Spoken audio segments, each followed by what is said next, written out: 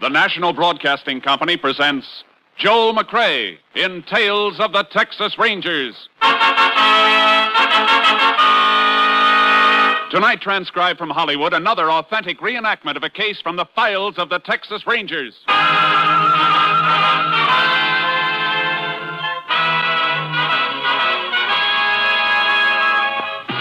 Tales of the Texas Rangers, starring Joel McCrea as Ranger Jace Pearson. Texas, more than 260,000 square miles, and 50 men who make up the most famous and oldest law enforcement body in North America.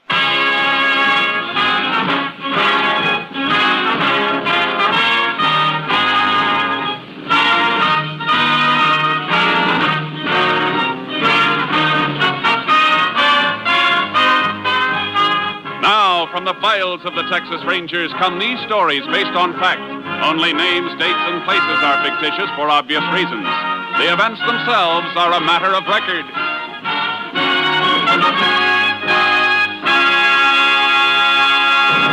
Case for tonight, hanging by a thread.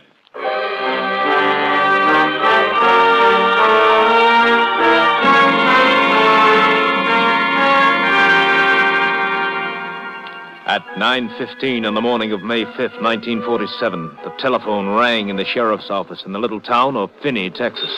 Sheriff Hansen answered it. Sheriff's office, Hansen speaking.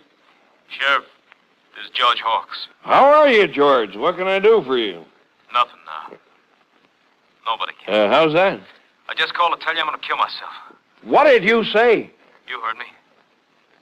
It'll take you 20 minutes to get out to my place. By that time, I'll be dead. Now, wait a minute, George. What? Hello? George! Operator! Yes, sir? Oh, this is the sheriff. That caller just came in here. Where was it from? One moment, Sheriff.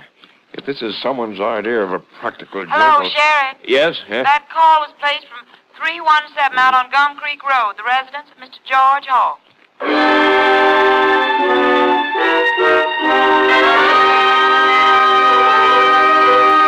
The sheriff raced out to the Hawks Ranch and found George Hawks dead, hanging in the barn. Then he made another discovery which prompted him to put in a call to the Texas Rangers. Ranger Jace Pearson was assigned to the case and drove to the Hawks Ranch to meet Sheriff Hansen.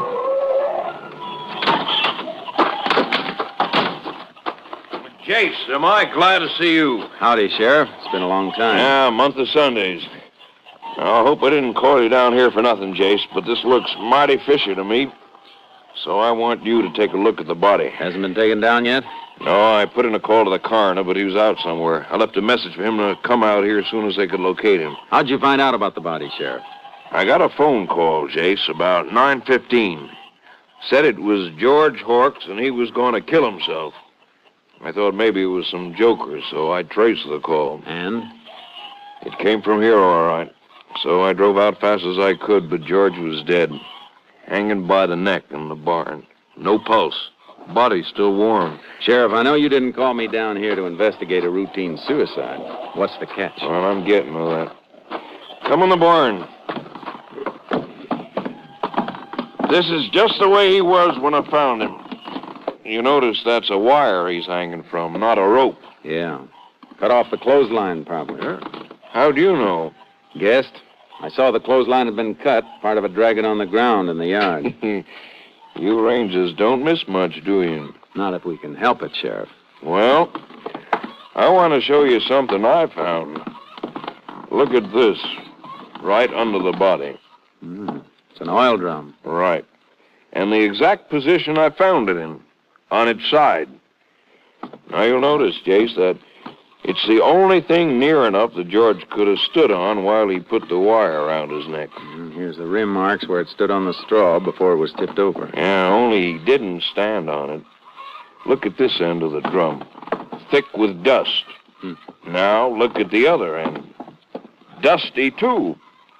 Jace, there's not a sign of a footprint on either end of this oil drum. You're right, Sheriff. He couldn't have climbed up in the loft and jumped, or that wire would have taken his head off. Yeah, that's what I figured, and that's why I called you.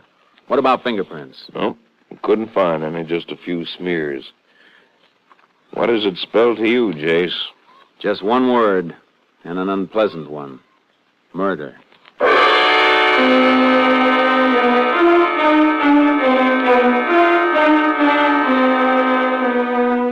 I got my camera out of the car and took pictures of the body. And we took down the broken clothesline and nosed around for more evidence. The sheriff went up to look over the house while I combed the barn. How'd you make out up at the house, Sheriff? Nothing, Jace. Absolutely nothing. No note from George. Everything tidy. No sign of a struggle. Funny nobody's around. Who would be ordinarily? His wife, Millie. One of the hands. He had 2 men working for him last I heard. How you coming, Jace? I found a couple of things, but not the thing I want. What's that? The tool that was used to cut the wire he's hanging on. All I found in the barn here was this pair of rusty pliers. Well, couldn't they have been used to cut it? No, Sheriff, they wouldn't cut butter. Mm-hmm. Besides, the cut's too clean. How about footprints? No luck yet. But I think I've found what the killer stood on to string the body up. What? The stepladder. I found it under the tool bench. Been used lately. Marks in the dust where it'd been dragged out and then pushed back. Well, what are you fixing to do, Jace? Going up the ladder and take a look at the beam where the wire's looped over. Here, I'd better hold it for you. It's pretty rickety. Thanks. Find something? I think so. What is it, Jace? Look at this. Stuck on a splinter where the wire went over the beam. It's a piece of black thread. Yeah. Black wool thread. Well, are you a string saver, Jace? In a case like this, yes. Let's take a look outside. Mm-hmm. What about a motive, Sheriff? For suicide or murder? Either. Can't think of a one offhand. George was a pretty normal guy. Happily married. Didn't have any enemies that I know of. How about those 2 hands you mentioned? Well, this new one, Brad Johnson, been working for George about 6 months. Only met him a couple of times. Seemed to be all right. In a quiet sort of way. And the other? Old Tom, oh, he's okay. Drinks a lot. George used to fire him regular and then take him back when he sobered up. There's no good footprints in the yard here. Nope. Ground's packed pretty hard. Oh, Sheriff. Car coming up the house. Is that the coroner? That? Well, no, that looks like... Well, sure, that's George Hawk's car. That's Millie driving it. Mrs. Hawk's. Come on. We'll have to tell her, Sheriff. This is the only part of the job I really hate. Yeah, I know, Jace. Sheriff, what are you doing out this way? And... Morning, Mrs. Hawks. This is Ranger Pearson. Howdy, ma'am. Ranger? What's happened? What's the matter? I'm sorry to have to tell you, Millie, but George... Something happened to George? Yes. He's dead. Oh, no. No. Come on, Mrs. Hawks. We'll take you to the house.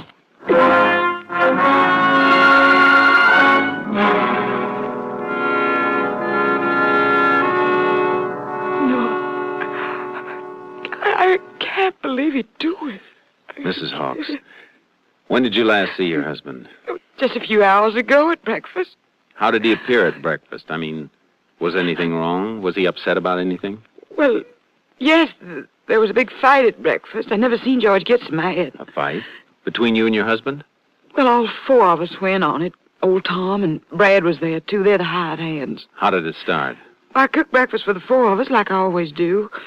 Old Tom was late, so we'd started to eat.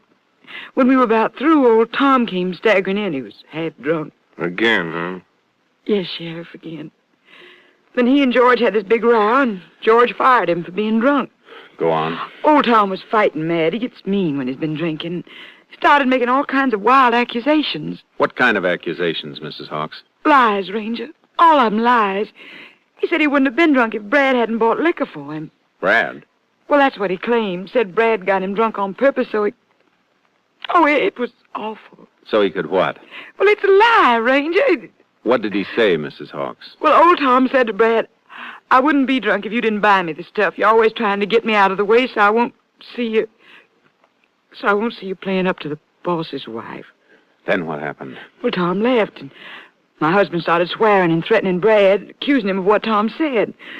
Brad said it was a lie, and then George threw some money in his face and told him to get off the place, that he was fired, too. What did Brad do? I thought for a minute he was going to hit George, but he didn't. He went outside, and a few minutes later I heard his car start, and he drove away. By this time, George was in a terrible rage. He even threatened to kill me. So I grabbed the car keys and ran. Did he ask you where you were going? Yes, he did, Ranger. And I told him I was going in town to see Mr. Harris, the lawyer, see about getting a divorce. What time did you leave? About 8:30. Ranger, you said you found him hanging in the barn. Well, if it was suicide, why are you asking me all these questions? Because I don't think it was suicide, Mrs. Hawks. I think it was murder.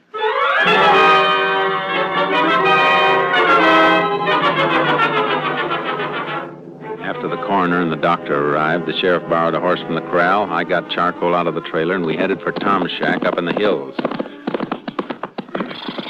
There it is, Jace. Just around those rocks. That Tom's horse, Sheriff? Grazing out back? Yep. He's around someplace. Up, charcoal. Yep. I just can't see old Tom as a killer, Jace. He ain't the type. Huntsville's full of them, Sheriff. Killers who aren't the type. Oh, charcoal. Oh, boy. Let's try the front door. Okay. All right, Tom. Open up. He's not here, Jace. I can see through the windows. Shack's empty. What the? Somebody's shooting close by. Maybe Tom. That shot came from back up in that draw. Come on, Sheriff. There he is. Back by that clump of trees. Is that Tom? Sure is. Hey, he's running toward the trees. Hold it, Tom. Stay where you are. I'll put one over his head. Yeah, he's stopping. See what he's wearing, Jace? Yeah. Black sweater. What's all the commotion? All right, Tom. Throw down that rifle. Sure, Ranger. But, what for? Why didn't you stop when I told you to? Well, to tell the truth, Ranger, I didn't hear you. I'm kind of deaf. I heard you shot, though. Yeah, that's right, Jace. He's hard of hearing. What's that, Sheriff? Oh, never mind. Why'd you shoot at us, Tom? Shoot at you? Why, I never did no such thing. What were you doing then? Ain't no law against a man killing himself a rabbit for supper. All right. Get his rifle, Sheriff. Let's go. Huh? Where to?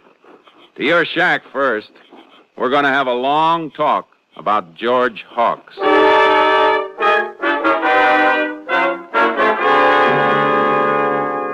I'll tell you, Ranger, I didn't know George was dead until you told me a minute ago.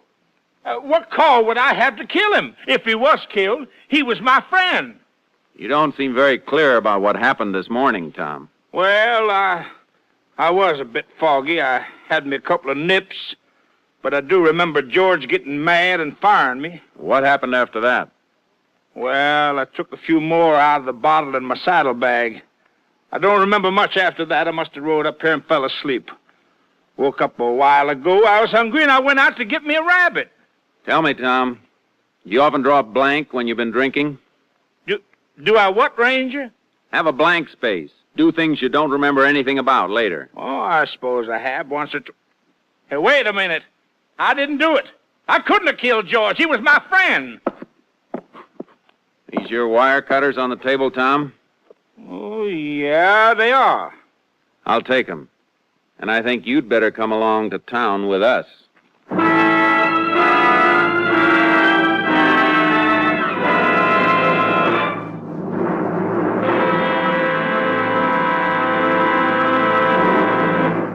You are listening to Tales of the Texas Rangers, starring Joel McCrea as Ranger Jace Pearson at our new Sunday time. We hope that our many friends who have listened to us at the earlier hour will continue to be with us each Sunday.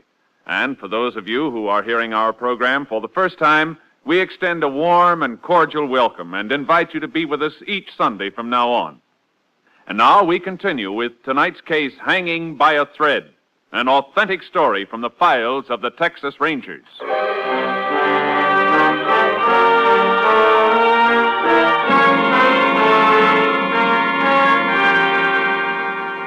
The finger was pointing straight at Tom. When we got back to the Hawks Ranch, there was a man in the back lot feeding the hogs. It was Brad Johnson, the third witness at the breakfast fight. While the sheriff took Tom into town, I got Brad's version of what happened. And then he threw the money in my face, Ranger. $30. Told me I was fired. I wanted to hit him, but I didn't. Then what, Brad?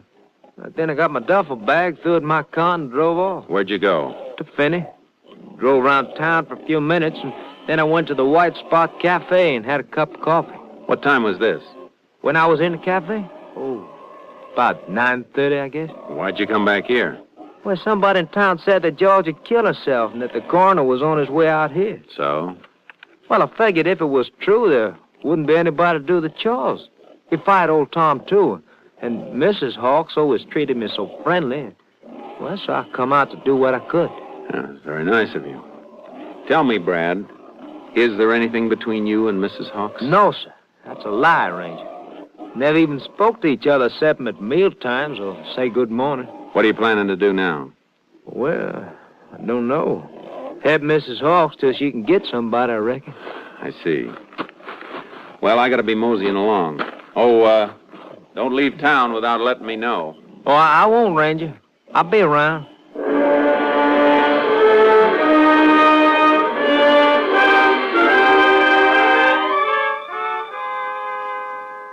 I got the evidence off to Austin and then went to the White Spot Cafe. Brad had been seen there at 9:30, and Mrs. Hawks had been with her lawyer half an hour before. I radioed headquarters that I was staying over in Finney, and about 9 that night, I got a phone call.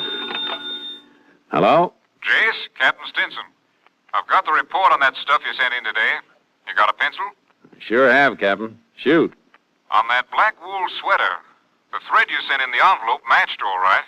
It's definitely off the sweater. How about the wire cutters? Well, afraid I got a disappointment for you there, Jace. They couldn't get a match. I'm afraid the murder wire wasn't cut with the tool you sent. Are you sure, Captain? The boys in the lab are. They made sample cuts with every millimeter of those blades and couldn't match up a single one with a murder wire. Oh. What kind of a fix does that put you in, Jace? Oh, I'm not sure. Well, thanks, Captain. I'll keep in touch with you. All right, Jace. Good luck.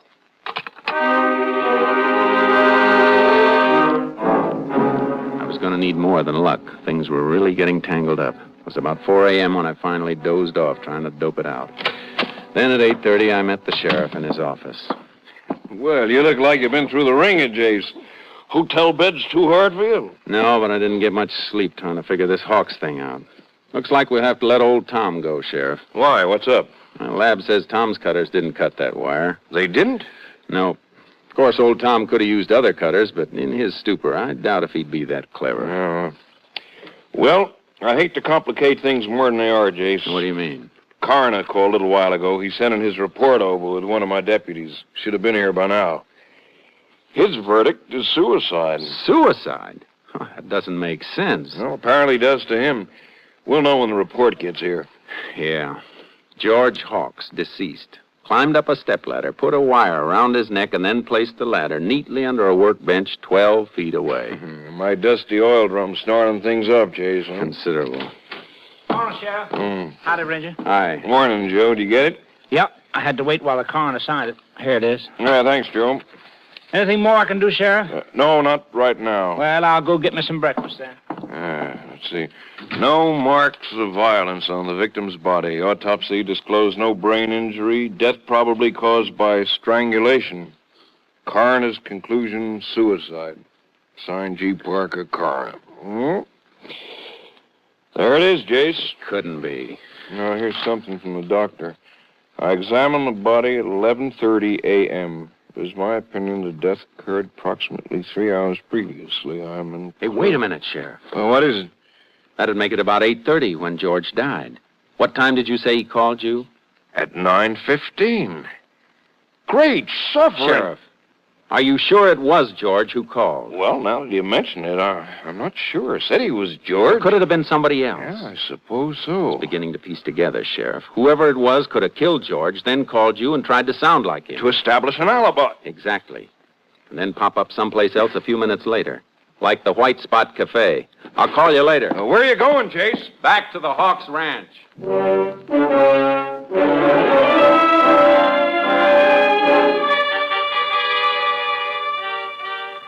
When I pulled up to the ranch, Brad Johnson was running water into the big trough near the barn. Well, hi, Ranger. What brings you out this way? I want to talk to Mrs. Hawks. We're releasing Tom. Coroner's report came in a few minutes ago. Suicide. Is she around? Why, sure, she's up the house. Okay. Oh, I just happened to think. Charcoal, my horse here in the trailer, hasn't had a square meal since I left headquarters yesterday. Is there some hay around that I could give him? Why, sure, Ranger. Some fresh bale just inside the barn there help sell. Thanks. I'll be glad to pay for it. No, forget it. I'm sure Mrs. Hawks wouldn't mind. Oh, have you got something to open one with? Why, sure. Here's my cutters.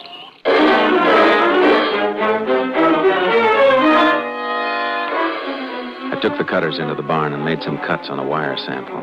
After I gave the cutters back to Brad and fed charcoal, I spoke briefly with Mrs. Hawks, and then I tore out for the lab in Austin. By 1 o'clock, I got the results. Here it is, Jace. Take a look. The wires match, Johnny? See for yourself. That dual microscope never lied to me yet. The left one's the murder wire. The one on the right is one of the samples you brought in. That's it. Well, look at those striations. It's a perfect match. Thanks, Johnny. Take care of this stuff. Got to get back to Finney pronto. Oh, will you do me a favor? Sure, Jace. Call the sheriff at Finney. Tell him I'm on my way and I got something hot. I'll be there in 2 hours.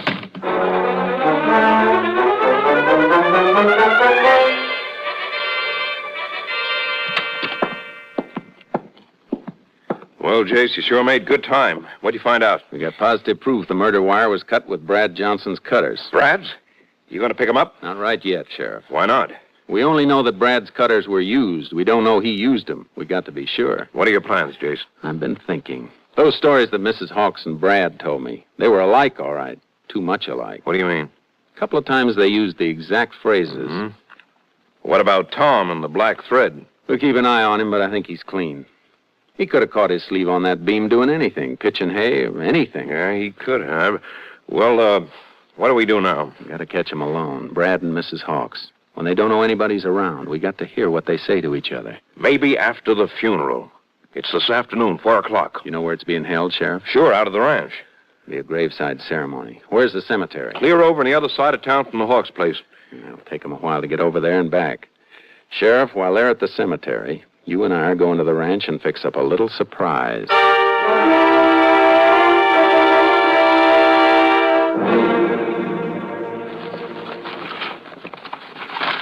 There. That ought to be all right for that one, behind the window shade. Why 3 microphones? Jace, wouldn't one do? Not if they wander around the house while they're talking, Sheriff. I want to hear everything. Yeah, but how do you know that Brad and Mrs. Hawks will talk? How do you know he'll even come into the house? I don't know, Sheriff. I'm guessing. And my guess is that after the funeral's over, somebody's going to let his hair down. Hey, it's almost 5, Jace. They'll be coming back soon. I'm finished in here, Sheriff. Now all we have to do is string the wire to the stakeout. Come on.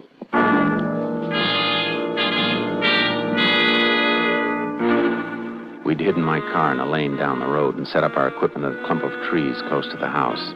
3 neighbors' cars drove up, then Brad's. We watched him as he fed the stock. About sundown, the last of the guests left the house.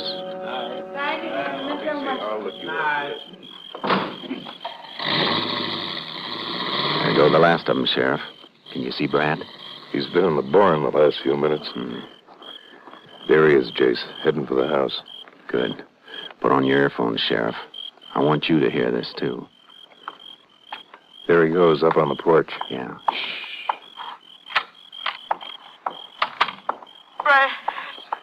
Oh, Brad. Now, come here, baby. Oh, Brad, I'm so tired and scared. Ain't nothing to be scared about, baby. Everything worked out fine. Oh, take me away with you, Brad, now, tonight. Millie, I can't do that. You know it. Why not? Why can't you? Well, the plan, baby. We gotta follow the plan. Now, look, if we went away together now, they'd nab us in no time. We gotta let it cool off. Brad, I can't spend another night in this house, not alone. I can keep seeing his face. You holding him. That look of his when I put the pillow over his face, I can't stand it. I can't stand it. I told you to shut up. Look, I put a lot of hard work on us. Our alibi's got him clear off the trail. I'm not gonna let him get back on it, you hear? All right, Sheriff. I've heard enough. Let's take him. You cover the back, Sheriff. I'll take the front. Okay, Jace.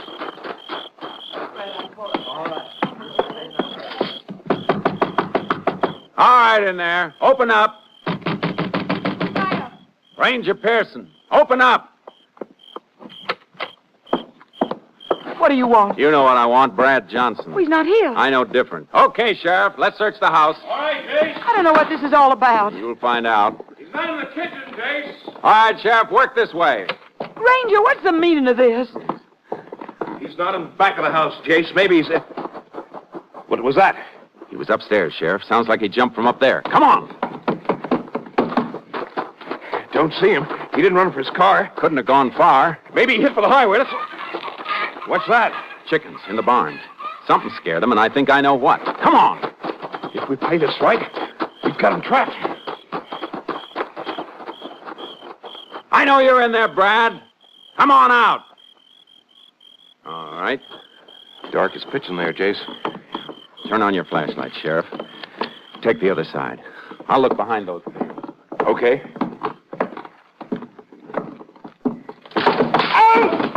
What is it, Sheriff? Pitchfork. Threw it from the loft. He hit me. You hurt bad? Don't think so. My shoulder. Here, give me your flashlight, Sheriff. All right, Brad. I'm coming up. No, don't come up. I'm coming down. Come on where we can see you then. With your hands up. Jace, he's jumping.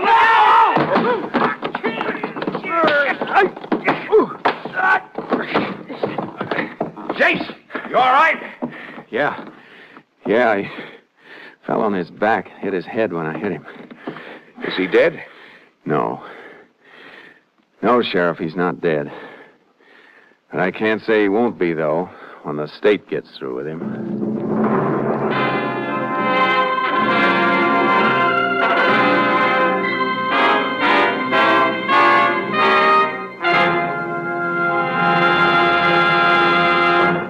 After Mildred Hawks turned state's witness, Brad Johnson confessed to the murder of his employer.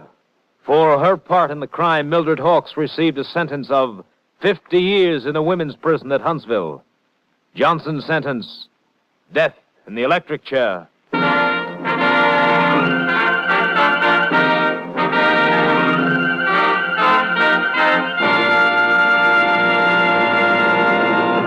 And now, here again is the star of our show, Joel McCrea. While most of the mail that comes to us here at Tales of the Texas Rangers is written by grown-ups, the youngsters have their questions, too. Tonight, I'd like to read you a postcard from a boy in Newark, New Jersey. It says, Dear Mr. McCrea, I am 9 years old. Me and my friend Tony was talking about being Texas Rangers when we grow up. How do you go about getting that job? Your friend, Tommy Cook. Well, Tommy, a lot of people have asked us that same question recently, and I guess maybe it's high time for us to tell them. First, a ranger has to serve at least 10 years as an outstanding police officer. Then he may compete with others for the job. If he's selected, he works under the wing of a ranger captain for at least 6 months, and then he's put out in the field with other seasoned rangers for a year and a half.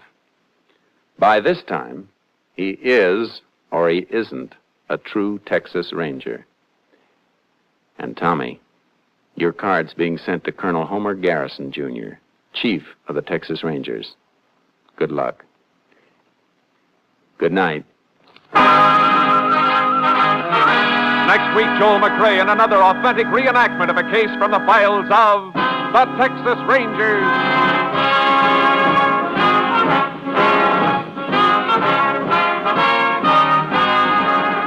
Joel McCrea is currently seen starring in the Universal International Technicolor production Saddle Trent.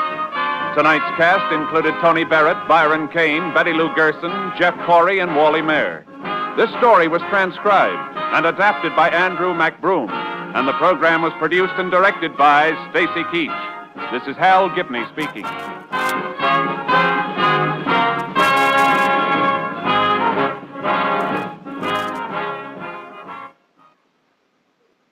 3 chimes mean good times on NBC.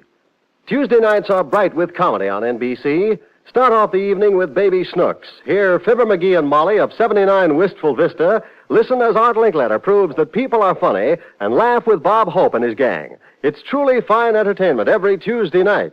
So be sure to listen for Baby Snooks, Fibber McGee and Molly, People Are Funny, and Bob Hope. Wheaties presents Joel McCrea in Tales of the Texas Rangers. On stage tonight, transcribed from Hollywood, another in the Wheaties' big parade of exciting half-hour presentations.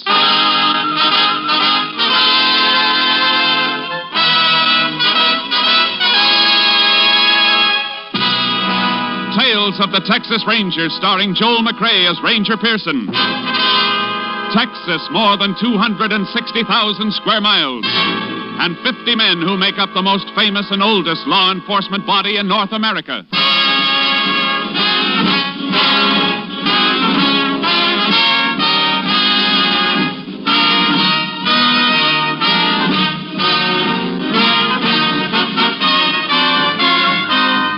Now, from the files of the Texas Rangers come these stories based on fact. Only names, dates, and places are fictitious for obvious reasons. The events themselves are a matter of record.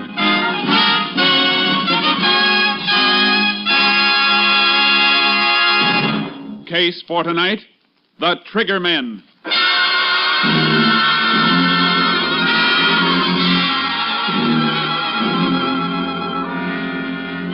At 9 o'clock on the evening of May 27, 1947, Jasper Leach, operator of an independent service station in Ada, Oklahoma, was preparing to shut down for the night.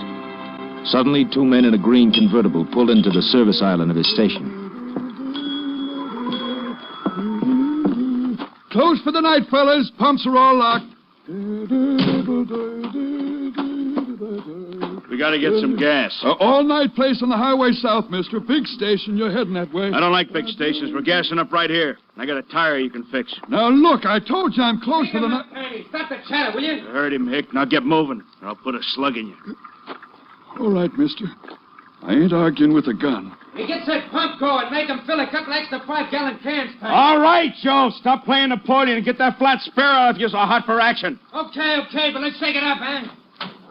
Well, come on, Hayseed. Get with the pump. Keys are in the office. Well, let's get them.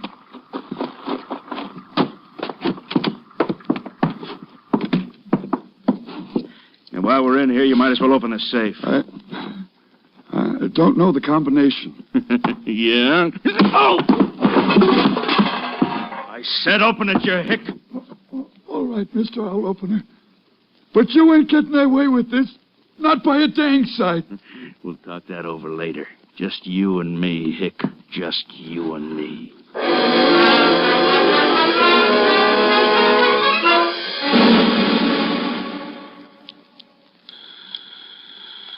KDX-8, all units. KDX-8, all units. Oklahoma State Police advised that about 9 p.m. of 5/27, gas station attendant at Ada, Oklahoma was robbed and beaten to death with tire iron. Subjects tentatively identified as number 1, Joe Gordon, average size, eyes blue, hair blonde, complexion fair. Number 2, Tiny Gordon, 6'3", peculiar walk, pigeon-toed, same coloring as brother. Subjects now believed to be in Texas en route to Mexican border. Wanted 6 states and FBI for murder, bank robbery, narcotics, other charges. Use caution, these men are dangerous. KDXA, Austin.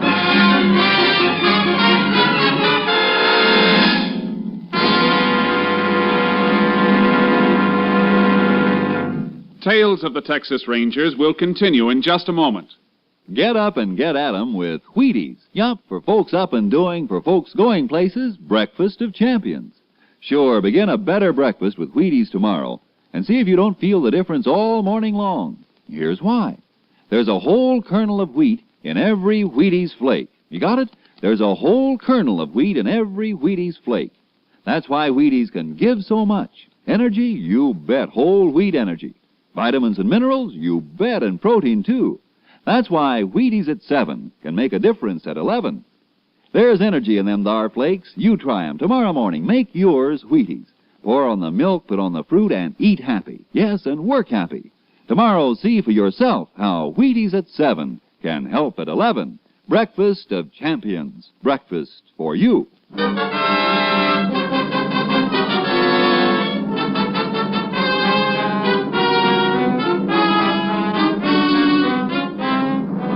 There were no further signs of the Gordon brothers on the night of May 27th. But on the morning of the 28th, Captain Stinson of the Texas Rangers received a report that looked like a lead and immediately sent for Ranger Jace Pearson. You send for me, Captain? Yeah, Jace. I want you to get right over to the General Hospital in Palo Pinto County. Been a double shooting. Deputy sheriff and his son. Where'd it happen? Near Mineral Wells, but check the hospital first. Shooting took place during the night. Rancher found the men this morning. Mineral Wells, that's on the road south from Ada, Oklahoma. You think it might have been the Gordon brothers? It smells like them. They were headed south, according to all previous reports. I figure they're making their run for the border, and they'll kill anybody who tries to stop them. Sure looks that way. The deputy never saw who gunned him, Jace. If he can talk, get all the information you can. And if it looks like the Gordons, stay with it all the way. We don't want them to get across the border. I understand. Judging by their past movements, they steal cars and dump them for new ones at regular intervals before they get too hot. So don't pin too much on any car descriptions. I won't. I'll see you later. Oh, Jace. Yeah? You get anything hot, report it by phone. If I have anything for you, I'll have the radio dispatcher tell you to call in. The men we're after might have a shortwave set. Right, Captain. One thing more, Jace. This department hasn't lost a man in a long time. Let's keep it that way. Yeah. I wouldn't want to be the one to spoil the record.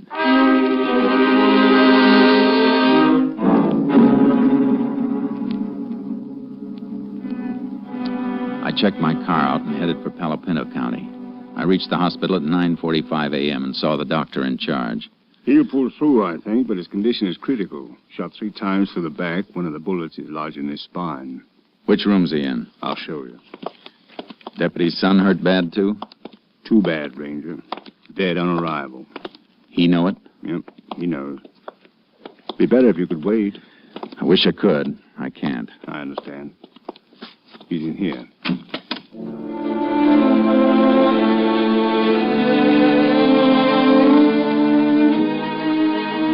The deputy was lying on his stomach, a dazed look on his face like he was remembering something over and over, but still couldn't believe it. I knelt on the floor beside him so he could see me while he was telling me what happened. You see, my boy built himself one of them hot rod cars out of an old chassis and spare parts. You know youngsters. Yeah. I broke down on him last night. Fooled with it and couldn't get it to start. Called up home about midnight. Tell me and his ma why I was out so late. Sure. I drove out in my car to meet him where he called from, up at Salesville. We both fooled around with his car some, but wasn't fixing to go at all. Here.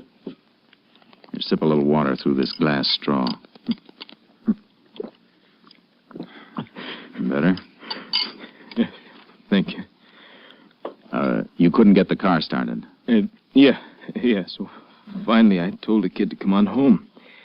And we'd get it taken care of today. Reckon that don't matter none now. What happened on the way home? We passed the carpet place. Big place. He raises silkworms. Here. Let me fix that pillow for you a bit. Thank you. Worms feed off in the leaves of the mulberry trees. We was passing the grove, Carver's mulberries. I spotted a fire, little campfire like deep in the grove, almost out of sight. I see. Thought I'd better stop and have a look. The kid, he wanted to get out of the car with me. I don't know why I let him, but I had no way of knowing. No, of course, you couldn't know. We walked in. I guess they heard us coming. One of them kicked at the fire. I saw his shadow. That's all. I yelled at him to stand where they was, and they started blasting. Go on. I turned, pushed the kid down. Something hit me in the back. I went out. When I came to, my kid was lying there. Just a couple of feet from me. 15 years old. All right. Don't try to talk anymore. Get him for me, Ranger. Please get him. Me and my kid.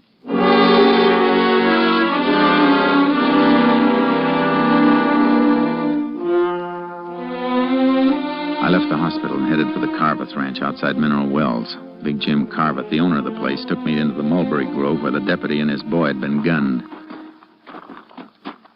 Well, this is the spot. Sheriff's combed it over pretty complete, though. Had their fire right over here. What are you digging out of them ashes? Fire wasn't burning long. Started it with a road map and an envelope. A little corner of the envelope not quite burned. I can just make out the stamp. Huh? It's Mexican. Maybe our lab can make out the postmark. Out of that charred hunk? Yeah. If I can slide it into this fresh envelope without breaking it up too much. You fellas sure can figure a lot from a little, I reckon. Sometimes. When they left, they went through there toward the road. How do you know that? Here's the mark where the fire was kicked. Steps from it move that way. It might have been the sheriff and his men. Not in low-heel Eastern boots. See the impressions? Oh. One set, same as yours or mine, except for the difference in boots. The other set scuffs in at the toes. Man who made those is pigeon-toed. Well, you sound like you could draw a picture of them. I could now. Let's see where these prints lead.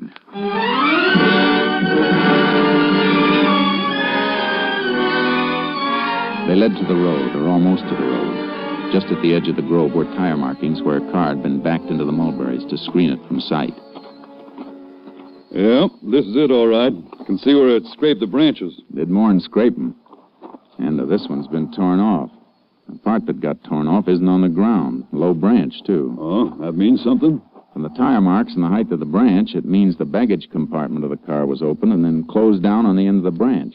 See, it snapped off when the car moved. You sound like that's worth knowing. It might be worth plenty if the highway patrol turns up an abandoned car with a piece of mulberry branch caught on it.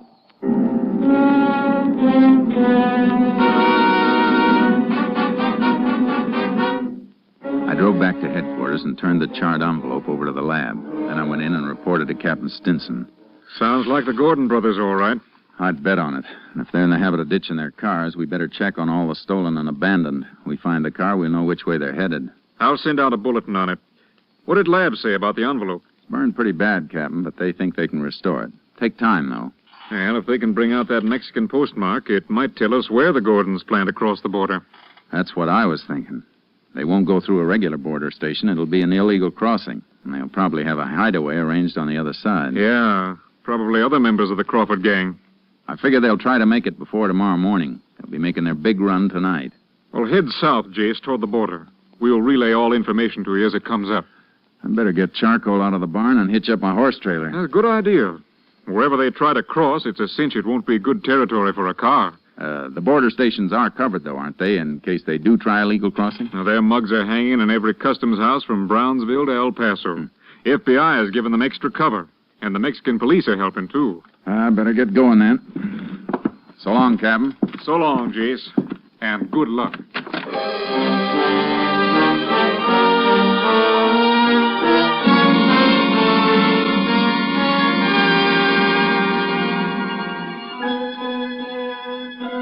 I loaded charcoal into the horse trailer and headed south, aiming for the center of the border near Valverde County so I could change my direction fast either way. I kept a lead foot on the gas pedal. Toward sundown, I was just outside El Dorado when the radio dispatcher came through telling me to call headquarters. I got Captain Stinson on long distance. That mulberry branch is paying off, Jace. Abandoned car with a piece of it caught in the trunk has just been found in Fort Stockton, Pecos County. How long ago? Less than 15 minutes. And the motor was still warm. Highway Patrol is throwing up roadblocks at all points, south and west. They can't be far out of Stockton. Must be planning to try a border crossing in Presidio or Brewster County, then. Any report on that burned envelope? Still working on it, Jace. You better head for Fort Stockton. If they do get past our block, they're within 90 miles of the border. I'll do my best, Captain. So long.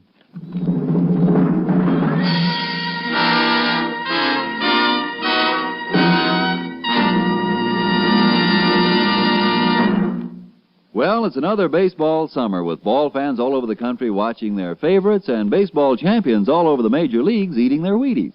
Yup, and do they eat their Wheaties? The Philadelphia Phillies, Ashburn and Ennis. The Cleveland Indians, Lemon and Boudreaux. Stan Musial of the St. Louis Cards. George Kell of the Detroit Tigers. Pee Wee Reese of the Dodgers. They're all getting their Wheaties, breakfast of champions. And you know, so are a lot of other smart people. Folks who want high-stepping energy to stride through their mornings high, wide, and handsome.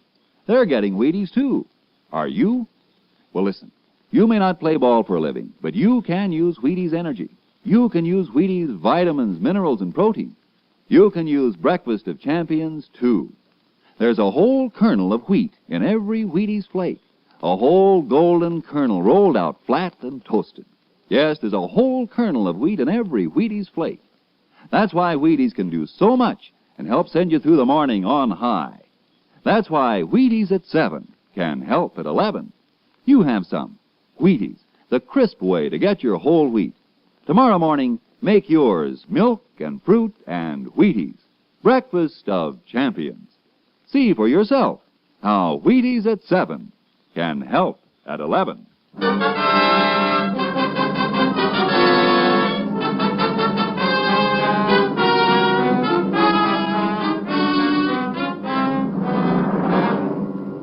I started for the roadblock area in Pecos County, but I never got there. I was still 50 miles away when headquarters radioed me to contact them by phone. Had a feeling the news wasn't going to be good, and it wasn't. We can forget about Pecos County, Jace. The Gordons broke through our roadblock. Where? Back road near Hovey. They turned a Tommy gun on the highway patrol and a sheriff's car. Kill anybody? 2, and 2 more badly wounded. The men were just found when they didn't answer a radio call. Happened 2 hours ago. Then the Gordons could be at the border by now. The wildest part of it, Jace. And you'll have to guess what... Just a second. I didn't say so. All right. Okay, thanks. Here it is, Jace. Lab report on the burned envelope. Where was it mailed from? Paquillas, right across the Rio Grande from the Santiago Mountains. That country's murder. Worse for them than for us. River swollen by spring rains. They'll need a boat to cross. County sheriff can beat through the mountains with posses, 10 miles each side. I'll get as close as I can by car, and then Charcoal and I'll ride in. If the posse will corner them, we'll have them. You're the closest ranger unit, Jace. But those men are dangerous. You want to wait for some help? No time for waiting. Now's the time for getting them. You'll hear from me.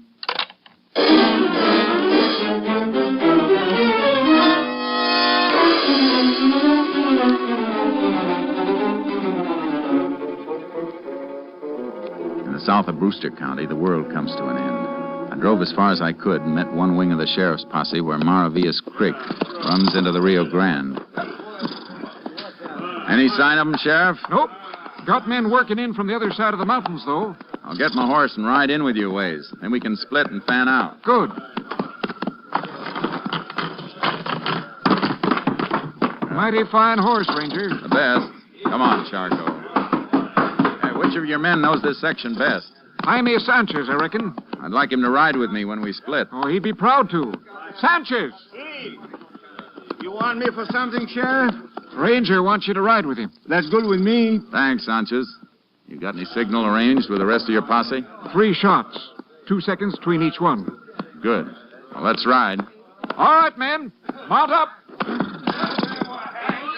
Well, we'll follow the river, and then you can drop off in pairs and head in toward the peak. The sheriff will pair you off. If you hit ground too rough for your horses, tie them off and move through on foot. All got that? All right, let's move. Come on, get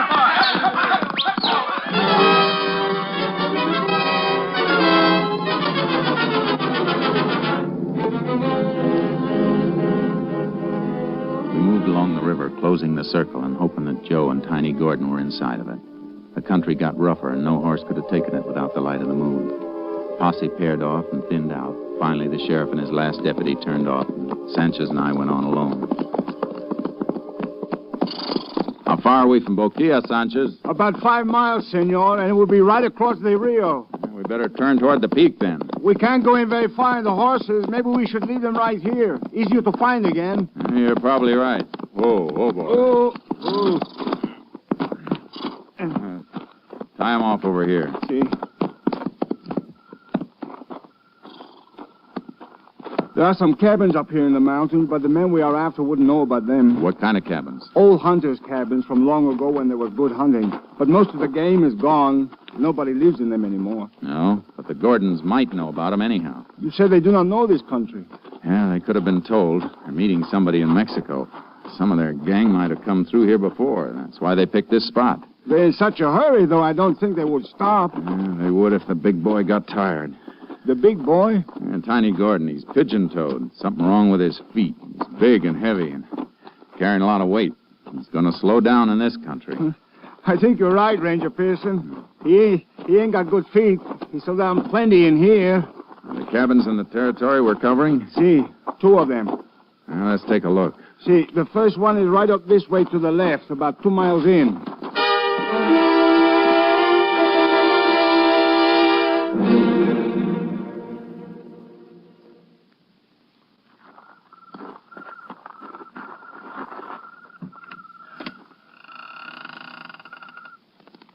Doesn't seem to be anybody in there. No. Or maybe they're just waiting there. Soon find out. Stay clear of the doorway and keep your gun ready while I go in. See, but you better have your guns ready, too. Don't worry. I got 'em. Watch it.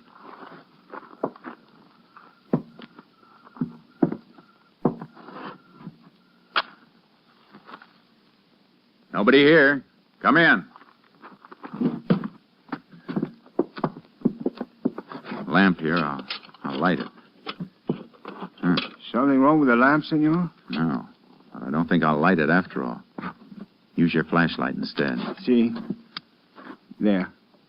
Feel the glass. The lamp chimney. It's warm, senor. Used less than half an hour ago. Could any of the posse have reached here before us? I don't see how. They all turn in further back. I mean the group working in from the other side. No, they came all the way from Hot Springs, further than where we start. That's where the sheriff's deputy went to get them. Flash your light around a little. See? Wait. Turned on that chair again. See? Look. Dust wiped off it. Somebody sitting there not long ago, that scraped spot on the floor. Sat with his legs straight out. That scraping was done by his heels. See, you have a good eye. I think I'll sit down there and stretch my legs. My heels reach those marks? No, not quite so far. But why do you do that? Because I'm 6 feet tall. The man that sat in that chair is taller. Tiny Gordon is 6'3". Come on.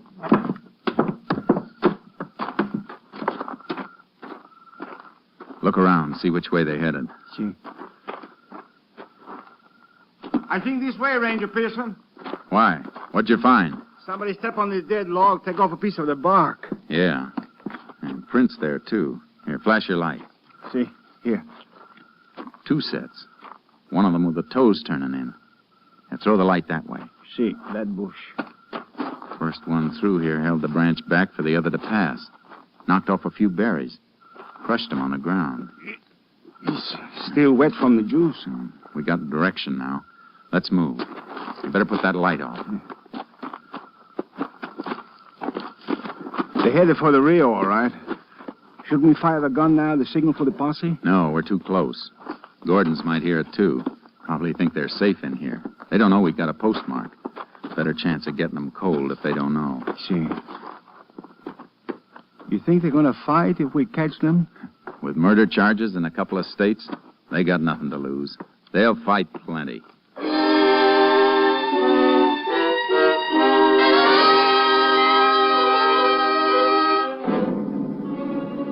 They left a trail all the way, easy to follow even by moonlight.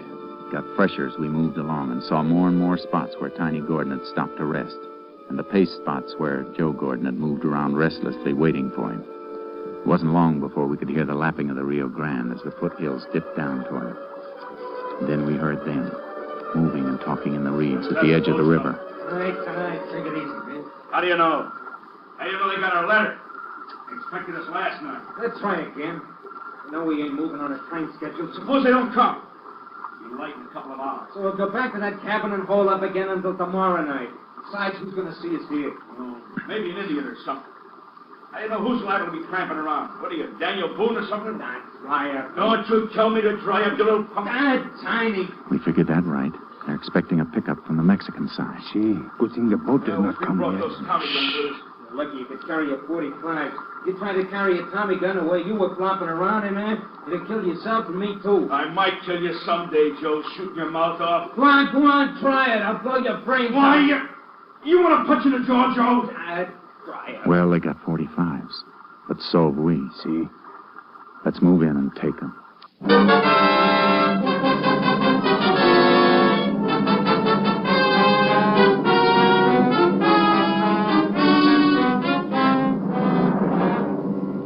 We slipped down to the edge of the reeds. I tapped Sanchez to move off about 30 yards so they'd have to come between us if they made a break away from the river. We couldn't see them in the reeds, but they couldn't see us either.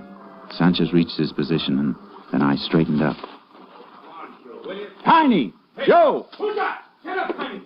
I'm a Texas Ranger. There's a posse of 20 men in the hills. You're surrounded. Will you come out? That won't do you any good. This way, Tiny. Open up, Sanchez. Don't get through here. That's a posse signal, Tiny. They'll all be heading this way. You won't be here to meet us.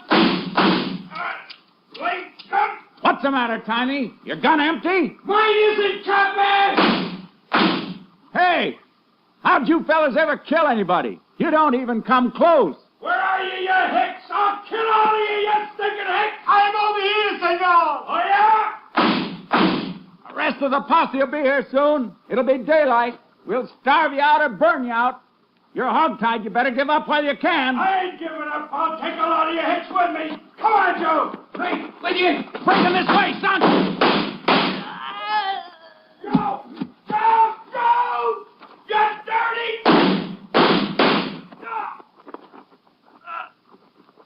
You had your chance, Tiny. Hicks! You dirty Hicks! All right, Sanchez. You got it, senor. Guess this job is almost finished. Almost finished. They look like they finished good. Yeah, I mean, the rest of the Crawford gang are from across the river. We'll have a nice surprise for them if they come over in their boat. Posse will be here soon, and we may be able to take them by surprise. Easier than these two, senor. You know, I don't think they like us very much. I saw what they did to a deputy sheriff and his kid. I didn't like the Gordon brothers very much either.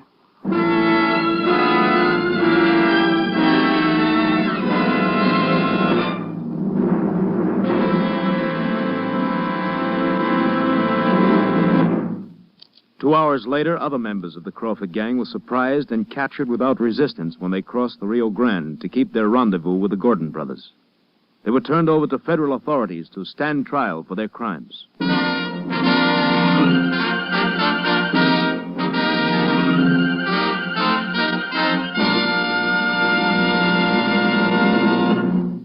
Well, partner, whether you're riding the Texas prairie or smelting steel in Pittsburgh, first you need your Wheaties. Yep, breakfast of champions for folks with big things to do.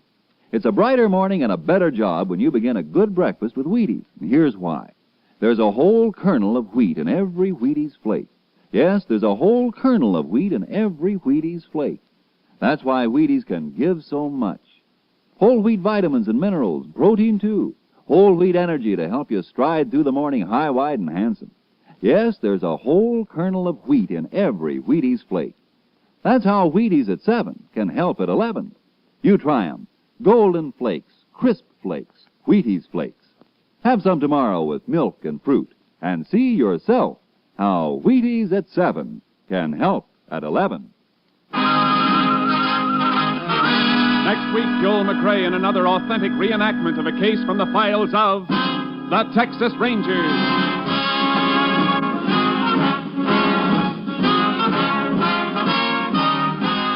Joel McCrea will soon be seen starring in the Universal International Technicolor production Saddle Trim.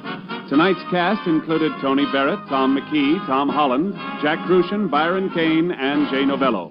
This story was transcribed and adapted by Joel Murcott, and the program was produced and directed by Stacy Keach. This is Hal Gibney speaking. And this is the Wheaties man, Frank Martin, inviting you to listen Tuesday night to The Penny Singleton Show on the Wheaties Big Parade. See you then.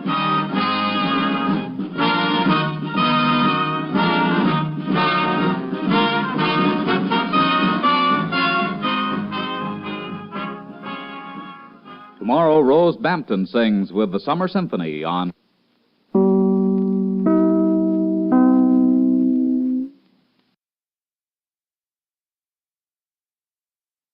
Wheaties presents Joel McCrea in Tales of the Texas Rangers.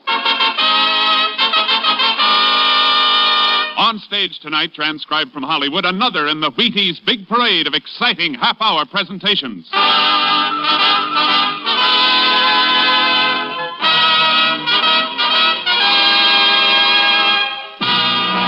Tales of the Texas Rangers, starring Joel McCrea as Ranger Pearson.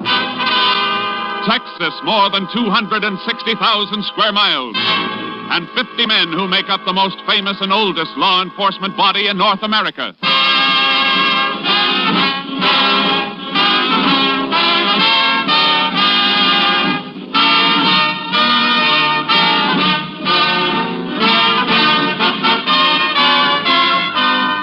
Now, from the files of the Texas Rangers come these stories based on fact. Only names, dates, and places are fictitious for obvious reasons. The events themselves are a matter of record.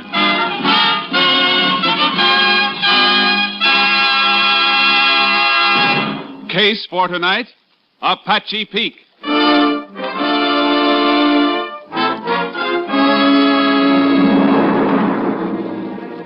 Shortly after midnight on October 4 last, a late model blue sedan came to a stop at a traffic light on the highway leading southwest out of Wichita Falls, Texas.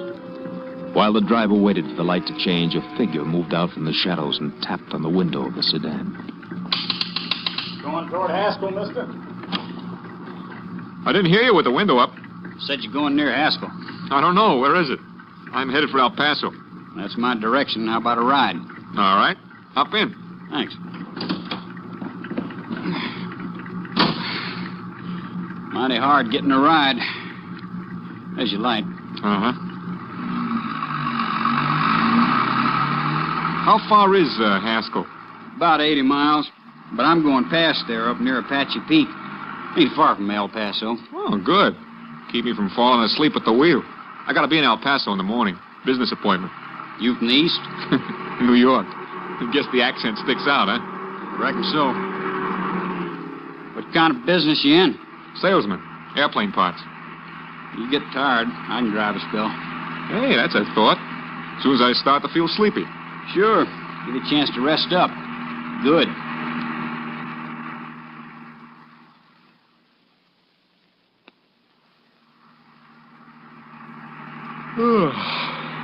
It's almost 4 a.m. Be in Odessa in 20 minutes. You want to take over? Yeah. Guess I can stop any place on this highway. Haven't seen another car in an hour. Yeah, I'll slide over. You get out and come around. No, you get out. Well, it's just as easy for you. Hey, what are you doing with that gun? I need money, mister, and you got it. Oh, sure. I'll give it to you. I won't report it or anything. I know you won't, mister. Oh!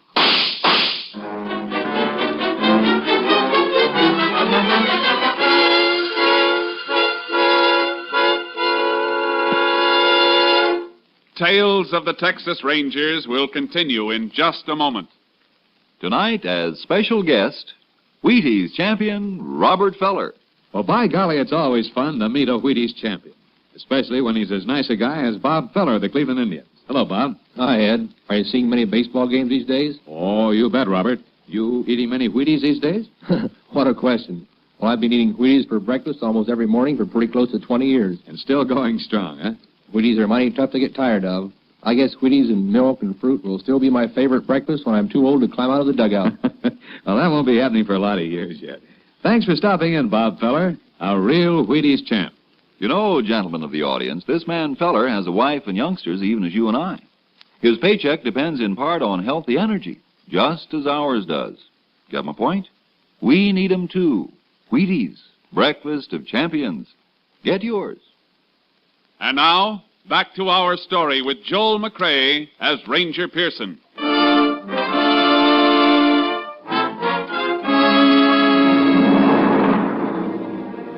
The body was discovered at 8:15 on the morning of October 4 when a fence rider from a ranch bordering the highway found it in the brush at the side of the road. He reported the discovery to the nearest sheriff, and the sheriff relayed the report to the Texas Rangers. Ranger Jace Pearson was assigned to the case. There's the body, Jace, under that sheet. Where was he found, Sheriff? Oh, about 11 miles east. Must have been dumped out of a car.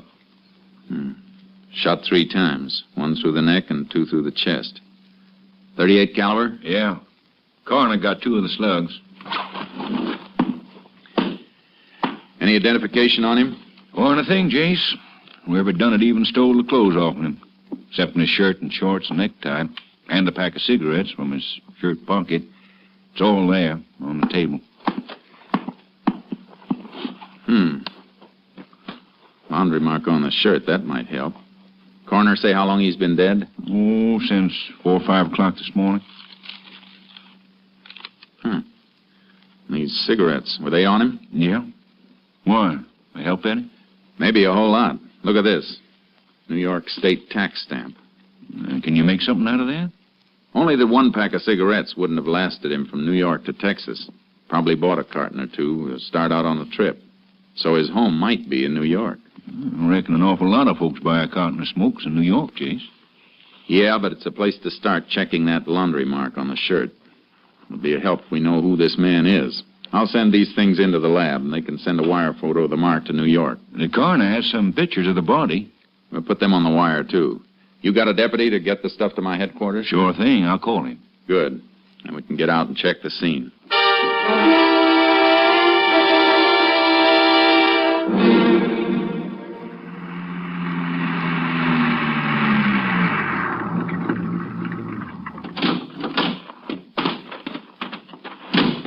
Had this little piece of road here blocked off so no cars could wipe out anything.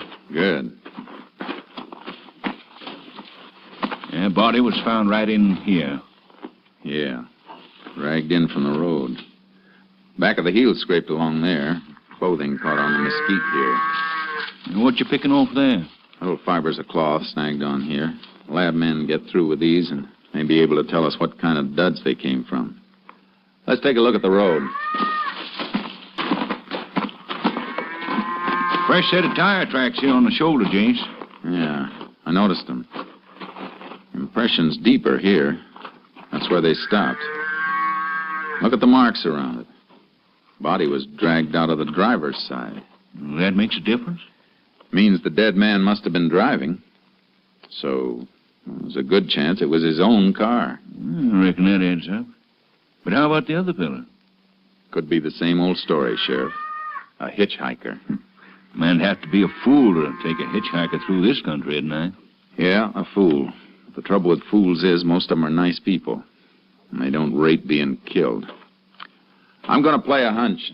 Make some work for the highway patrol. Captain Stimson's out on investigation. I may be able to reach him in his car. Unit 10 to Unit 3. Unit 10 to Unit 3. Unit 3 to Unit 10. Go ahead. Unit 10 requests all points bulletin alerting highway patrol and ranger units to stop and check all cars carrying New York State plates. The exhibits you sent over have arrived, Unit 10. You're not just going on that cigarette tax stamp, are you? No, Captain. Murder scene check indicates victim was driving car he was dumped from. Might have been his own. Worth trying, I guess. How soon can we expect report from New York police on laundry mark? That'll take time, Unit 10. We'll keep you informed. Lab reports on exhibits in a few hours. We'll keep Unit 3 informed if I move from this location. Unit 10, 10-4.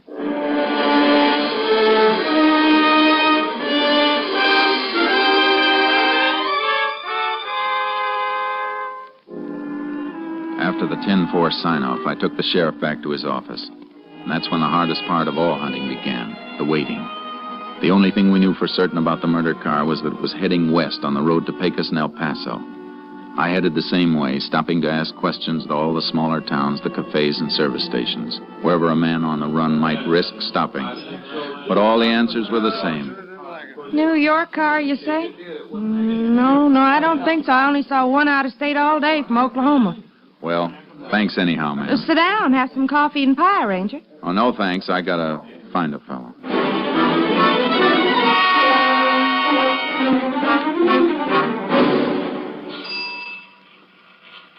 No, I'd sure remember it if a New York car stopped here for gas. Ain't seen one in a week. Well, thanks. Ranger. Yeah? The kid runs the pumps a little while I'm eating. Maybe he saw something. I'll call him out if you want to wait till I catch this fellow's windshield. I'll wait. Oh, well, gee, I just remembered. The kid didn't sell nothing today. Well, thanks anyhow.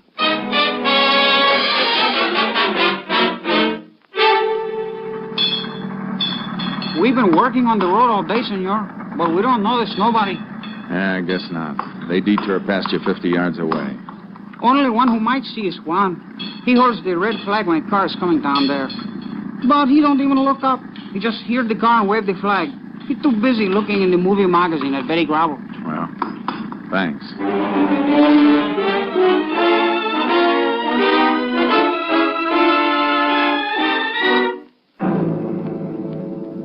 By nightfall, I was just outside of Pecos. I pulled into a grove near an auto court, a place I'd stopped before. Let my horse Charcoal get down from the trailer. Barely got him unloaded when another Ranger car pulled in.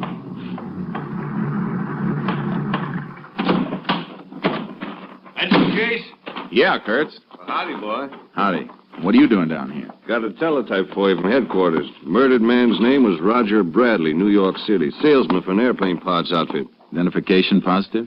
Yeah, pictures, laundry mark, everything. Police up there traced the laundry mark. Bradley's wife identified the pictures. Was married, huh? Yeah, 3 kids. Car you're looking for is a 49 blue sedan. Here's the make and license number. Highway Patrol hasn't spotted it anyplace. Nope, but here's a list of all the clothes Bradley was carrying on the trip. Pretty complete description. Can't understand why nobody's seen that car. Killer might have gotten out of the state. Had a good start. I hope that isn't it, Kurtz. 3 kids have to grow up without their father because of a gun-crazy hitchhiker. I know what you mean. Let's hope he's still in Texas. If he is, we're gonna find him.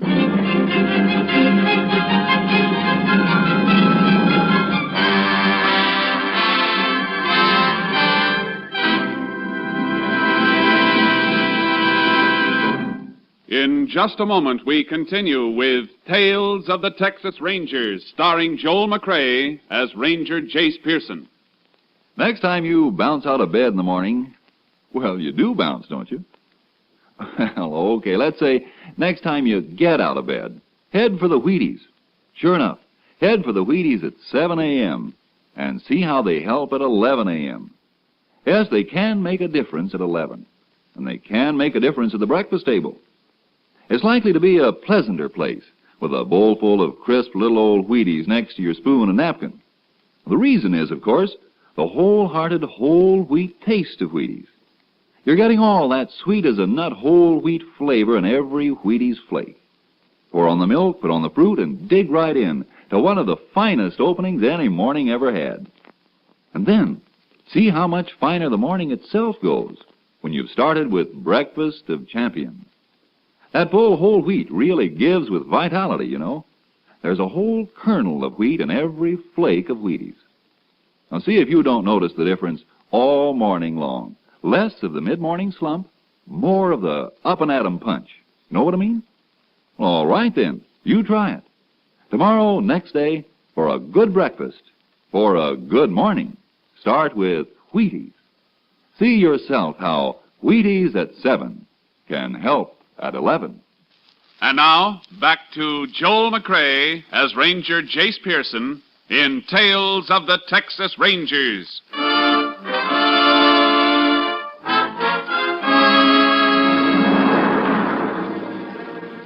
For the next 5 days, Ranger Kurtz and I worked our way west, but we couldn't get a lead. Then on the afternoon of October 10th, 6 days after the killing, we stopped and unloaded our horses at Eagle Flat in Hudspeth County. Blacksmith's place is open? Yeah. Horses can drink from his trough. Hey, look at that poke leaning against the fence there. They sure do get dutied up for Saturday night in Eagle Flat. Yeah. Kurtz. What's the matter, Jace? That suit. No poke ordered that through a mail catalog. Hey, it looks like one of the suits described on the teletype. Yeah. Let's find out. Howdy. Well, howdy, Ranger. You live around here? Work the Longbow Ranch up near Tabernacle Mountain. Mighty nice suit you got there. Kind of fancy. Yeah, ain't it a dinger? From New York, the label says. New York, huh? Where'd you get that suit? Well, I bought off... Now, wait a minute, Ranger. This ain't stolen, is it? Yeah. And the man it was stolen from is dead. Oh, man, I just bought it off when a fella come by the bunkhouse. When? Oh, reckon it was about 5 days ago. He drove up with a bunch of stuff. Drove up? What kind of car? New sedan, blue. Notice the license plates on the car? No. What do you think, Kurtz? He's seen our man or he is our man. Were you on the ranch October 4th? Well, this is the first time I've been off in it in 2 weeks. I bought the suit, I'm telling you. Did you buy anything else? Yeah, this. Watch your hands. Well, I'm just going to show you a wallet the fella threw in with the suit. All right, get it out. Hey, yo. Paid him $10 for the suit and this. Identification cards and everything stripped. You take anything out of here? Well, nothing to take.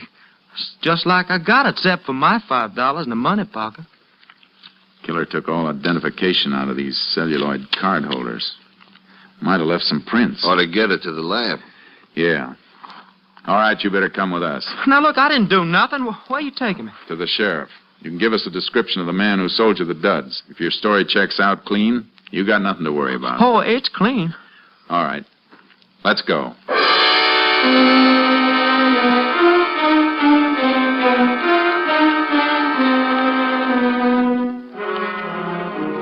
We checked the Poke's story at the Longbow Ranch. He was telling the truth, all right. At least we had a description of the man we were after now.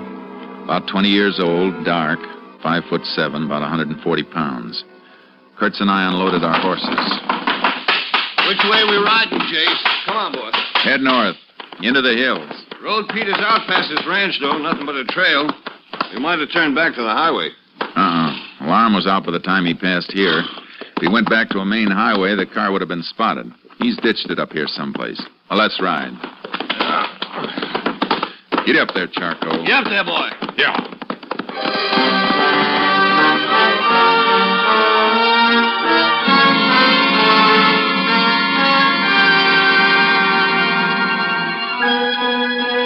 We rode north from the Longbow Ranch, cutting into the mesquite and cedar that flanked the road. It got thinner and more difficult.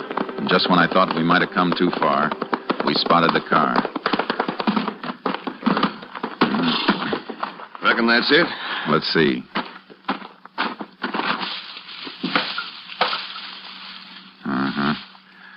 Smart. Rolled it into a gully and then covered it with dirt and grass. Nobody'd ever spot it unless they were looking for it. Let's get back and report it.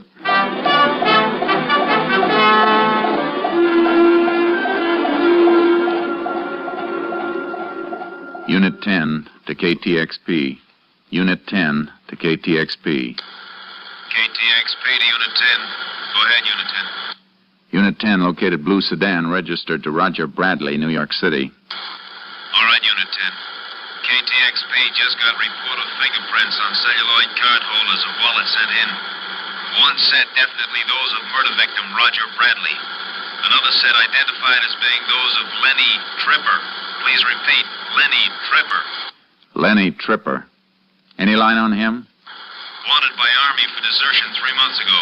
Description checks. Last known address, lived with father and mother in cabin near Apache Peak. Car was found north of Longbow Ranch. Apache Peak's about 10 miles further in. We'll investigate. Unit 10, 10-4.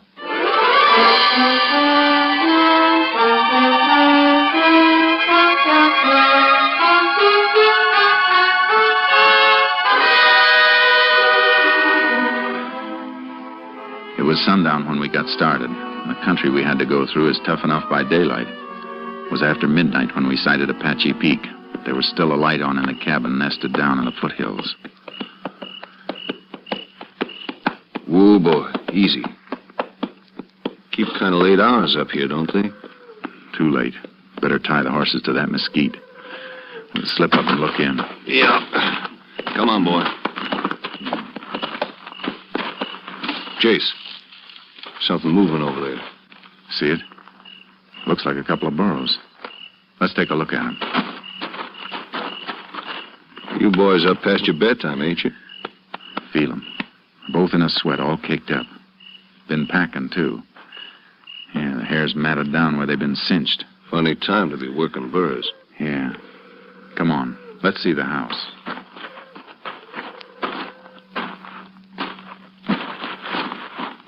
Look through the window. Man eating. Not our boy, though. Too old. Must be Tripper's father. Look. There's the old lady, too. You go around the back way, and I'll go in through the front. Wait till you hear me knock and get in. Right.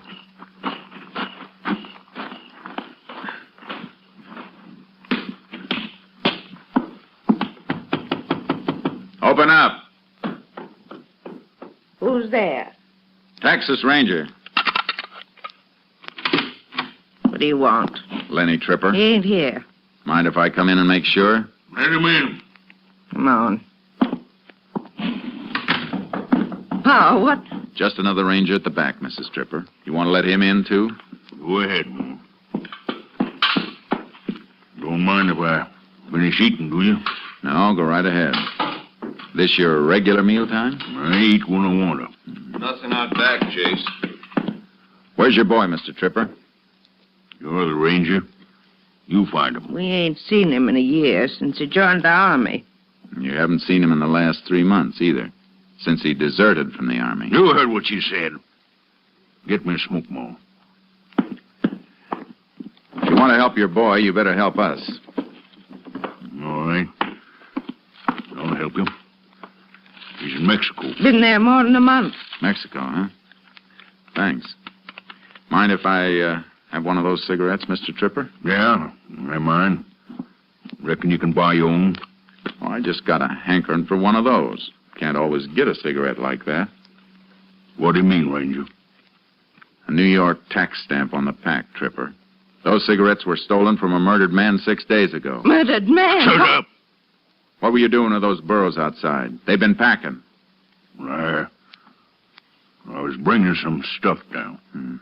Been prospecting up the peak. Abandoned silver mines up there, Jace.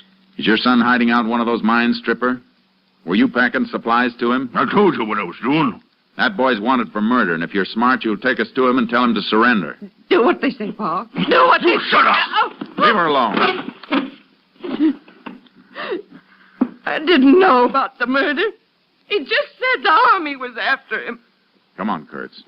We better go up after him. Oh, don't hurt him. Go ahead, Ranger. Don't hurt him. Go after him. He'll kill you, that's what he'll do. He'll kill you.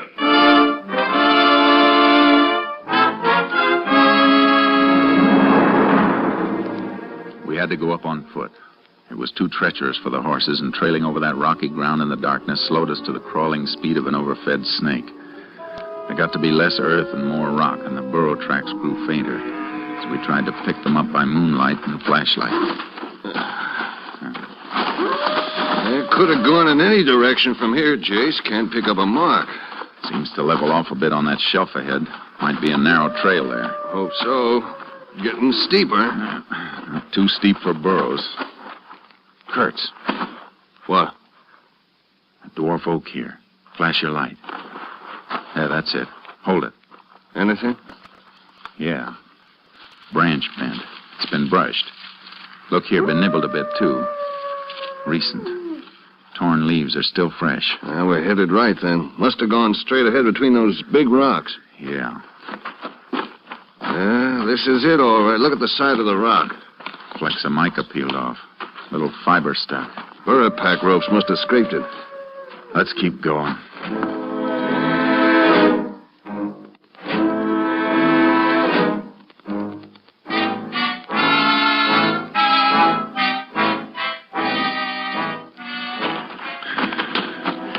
We finally reached the summit where the oaks and cedars fought for whatever slight grip their roots could get on the earth between the rocks.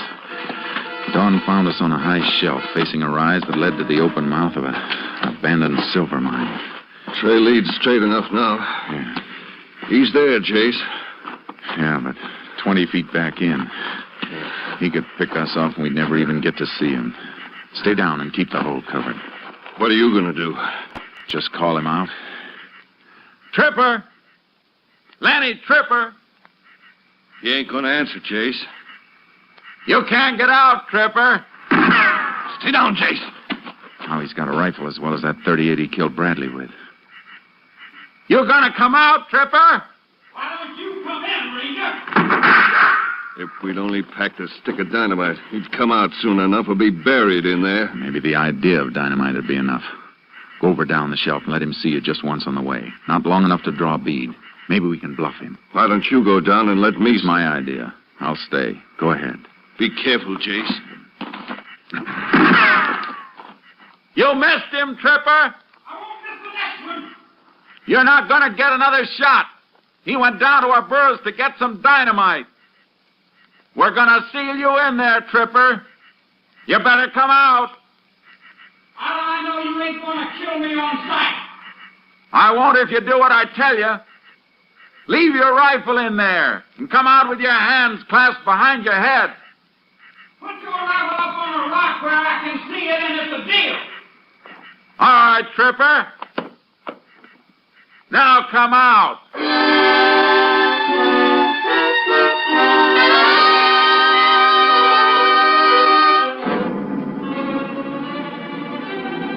He came out of the shaft slowly, first a blur, then into the light with his hands behind his head. I got up and he walked toward me. He wasn't wearing a gun belt, but there was something in the way he moved that made me keep my hands close to my holsters. Then he made a quick sidestep, and his hands came from behind his head, and I caught the glint of a .38. Jace! I'm all right. Get a bed? Gun, hand, and arm. Put a tourniquet on, and we'll take him down. What's the matter with you, Jace? You look kind of funny. Just thinking of his folks down there. His mother and even the old man. Just trying to help him because he belongs to them in spite of everything he's done. Folks are like that. We got to bring him in and break their hearts. Yeah. Makes you wonder why he ever wanted to wear a badge. Until you remember the man he killed and the 3 kids who'll have to grow up without him. That makes you know you couldn't ever want to do anything but wear a badge. There's a tourniquet. That'll hold him. All right, Tripper, on your feet. Let's go.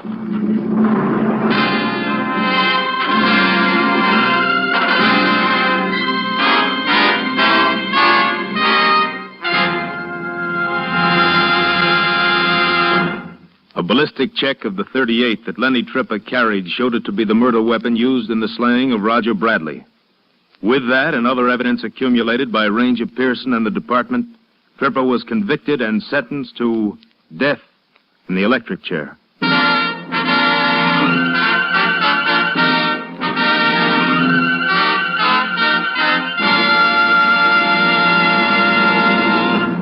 Well, Joel, you did a fine job of clearing up that case. Frank, I've got a little mystery at home. Maybe you can help me. Well, glad to try, Joel. Well, it's the case of the disappearing Wheaties. Every once in a while, when I'm all set for a breakfast bowl of Wheaties, my cook says, "Sorry, we're fresh out." Why, that's no mystery. Wheaties are so good, so crisp, so loaded with natural, sunny, whole wheat flavor, they just don't last long. Yes, I know, but what can I do? Well, you can get up early before anyone else gets at the Wheaties, or buy 2 or 3 boxes at a time. I think you hit it, Frank. Many thanks. Good night, and thank you, Joel McCrea. Next week, Joel McCrea in another authentic reenactment of a case from the files of the Texas Rangers.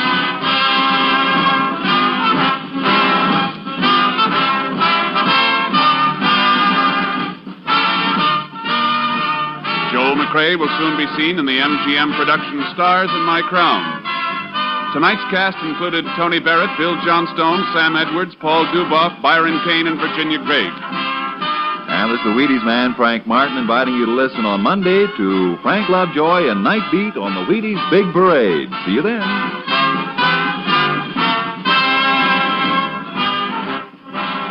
Tomorrow, listen for Dorothy Maynor. Now it's Basin Street on NBC.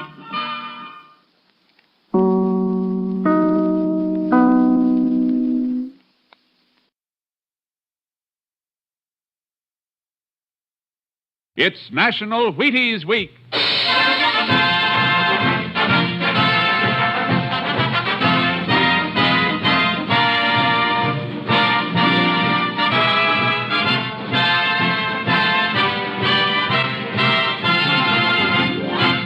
Yes, it's National Wheaties Week, and Wheaties present Joel McCrea in Tales of the Texas Rangers. On stage tonight, transcribed from Hollywood, another in the Wheaties Big Parade of exciting half-hour presentations.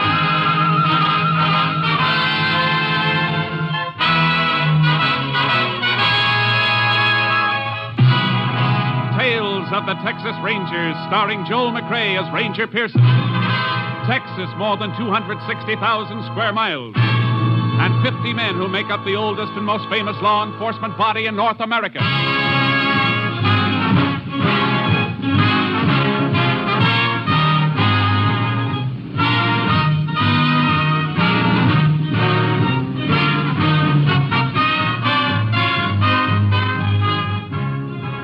From the files of the Texas Rangers come these stories based on fact. Only names, dates, and places are fictitious for obvious reasons.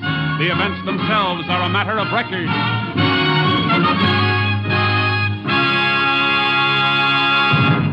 Case for tonight, Quicksilver.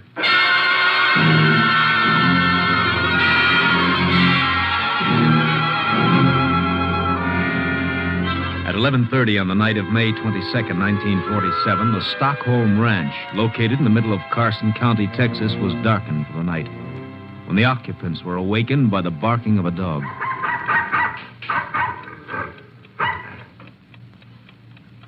Jim, wake up. What's the matter, Flo? You hear Jeep bark?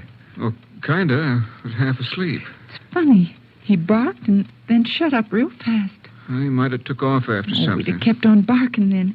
It sounded like he was... Be quiet a second. See? Don't hear him anymore. Yeah. What are you going to do? Gonna take a look, see. It ain't like Jeep to bark at nothing, then shut up. Jim. What's the matter? Jim, somebody came in the house. Oh, you probably just heard the kid tossing in his sleep. No, I got a funny feeling. All right, I'll put on a light and have a look. I'm coming along. I want to go and see if anything...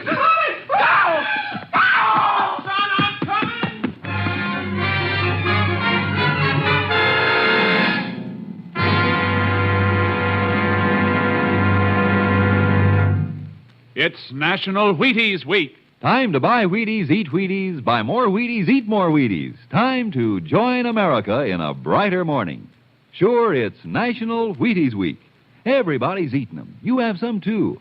Have them for fun. Have them for flavor. Have them for feeling good and working good and looking good.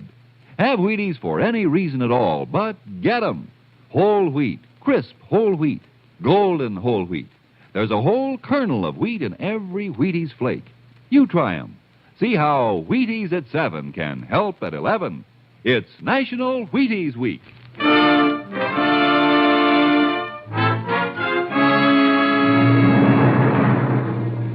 On May 29th, 1947, the bodies of Jim and Flo Stockholm and their 10-year-old son, Carl, were discovered by a playmate of Carl's.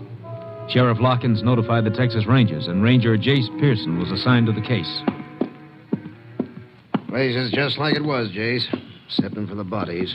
Kind of a mess, isn't it, Sheriff? Yeah. All three of them in their night clothes, you said. Uh-huh. This here is Jim and Flo's bedroom. I see.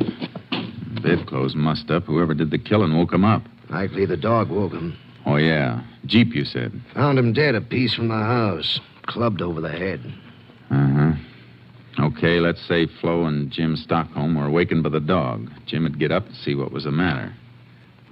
Flo went with him probably to see if the kid Carl was okay. They didn't get no further than this room here, right outside the bedroom. Yeah, all three of them. Funny Jim Stockholm didn't have a gun. Yeah, if he thought somebody was in the house or prowling around outside, he'd have grabbed his gun. Unless something stopped him. What are you thinking about, Jace? Just that the killer might have got in Carl's room. That's right over here. Uh-huh. Maybe Carl spotted the killer, hollered, and that'd make both Jim and Flo jump fast. Yeah. Jim wouldn't think of grabbing his gun. This window here has been jimmied up. You see that? Yeah. I guess you're right. Killer coming this way. Kid saw him, yelled. Tried to get out. Got as far as the room out here. Uh-huh. There's what they were killed with, Jace. Flat iron. An old-fashioned flat iron. Yeah, used as a doorstop. Killer grabbed it and used it. Wonder why he didn't shoot. How far away is the next ranch, Sheriff? 6 miles at least. Why? Just figuring maybe the killer didn't want to risk the noise of shots. Must have picked up the flat iron. Why, he killed the little kid, too. Didn't want anybody to be able to identify him. Yeah, likely. Well, what now, Jace? I'd like to fine-comb this house for fingerprints. Meantime, I got a few things I'd like you to find out in town.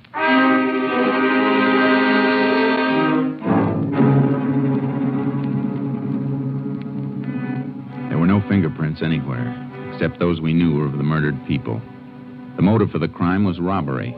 Jim Stockholm kept fairly large sums of money on hand to pay cash for whatever he bought. We didn't find a penny in the house.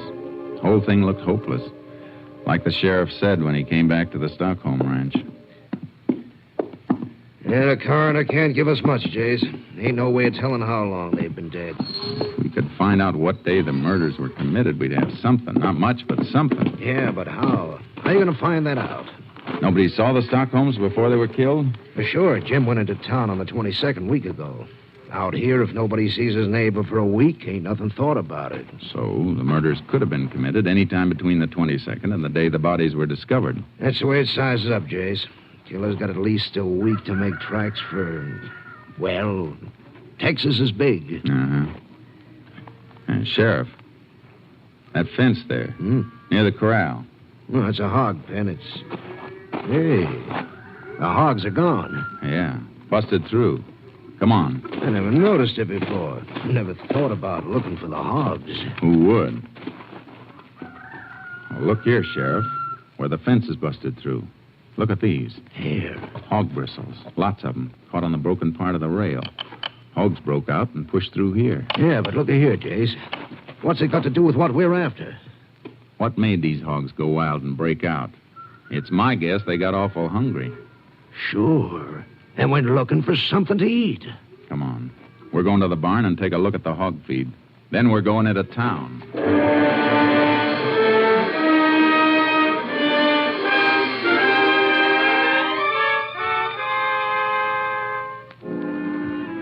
We found 3 sacks of hog feed in the barn. 2 of them were full, unopened. The third had just about enough mash taken out for 1 feeding. Sheriff Larkins and I went into town. Then the sheriff asked a few questions I wanted answered, and I checked at the feed store. Sure, Jim Stockholm bought all his feed in here, Ranger. You remember when he was in last, ma'am? Bet I do. It's the last time anybody saw him. The 22nd? That's it. What'd he buy? 3 sacks of hog mash. Yeah, got all the information you wanted, Jace. Thanks, Sheriff.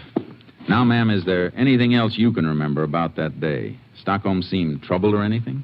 No, just stopped in for a minute. All he said was he had to get back with the mash. He was all out. Are you sure of that? Just as sure as I'm standing here. And you're sure it was the 22nd? I can make it real sure, Ranger. Got all my sales in this book. Let's see. 25th. Yeah, here it is. 22nd. 3 sacks of hog mash to Jim Stockholm. Thank you, ma'am. Let's go, Sheriff. You're sure welcome, Ranger. You helped a lot. What have you got, Jace? The Stockholms were killed on the 22nd. How do you know? Jim Stockholm bought these 3 sacks of feed on the 22nd. He said he was all out at the ranch. He had to get home and feed the hogs. We found 2 of the bags unopened. Yeah, and a third with only about enough mash out of it to give the hogs 1 meal. Which means he fed the hogs on the 22nd, but he didn't the next day or the next. Because he was dead. That's it. Now, we got a lot of checking to do, and it's all going to hinge around the 22nd.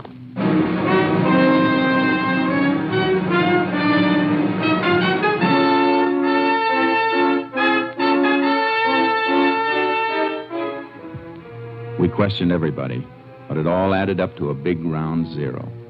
Everybody knew Jim Stockholm and liked him. He didn't have an enemy. Everyone we questioned could account for his time on the 22nd. Nobody'd seen a stranger in town. So I played a hunch. Sheriff Larkins and I rode over to the Stockholm ranch trying to pick up anything. Then about 8 miles north of the ranch, we got a break. Hey, Jace! Jace! Yeah, Sheriff? Come here, will you? What do you got, Sheriff? I don't know. It looks like ashes. Empty bean can there, too. Uh-huh. Looks like somebody cooked himself a meal here. Horses' tracks around here, too. 1 horse. Yeah. Looks like they might be about a week old. Might not mean a thing, Jace. Could be anybody's horse. Sure could, but nobody in town saw a stranger. Little town like that, people notice a stranger right away. But if a man came riding from this direction, chances are nobody'd see him. Still could be anybody. I know. Well, I'm going to take a real close look. Okay, I'll cover this part. Good. Sheriff, come here. Get something? think so. Look. Tied his horse to this mesquite. See? The horse stood here, a piece of mesquite broken off. Oh, and here's something else. Take a look. Dirt. Just ordinary earth. Take a good look. It's different from the earth around here. It sure is. Different color and different texture. Sheriff, I got a hunch this dirt scraped off a boot when he got back in the saddle. Scraped off by a stirrup. Yeah, here's a bigger hunk of it. Yeah, reddish color. You ever see dirt like this around here? No. That hunk's got a funny shape. Packed in against the instep of a boot, it'd take this shape. You had any rain around here lately? Dry as a bone. There's only one way earth packs up in an instep if it's wet. The man who left this couldn't have come far. Come on. Let's see if we can find a couple of his footprints.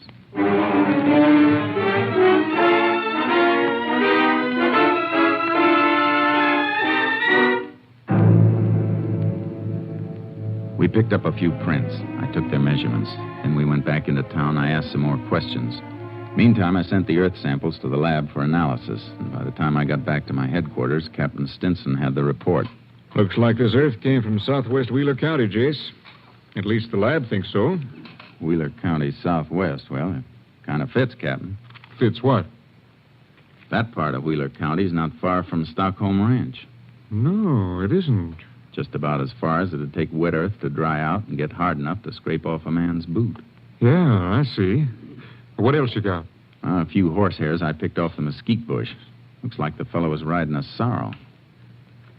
And something else. Plaster casts of his boot prints. Mm-hmm. It's a pretty big boot. Big man. Maybe 6'2" or 3. You're right. But there are no fingerprints. There's no real evidence. This fellow whose boot prints you got, he might have been anybody. Might never have gone near the Stockholm Ranch. Yeah, I know that, Captain. You didn't pick up any of his boot prints around the house, did you? No, place was pretty messed up. A lot of people got there before I did. Yeah, that's one break a criminal always gets. If only people'd stay away. If only they'd have enough sense to realize. Sure, but they don't. They don't mean any harm, though. Okay, what's next? Look for a man 6'2" or 3 riding a sorrel? I'd like to, Captain. Starting where? Well, Texas, I guess.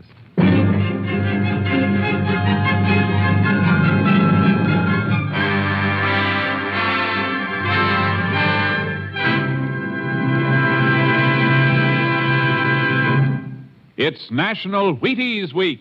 Yup. And in celebration of National Wheaties Week, when everybody eats Wheaties, even trombone players, here's that well-known radio musician, Abe Lincoln. Honest, his name really is Abe Lincoln. And here he is, stepping out from behind the scenes to say, "Get your Wheaties." Oh, come on, Abe. You didn't come out from your trombone to say just that. No, but that's the idea. Folks, the Wheaties Big Parade has been bringing you some pretty solid entertainment this summer. I can say it because I've worked along with all the other fellows helping put this entertainment on the air. And now it's National Wheaties Week, and we hope that every one of you who's enjoyed these programs will go out and get your Wheaties. The backstage folks like me, the people whose voices you usually never hear, we'd sure like it if we thought you'd enjoy our programs enough to go out and get some Wheaties. If you like the Texas Rangers, buy a box of Wheaties on Monday, will you? Thanks, and good night, Abe. Remember, it's National Wheaties Week.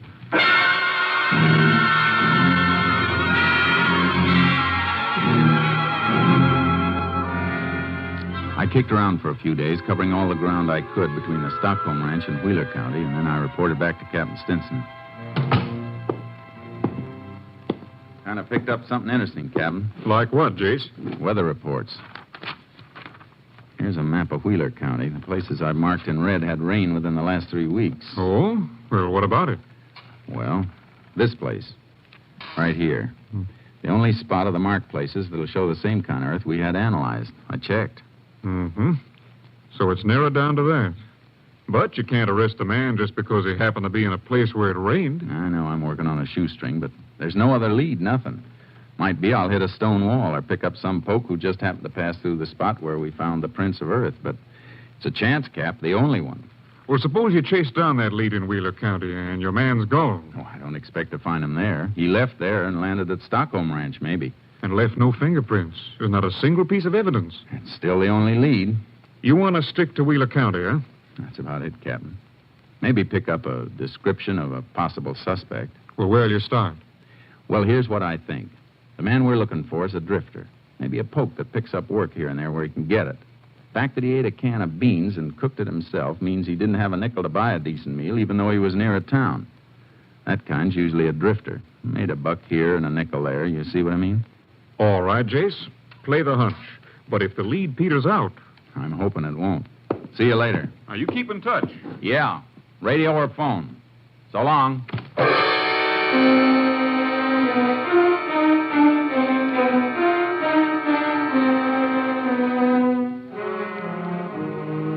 A little while later, I was in Wheeler County, Southwest. I checked one ranch after another, some big, some small. What I wanted to know was, had anyone seen a man about 6'2" or 3, a man who owned a sorrel and didn't have steady work? I once read where a man found a needle in a haystack. Did it on a bet. Well, my needle could be in any haystack. Then on the Claude Edwards Ranch near Ramsdell, I ran into something. Sure, I remember a poke about like that, Ranger. Big fella. Had himself a sorrel. Did he work for you, Mr. Edwards? Couple of days. Drifted in looking for something to do. I don't usually have work for more than my own hand, but this fella come in just about when I needed somebody else, and... What was his name? Orwell. Yeah, that was it, Orwell. Now, when was he here? Oh, let me see now. That'd be around the 19th, 20th. And when did he leave? He do something, Ranger? I don't know, Mr. Edwards, but I'd sure like to hear everything you know about him. Well, he worked for a couple of days, then come in asking for his pay. That was maybe the 22nd. Are you sure? Pretty darn sure. It's awful important. All right, I'm sure. We had a spell of rain about them. I had him mend the roof. He didn't like it none. Did he say where he was going? Anything at all? Didn't say, and I didn't ask. Just handed him his pay. Saw him in town later, dropping it in a card game. Then he lit out. All right. Now I want the best description of him you can possibly give me. Everything you can remember. What he looked like, how he talked, acted. I'll try, Ranger. But how you going about finding him? By now, he might be clear into Mexico. Any place. I'm going to do my best, Mr. Edwards. And I'm not sure that's going to be enough.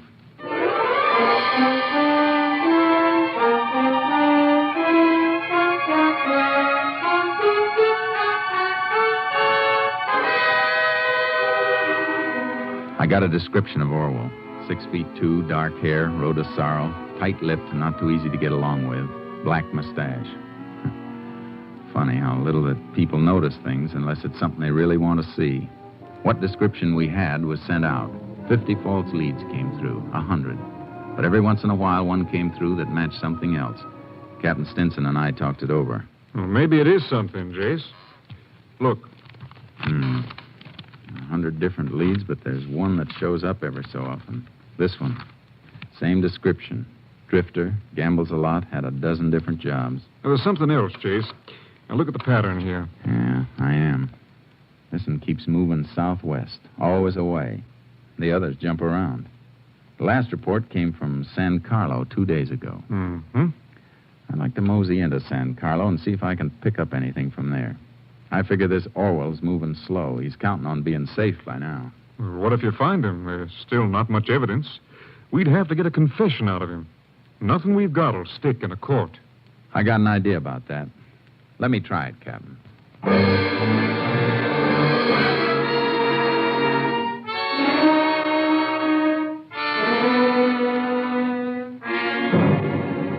In San Carlo, I picked up a few more scraps about Orwell. From what I'd learned, I tried to think like the man I was trailing. Tried to figure out his next move. He gambled a lot, so every town I hit, I asked questions. Went to ranches and asked about poker games and crap games. Orwell was like Quicksilver. Yeah, he was here. Left. Uh-huh. He was there. Left after picking up a few dollars. But the pattern stayed the same. Always moving southwest. Then on the McMellet Ranch near the New Mexico border. Orwell? You say Orwell, Ranger? That's the name. He's riding a sorrel horse. Well, I don't like to say for sure, but I took on a fella named Orwell, and he did come in riding a sorrel. As soon as he hit the bunkhouse, he'd try to shake up a poker game. Where's he now? Well, I sent him out this morning to ride fence. Stock was getting through. How long ago did he leave? Oh, 3 or 4 hours.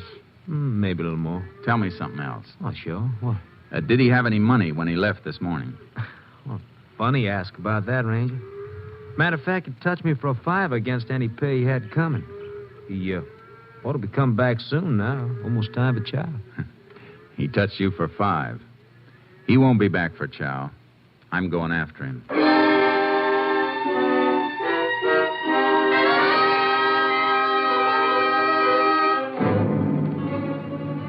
I followed the fence rider's trail. It was well into the afternoon when I spotted a rider up ahead.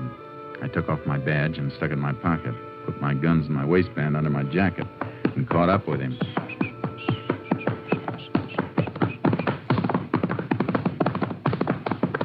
Whoa, boy, whoa. Howdy. Who are you? Name's Pearson. You're Orwell, huh? Yeah, why? Boss sent me out to look for you. Boss? Oh, boy, whoa. Yeah, foreman back at Mellett's ranch. What for? Well, we got to get back to the north fence. You wasn't working there when I left. Just got took on. I guess we'd better get back to the north fence. Boss says it's important. That's so. Say, come to think of it, you're not even on the ranch anymore. I hit the boundary fence a piece back. All right, I got news for you, mister. I ain't riding fence. Now, you take off. You see about that north fence. Huh? You mean you're quitting? Right the first time, mister. Now, so long. Hey, hold it a minute. You're downright unsociable. Oh, boy, whoa. You're downright nosy. Me? I didn't mean to be. Say, you mind if I ride a piece with you? Yeah, I do. Well, I'd kind of like company. Thought you was just took on at the Mellett's place.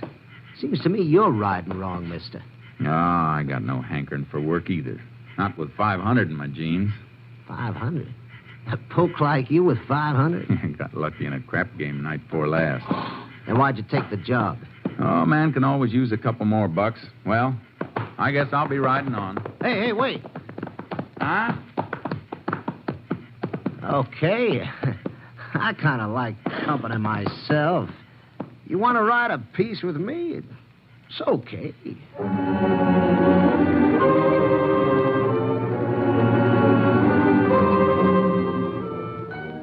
We rode on the rest of the day, and I found out Orwell was planning to head into Mexico. We bedded down early. And along toward midnight, when Orwell thought I was asleep, he raised up and moved toward me.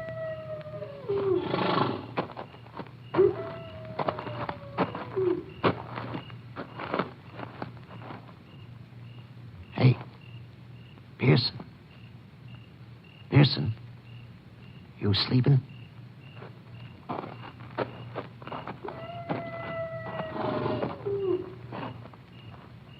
Something you want in my saddlebag, Orwell? I thought you were sleeping. No. Don't reach for it, Orwell. I'll blow your head off. What are you getting this head up about? Man starts to go through my saddlebags when I'm sleeping, I get touchy. I'm just looking for cigarettes. No need for that gun. Yeah? Sure. Wasn't looking for 500, were you? You call me a crook? You name it, Orwell. You are touchy. Okay. Put that gun away, Pearson. You're acting like a kid. I tell you, I was just looking for cigarettes. Sure. Guess I did maybe bust a strap. Okay, bring that saddlebag. Cigarettes are in it. Yeah, sure. Left or right one? All right. Hey, you open it this time. Hey, what you got in there? Stuff. Okay. Cigarettes are wrapped up in that piece of blanket.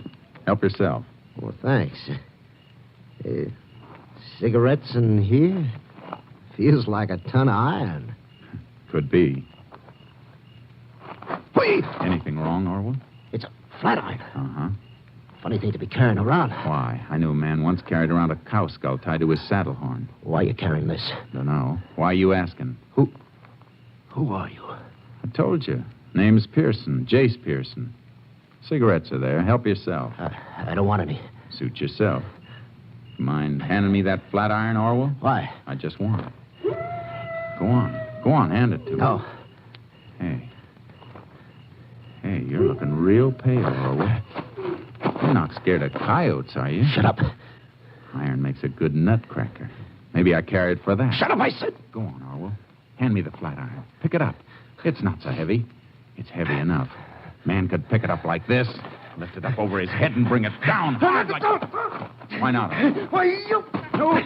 Orwell, stand still. Don't run. Hold it, Orwell. I'm warning you. Hold it.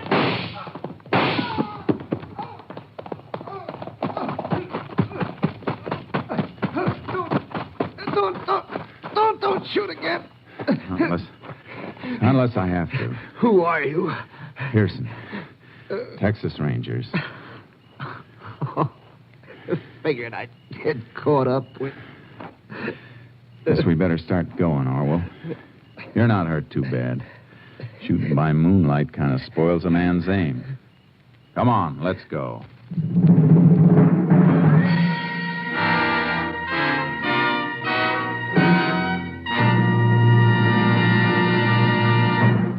William Orwell confessed to the murders of Jim and Florence Stockholm and their son Carl. On July 15th, 1947, Orwell was convicted. His sentence, death in the electric chair.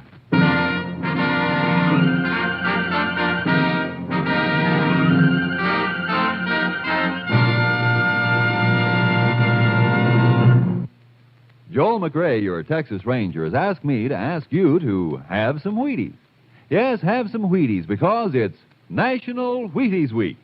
The week when everybody goes out and buys a box and enjoys a dish of America's famous whole wheat flakes. Start early in National Wheaties Week so you'll have time to buy 'em and eat 'em and buy some more and eat some more. Wheaties, that is. And while you're enjoying 'em, partner, you're getting wide-awake energy, whole wheat energy. There's a whole kernel of wheat in every Wheaties flake. Begin a better breakfast with Wheaties and see if you don't find yourself striding high, wide, and handsome right through the morning. Rangers can ride better, salesmen can sell better, plumbers can plumb better with a better breakfast. Milk and fruit and Wheaties. Get yours, Breakfast of Champions. It's National Wheaties Week. Next week, Joel McCrea in another authentic reenactment of a case from the files of the Texas Rangers.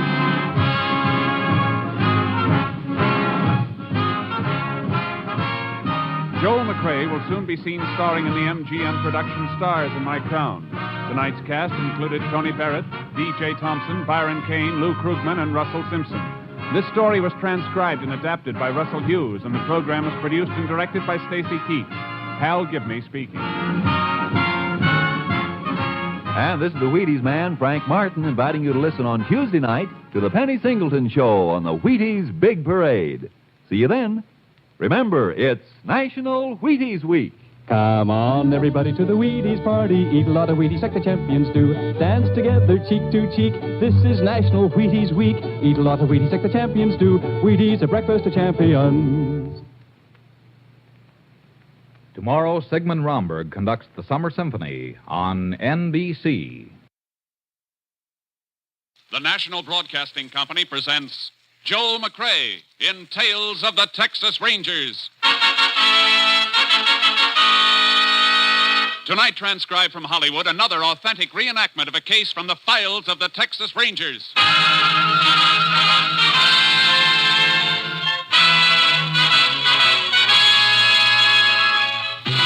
Tales of the Texas Rangers, starring Joel McCrea as Ranger Jace Pearson. Texas, more than 260,000 square miles, and 50 men who make up the most famous and oldest law enforcement body in North America.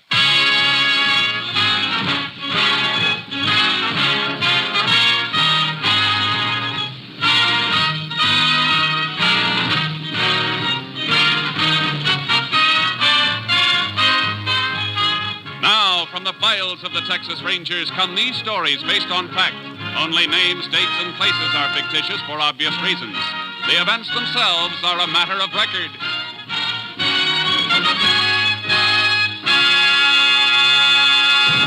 Case for tonight, Christmas present.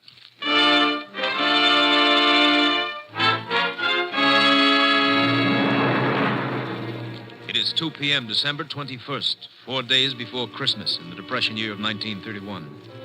On a city street corner in North Texas, a man dressed as Santa Claus suddenly leaves his post beside a large red pot labeled Help the Poor. Shivering with cold, he enters the newly opened building of the Panhandle Equity Bank and approaches the bank guard. Say, mister, you mind if I stay in here a few minutes, warm up a little? I sure don't. I've been watching you through the window. Don't know how you stood it as long as you did. Oh, this Santa Claus outfit's pretty warm at first, but then the cold sort of creeps in on you. How long they expect you to stand out in that? Oh, 8 to 2. 6 hours, that's all. Well, it's 2 o'clock right now. You can go home. Not till my relief man shows up, I can't. Can't leave till he gets here. Some money in the pot out there. Oh. Well, why don't you wait right in here till you see him? I was hoping you'd say that, because I'm sure... Oh, there he is now. Just drove up in a car. Oh, he can't leave a car parked there in front of the bank. There's a time limit on parking. Well, I think he's just wondering why I'm not there. I better go out and... Oh, he sees me. He's coming in. Howdy. Howdy. Was wondering when you get here. God let me come in and warm up. I hope your Santa Claus suit is warmer than his. We'll be closed up by the time you need warming. I don't think I'll get very cold. I got a Colt 45 in my pocket pointed right for your belly. Now, don't move. Don't move, he said. Keep your hand away from your gun. You guys are pulling the stick up. No kidding. You figured that all out by yourself, stupid? Let's make it a nice, quiet stick up, huh? Just walk to the rear of the bank with us, take us through the door to the money in the vault. Now, go on. You'll never get away with this. You just trying to attract any attention. You'll never live to know whether we're doing or not. All right. Open that door. The girl by the desk has to open it. It's button control. Well, tell her you won't in. Miss Keene. Oh, I'm sorry, Mr. Lovett. Your Santa Claus friend's coming in with you? Yeah. We're so busy, I didn't even notice it. Something wrong, Mr. Lovett? You look kind of sick. You'd be more than sick if you let out one yell. They got guns in their pockets, Miss Keene. Watch your mouth, sister. Nobody else can see us now. Take his gun. I've got it. Now, sister, whether he lives or not is up to you, understand? What do you want me to do? Open the cage of those money trays. Get to it. All right. You got the sack. Tell her what to put in it. Stuff it into your jacket when you're through. All right. And remember, sis, one yap and this jerk gets it. All right. Go on. Come on, now, stuff it in the sack. What are you going to do when you leave? Come on, faster. What do you mean? We'll give you a chance to get away. I mean, we won't yell or anything until you're gone. Honest. Oh, yeah, that's real nice of you. Maybe you ought to be wearing the Santa Claus suit instead of me. You think I'm going to fall for a... Hurry up, will you? One of the bank executives is heading back here. All right. I'm almost through. As soon as I get it in my... Hey, what are you doing back here, Lovett? Why aren't you out front? These Santa Claus fellas, Mr. Peabody, just wanted to... Well, what's the other one doing in the vault there? Miss Keene, what do... Oh! You can answer this question later, when and if he comes to. And congratulations on your self-control. You're liable to get medals for saving your own lives. All right, let's go. I got it. All right, let's leave these people the quiet. Wait. Oh!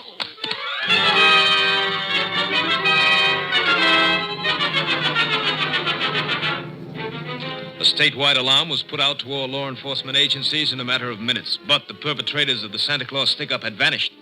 Texas Ranger Jace Pearson, closest unit to the scene of the crime, was requested to investigate.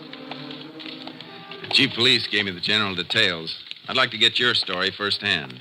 Well, I saw the guard take them through there, Ranger. And I went back to see why he was leaving his post on the bank floor, and that's when I got hit.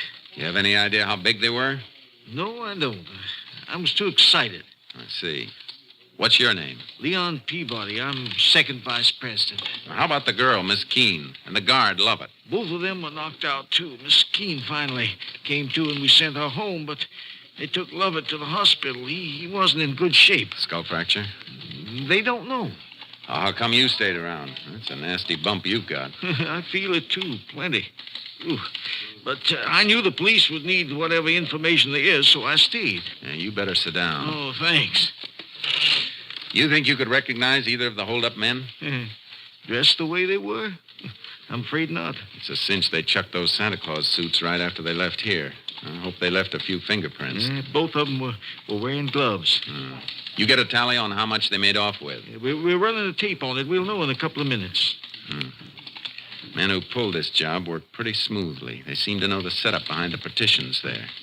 Have any of your employees ever been in any trouble? Those men weren't employees of the bank. I know they weren't. But somebody inside could have supplied them with your new layout. Help them plan the job. Well, sir, all of our employees have been with us for at least a year, and we haven't taken on any new ones since we moved over here 2 months ago. Mr. Peabody. Oh, yes, Donnelly. Is that the rundown? Yes, sir. 63,800. And we've got serial numbers on some of the larger bills. Good. That'll help if they try to pass any. I'll take a copy of that list. Police can alert the other banks and merchants. We'll get numbers out on the statewide and interstate. We may run down some more serial numbers when we cross-check deposits. That'll be fine. I think you ought to go home now, Mr. Peabody. We can reach you there if you're needed. Oh, thank you. I guess I shouldn't even think about myself, though. I'm a bachelor, but the God love it, he's got a wife and 3 children. Yeah, pretty rotten Christmas present for them if he doesn't pull through.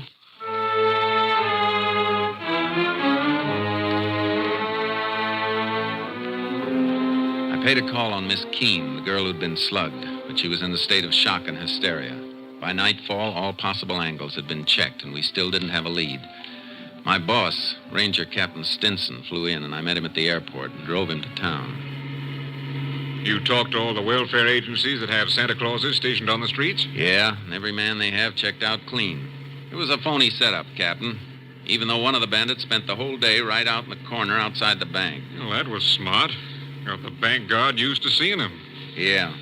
City police are checking to see if they can find out where the suits came from and who got them. Good idea. How's the bank guard doing? Love it. I checked the hospital. He's still out. No fracture, but they can't bring him around. He may have... KTXA to Unit 10. That's yours, Jace. Yeah. Unit 10. Go ahead, KTXA. City police report stolen car found in alley off Crockett Street between Maple and Lolly. Maybe car used in Panhandle Equity Bank robbery. Police chief requests your assistance. 10-4. Proceeding there immediately. 10-4. Unit 10, clear. KTXA Austin. We better get there fast. This may be the break we need.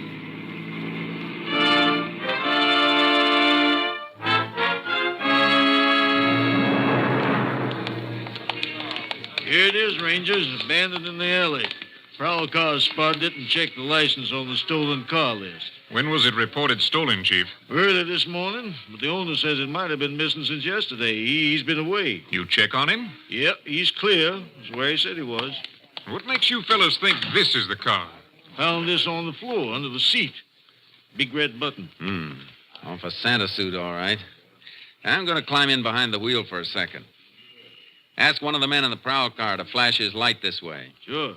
Let's have a spotlight here, will you, boys? Okay, Chief. That do, Ranger? Yeah, that's fine. Hey, have any of your men moved this rear vision mirror, Chief? Nope. How about this front seat? You slide it back to get that button you found? No, just saw it under there and reached in and got it. What are you trying to figure, Jace? The last fellow who drove this car was pretty big, about an inch or inch and a half taller than I am. What makes you think so?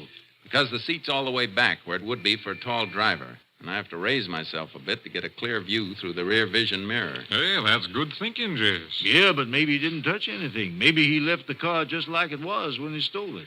I'll give odds against that. A man who's getting away from a bank stick-up wants to know what's coming behind him.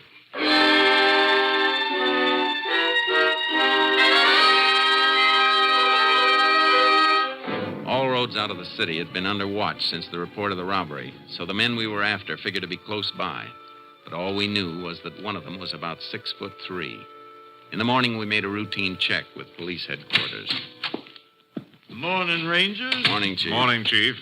Your men come across anything? I'm just going to check through this report. Tells us the location of just about every Santa Claus suit in town. All of them belong to organizations, use them for their Christmas parties. Of course, once in a while, they let some private individual borrow them for a kid party or something, as if they put up deposit money. You got a list of the places that have loaned suits out and who got them? That top paper. I was just starting to check it. You can look if you like. Thanks. Looks like we might be adding a murder charge to the armed robbery, Captain. The bank guard dead? Not yet, but it looks bad. They're operating for a blood clot on the brain. He's, Wait a minute. What is it, Jace? I think we've got a boy to talk to. Look at this list. 2 suits borrowed from 2 different organizations, but both borrowed by the same man, Anthony Ross, 124 Petagrosa Street. Say, that's worth looking into, Jace. Come on. Let's pick him up.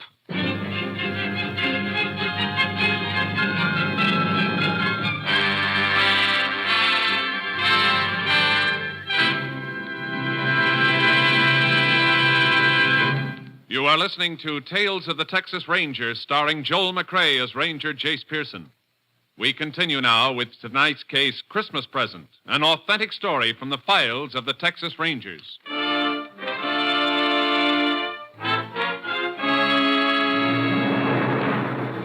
The home of Anthony Ross at 124 Petagrosa Street turned out to be a rundown shack on the outskirts of town. A small boy and girl, not dressed well enough against the cold, stopped playing with a mongrel dog as we drove up. They stared at us while we went up the rickety porch, the dog barking at our heels. It's all right, boy. It's all right. Take it easy. Good pup. There's a good... Yeah, what? Oh, Texas Rangers. You Anthony Ross? Yeah? We'd like to come in. Oh, sure. Annie, you and Jim take the dog in the back of the house and play there. Look at those suit boxes, Jace. Yeah, I see them. What do you want to see me about? We can start with those boxes on the table. What's in them? I don't know. Just a couple of packages. That's all. They ain't mine. You better open them up, Jace. Yeah. No. Wait a minute. I tell you, they ain't mine. You got no right to... This search warrant says we have. Search warrant? Now, look. Now, those things ain't stolen. They were rented. Yeah. Couple of Santa suits, all right, Captain. And look, a button missing from the jacket of this one. I don't know what this is all about. Why are you coming Maybe we in can here? refresh your memory. The guard you slugged at the Panhandle Equity Bank isn't expected to live. What? Who was wearing the other suit, Ross? Who was your partner? What are you guys doing to me? I don't know what you're talking about. We're talking about the $63,000 stick-up you and somebody else pulled yesterday. And since you're about 5'10", I can tell you that your partner's about 6'3". Rangers, you're making a mistake. I don't even know anything about a holdup. The button missing from this suit was found in your getaway car, the one your partner drove. It wasn't me. I tell you, I didn't even know what kind of costumes were in them boxes. They ain't mine. Then where'd you get them? I picked them up at a couple of places yesterday morning. You say you picked them up, and you're trying to tell us you don't know what's in the boxes. I picked them up for somebody else. They were rented out in your name. The woman ordered them in my name. What woman? The one who hired me to pick them up. That's a pretty phony story, Ross. Who was this woman you're talking about? What's her name? I don't know. I don't even know. You better come with us, Ross. No. You got to listen to me. Please listen. You got to believe me. I was in town early yesterday morning. She come right up to me on the street. I was pulling my kid's old wagon along, trying to find some junk I might sell. You sure you don't want to think this story over before you go any further? She asked me if I wanted to earn $1 running a couple of errands. I said, sure. A buck could give my kids a meal for a change. She asked me my name and address, and I told her, and then she told me to wait while she went into a booth and made some phone calls. When she come out, she sent me to 2 different clubs, told me there'd be costumes and packages. She had them left in my name to avoid confusion, she said. You didn't think that was funny? Mister, all I could think about was earning that $1. She gave me money, deposit money for the costumes, and told me to come back and meet her with the stuff on that same corner. Where were you at 2 o'clock yesterday afternoon? I was looking around for a junk again for a couple hours after I delivered the packages, and then I guess at 2 o'clock I was walking back home from town. It's a long walk to here in this weather. Cost of a bus ride will buy a loaf of bread for the kids you saw outside. Is that a crime? What's it to you if I walk my feet off to feed my kids? All right, Ross. That was a nice act. But there's a big hole in it. You say you delivered the Santa Claus suits to a woman you didn't know. But you've still got them. Yeah, I got them. They're going to mean a good Christmas. Yeah, but you're not going to believe what I tell you. The woman came here last night, drove up in a car, woke me up. She said she was leaving town in a hurry. Didn't have time to take the costumes back herself, and if I'd take them back, I could keep the deposits. $15 each. Yeah, but you're not going to believe that, are you? You better get your coat. Will you give me a chance to ask one of the neighbors to watch out for my kids? I'm afraid you'll be gone too long for that. I'm sorry, but we'll have to take him into the juvenile home. Oh. I guess they'll get better care there than I've been able to give. I get my coat. Ross, you been doing any painting around here? Painting? This place looked like it ever saw paint. What made you ask that, Jace? I just noticed this inside the leg of this Santa Claus suit. Paint blob. Looks fresh. Well, how come it's inside the leg, not outside? I don't know. That's something we'll have to figure. This is the large size suit. Must have been worn by the big boy we're looking for.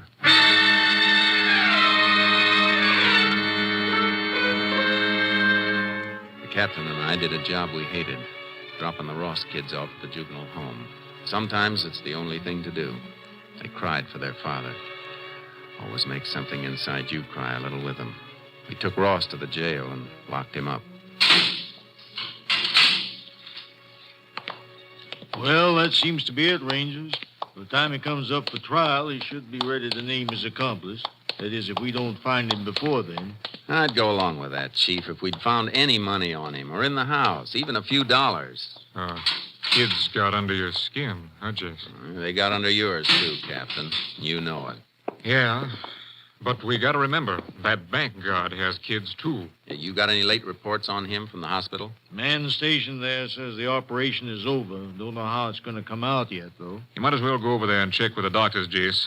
I got to get back to company headquarters. Do me a favor, then. You're heading toward Austin. Take the Santa outfits with you and have them sent on to the lab. Get an analysis of that paint in the trousers. Maybe some traces in the boots, too. Well, how come the boots? They're made to go on over regular shoes. I figured that paint stain on the inside of the pants came from a blob of paint on the shoe of the man who put them on. I see. All right, Jace, you want to know the content of the paint and see if lab can run down the source. Is that it? Yeah. You working up to some kind of a lead? Maybe. A few things I'm trying to fit together. Maybe they won't fit. If they do, though, you'll hear from me.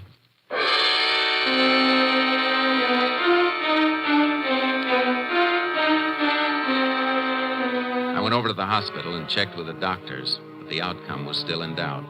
The guard's wife was there, face twisted with worry and fear.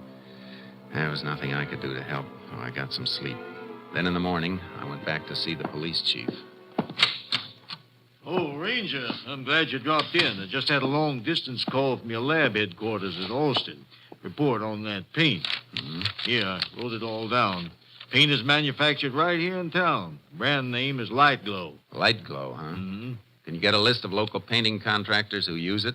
Well, I reckon just about all of them do. It's good paint, and this wouldn't hardly be Texas if we didn't deal with a local outfit, would it? No, it wouldn't. Thanks a lot. I'll see you later. Where you going? Over to the Panhandle Equity Bank.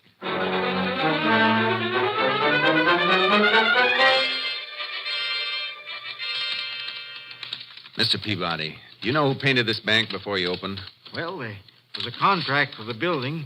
Included the painting. I guess that was done on a subcontract. Can you find out from the contractor? Sure, but do you mind my asking why? I told you the day of the robbery. Everything was too well planned. Like the men who did it knew the inside of the bank. Yes, I remember you saying that. You think the painters may have? That's what I think. But why not some of the construction men? I've got a reason for being interested in painters. Check it for me, will you?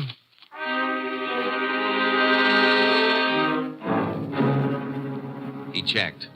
Contractor gave the name of the painters. 2 men, Eddie West and Martin Poggin. They'd been working the day of the robbery, he said, at a house on the north side of town. I went out to the house to see the owner. Why, yes, Ranger. They worked here all day that day. I remember we heard the report of the robbery on the radio. They were both here all day? Yes. Didn't even go out to eat? Had their lunches with them. Kind of smelly when the house gets painted. Most women usually get out of the way. I wanted to watch them, so I was here every minute to see they didn't get sloppy. I like things neat. I see. Well, thanks, ma'am. I'm sorry I bothered you. Why are you asking about them, Ranger? Nothing important. Not as long as you say they were here. Goodbye, ma'am. Merry Christmas to you. Yeah, the same to you, Ranger. Merry Christmas. She was the alibi for Eddie West and Martin Poggin. But she was too nervous about answering a few simple questions. Nervous enough to make me wonder. I went back to the jail, got Anthony Ross out in my custody, and drove him to the north side of town. All right, get out, Ross. We're going in here for a minute. Why, What are you trying to frame now? I just want you to meet somebody.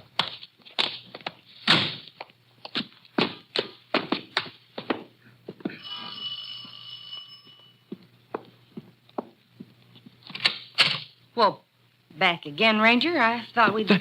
That's her. Ranger, that's the woman Who is he? Who is this man? You ought to remember me, lady. My kids are in juvenile home on account of you, and I've been in jail. I never saw you before in my whole life. Tell him the truth. Tell him before I... Hold it, Ross. Take him away from here. Go away, both of you. Ranger, I got those costumes for her. For her! You're a liar, a liar! That word fits somebody, all right. Can I come in and have a look around, ma'am? What for? What do you want? I want to check over the painting job to see if it's just new painting or if there's some new plaster under it someplace. You can't come in. You have no right. The boys you're alibiing for must have come back here after they cracked the bank, because you must have picked them up in your car after they ditched the one they're using. I don't know what you're talking about. Wouldn't carry the money on them. Did they cover it up here, safe under fresh plaster and paint until it cools off? No! I can call for a search warrant and wait till a crew comes and tears this place apart. It'll go better for you if you don't try to cover. The money isn't here. Well, come on. Where is it? It's here, all right. In that wall. Behind the picture. Come on, Ross. Now, which one's your boyfriend? Hogan or West? Eddie. West. He said we'd get married. Go to Europe next year. You'll all go someplace next year, but it won't be Europe. West about 6'3". Yes. How did you know? I got an early Christmas present. Somebody sent me a crystal ball. As soon as I call the police and dig out that bank money, you're coming with us. Ranger, I'm clear now, ain't I? Looks that way, Ross, but you'll have to go back to jail for a while and be checked out by the local police. That won't take any longer than it'll take me to pick up Eddie West and Martin Poggin.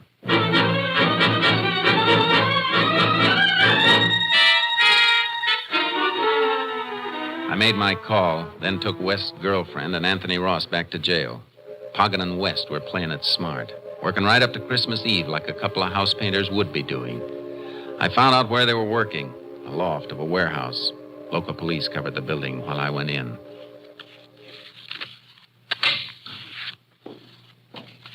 Eddie, who's that? Who came in? Probably the watchman. Watch out for those paint cans. Don't worry. I see him. That ain't the watchman's voice, Eddie. Come out of the shadows where we can see you. I'm coming, but seeing me isn't going to make you happy. Eddie, it's the Texas Ranger. Shut up, Hogan. I got my gun. Howdy, Ranger. Something you want? Yeah. I want the two men who robbed the Panhandle Equity Bank. Shut up. What would we know about that, Ranger? Come down off that scaffold and I'll tell you. Okay.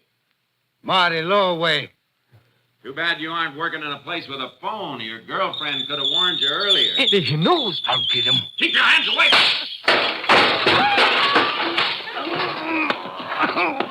I'm hurt. I'm bleeding. I just nicked you when you tried to dig for that gun in your pocket. You're not hurt. We didn't do nothing, Ranger. Somebody should have told you that the real Santa Claus gives. He doesn't take. Get up and try this present I've got for you. A pair of handcuffs.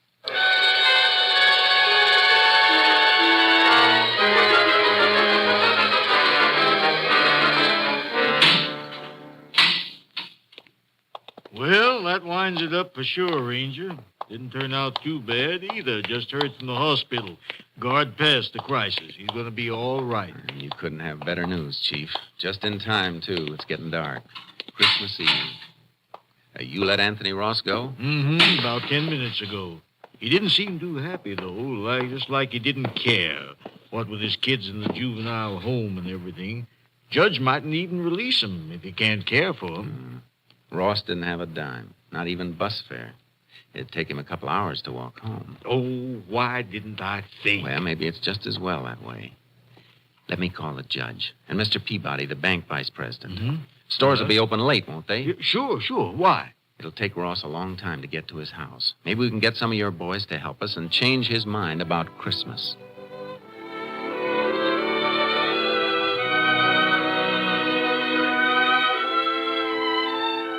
There's Ross. You hear him coming up the walk now? Mm-hmm. Coming slow. His tail is dragging. Yeah. Not that I blame him. Are the kids asleep? Yeah. All bundled up in them new blankets. Shh.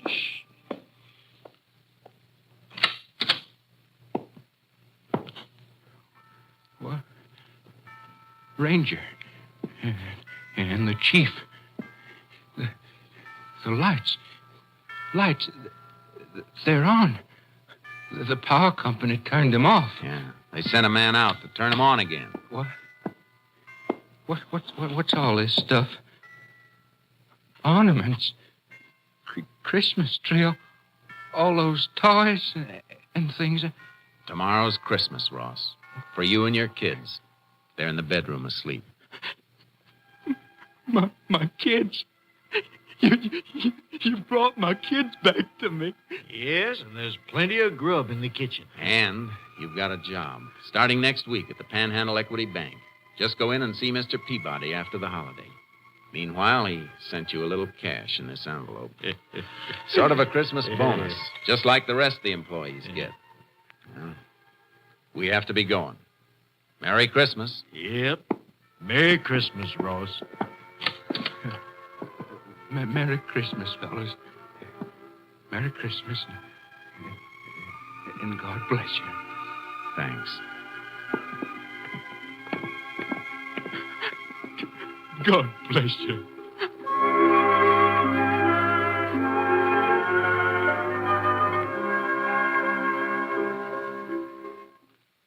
On behalf of all of us on Tales of the Texas Rangers, this is Joel McCrea wishing you a very Merry Christmas.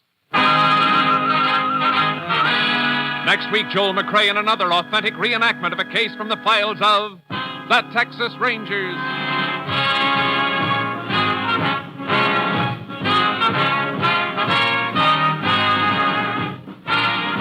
Joel McCrea is currently seen starring in the Universal International Technicolor production Frenchie. Tonight's cast included Tony Barrett, Shepard Menken, Jim Nusser, Virginia Gregg, Victor Rodman, and Byron Kane. This story was transcribed and adapted by Joel Murcott, and the program was produced and directed by Stacy Keach. This is Hal Gibney speaking.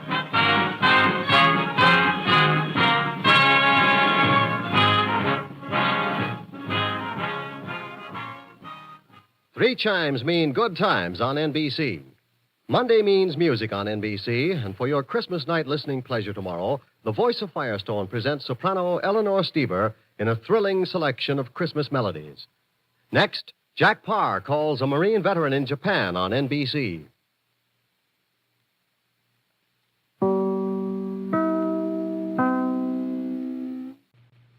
Presenting Joel McCrea as Jace Pearson in Tales of the Texas Rangers.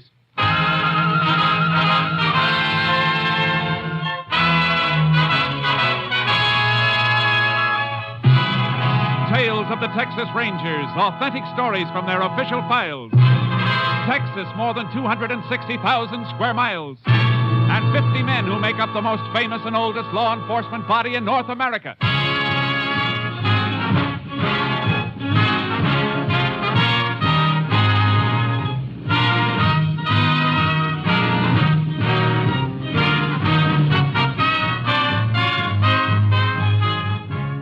From the files of the Texas Rangers come these stories based on fact.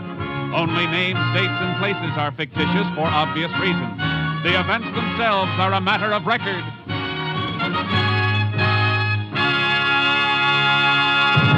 Tonight's transcribed case, Candyman.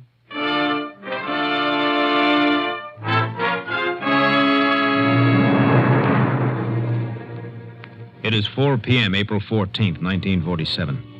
A prisoner at the jail in Pentland County, Texas, is being returned to his cell as the visiting hour comes to an end. His name is Paul Abbott, serving out a 6-month sentence for petty larceny. His cellmate, John Saygood, has not had a visitor. For Saygood is being held without bail, awaiting trial for murder. All right, Abbott. In.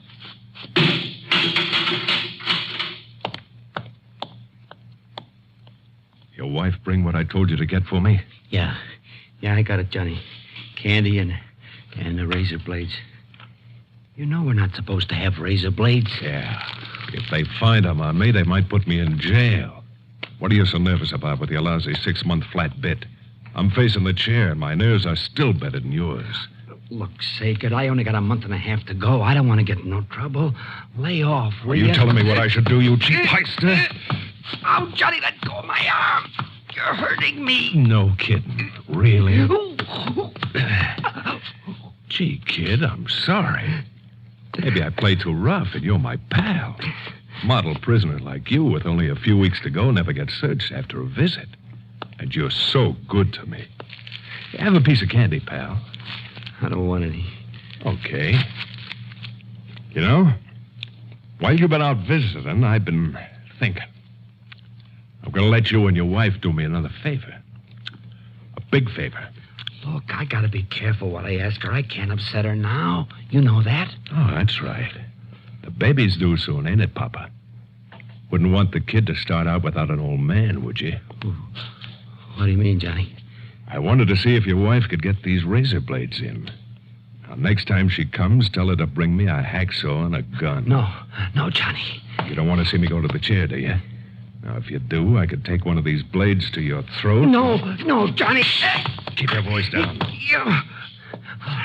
All right, Johnny. All right. I'll do it. You'll do it. Now, don't kid me. I can hear the wheels turning in that square head of yours. Next time the screw takes you out of here, you'll spill your guts. I won't, Johnny, I swear. I know you won't. And I'll tell you why. Because if you rat on me, somebody will slip a shiv into you. In jail or out. Now, remember that. Remember it if you ever want to see that kid. You don't realize what you're asking me to do. I ain't asking, I'm telling. If you decide to get brave with your own neck, remember I can have your wife taken care of, too. You wouldn't do that. All right, shut up. Here comes the screw. What's he yelping about? What's going on in here? We was just arguing, that's all. About what? Baseball. How many games Gehrig played for the Yanks? Is that right, Abbott? Ain't that right, Abbott? Yeah, that's right. Baseball.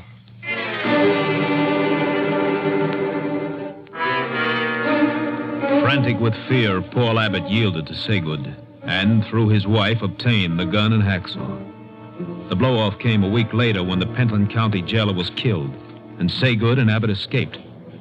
While roadblocks were being quickly set up by Ranger and Highway Patrol units, Ranger Jace Pearson contacted Sheriff Leonard Ginn at the county jail. Well, they were in this cell, Ranger. Yeah. Tongue of the lock has been hacksawed, Sheriff. Yeah, they must have waited in the passage until the jailer turned the corner here. Then shot him through the stomach and took his keys. Any idea where they got the gun? No, but Abbott's wife was allowed to visit. She could have slipped it in to him. You got a pickup out for her? Mm-hmm. Deputy's out after her now. Abbott made a big jump when they gunned the jailer. From petty larceny to jailbreak and murder. I don't know. A murderer like Saygood, he had a reason to crash out. But a first-timer like Abbott with only 4 weeks to go, he doesn't figure to make a break. Well, just the same, Abbott's gone with Saygood. We may find out why when we bring in his wife. Sometimes a man goes places he doesn't want to go, with a gun in his back.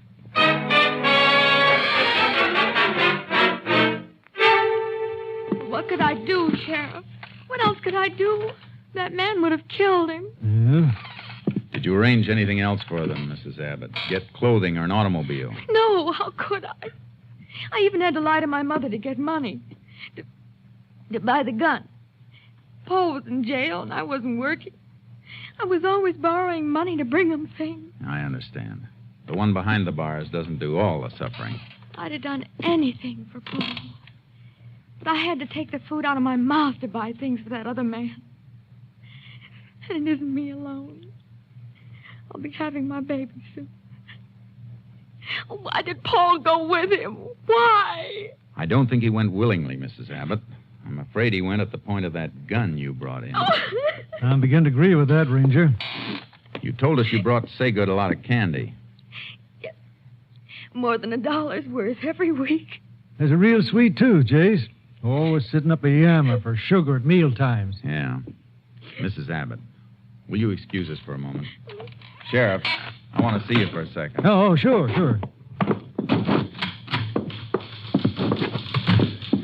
You got anybody watching our house in case Abbott and Saygood show up there? Yeah, it's covered. Good. Your office hasn't any report of a stolen car, huh? No, nothing yet. And they're probably on foot. Could be out of the county by now, though. We have other ranger units in the area. I'm going to call my headquarters and have one of them come with me so he can beat the countryside. Okay. Anything else you want me to handle? Yeah. They'll have to eat wherever they are. And even if they have money, they won't take a chance on being spotted buying anything for a while. That figures. I want you to make a careful check on any robbery report you get from food stores. Uh-huh. I'd like an itemized account of everything that's taken. I got a hunch Saygood will make a special effort to get his hands on some candy.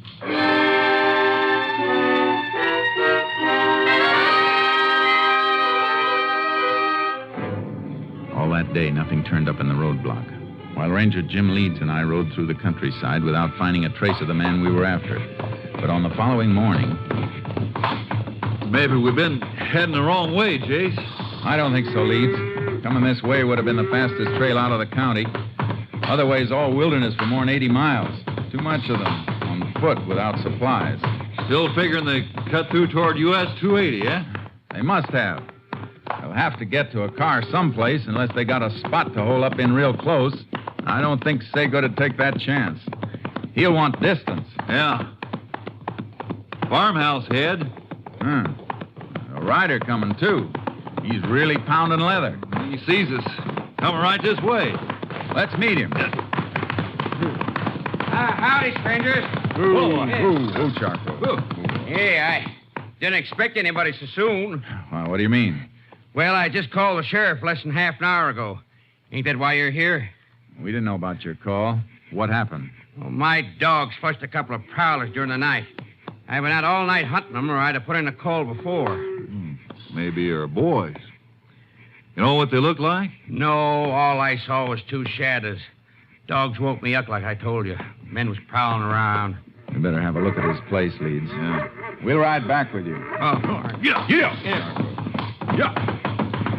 How long ago did it happen? Oh, reckon it was 2 a.m., about 6 hours ago. You say you chased him? Yeah, but I couldn't spot him in the dark. Just rode around all night. If I'd have had any sense, I'd have called right away, but they threw a couple of shots at me when I saw him, and I got hot and went for my gun and lit out. I see. They get anything?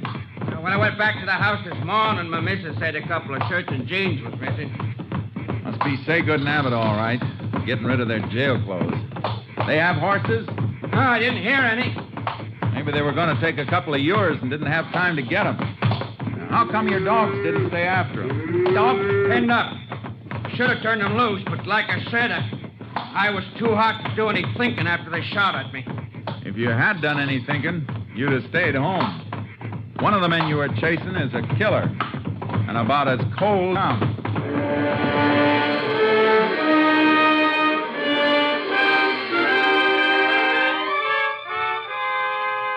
We picked up their trail near the farmhouse, and about 4 miles out, we found the ashes of a fire and chicken bones and feathers, and in the brush near the same spot, a bundle of prison clothes. From there, the trail led straight to the U.S. highway. You can see the road through the brush now, Jace. Yeah. Let's hope we spot a highway patrol car before we... Now, what's the matter? Something off the road in that patch of Douglas fir. It looks like the front of a truck. Pulled pretty far back. Come on. Get up, Charlie. Yeah, boy. Yeah. Oh. Whoa, boy. Haul truck. Stacked with new cars. Uh-huh. That's what they are. Well screened from the road, all right. Yeah. Driver doesn't seem to be around. Unloading ramps down, Jace. Tire tracks on the ground. They've got a car now, all right. Wonder what happened to the driver of the truck. Blood on the cab seat. And more on the running board and the ground. Goes this way. There he is. Dead, Jace. Probably tried to go for help and couldn't make it. Yeah. Wound looks like Saygood's trademark. Shot through the stomach.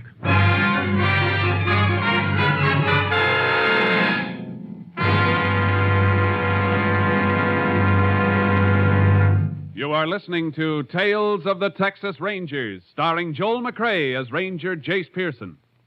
Now we continue with tonight's case, Candyman, an authentic story from the files of the Texas Rangers.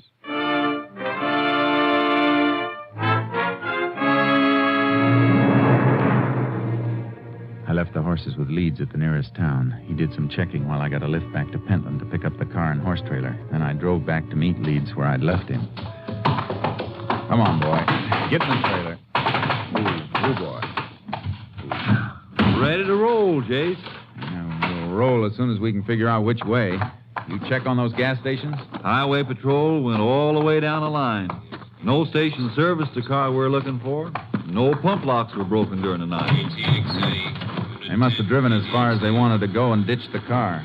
Somewhere within about 100 miles from you. How do you figure that? Well, new cars coming off the assembly line only get a few gallons of gas put in them. If they didn't take on more gas, they got as far as they could on what was in the tank. That makes sense. We'll head west. Sagan's had trouble in Oklahoma and Louisiana, according to his record, so he'd go to New Mexico, where he's clean, if he left the state. Yeah? Guess it's our best shot.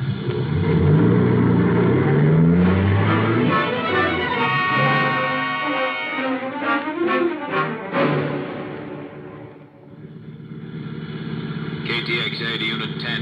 KTXA to Unit 10. Unit 10 to KTXA. Go ahead, KTXA. Have report for Unit 10 on subject John Saygood. Only known associate of Saygood's was woman known as Marcella Roberts. Present whereabouts unknown. Last location was place of business, beauty salon in Abilene, Texas. Left there 2 months ago. Unit 10 requests check of cosmetic distributors and supply houses. Check recent orders as possible source of new address on subject Marcella Roberts. Will do, Unit 10. Moment, Unit 10. Have another message coming in for you, Unit 10. Stand by. Unit 10 standing by. Maybe they found the car, Jace. A big help if they have. Here it is, Unit 10. General store at Pike Hill entered during early morning. Situated 30 miles west, your present location. Check of stolen merchandise includes candy. That fits subject Saygood. Proceeding to Pike Hill immediately. Unit 10, 10-4. KTXA, Austin.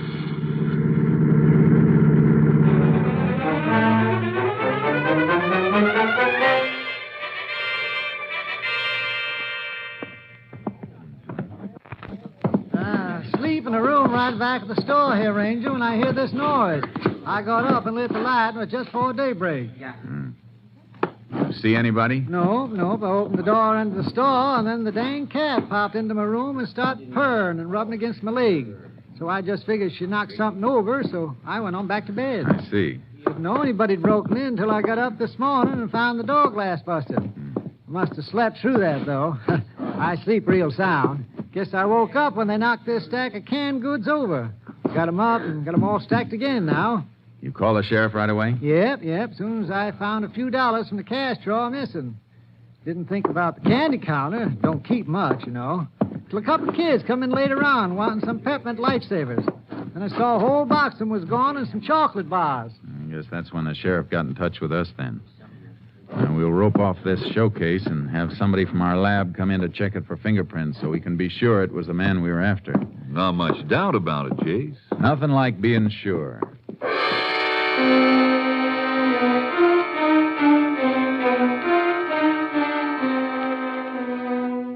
We drove further west from Pike Hill past Virgo while we waited for the fingerprint check.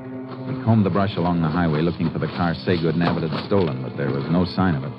If it was abandoned, it might stay hidden for weeks. Nothing in here, Jace. No. Would have been a good spot to ditch a car, though.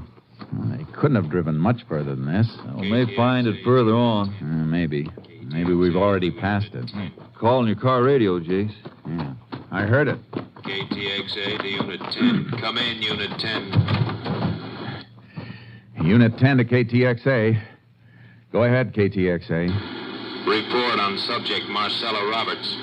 Cosmetic distributor check shows nail enamel ordered in subject's name 2 weeks ago. Delivery made to Adorable Beauty Salon, Virgo, Texas. Units 10 and 7 continuing investigation. Unit 10, 10-4. KTXA, Austin. Pile in, Leeds. Virgo's about 15 miles back, Jace. Yeah, I had a hunch we came too far. Figure the woman's helping him hide out?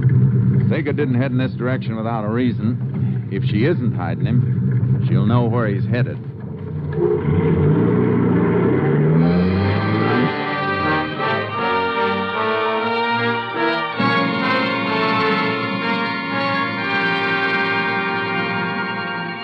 Marcella Roberts wasn't at work, nor was she at her home when we got there, but she came home about an hour later.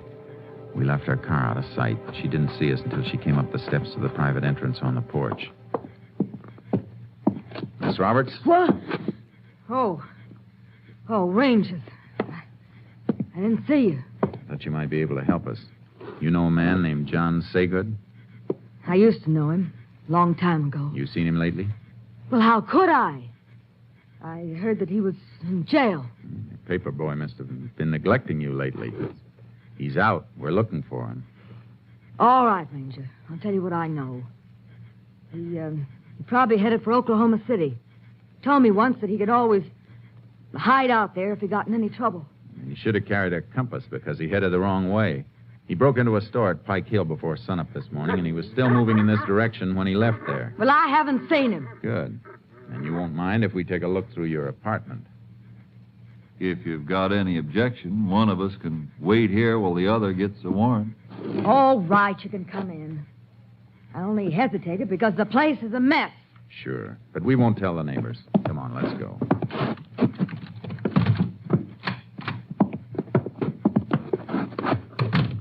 Well, here you are. I couldn't hide a mouse in here. Leeds, check the bathroom and closets. I'll look in the kitchen. Right, Jay.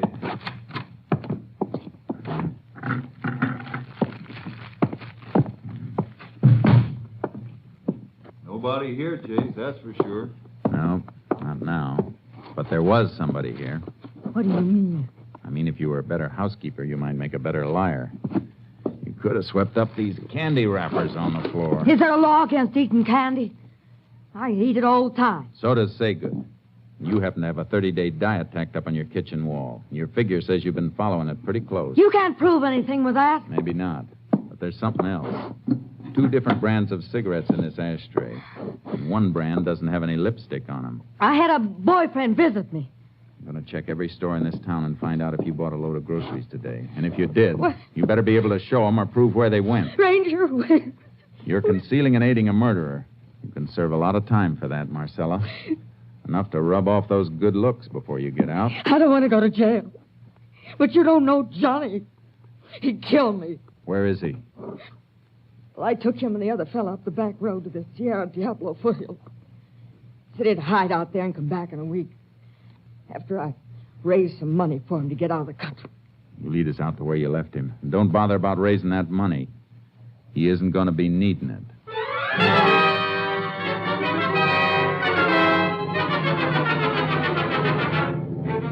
We followed her to the place where Saygood and Abbott had been dropped, at the base of the wild Sierra Diablo country, catching the last rays of the sun. Leeds and I took our horses out of the trailer and started after them. Getting pretty dark, Jace. Yeah. Have to leave the horses and go on foot soon, or we'll lose this trail. I can hardly see anything now. Hold up a minute. Woo, Charcoal. Oh, what?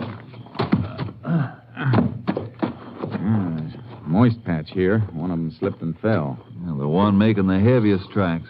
Probably Saygood. No, Abbott. Saygood's bigger, but he's using Abbott for a pack mule to carry supplies.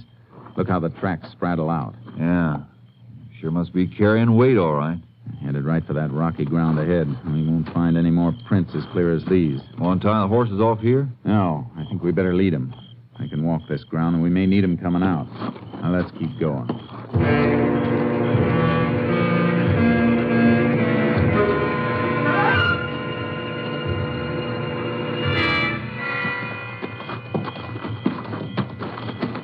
We've lost him, Jace. Keep flashing your light around it. Keep it cupped. All right. I'll spread out a little. No, wait a minute. Come back. Huh? What'd you find? Earth is soft at the base of this rock. Yeah, but no prints in it, Jace. No, but look at those marks. Rattlesnake tracks. Yeah, wasn't moving away from here, though. Den's probably in under the rock. was weaving back and forth. A rattler only does that when it's disturbed. You mean they scared it passing by? Something scared it. Some loose rock fell around here not long ago, either. You can see where it chipped as it fell. The chips are fresh. Haven't been weathered over. Then they must have knocked it loose climbing up around a rock. Yeah. Let's find out. And if they did come this way, they must have moved along this ledge. Here. Use your light again. You're right, Jace. Look at this. Yeah. Piece of broken shoelace. Snapped while they were climbing. And they sat there and tied the rest of it. See where his back rubbed dirt off the rock behind him. Yeah. They made straight for that plateau. Gives Saygood a clear view of anything coming up by day. Gonna leave the horses here and go on? No. Climb down and get them. We'll circle the rocks and take the long way up. We'll give Saygood a chance to fall asleep. We may be able to take him alive.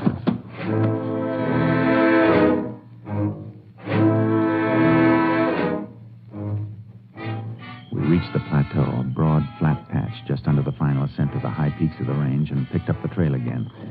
It led straight toward a clump of trees and brush, and through the trees we saw the glow of a fire. We moved toward it. The moon's pretty bright now, Jace. We're out here. They're in cover.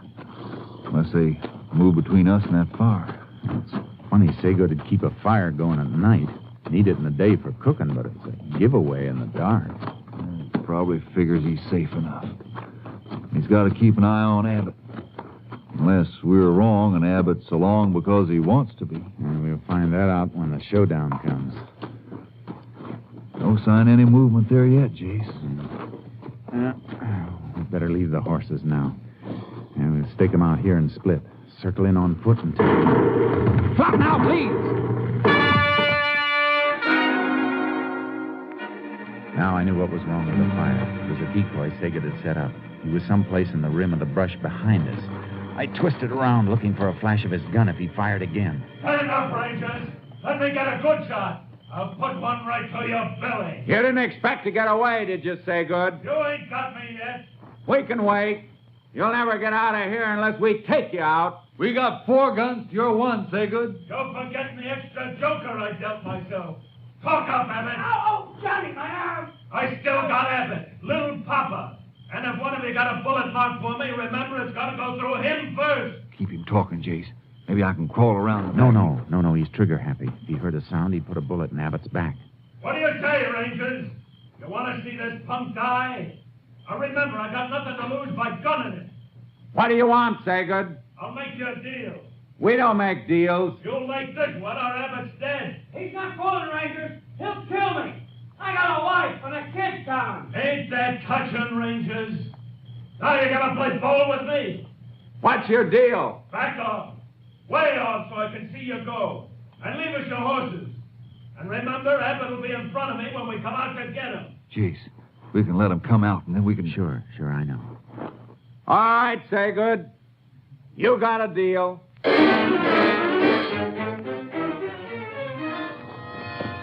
I loosened the cinch on charcoal. We backed away, ready in case they fired.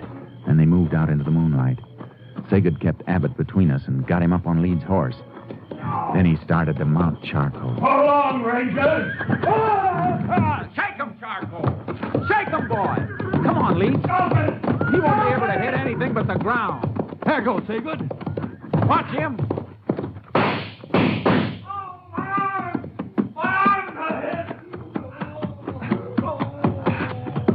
You all right, Abbott?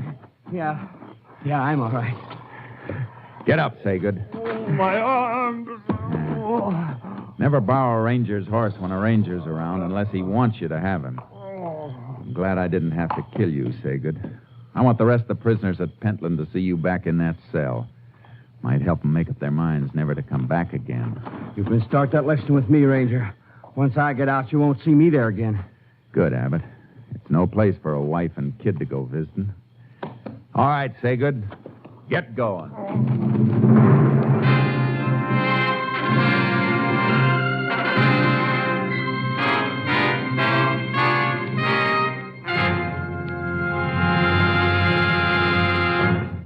John Saygood was brought to trial and found guilty on 3 counts of murder.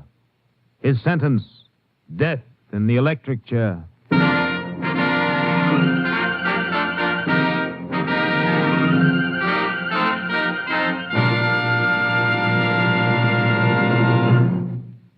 This is Joel McCrea. Many tales about the Texas Rangers have been repeated until they are legend, and here's one of my favorites. Many years ago, rioting broke out in a Texas town, and the mayor appealed for aid from the Rangers. He was at the railroad depot to meet the expected help when a stranger got off the train and approached him. "Are you the mayor?" the stranger asked. The mayor, looking anxiously for the Ranger force, said, "Yeah, but I have no time to talk to you now. I'm waiting for the Texas Rangers to stop this rioting." The stranger said, "I'm the Ranger. I was sent down to help you." The mayor's mouth dropped open in dismay. "They only send one Ranger?" Puzzled by the question, the Ranger said, "Yeah. You only got one riot, haven't you?" Don't forget our date, same time next week, folks. See you then. Next week, Joel McCrea in another authentic reenactment of a case from the files of the Texas Rangers.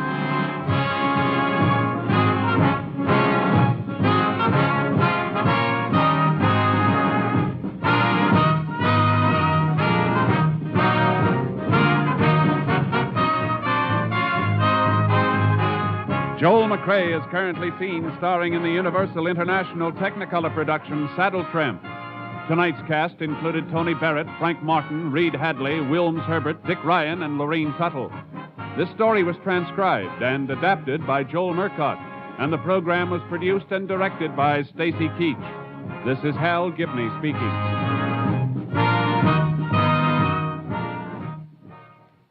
Three chimes mean good times on NBC. The secret of Dennis Day's comedy is that he always appears perplexed and bewildered.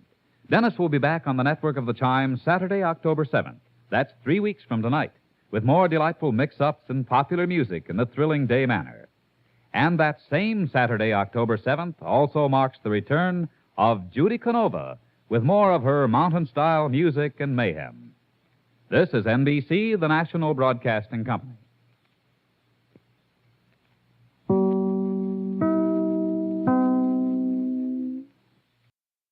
The National Broadcasting Company presents Joel McCrea in Tales of the Texas Rangers.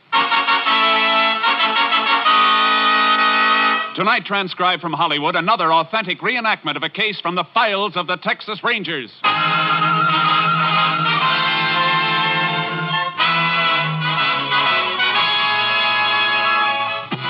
Tales of the Texas Rangers, starring Joel McCrea as Ranger Jace Pearson. Texas, more than 260,000 square miles, and 50 men who make up the most famous and oldest law enforcement body in North America.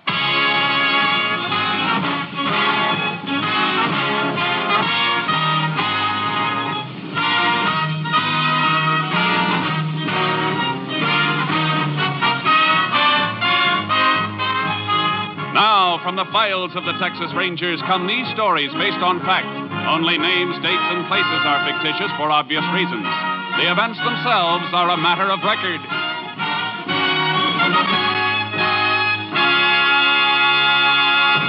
Case for tonight, death in the cards.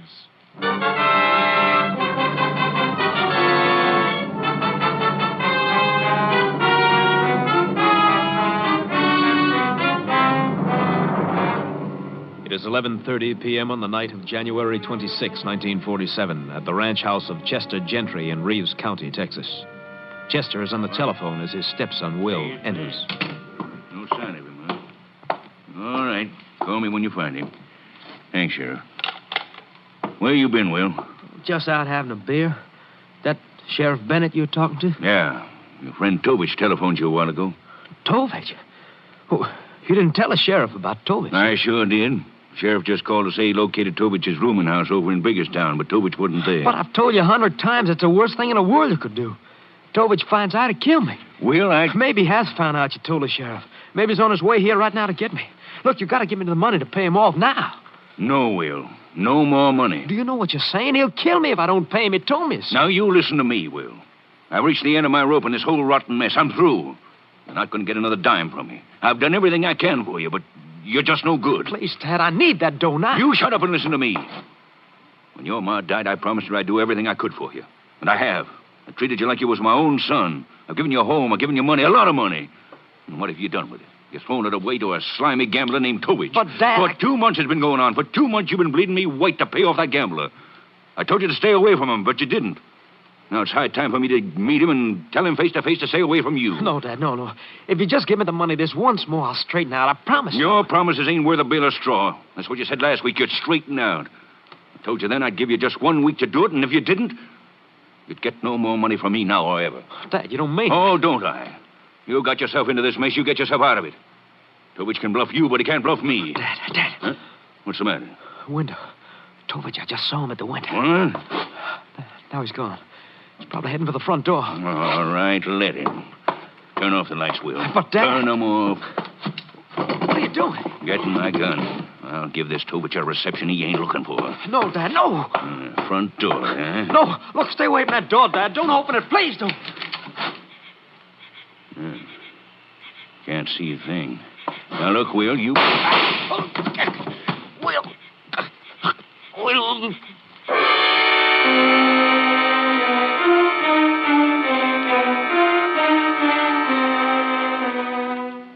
Chester Gentry lay dead at his own front door. Will immediately notified Sheriff Bennett's office. The sheriff requested help from the Texas Rangers. Ranger Jace Pearson was assigned to the case. He joined Sheriff Bennett at the Gentry Ranch. Looks like an open and shut case, Jace. Tovich came here to get Will, but it was Chester who opened the door and collected the slugs instead. Where was the body, Sheriff? Lying right across the front doorway here. How long ago did the shooting take place? A couple of hours ago. Chester notified me earlier in the evening he'd gotten a call from this Tovich. The call came from Biggerstown, so I went over there to see if I could find him. I located his rooming house, but he'd checked out. Looks like while I was there, he was here. You say Tovich had been bleeding Will and Chester for some time, huh? Yeah, about 2 months, according to what Chester told me on the phone. Well, let's talk to Will.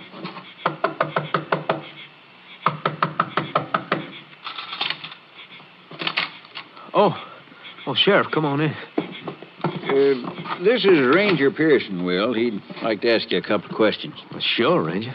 How long have you known this Tovich, Will? A couple of months, I guess. And where'd you first meet him? Pete's place, down the highway. That's a roadhouse, Jace. That where you did your gambling? No.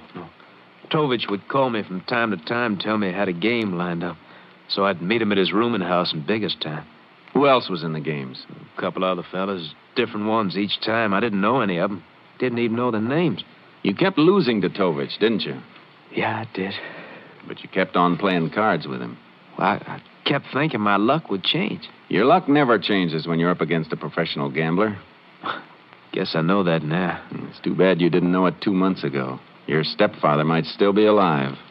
Ranger, there just isn't a thing you can say to me that I haven't already said to myself. I've been sitting here for 2 hours thinking about it. Knowing if I had the guts to straighten out, this wouldn't happen. There's only one thing I hope right now. I hope somehow Dad knows how I feel. All right, Will. What does Tovich look like?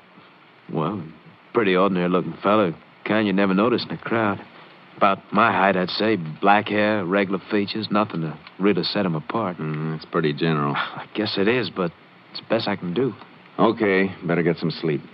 You find any tracks outside, Sheriff? Nope, my deputies scoured the yard, but it's too gravelly to hold any kind of tracks, car or foot. Will, do you remember hearing a car pull away from here after the shooting? Why, no, Ranger. Now, come think of it, I didn't even hear one come up. Okay. When it gets light, we'll ride around a little in the back of the ranch, Sheriff, and see if we can pick up any footprints. Right. In the meantime, let's take a run over to Biggerstown and talk to Tovich's landlady. Maybe she can give us a better line on him.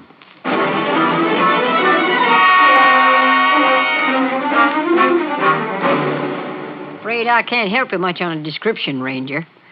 I only got a good look at Tovich once.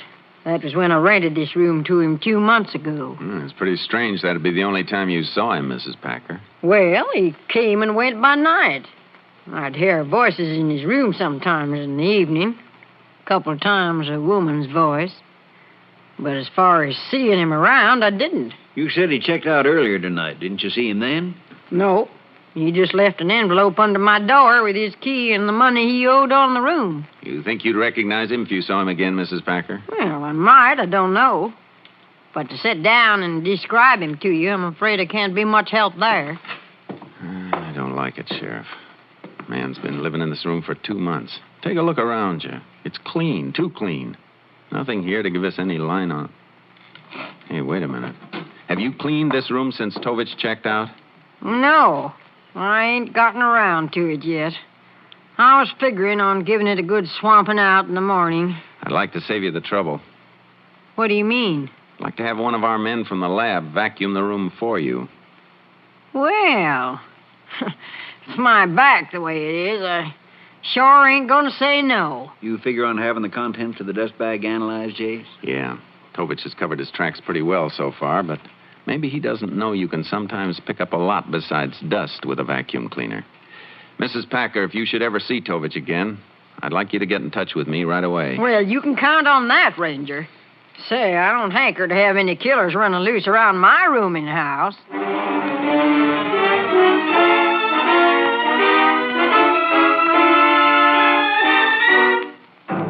Dawn came, and the only thing new on the case was the publicity. The papers were carrying the story with pictures of Chester and Will. The sheriff and I started scouring the country in back of the Gentry Ranch on horseback. This is hunting weather, Jace, with all that frost on the ground. Yeah, so far the hunting hasn't been good. Let's see, we're right in line with the back of the ranch house now. Yeah, maybe we better split up and go around. Hey, hold it. Take a look on the ground there. Yeah, foot tracks. Coming from the back of the ranch house, too. And judging from the distance between the tracks, he was in a hurry. Come on. Heading straight north for the river, Jace. He could be trying for the New Mexico border. Could be. You know, one thing, should be pretty easy to follow the tracks in the frost. Yeah. There's something funny about these tracks, though. What do you mean? I don't know yet. Can't just put my finger on it, but we'll keep trailing. See if we can put our finger on Tovich. Come on, Charcoal. Yeah.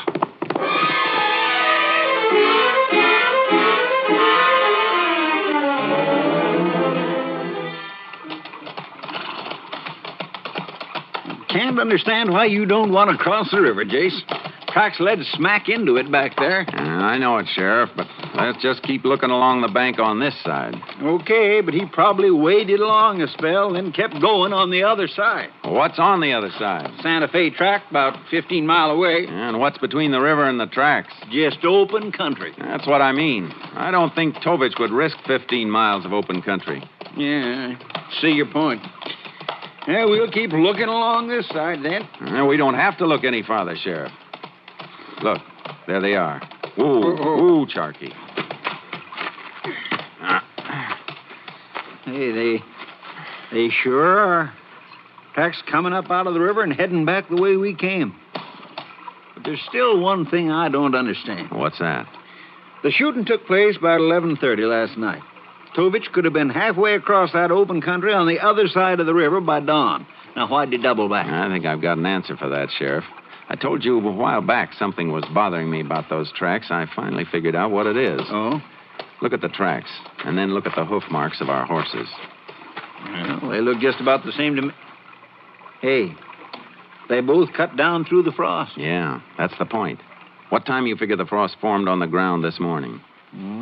Between 4 and 5, maybe. And those tracks were made after the frost formed. They cut through it. If they'd been made before the frost, it would have formed over them. Wait a minute. Maybe Tovich realized he killed the wrong man. Maybe he hid around the ranch trying for another crack at Will. And now those tracks are heading toward the ranch again. Come on, Sheriff. We better get back there in a hurry.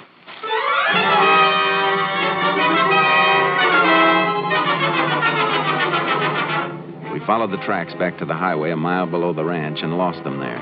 Then we headed for the ranch house. There was no sign of life around the place. I don't see Will outside anywhere. His car's in the driveway. I hope we're not too late. Will! Oh, morning, Sheriff, Ranger. Yeah, that's a relief. Oh, come on in. Well, something the matter? We thought there might be. Can I use your phone? I want to call my office and see if there's anything new. Help yourself. Back in the hall. Okay, thanks. Ranger, what's the sheriff mean about being relieved to see me? Will, it's possible Tovich hung around here, the ranch, last night after the shooting. What? You see or hear anything after we left? And it wasn't my imagination. What do you mean? Well, after you fellas left, I locked up tight. About 3 or 4 this morning, a sound woke me up. What kind of a sound? Well, like somebody walking around outside. You think could have been Tovich? I don't know. Well, I've got Dad's gun. If Tovich ever shows up around here again, I'll handle him. Law enforcing's our business, Will. Don't try and take it into your own hands. Jace. Yes, Sheriff. Now, what is it? My deputy just told me that landlady, Miss Packer, phoned the office for you about an hour ago. Mrs. Packer? Yeah, they told her to call out here. Will? Yeah. Did a Mrs. Packer phone me? Oh, a woman phoned. Didn't leave a name, but she did leave a number. I got it written down right here. Thanks. Operator? 2734J. How long ago did she call, Will? Oh, about an hour ago, I guess. She leave any message? No. Just said to ask you to call her. You told her to get in touch with you if she ever saw Tovich again, Jace. Yeah, I know. No answer. Come on, Sheriff. We better get over to Biggerstown and find out what's on Mrs. Packer's mind.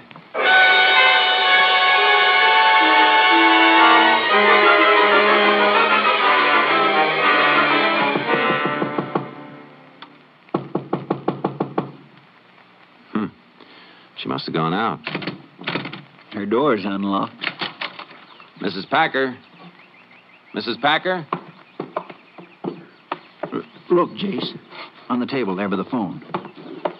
Newspaper. Folded to the story of the killing. Well, she can't have gone very far. Coffee's boiling on the hot plate. Pot's just about boiled dry. Come on, let's take a look in the next room. You know, it's funny. She'd call and then be... Jace. On the bed. Yeah. Mrs. Packer. Strangled.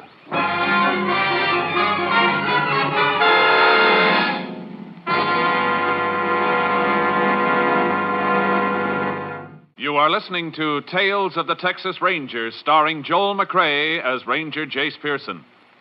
We continue now with tonight's case, Death in the Cards, an authentic story from the files of the Texas Rangers.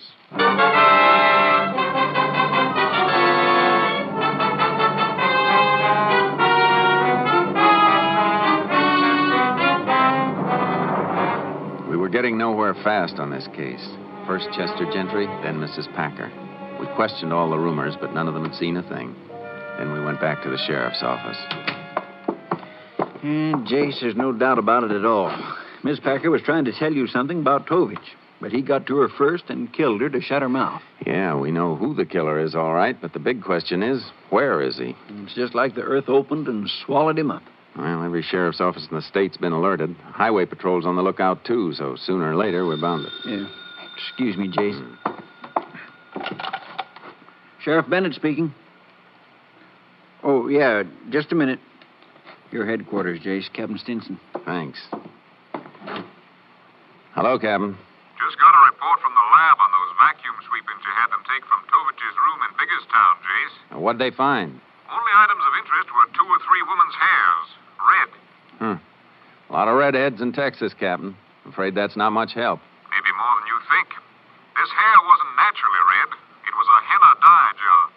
And judging from the distance between the roots and the dye, the lab figures it was dyed about a week ago. Well, now that's a horse of a different color. Well, thanks a lot, Captain. I'll keep you posted. Sheriff, we haven't had any luck finding Tovich, have we? We sure haven't. Okay, now we're going to start looking for Tovich's girl.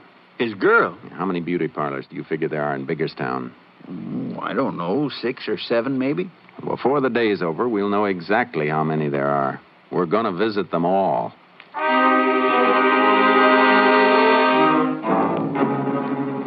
The sheriff had underestimated the town. There were 10 of them. We had no luck on the first 7, and then just at dark, we hit number 8. There we found an operator who remembered giving a henna dye job to a girl named Thelma Parrish about a week ago. We learned that Thelma was a waitress in a coffee shop, so I parked my car around the corner and we dropped in on her.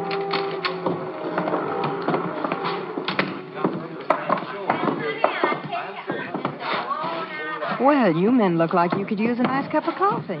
Nothing I'd like better right now than having a pretty red-headed waitress pour me one, ma'am. Why, thank you, Ranger. Coming up. What do you think, Jace? I think maybe. Cream? Black, please. Yeah, black here, too. Well, here you are. Thanks. Seen your boyfriend lately? Boyfriend? Tovich. Who? Tovich. You must have me mixed up with somebody else, Ranger. I don't know anybody by that name. Are you real sure about that, ma'am? Well, of course I am. A girl's sure who she does know and who she doesn't. Well, either I'm mistaken or you're lying to me. Look, I don't know what this is all about, but I do know better than lie to a ranger. I hope so. Well, come on, Sheriff. We better be getting back to your office. Okay, Jace. Here's for the coffee. Thanks. Sorry I can't help you any about what's his name. So am I.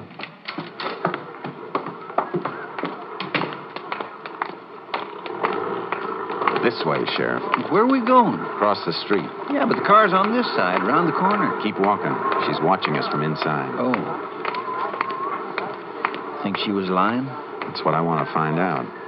Well, she seemed pretty sure of herself. Okay, we're out of her line of sight now. Let's get in this doorway, quick.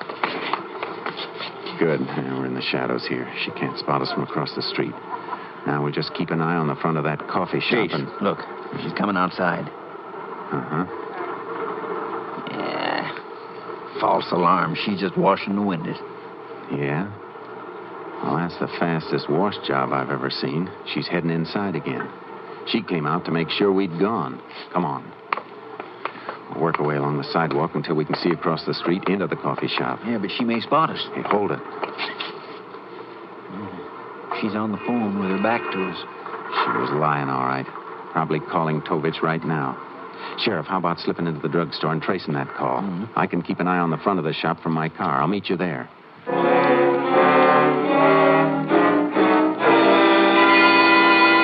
The sheriff disappeared into the drugstore. I waited in my car. A couple of minutes later, he came over and got in wearing a very puzzled look. Must be some mistake, Jace. What do you mean? That waitress, she just telephoned the Gentry Ranch. I don't think there is any mistake, Sheriff. And right now, it doesn't surprise me much. Yeah, but as far as we know, the only one at the Gentry Ranch is Will. Yeah, but Will's going to have company as soon as we can make it there. Wait a minute. You trying to say that Will Gentry... Sheriff, it looks like there is no Tovich and never has been. I guess the boy we've been up against right from the start is Will Gentry.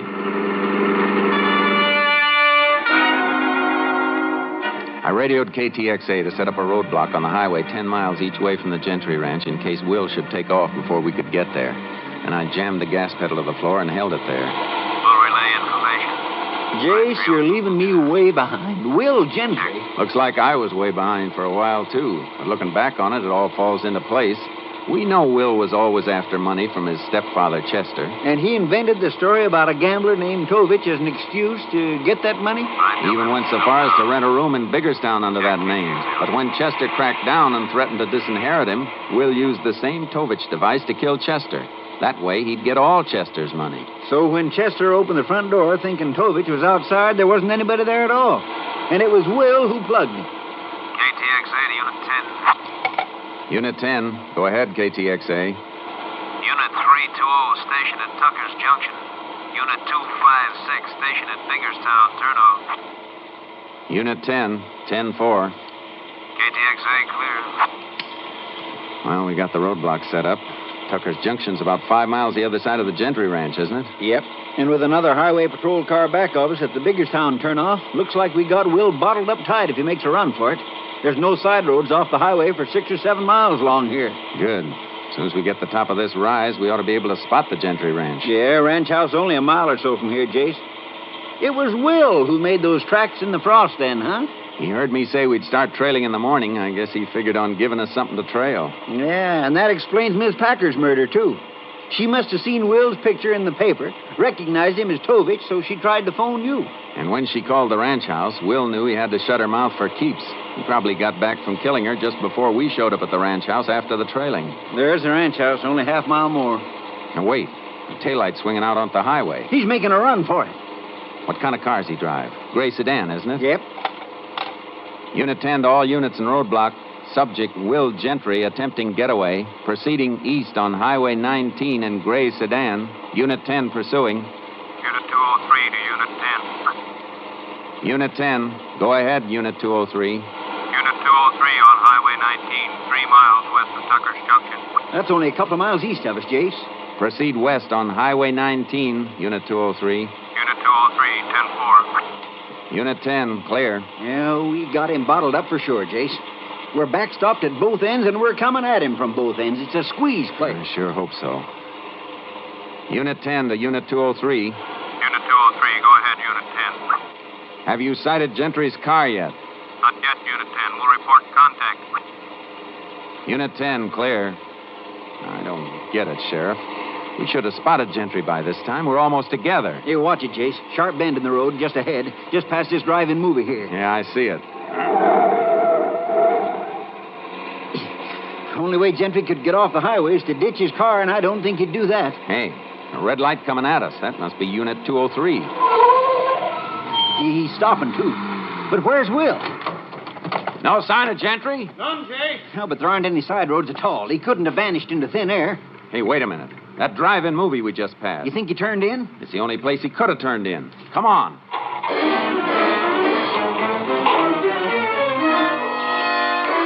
We went back to the drive-in theater, stationed the highway patrol car at the exit, then the sheriff and I talked to the theater manager. He remembered a gray sedan pulling in there a few minutes before. He'd sent it to the rear aisle, so the three of us circled around the theater on the outside of the fence and then came in through a small gate in the rear. But Gentry's car wasn't in the back row. But he's got to be in this back row, Ranger. That's where I sent him. Look, there's a vacant spot in the row. And one in the next row ahead. He could have wormed his way forward a few rows. Yeah, that's right. A lot of people do that trying to get a better spot. About 200 cars in here. It's going to be like looking for a needle. Hey, hold it. 3 aisles up, near the side. Yeah, that's his car, all right. Gonna take him now, Jace? I can't. There's too many cars around him. It's a cinch he won't come peacefully. Somebody might get shot. If we could only get the car on each side of him to get clear. I could make an announcement on the public address. No, that's no good. He'd probably start shooting. I can't warn the car on each side. Will would spot me. Same goes for you, Sheriff. Want me to do it? You? Oh, I don't know. It'd be pretty... Hey, wait a minute. Yeah, I think I got it. You go up to the car on this side of Will. Tell him to clear out in exactly 1 minute. Then go to Will's car. Tell him you're checking the reception on those speakers they hang on the side of their cars. And then go to the car the other side of him. Tell them to clear out in 2 minutes. Good idea. That way, maybe Will won't get suspicious. 30 seconds after the second car leaves, turn on all the lights. Okay. I'll give it a whirl. See you after it's all over, I hope.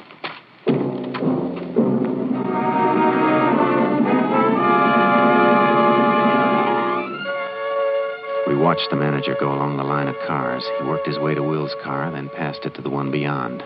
Then he headed for the projection booth. So far, so good. Seconds ticked by. At the end of the first minute, the car this side of Will pulled out. Another minute went by, and the car the other side of Will got going. He's out in the open now, Jace. Yeah. 20 seconds till the lights go on. Come on. John, you came to the And we'll get just a little closer. I'll take him from this side.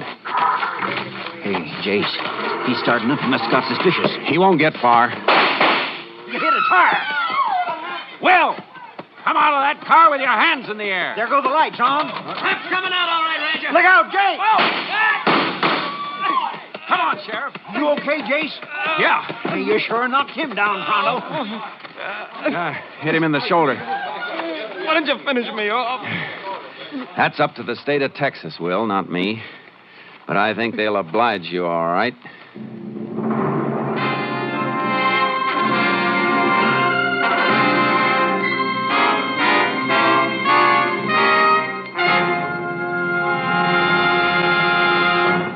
Will Gentry was tried and convicted of the murders of Chester Gentry and Leona Packer.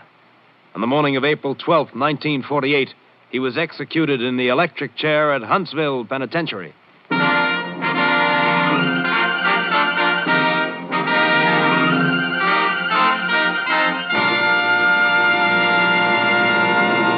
And here again is the star of our show, Joel McCrea, with another interesting story about the Texas Rangers.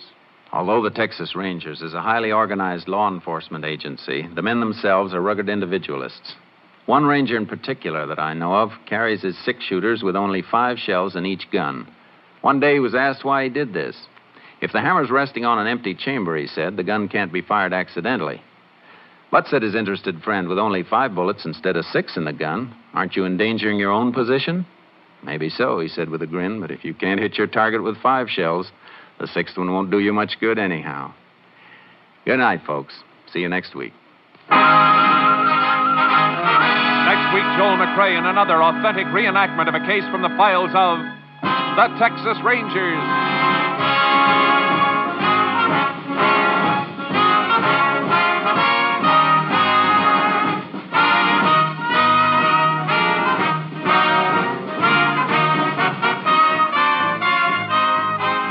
Joel McCrea is currently seen starring in the Universal International Technicolor production, Frenchie.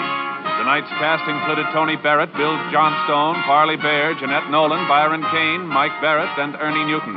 This story was transcribed and adapted by Bob Reif, and the program is produced and directed by Stacy Keach. Hal Gibney speaking.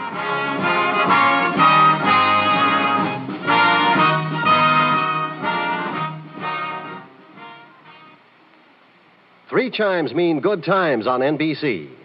Remember all the delightful troubles that beset Mr. Blandings when he built his dream house? Well, starting next Sunday afternoon, you can hear the further adventures of the beleaguered Mr. Blandings and his wonderful wife, Muriel.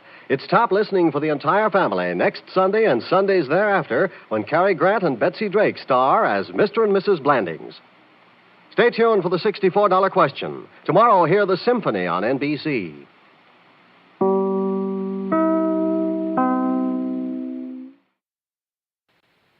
Listen at the close of this program for an important announcement of a change in time for Tales of the Texas Rangers.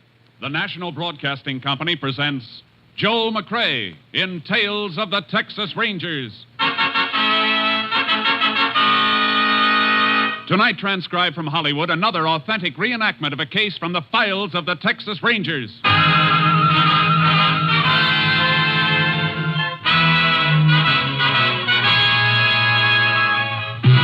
Tales of the Texas Rangers, starring Joel McCrea as Ranger Jace Pearson. Texas, more than 260,000 square miles, and 50 men who make up the most famous and oldest law enforcement body in North America.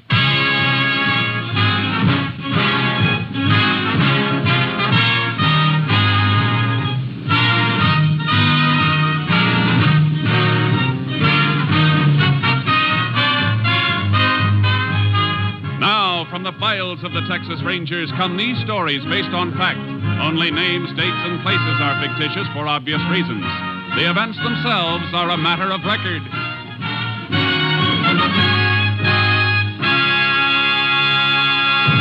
Case for tonight, blood relative.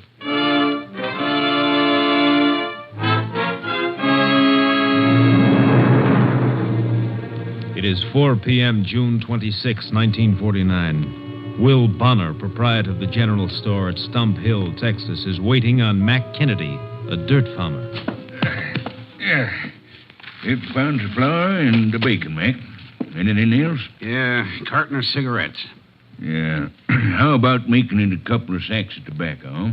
What's the matter, Will? My credit no good anymore? Mac, I think you ought to pull in your horns a little. Your bill's running kind of high. You get your money, don't you? Ain't a question of getting it, Mac. You stand to make a good crop this year. Unless you have to pay out, the better chance you'll have to get on your feet permanent, without no credit. Let me worry about... go ahead. Wait on him. Yeah. That's all right. I got time. No, I'll take care of you, stranger.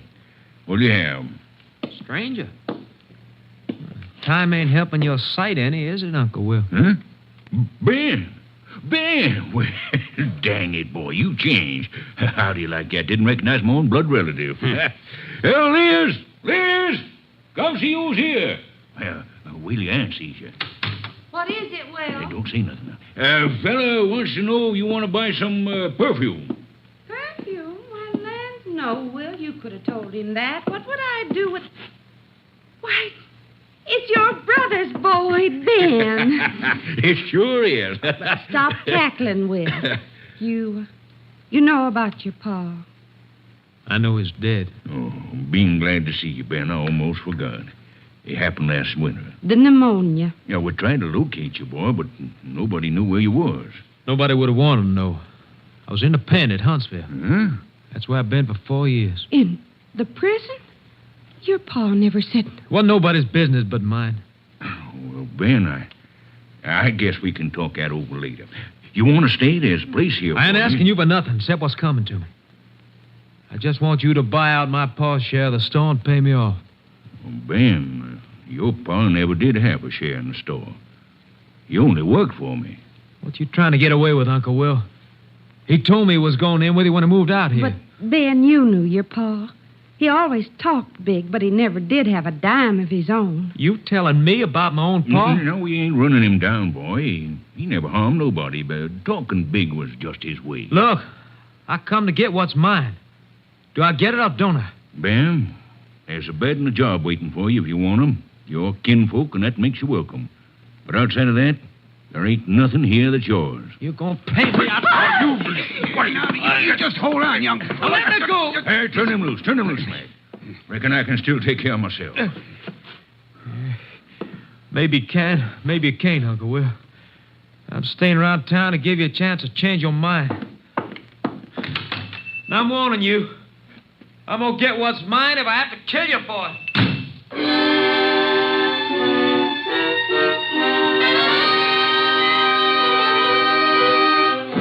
The following morning, June 27th, neighbors found Will Bonner shot to death and his wife Liz critically wounded and unconscious in the back room living quarters of their store. The sheriff called with the assistance of a Texas Ranger. Ranger Jace Pearson was assigned to the case. Well, that's all of the story, just like I found it, Jace. You look pretty downhearted, Sheriff. Bonner a friend of yours? I knowed him all my life. He helped me get elected. Hey, body's in the back room. You want to see it? Yeah. You can stay here if you'd rather. No, I'll come. Guess you noticed the way the safe was cracked and the door where the killer got in? Yeah, professional job, all right. I covered Will over with a sheet. Maybe I shouldn't have, but It's all right. Coroner hasn't been here yet, huh? No, he's on his way. Dead about 6-7 hours. How do you figure that, Jace? Rigor mortis just beginning to set in. You see a lot of them, you get to know. 9 o'clock now. That means it happened about 2 or 3 this morning, huh? That's close to it. How about Bonner's wife? She gonna pull through? Doc Woodson took her to the county hospital. He said there's a little chance. You've got a deputy posted at the hospital in case she comes to? Yep, he can take any statement she... Sheriff, I gotta talk to you a minute. Well, all right, Jody, come in. Farmhand works for Mac Kennedy on and off. Howdy, Ranger. Sheriff.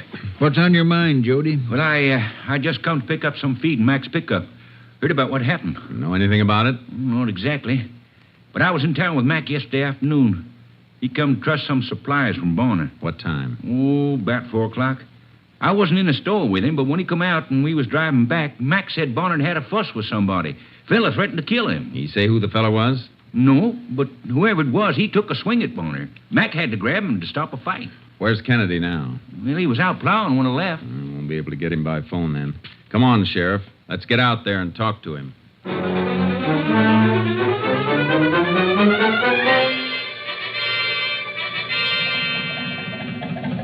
Dead? Will Bonner dead? Yeah, and Liz is mighty close to joining him, Mac. Better cut the motor on your tractor. Yeah.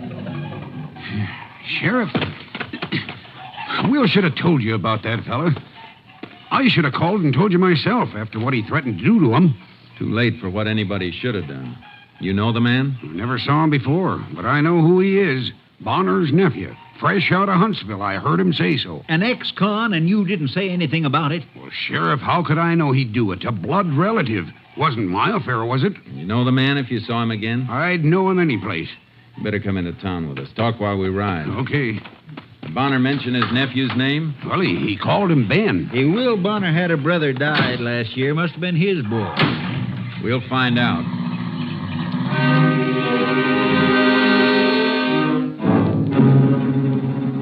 On the way into Stump Hill, Mac Kennedy told us the story of the threat and gave me a description of Ben Bonner. I put a shortwave radio call through to KTXA. Unit 10 to KTXA. KTXA, go ahead, Unit 10. Request all units be alerted to look out for subject Ben Bonner, recently released from Huntsville. Subject wanted for questioning in murder of Will Bonner at Stump Hill. 10-4. Request special alert on all roads leading from Stump Hill. Subject may be leaving area on foot or by hitchhike. 10-4. Unit 10, clear. KTXA, Austin. Maybe young Bonner didn't run for it, Jace. He may be hiding out someplace nearby. Not likely, Sheriff. If he killed his uncle, he'll go for distance. He killed him, all right. You can bet on that. When a man's life's at stake, Kennedy, I don't bet.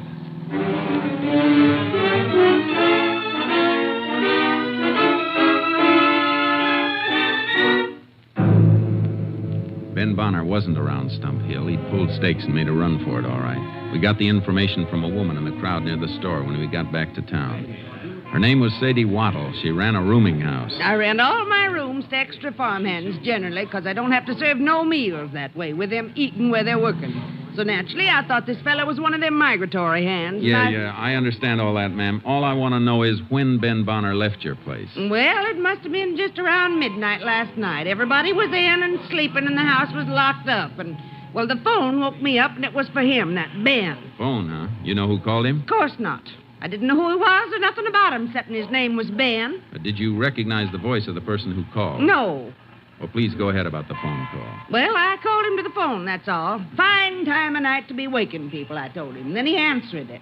Right after that, he lit out like the devil was after him. You hear any of the conversation? I did not. I mind my own business. Besides, all he said was hello. After that, all the talking must have been done by whoever called him, because he never said another word, just listened a minute, then hung up and lit out. Phone ringing in the store, Jace. I better get it. Go ahead, Sheriff.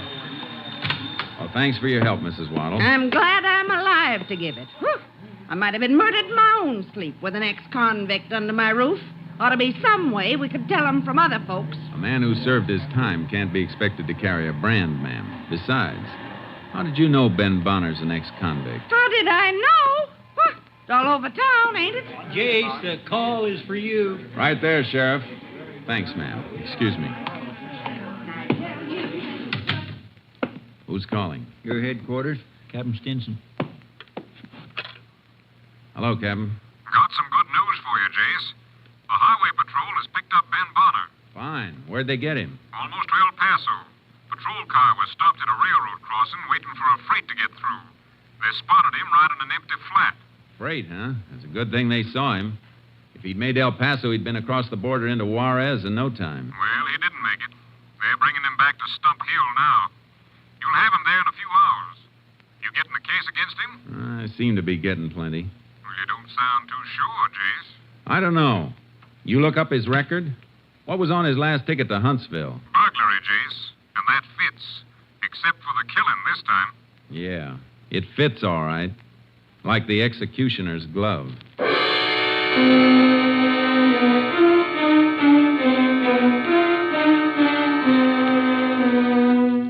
Stump Hill was 5 miles cross-country from the nearest railroad spur. We had time before the highway patrol would be delivering Ben Bonner. We sent Kennedy back to his farm. I unloaded charcoal from my horse trailer, and the sheriff got his horse. We rode to the railroad tracks. He was smart, Jace. Almost got away. Lots of them almost get away. He sure made a lot of distance in a hurry. Don't know why you wanted to be sure he came this way to get to the train. I just wanted to be certain he cut through this 5 miles on foot. Proves he didn't hitchhike a fast ride and pick up a train further on down the line. Well, luck was with him for a while. He caught the only train he could have caught. You mean only one freight goes through here at night? Yep. Hotshot passenger clears first at about 1 a.m. Freight comes through about 15 minutes later. Slows for the grade here where he jumped it. About 1:15's the schedule for the freight then, huh? That's right. Well, let's get back to town. Come on, Chuck. You look like that train schedule means something, Jace. It might. Coroner's report ought to be in by the time we get back to town. Hey, I see what you mean. If Bonner was killed between 2 and 3 a.m. like you figured... It'll mean his nephew Ben was on that freight at the time the old man was killed. The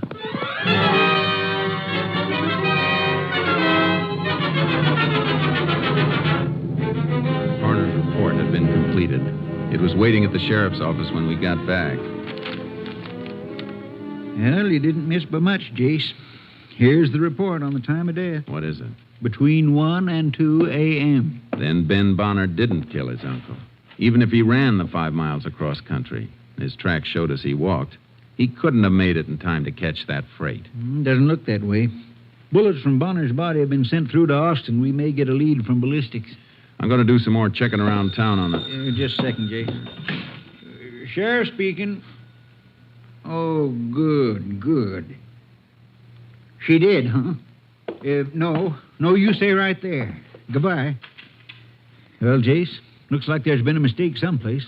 That was my deputy at the county hospital.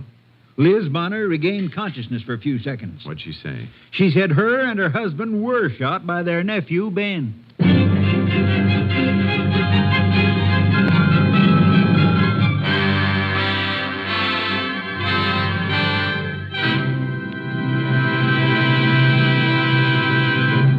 You are listening to Tales of the Texas Rangers, starring Joel McCrea as Ranger Jace Pearson.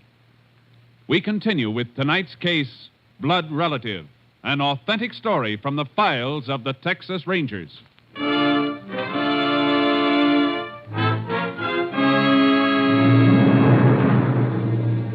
highway patrol brought Ben Bonner back to Stump Hill and unloaded him at the local jail where the sheriff and I questioned him. But I didn't kill him, I tell you.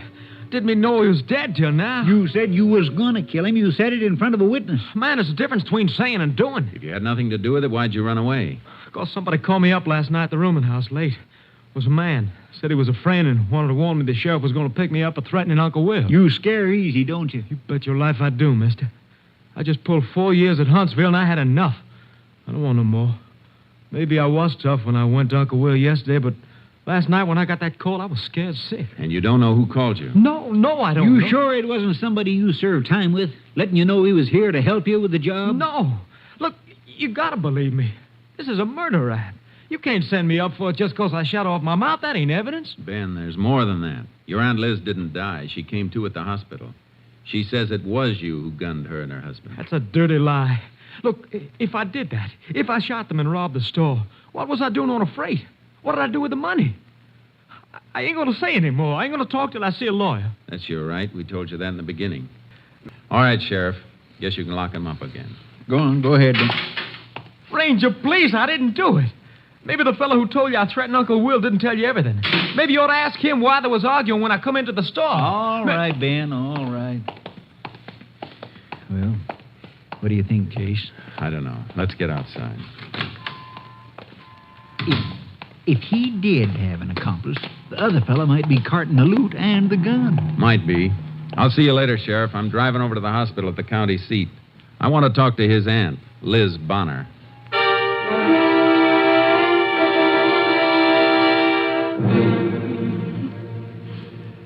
Mrs. Bonner, the doctor will only let me stay a minute. Well, shot Will, just getting up. Who shot him, Mrs. Bonner? Ben, ungrateful, wanted to help him. Well, how did it happen? There was a noise in the store. Woke us up. Mm-hmm. Will called, said, "Who's there?" Then he got up, went to put on the lights, but Ben shot him. Did he get the lights on? Did you ever see your nephew? No, but it was him. He said he'd do it. It was him. If you didn't see him, did he say anything? Did you hear his voice and recognize it? No, he just shot Will. I screamed, and that's all. But you didn't see Ben or recognize his voice? No, but he said he would. It couldn't be anybody else. I think you're wrong, ma'am. I think it could be. I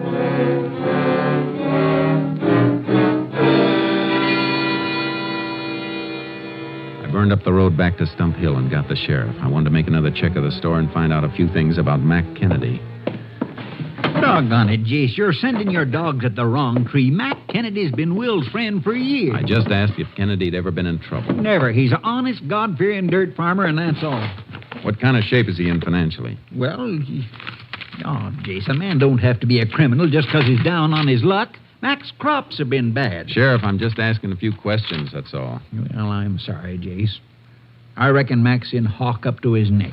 Place and all his equipment is mortgaged. How come he can afford a hired hand? You mean Jody? Oh, he just drifts in and out. Ain't much of a worker, but is all Mac needs. Migrates in the spring for planting season, then out again in the fall after harvest. He doesn't work for nothing, does he? Mac pays him right off when he makes his crop and sells it. That the way he pays everybody? Yeah, it's the only time he ever has any cash. Why? Just wondering. Did Mac buy here on credit from Bonner? Well, I guess so. Why? You find something in the ledger? Come take a look.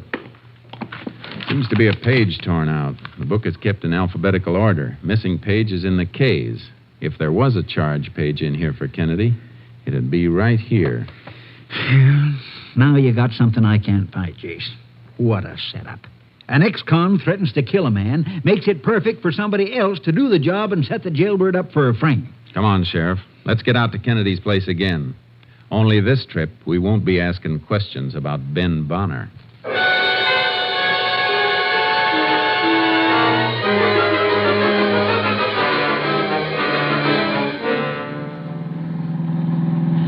There's one thing still bothering me, Jace. Mac Kennedy's never been in trouble. So how come we both spotted the marks of a professional knob-knocker on the burglary? It's been bothering me, too. And the more I think of it, the more I wonder why he tore that charge page out of the ledger. Why do something that would point right at him when he had somebody else all set up to take the fall? Just beating the bill wouldn't make the chance worthwhile. Not with murder, it wouldn't. KTXA to Unit 10. Oh, this may be the ballistics report, Jace. Yeah. Unit 10, go ahead, KTXA. Lab report completed on bullets used in slaying of Will Bonner. 38 caliber, probably Smith & Wesson Police Special. 10-4, Unit 10, clear. KTXA Austin. A minute, KTXA. Stand by, please. KTXA standing by. What's the matter, Jace? Just got an idea, something that didn't fit before. That hand who works for Kennedy, that Jody. What's his last name? Jody? Let's see. It's Pelham. Jody Pelham. Why? I'll tell you in a minute. You there, KTXA? Standing by, Unit 10. This unit requests quick check on subject Jody Pelham. Repeat, Jody Pelham. Urgent. 10-4. Get back to you with information soon as possible. Unit 10, clear. KTXA Austin. Jace, you figuring Jody helped Mac Kennedy to pull this job? Maybe. Or maybe Jody did it on his own. I want to know if he's got a record. What switched your thinking to him? He was waiting outside Bonner's store for Kennedy when Ben walked in yesterday and made his threats. Well, sure, he admitted that. Kennedy told him about Ben when he come out, and they drove on back to the farm. Yeah, but when Jody came into town the next morning and came to tell us about the threats, he pretended he didn't know too much. Just knew that old Will Bonner had been threatened. Couldn't say who made the threats. Well, I don't get what you're driving at, Joe. If Kennedy told him, he must have told him the whole story about the threats coming from Bonner's nephew. A nephew just gotten out of prison. That'd be the logical way to tell it. And that's the way Kennedy did tell it. But Jody was anxious not to seem to know too much. Hey, sure, I see what you mean. Kennedy wasn't in town this morning till we went out and brought him in. Yeah, but when we got back, everybody in town knew that the man we were looking for was Bonner's nephew and that he was an ex-con. Sadie Waddles told us that. Only one it could have come from was Jody. He spread it around while we were out getting Kennedy. When we get to the farm, draw him out. Don't pounce on him until I get an answer on him from Austin. I hope it's the right answer. It may save Mac Kennedy's life.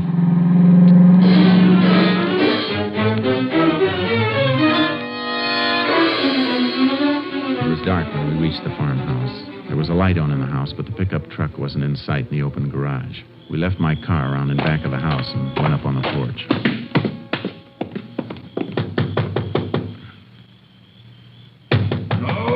Okay, hold your horses. Oh, Sheriff, Ranger, huh? I thought it was Jody coming back with the pickup. Where'd he go? He drove up north to Edgeville this afternoon. Said he wanted to get something. He ought to be back soon. Well, aren't you going to ask us in, Mac? Oh, sure thing. Make yourself at home. Understand you got Bonner's nephew today. Heard a couple of women chewing about it on the party line. Yeah, we got him temporarily. What do you mean, temporarily? He didn't kill anybody, Mac. You had an argument with Bonner yesterday. What about? I reckon that's my business. Yours and Bonner's. But he's dead now, so that makes it my business. Better talk up, Mac. Well, I've been running up a big bill. Will was cutting me down a little. You admit you owed him money. Why wouldn't I admit it? I pay my bills. Any man says otherwise is a liar. Nobody is saying otherwise, Mac. You keep a gun around here anyplace? Yeah. What kind? Smith & Wesson 38. It's right there on the mantel over the fireplace. I'll get it, Jace. Oh, don't wipe off any prints. Stick a pencil in the muzzle and lift it that way. Okay. Pencil won't go in, Jace. Something jamming it. And let me see. Don't have to worry about prints on that. Outside's been wiped clean with an oil rag. Looks like paper jammed in there. We'll soon find out. I'll take these shells out and poke the pencil through. There. Why, it's Mac's charge page from the ledger. What's that? What are you trying to pull? Take it easy, Mac. We're not after you. Smell this gun and look at it, Sheriff. It was used, then reloaded, but never cleaned. Well, that gun hasn't been touched in years. Mac, this gun killed Will Bonner and almost killed his wife last night. Jody Pelham did it after you told him about Bonner's nephew. But why would he tear out that page and plant it here? So he could use Mac here to give himself a double cover-up. He made the call to the rooming house and got Ben Bonner to run. But he knew if Ben was caught any place and could set up an alibi, there'd be a second search.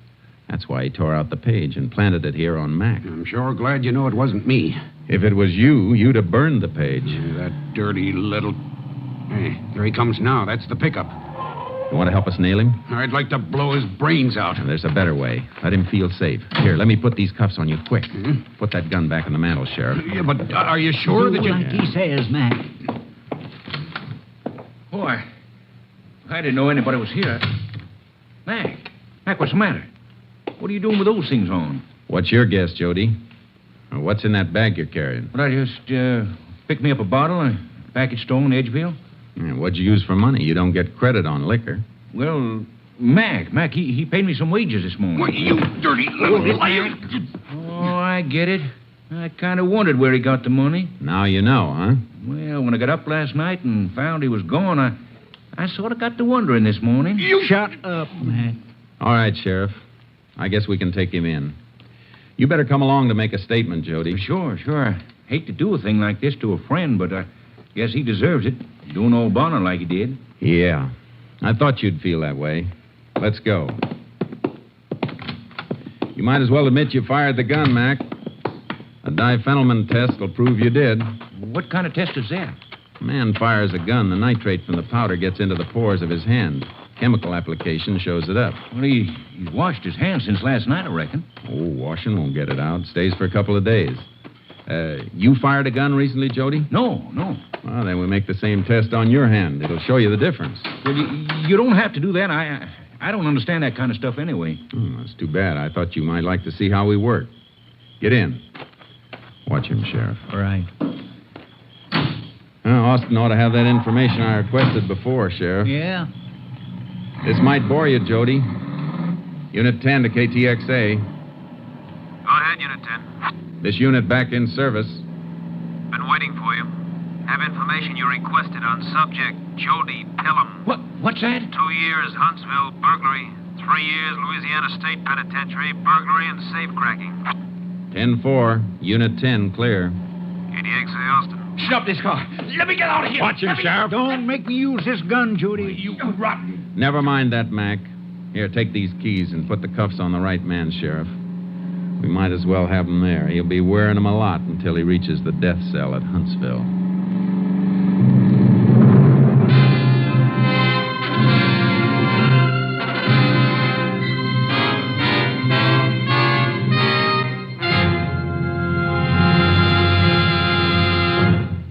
Jody Pelham was tried and convicted for the wanton murder of Will Bonner.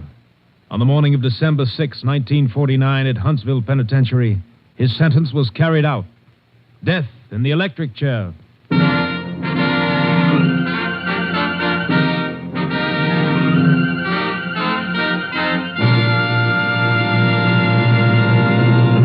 And now, here again is the star of our show, Joel McCrea. Folks, Tales of the Texas Rangers is moving to a new time. You won't hear us next Sunday, but the week after that, we'll be back just an hour and a half later than usual on NBC, right after Theater Guild. So we'll see you in 2 weeks, on Sunday, November 26th. And I hope you'll be listening. Good night. Good night, Joel. See you 1 week from this coming Sunday. Remember, friends, as Joel told you, Tales of the Texas Rangers will come to you an hour and a half later, immediately following Theater Guild. Beginning next Sunday at this time, you'll hear Hedda Hopper's fine program. The week after next, November 26th, Joel McCrea as Ranger Jace Pearson will be with you again. A week from Sunday, Joel McCrea in another authentic reenactment of a case from the files of the Texas Rangers.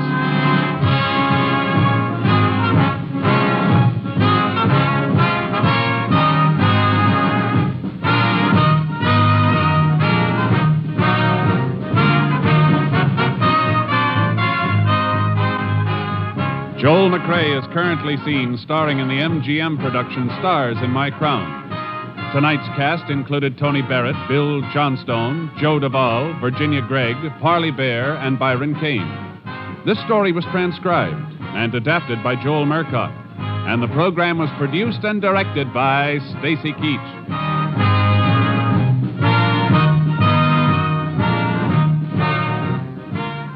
1 week from next Sunday, Tales of the Texas Rangers will be back with you immediately following Theater Guild. Consult your local radio schedule for time. This is Hal Gibney speaking.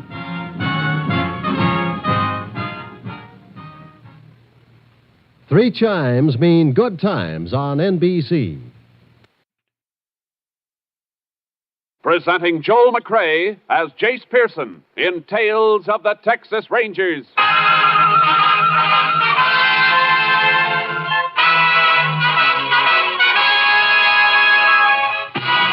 Tales of the Texas Rangers, authentic stories from their official files. Texas, more than 260,000 square miles, and 50 men who make up the most famous and oldest law enforcement body in North America.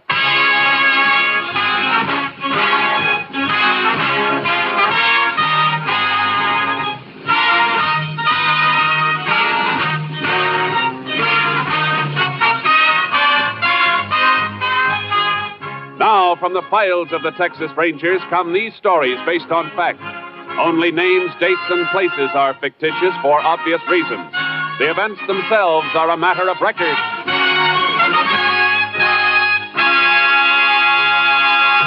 Tonight's transcribed case, Dead or Alive.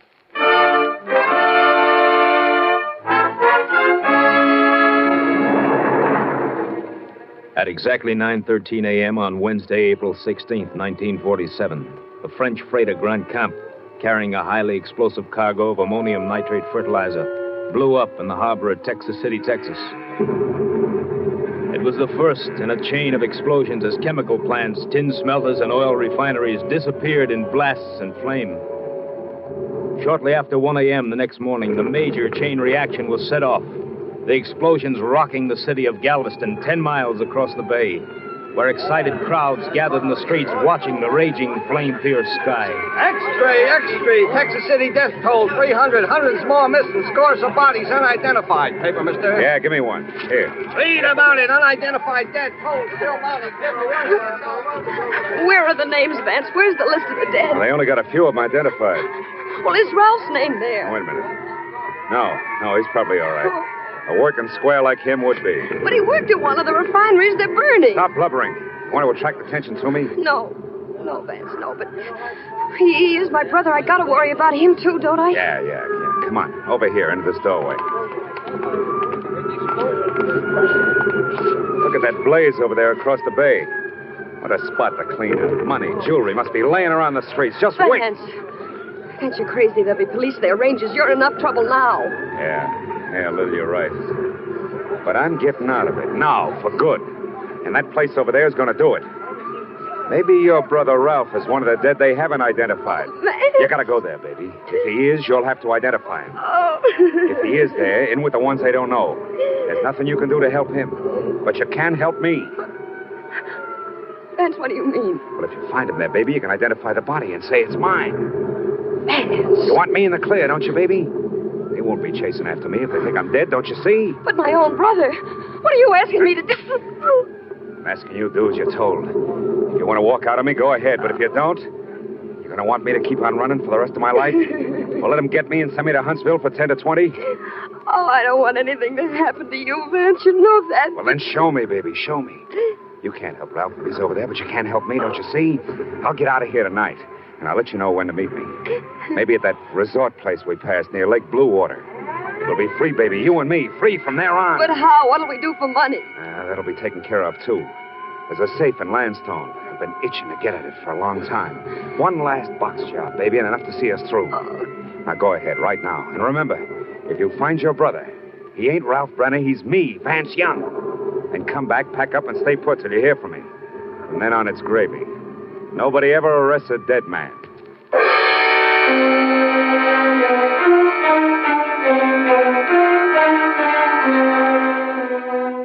By Friday morning, April 18th, more than 200 bodies, many still unidentified, were laid out in the Texas City High School gymnasium. Texas Rangers, including Ranger Jace Pearson, were on hand to help distraught relatives make identification. I can't believe it.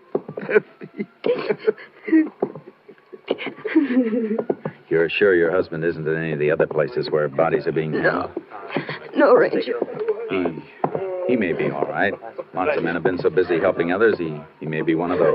Oh, if only he isn't here. Let's hope he isn't. The embalmers are still working on more bodies over at McGar's garage. It's the only place handy. Keep your hopes up, but don't hope too much for a while. I'll be all right. Might as well start looking through this next row now. They're pretty bad cases. Recognize anything on this one? No.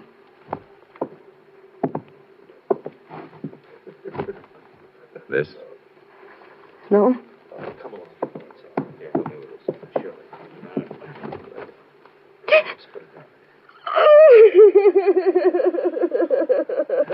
I'm sorry.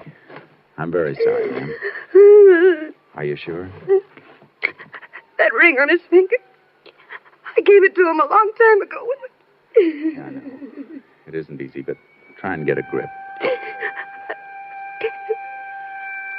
I'm all right, Ranger. You better give me the name for the tag. His name is... Vance. My husband, Vance Young.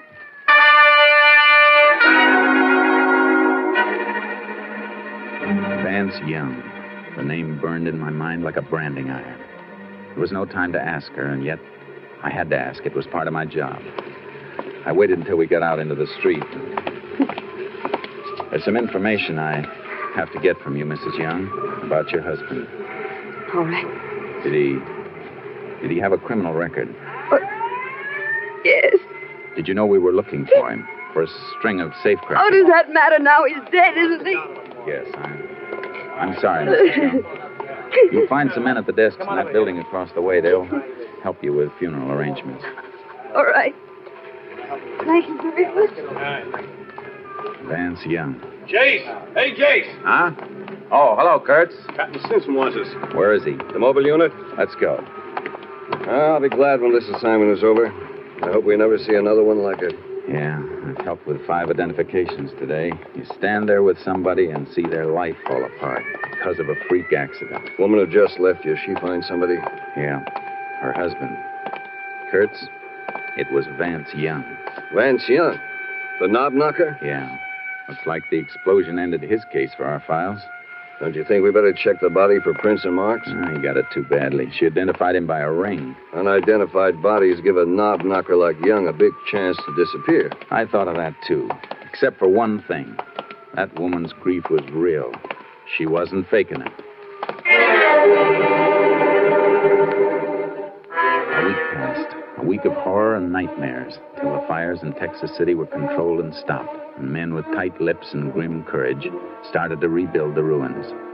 Most of us Rangers went back to regular duty in our regular areas. Then one day, while Bud Kurtz and I had just finished a routine job and were driving back to headquarters, a call came through via shortwave. KTXA to Unit 10. KTXA to Unit 10. Unit 10 to KTXA. Go ahead, KTXA. Unit 10, proceed immediately to Landstone, Texas, Arthur County. Safe of mercantile store burglarized there at 4 a.m. today. Crime reported by owner when store opened at 9:30 a.m. this date. Any lead on responsible subject? Subject unidentified, but known to be one man working alone, according to information given by watchman.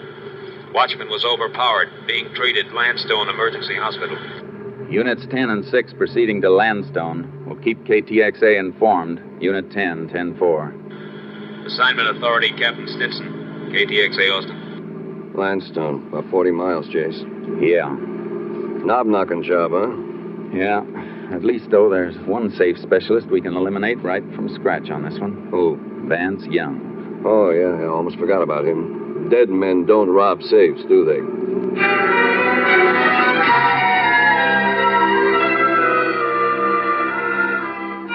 We reached the Landstone Mercantile store at 11:15, and Sheriff Joe Pastroni showed us through. These back rooms are used for storage. He came in through the back, went through that door over there to the general office. That's where the safe is. How'd he get into the building? Forced the watchman to let him in. Watchman patrols this whole area, door shaker. Has keys to get into all the stores if he sees anything that looks funny. And then he must have met the safecracker outside. Yeah, I guess so. Watchman was pretty dazed this morning. But the doc is patching him up at the hospital. Deputy will drive him back here as soon as his head's fixed. Now, as you can see, been over everything for fingerprints. You find any? Sure, hundreds. They probably all belong to employees of the store. The best bet is to check the prints on the safe first. Already did that. Only 2 sets. Owner of the store and the bookkeeper. Well, that won't tell us anything, Jace, unless one of them robbed the store. It isn't likely. Better have a look at the safe now, Sheriff. Sure thing. Last office back here. What make is the safe, Sheriff? It's Will's Atlas, new model. It's a tough box, Jace. Steel and wrought iron plates and more alarm wires than the marionette show. Yeah, but a good safecracker could divert the alarm circuit without tripping it.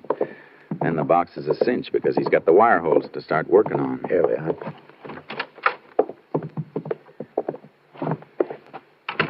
You figured it, Jace. Backplate blown clean out. Yeah, and didn't even have to drill. Small nitro charges in the wire holes, and it was as good as having the combination. Here's where he jumped the alarm circuit. Neat hookup, all right. You take the pictures of all this, Sheriff? Yeah, I can pick up a set at my office if you like. Thanks. Oh, Winky.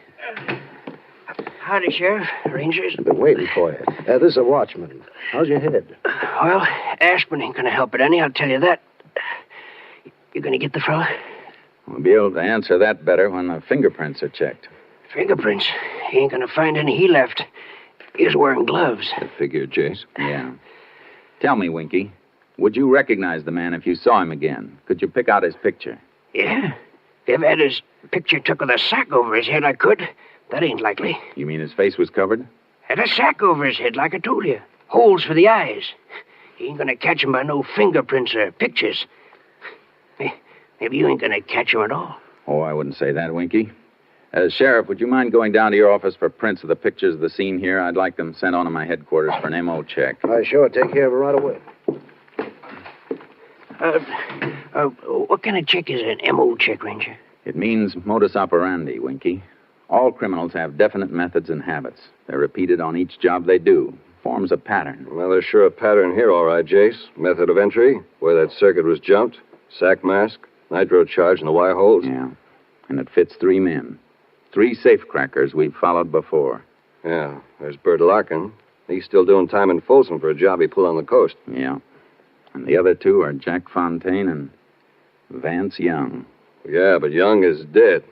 That leaves us Fontaine. You mean you know who did it? Without nothing to tell you? There's plenty to tell us. The modus operandi can be almost as good as a fingerprint or a signature. I'll be winged. Maybe that fellow's going to pay off for slugging me after all. And for hurting my arm when he grabbed me in the alley there. How'd he grab you? Show me. Go ahead, show me. On you? Well, let's see. He whipped my arm up behind me like this. Then he jabbed a thumb up behind my ear like this. Sure hurts, don't it? Sure does. Well, you can let go now. Judo. Still fits Fontaine, Jace. Yeah. Or Vance Young. He used it, too, on other jobs. When did he slug you? After he made me open up the back door and let him in. You mean he sneaked up on you before you could draw your gun? Sneak nothing. That's why I didn't get onto him at first. Heard him come walking through the alley toward me like he's taking a shortcut. You heard him? Yeah, it was dark, so I didn't see the mask until I lit a match. He asked for a light, see? Then he grabbed me. And he got me inside here and beat on me and kicked me. Jace, that doesn't sound like Fontaine. It wasn't Fontaine. He always sneaked a watchman from behind, and they never heard him. He always wore sneakers. Well, then who? Vance Young. That match trick is Vance Young's. But Young is dead? Maybe yes, maybe no. But I know one thing. I'm going to find out.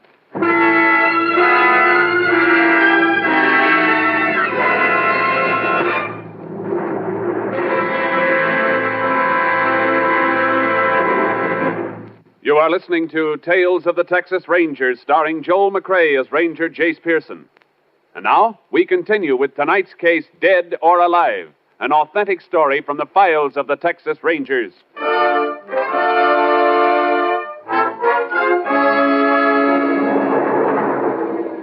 I headed for Texas City and Galveston. Kurtz and I had no way to move until we knew for certain whether Vance Young was dead or alive. As we drove, I put through a request for headquarters to dig up some information. We were still on the road when KTXA came up with the answers. KTXA to Unit 10. KTXA to Unit 10. Unit 10 to KTXA. Go ahead, KTXA. Have information you requested.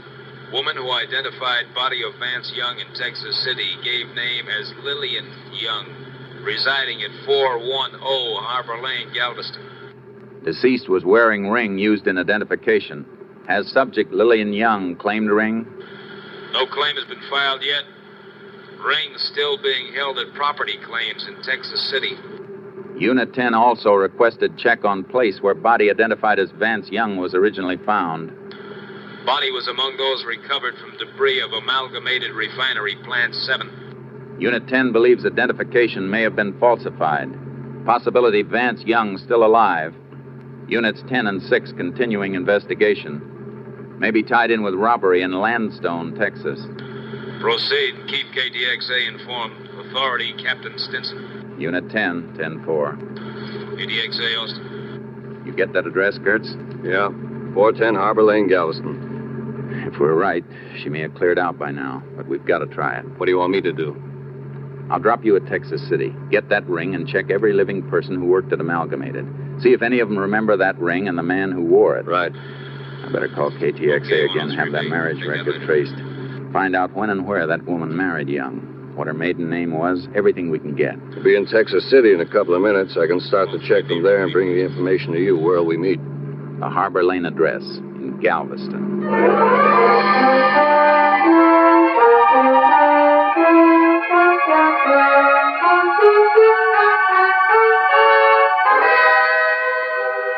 I found the rooming house Lillian and Vance Young had lived in, but I was too late.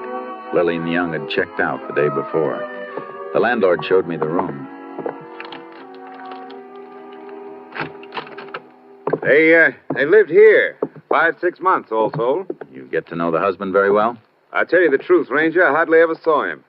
Only time he ever left the place was at night. His wife said his eyes got hurt in the war or something. The sunlight bothered him. When did you see him last? When they moved out? No, he wasn't with her then. Last I saw him was, he went out about a week ago. Night of the big blast over at Texas City. Cracked the wall plaster here. Are you sure you didn't see him after that? Oh, I'm positive. I don't think he ever did come back. Didn't even hear no talking from the room. Just her. Crying an awful lot. I see. She decided to leave kind of sudden? Oh, like a jackrabbit hearing a hound dog. Left for work yesterday morning, came steaming back about an hour later. Give me the keys, pack up, and left. Came back from work. You know where she worked? Yeah, she was a waitress. The Bayshore Diner. Bayshore Diner. Thanks.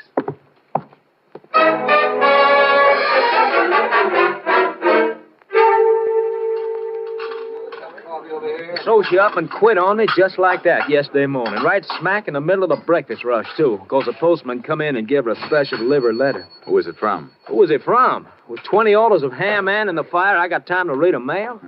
All I know is she leaves me the serving, the dishes, and the cleaning and everything. Stop beefing, Chuck. That little old gal had trouble. Yeah, you should talk. All you got to do is drive one cab. You don't have the serving and the dishes and the Why cleaning and don't everything. you find yourself a little old chaplain to hear your troubles and give me some coffee? Come on. Okay. Maybe you can tell a ranger more about Lil than I can. Hanging around her, making eyes at her all day. You took her out when she left here. Is that right, driver? Did she leave here with you? Well, she hired my cab, if that's what you mean. Where'd you take her? Well, I took her home, waited while she packed some things, then rushed her to the bus depot. She said somebody in her family was sick and she had to go help them right away. I guess that's what the letter was about.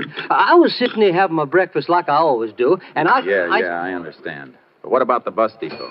You know what bus she caught? The northbound toward San Antone. Cut it mighty fine, too. Got there just about a minute before the bus pulled out. Would have made it a lot easier if she didn't make me come dashing back about a mile after we left here. Back here to the diner? No, back to the laundry down the street. Guess she had some stuff in there. Although she didn't bring a bundle out with her.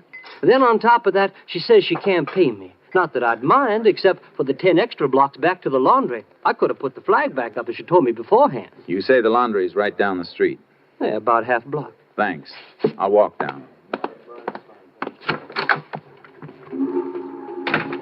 Hey, Jace!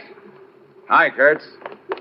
Fellow at the rooming house told me you came down here. Yeah. Find out anything on that ring? Plenty. A couple of men who worked at Amalgamated recognized it. Belonged to a plant man named Ralph Brenner. Then it wasn't Young's. No.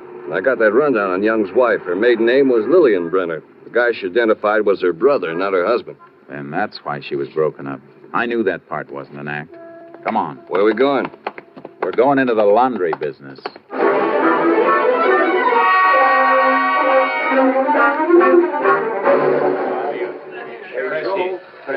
Yeah, she was real upset because the things wasn't ready, but you know how it was, Ranger. We was almost 10 days behind because of Texas City. They was even using our delivery trucks for emergency over there. Some of our men left the job to help out. Yeah, sure, but what did she leave here? Waitress uniforms? Oh, lands, no. Diner up there has a regular uniform service. All she ever left here was men's shirts. Probably Vance's shirts, Jace. Yeah. Real good shirts, too, Ranger. The kind you don't have to starch at all. And real fancy colors, too. Dude wouldn't want to be found dead in some of them. Did she say she'd be back to pick them up? Oh, no. She asked me to send them to her, COD. Said she needed the money she had on her for traveling. Shirts like that, you'd think her and her man was living off the top of the hog, but... Sure, but did she give you an address? Oh, yeah, I got it right here in this book. Right here. She wrote it down herself. General delivery, Lake Bluewater. The shirts are ready now. I'm going to mail them out tonight when I leave. We'll save you the trouble. Wrap them up, and we'll deliver them for you.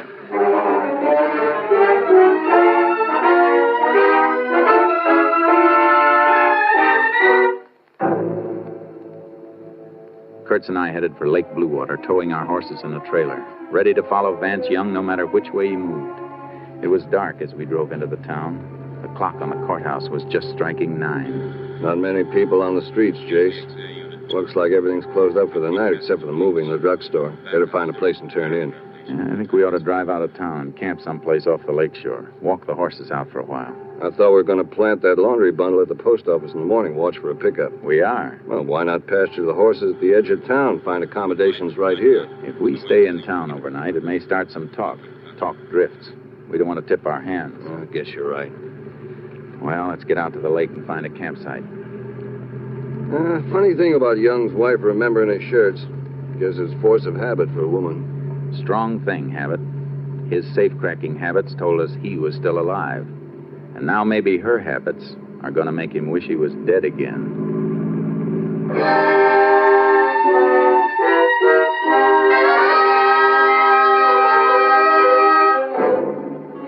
We took the road for the lake, past the summer cottages skirting the shore on one side of it. Then as we rounded a curve and passed a house and a group of resort cabins, I spotted something. Hey, Jace, what's the matter? I saw something. Wait till I back up. Headlights picked it up as we came around this curve. There. Look at those. All I see is the back of a few cabins, some wash on the line. Look at those 2 shirts on the end of the line. Look like a couple of rainbows, even in this light. Hey. That's the kind of color scheme Vance Young goes in for.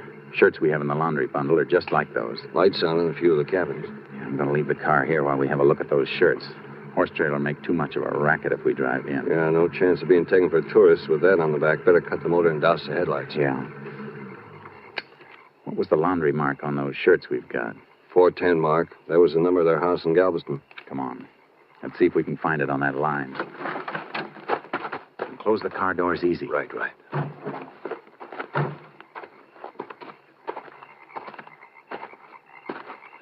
Take one of them down so we can get a better look at it.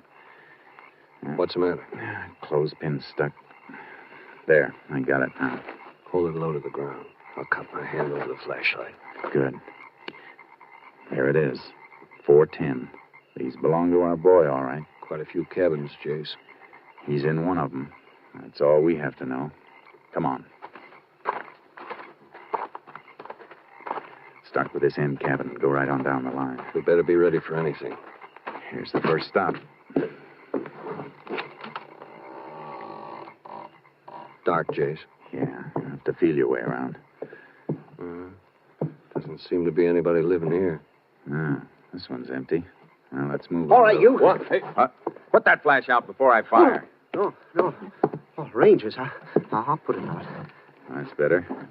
Who are you? Name's Ed Bullock. I own these cabins. Just walking back from the boat dock with a couple of guests. Saw you sneaking in the dark. You looking for a place to stay? No. We're looking for a couple named Young. Oh, well, that's funny.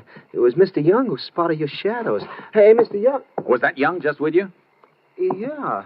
Him and his wife was right behind me when I flashed light in it here. They spotted us, Jace. Yeah. Come on. Hey, my boat. Somebody started my boat. Is that the only boat you got down there? Only one with a motor. There's a canoe. We're not going to reach them, Jace. They'll head across the lake.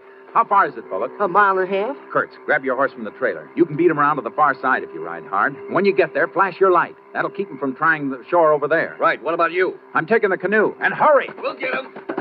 Ranger, I better go back to the office. My wife... You can faint later, Mr. Bullock. Right now, I need you. Yeah, boy. I'm going out in the canoe. Flash your light from this shore. They'll think I'm here and they won't dare land on either side. But make sure you don't turn the light on me in this canoe. All right, Bullock. Turn your light on as soon as I get out in the open water.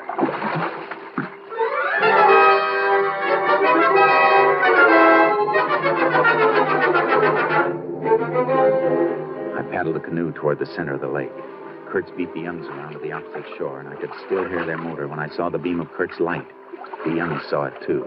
The beam wasn't strong enough to reach them. I heard the boat in a turn, and the motor came back toward me for a moment. Then it went dead on the dark water. What'd you stop the motor for, Vance? Shut up. They're waiting for us on each shore. But their lights don't reach us. Thanks, we gotta get out of Will here. you shut up and let me think?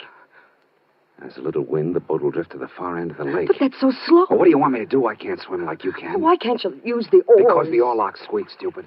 They'd hear him. Yeah, there's only two of them. They can't cover the whole shore. Gee, Vance, it's so dark.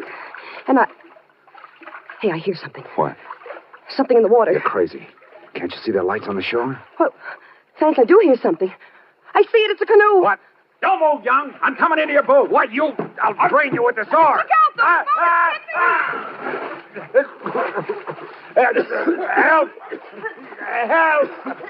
Let go of me. Let go! Oh. Hey, have you got him? He can't swim. Where he's going, it won't matter. Grab onto the canoe and kick for shore. I got a nice dry shirt waiting for him.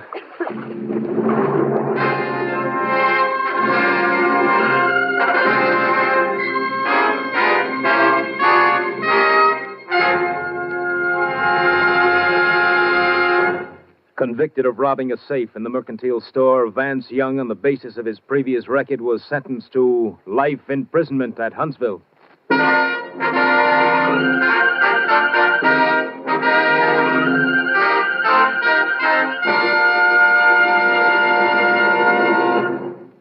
This is Joel McCrea. Many of our listeners, particularly in Texas, recall these cases we've been dramatizing, and some listeners have sent in questions about the Rangers. Yes, it's true. There are only 50 Texas Rangers. And to show you how busy these Rangers are, from 1946 to 1948, the Rangers handled nearly 17,000 cases. With Texas as big as it is, that means they cover about 4 times greater area per man than any other police officer in the world. Next week, we'll have another authentic story I believe you'll enjoy very much. Like the others, it's based on their official files, adding further glory to the Rangers. Hope you'll be listening. Good night. Next week, Joel McCrea in another authentic reenactment of a case from the files of the Texas Rangers.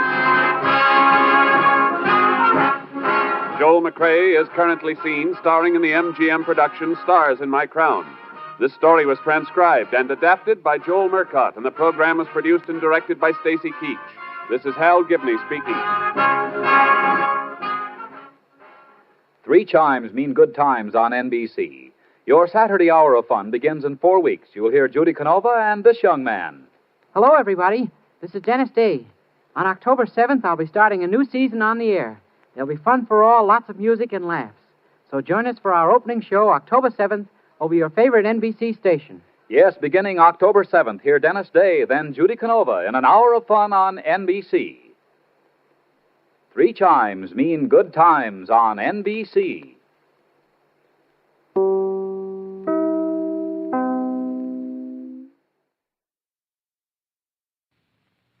The National Broadcasting Company presents Joel McCrea in Tales of the Texas Rangers. Tonight, transcribed from Hollywood, another authentic reenactment of a case from the files of the Texas Rangers.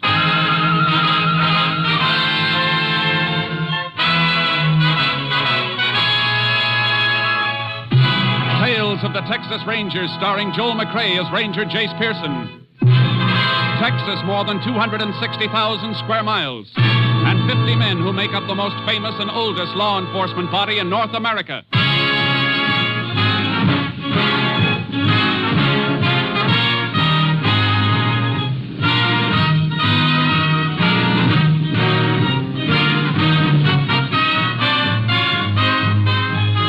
Now, from the files of the Texas Rangers come these stories based on fact.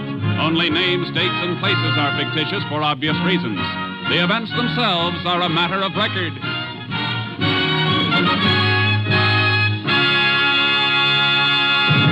Case for tonight, room 114.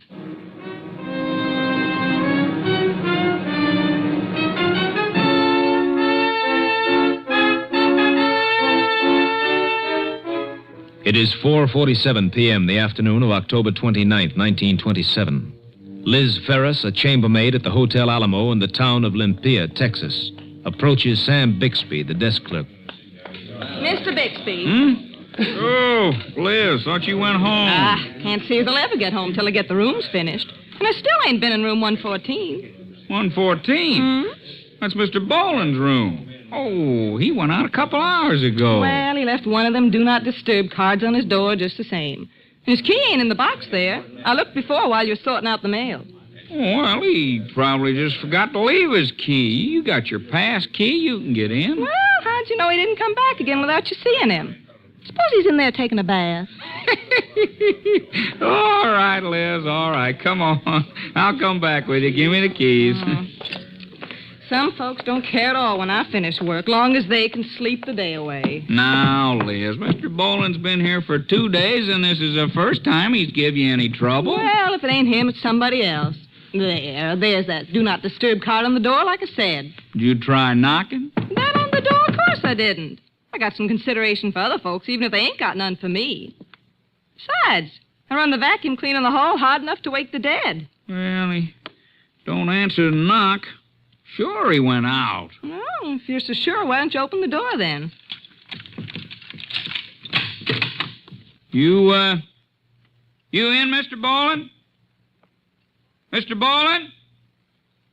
He's out, all right. Go ahead, Liz. All right, I'll make the bed first, then get the vacuum. What's the matter? A man's leg sticking out from under the bed, and there's blood on the rug. Let me out of here. No, be quiet, Liz. Don't let the other guests hear you. I better call the sheriff right away.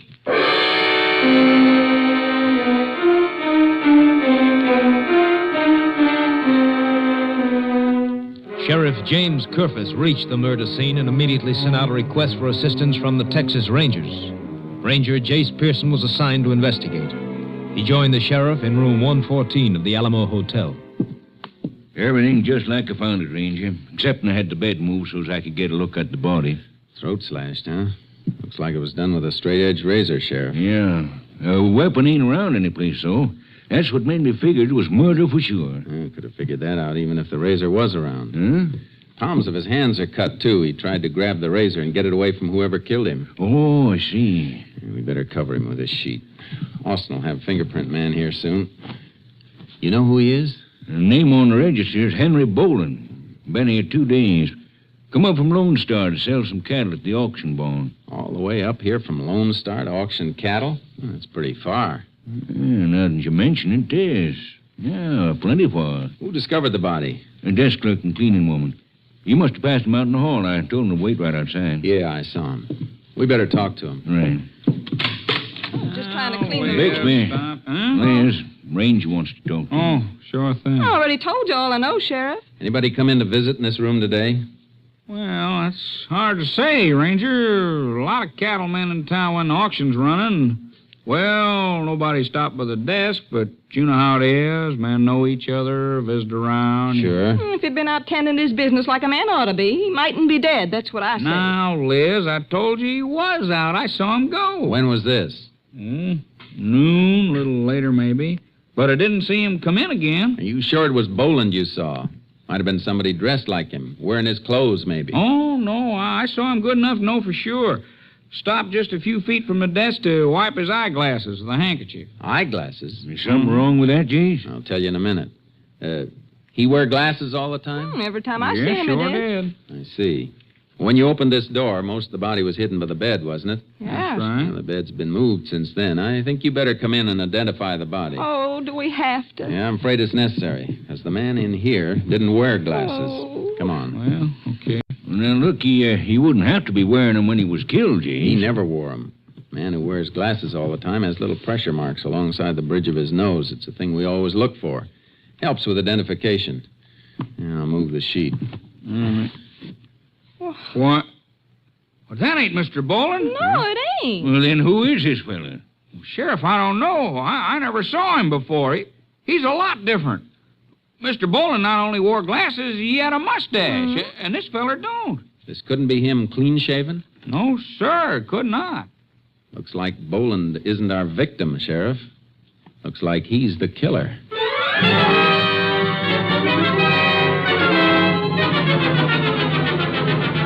I made some photos of the dead man, got a quick developing job done, then headed for Lone Star, the town Boland had given us his address.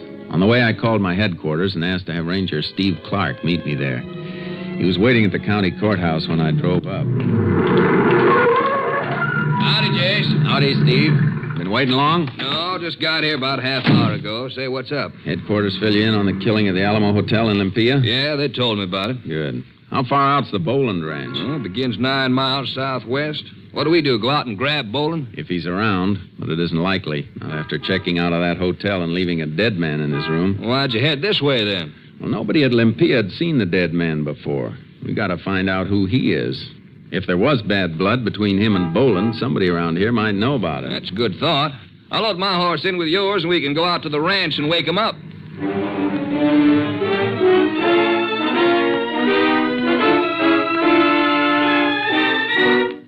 The Boland Ranch was plenty big, spreading and sprawling out south of the main highway. But the ranch house was deserted except for a Mexican woman. She was frightened and wouldn't unlatch the screen door.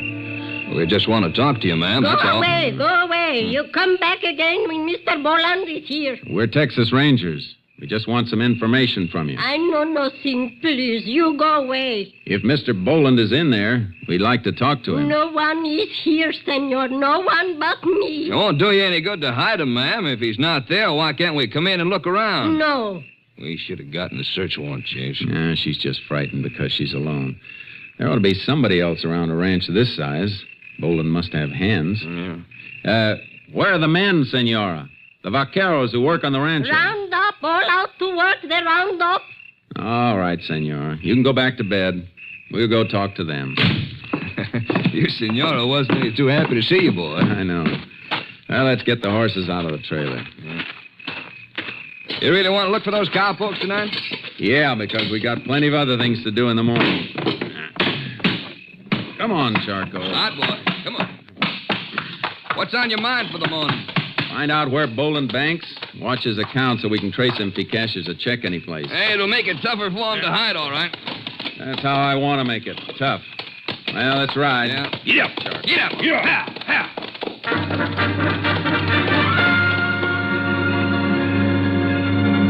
Boland had plenty of stock, all right. We passed cows and calves by the score. But ground marks showed that the main herds, the selling beef, were driving south. Railroad runs to the south, Jace. Guess they're moving them that way for shipping. Figures. That's why we had to ride so far. Yeah, must take them 3 or 4 days to cut out the steers and drive them to a main camp. We ought to be spotting some riders soon. Trail marks have been getting fresher. And if we don't, we're going to have to rest these ponies. We've been knocking on them steady now for about 3... It's all right. We're getting close. They can rest soon. Look. Where? Mace over there in the moonlight. Look down at the base. On the east end. Yeah, campfire. Come on, Charlie. Come on, boy. Get up.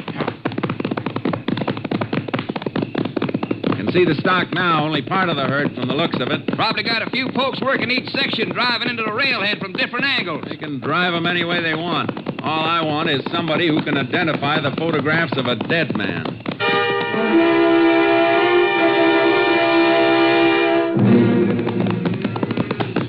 Campfire there, all right, Jace. Nobody around it. That's kind of funny, isn't it? Fire must have been made by cowpokes. They gotta be around. Horses couldn't move far if they were hobbled, but there ain't any horses inside either. Nothing but part of the herd. Maybe they moved around the other side of the mesa. Whoa, Charcoal. Where'd that shot come from, Jace? Pump of brush and rock at the edge of the mesa. Whoa, easy, boy. Easy. You fellas! Hold it. Wherever you are!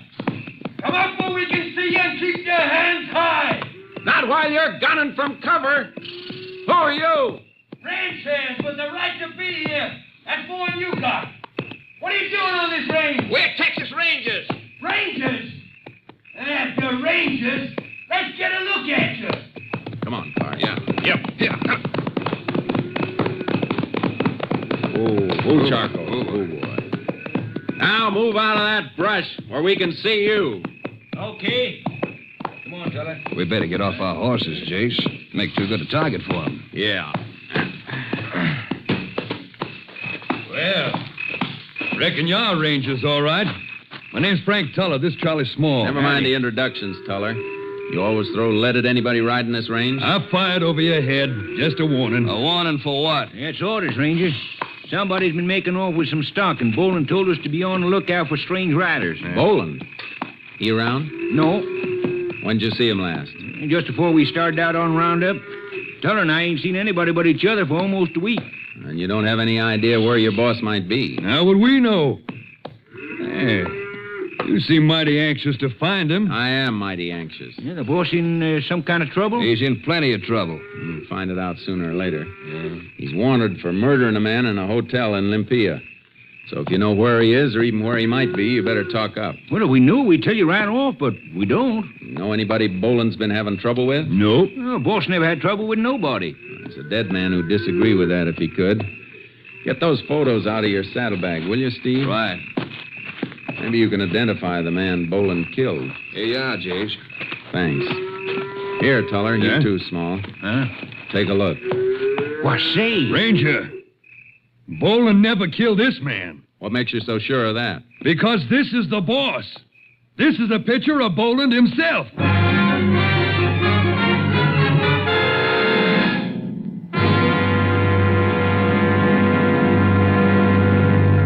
You are listening to Tales of the Texas Rangers, starring Joel McCrea as Ranger Jace Pearson. We continue now with tonight's case, Room 114, an authentic story from the files of the Texas Rangers.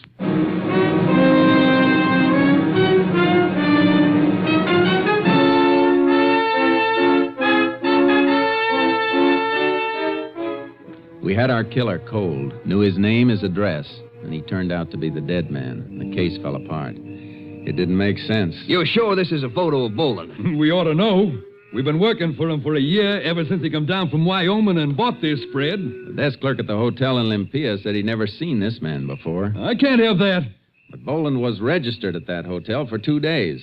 Clerk said he wore eyeglasses and a mustache. Then the man he saw wasn't Henry Bolin. There's something fishy about this whole thing, Jace. I can't figure why anybody... Wait a minute, Steve. Huh?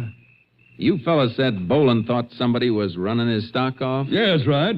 Is his brand registered? Well, sure it is. Box B brand. Thanks. If we want any more information, we'll be out to see you later. Come on, Steve. But, Jace, Come on. Get mounted. Get up, Charlie. Get up. Come on. Hope you catch the men you after. Thanks. What's on your mind, Jace? What'd you ask about the missing cattle and the brand registration? Bolin thought some of his cattle were missing. With the registered brand, stolen cattle are hard to get rid of. It wouldn't be so hard if the thief took them to an out-of-the-way auction barn like the one in Limpia and then pretended to be Boland when he sold them. Hey, Jace, that makes sense. Sure it does. That's why somebody registered the Alamo under Boland's name. And Boland must have found out about it, went up to Limpia for his showdown, and got himself killed. That's the picture. I'll buy it, Jace, but who killed him? That's something we're going to have to find out. But whoever it was somebody Boland knew, or he wouldn't have been able to follow him to that hotel room. And if the cattle were stolen from here by somebody Boland knew, and Boland hasn't been here very long, the thief might have been one of his own ranch hands. We'll play it that way, Steve. Let's stick around here and see if we can find a poke with a mustache and eyeglasses.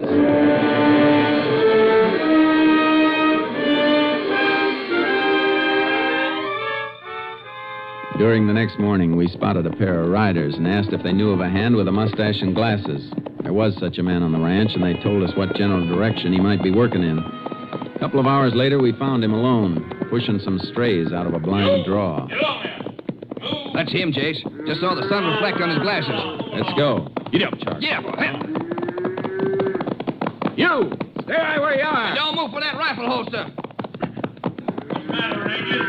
What are you doing out here? Ooh, we'll ask the questions. Mustache, too, Jace. Yeah.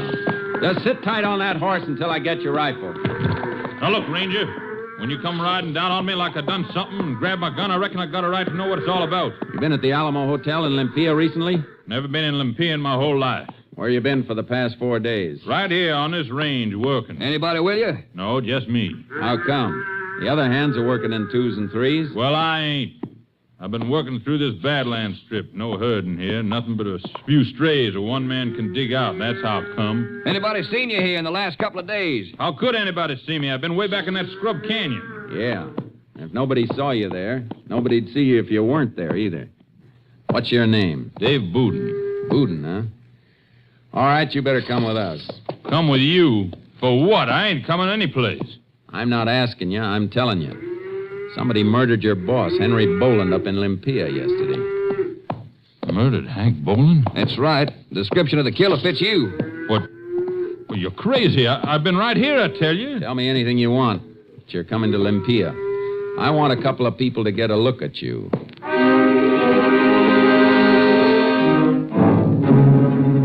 We got back to the car and drove Dave Bouden to the sheriff's office in Limpia to see if he could be identified. Ranger, I'm telling you, I ain't never been near this town. If you haven't been here, you got nothing to worry about. Did you send for the chambermaid and the desk clerk, Sheriff? Yeah, they'll be here right off. Thanks. As a matter of fact, there they come now, up the outside steps. See them through the window? Ranger, I'm telling you... You better not say anything just now, Bouden. Come in. Howdy. Howdy. Howdy.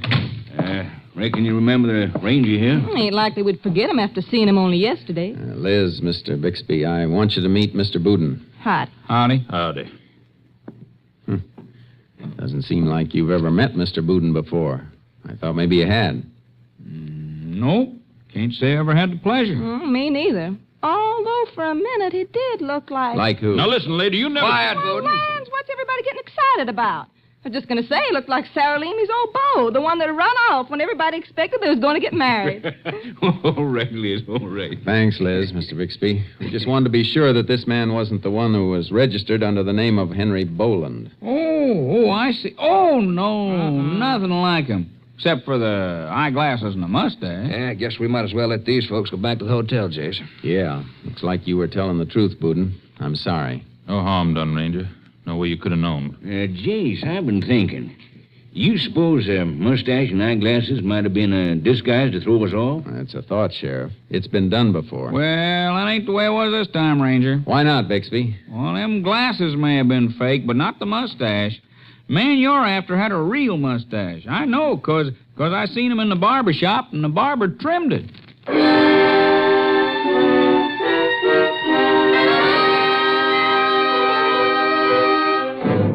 We put Boudin on the bus to Lone Star and sent him back to the Boland Ranch. Clark and I spent the next day questioning everybody in Olympia.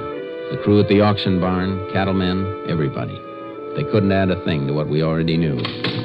When we got back to the sheriff's office, there was more bad news. Had a call from your headquarters at Austin, Jace. They checked those prints the lab crew lifted from 114. Whoever left them had no record. Yeah, that does it. I still think it must have been somebody from Boland's ranch, somebody he knew. That's what we think, and that's the way it looks. But let's face it, Jace. Could have been a stranger stole the cattle. Boland found out about it, went in for a showdown like any hothead, and got himself killed. Killer could have come in from any direction and left in any direction. Yeah, that's right, Jace. No way you're telling. Come in. Howdy, Sheriff. Rangers. Yeah. Something we can do for you? Well, my name is Denning. I drive a line haul for interstate trucking. Route between New Orleans and El Paso. I think I got some information you might want. Leastwise, I thought so over at the Alamo Hotel. What kind of information? This? Key to room 114, the Alamo. Where'd you get this? Well, sir, it was nightfall last. Night of the day Bolden was killed, Jace. Yeah. Go ahead. Yes, sir. My relief man was driving. We made a coffee stop, place about 40 miles this side Lone Star. Pulled the truck in the side of the service station there. I was sleeping, didn't want no coffee, so I stayed in the cab and dozed while a relief man went inside. I got it. Go on. Well, cattle truck pulled in for gas. Well, empty. Empty cattle truck, huh? Headed which way? Southwest, toward Lone Star. You notice the license? Well, no, but there was a mark on the side, box with a B in the middle of it. Boland's Box B brand, Jace. Must have been the truck used to haul the stolen cattle up here. Yeah, and to haul the killer back to the ranch. What about the key? I was coming to that. Fell in the cattle truck. He paid for the gas. I didn't see him too good. I was just sort of slumped in my cab. You know, half groggy. Not exactly watching him, but seeing. I know what you mean. Well, when he fished the money out of his pocket, I saw him kind of look at something he dug out with it. Then he sort of looked around like he was looking for some place to throw it. Station man left him to go inside for change. Then the fellow walked right past my truck real quick.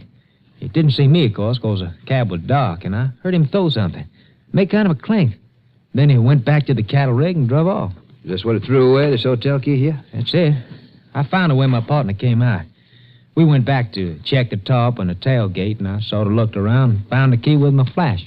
How come you didn't just drop it in a mailbox? Well, we had a lot of stops along the line, loading, unloading. And the route came right through here. Thought I'd stop in, just drop it off. Information help you any? It sure does. Thanks. My headquarters will see to it your boss hears about it, too. Sheriff, better take down his statement. Okay, Jace. Come on, Steve. See you later. All right, Jace.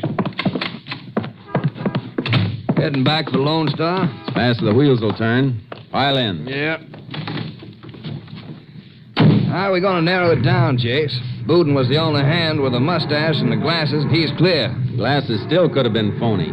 Something the killer wore only while he was in Olympia. We know the mustache wasn't a phony. Boland's hands have been on roundup for a couple of weeks.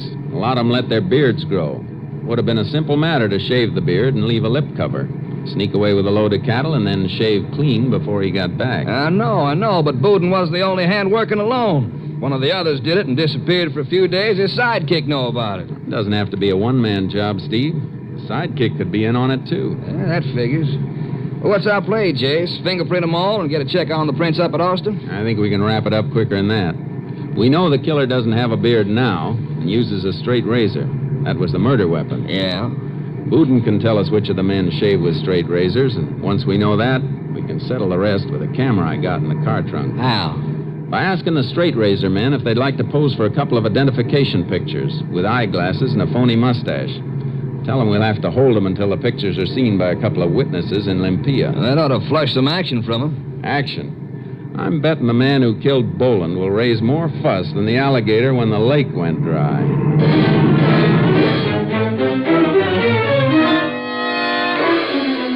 Got back to Lone Star just in time. The bank had taken over the management of Boland's ranch as executors, and the roundup was just about complete. Last the herd was being driven into the stock pens near the railroad siding when we reached the south end of the ranch. There's Boudin, Jace. Take care of the horses over there by the corral. Yeah, come on. Hey, Booden! Hey, Booden! Yeah? I want to talk to you a minute. Hello, Ranger. How you making out? I'll make out fine if you'll help. Pretty sure it was somebody on the ranch who killed your boss. Well, how can I help you? Just tell me which of the Pokes use straight razors for shaving. Well, let's see. Jones, and Tuller, and Happy. Tuller, huh? Say, Jace, isn't he the bright boy that fired on us first time we rode out on the range? He's the one, all right. He was clean shaven, too. Feller with him was named Small. You know where they are, Booden? Well, it was over there a minute ago, driving the last... Oh, here they come now, Jace, around the end of the corral with their horses. Hey, you better drift away, Booden. Sure thing. Well, howdy, Rangers. Back again? Yeah. Like to have another talk with you, Tuller.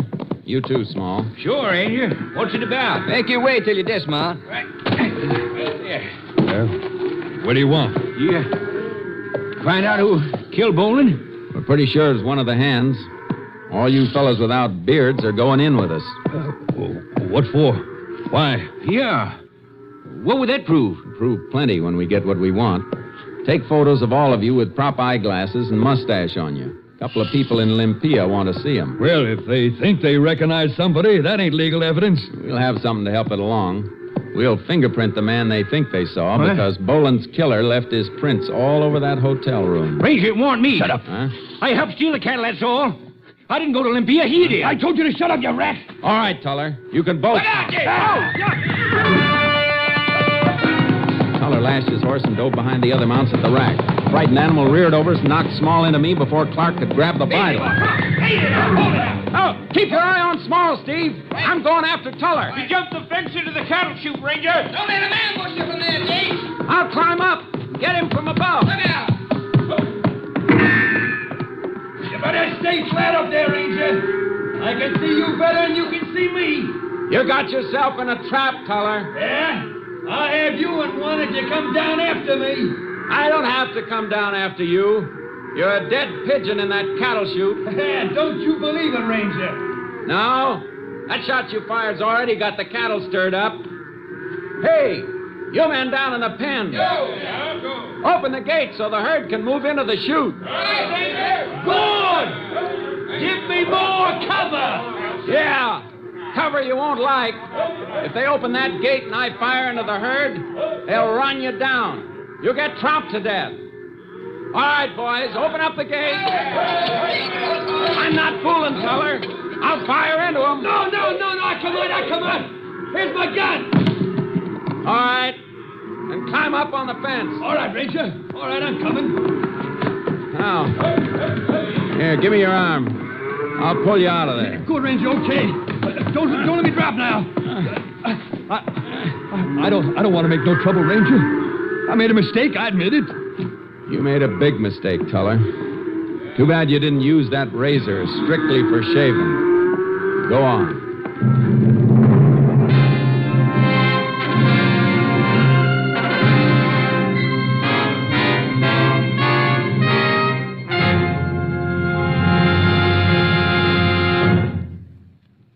For his part in the crime, Charles Small received a sentence of 25 years.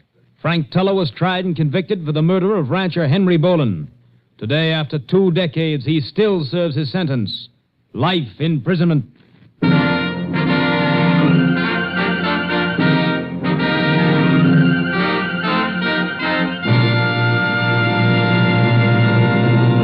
And now, here again is the star of our show, Joel McCrea. Reflecting on the old-time one riot, one ranger reputation of the Texas Rangers, a visitor to Texas recently mentioned to a ranger that he'd been noticing a number of current press reports where 2 rangers had participated in the quelling of a riot or investigation of a crime.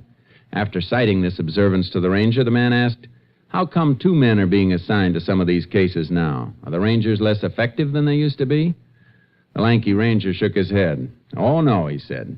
"1 ranger is still sufficient to handle the situation, all right, but in these days of complex legal technicalities, we've been sending 2 of them along. One to take care of what trouble there is, and the other one to serve as a sort of a disinterested witness." Good night, folks. See you next week. Next week, Joel McCrea in another authentic reenactment of a case from the files of the Texas Rangers.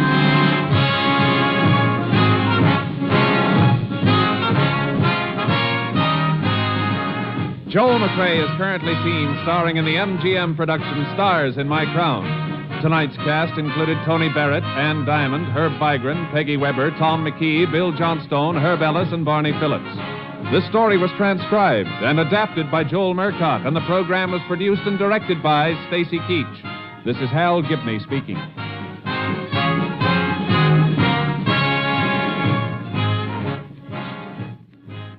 Three chimes mean good times on NBC. Monday chimes mean the best in music on NBC. Tomorrow night, Gordon McRae stars in the Railroad Hour presentation of the operetta The Firefly. The NBC Symphony presents a one-hour concert featuring works by Vivaldi, Wagner, and Stravinsky. Tomorrow's NBC Symphony concert marks the first in a series under the baton of the widely acclaimed young conductor Guido Cantelli. Now, the $64 question. Three chimes mean good times on NBC. The National Broadcasting Company presents Joel McCrea in Tales of the Texas Rangers. Tonight, transcribed from Hollywood, another authentic reenactment of a case from the files of the Texas Rangers.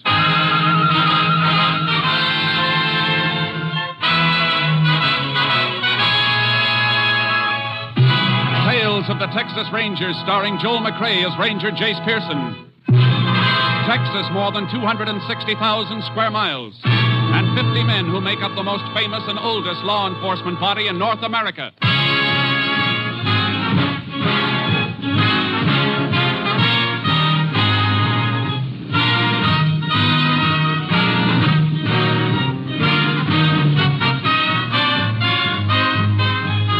Now, from the files of the Texas Rangers come these stories based on fact. Only names, dates, and places are fictitious for obvious reasons. The events themselves are a matter of record.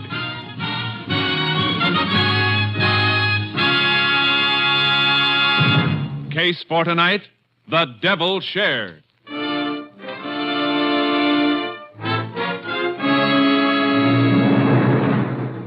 It is 6:45 p.m., October 26, 1939.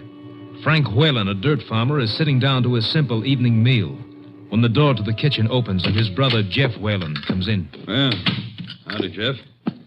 Thought you was going to spend a couple of weeks up at Big D. So I changed my mind and come back. Any law against that? Didn't say there was. Yeah, just fixing to eat. I'll get your plate. Stop playing big brother.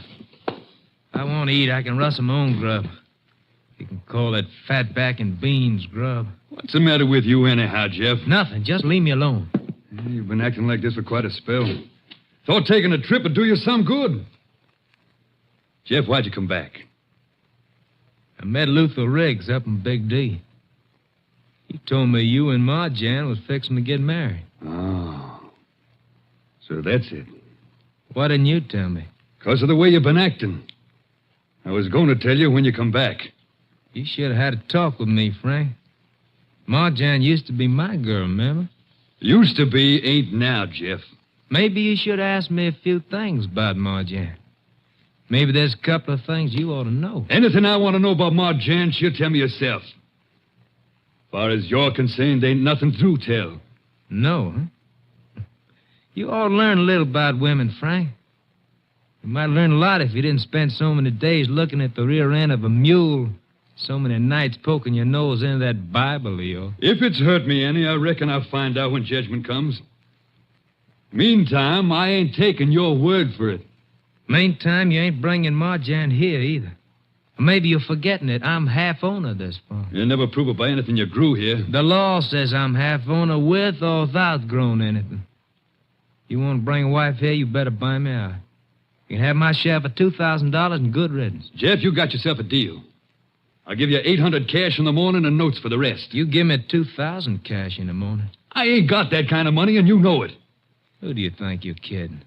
You had a good crop. You got that much in the bank right now. Yeah, I got it. And almost half of it belongs to old Uncle Joe for working on shares. Work you wouldn't raise a hand to do. I don't care about you or Uncle Joe. Let him wait, not me. Jeff, get this. And get it straight. Uncle Joe is going to get every nickel that's coming to him whenever and however he wants it. He's worked for it. Okay, Frank. I just guess you and me and Ma Jan gonna live here like one big happy family. Maybe Marjan liked that more than you think. You... Jeff, if you wasn't my brother... I'll get your money for you, somehow. I'll get it and you can clear out. I wouldn't have Marjan around dirt like you for $1 million. Oh, she used to be mighty fond of dirt like me. Jeff, shut up, I tell you! Don't say nothing else, Jeff. Don't open your mouth. It's only remembering when we was kids together and the memory of Ma and Pa that's keeping me from beating you. That's just too bad, Frank. Because I ain't like you. Memories don't bother me at all. You ain't gonna do anything to me, Frank. And I'm gonna get what I want, and I'm gonna get it all now, including Marjan. Jeff! Put that bread knife back on the table. I took a knife to you once before, Frank. Pa stopped me that time. But Pa ain't around anymore. Give me that knife, Jeff! Joe, take it!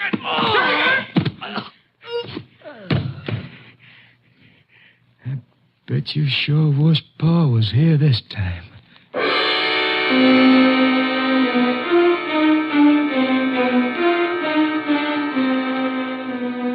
Jeff Whalen waited until next morning before reporting the death of his brother Frank to the local sheriff. The sheriff asked for the assistance of a Texas Ranger. Ranger Jace Pearson was assigned to the case. Well, Jace, I went all over the place earlier this morning when I was called here, and now you've been all over it. If you see anything, I must have missed it. Doesn't seem to be much to see except the body. Want to talk to the brother now? He's still waiting in the parlor. Yeah, I know. I'll see him in a minute. Look at the table where Frank Whalen was eating. I was cutting his bread from this whole loaf. Crumbs show that.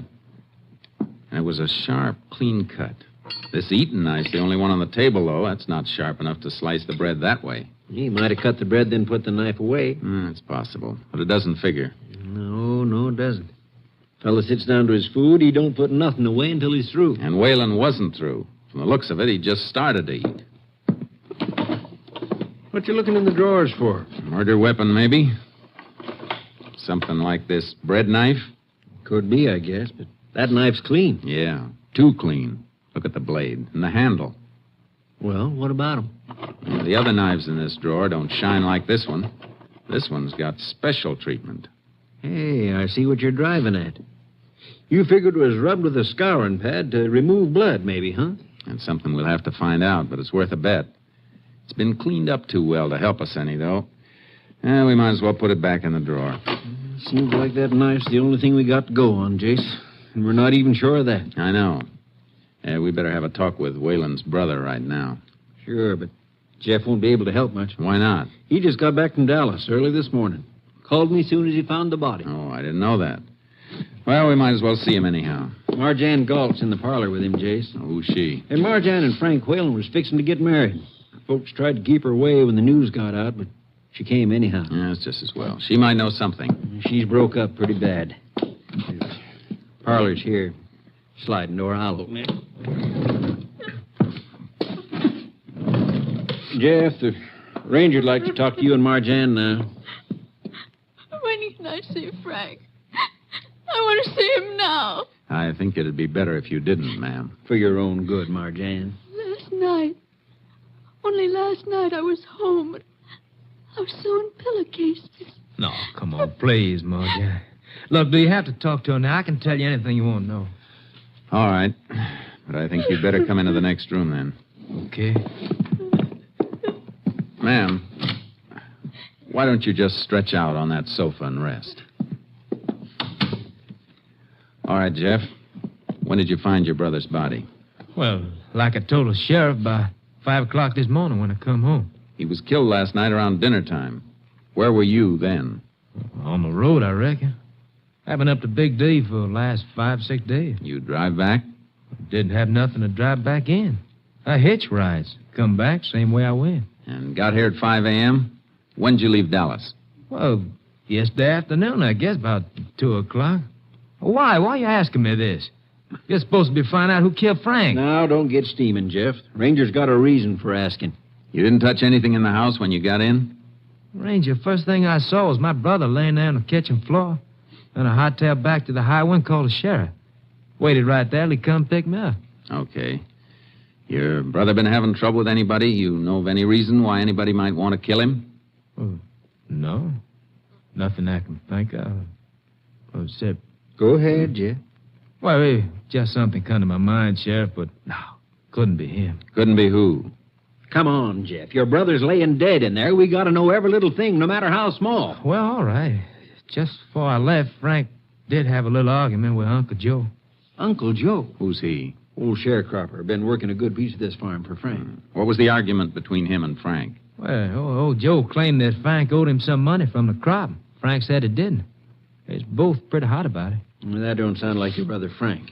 Or Uncle Joe. Well, I know it don't. It was probably just a misunderstanding. They straightened out. That's why I told you it wasn't worth mentioning. When it comes to murder, anything is worth mentioning. And this sounds like it might be plenty important. Sheriff, we better ask Uncle Joe to account for his movements last night. We haven't seen him around, but his granddaughter, Belle, might be able to tell us something. She's been standing around outside the house ever since we got here. Look, I'd like to go back to Ma, John. She needs somebody with her. All right, go ahead. And tell Belle to come in here, will you? All right. I'll send her right in. Oh, just a second, Jeff. Yeah? You must be pretty tired. You have much trouble catching rides last night? Well, I got one long ride in a truck. Oh, you know who owned the truck or anything about the driver? Well, no. No, I didn't talk to the driver much.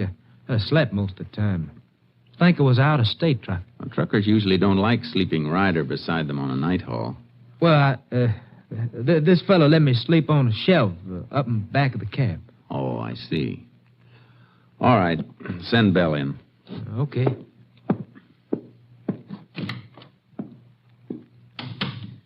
You've been asking him a lot of funny questions. Yeah, and he's been giving me a lot of funny answers. What do you mean, Jace? That stuff about sleeping on the shelf in a truck cab. He never slept in that suit he's wearing. It's too well pressed. So he changed clothes when he got home this morning. He said he ran to call you the minute he saw his brother. You want to see me, Mr. Ranger? Yes, Belle. Come in. Belle, you and your grandfather, Uncle Joe, you live on this farm? Yes, sir. That little house down there near the meadow. You can see it. Just the two of you? Yes, sir. Where was your grandfather last night? He was home, sir. He don't never go no place. Was he home all night? Where was he at dinner time? Home, sir, honest. Only time he left was for a few minutes to He didn't leave the house at all. Not at no time. He didn't leave the house at all. Belle, you're lying. No, Sheriff, no, I'm not. Look, Belle, you started to say something, then you backed away No, from sir, it. I didn't. Belle, if you want to help us and your grandfather, you better talk up. I told you everything, honest, I did. With all this going on, why Grandpa around? Why'd he run off? He didn't run off. He went to the church to pray for Mr. Frank. He loved Mr. Frank. He would never hurt him. Mr. Frank was good to us. Where's their church, Sheriff? Left fork of the road this side of town, but he probably ran off someplace. We can find out about that later if he isn't at the church. Let's go.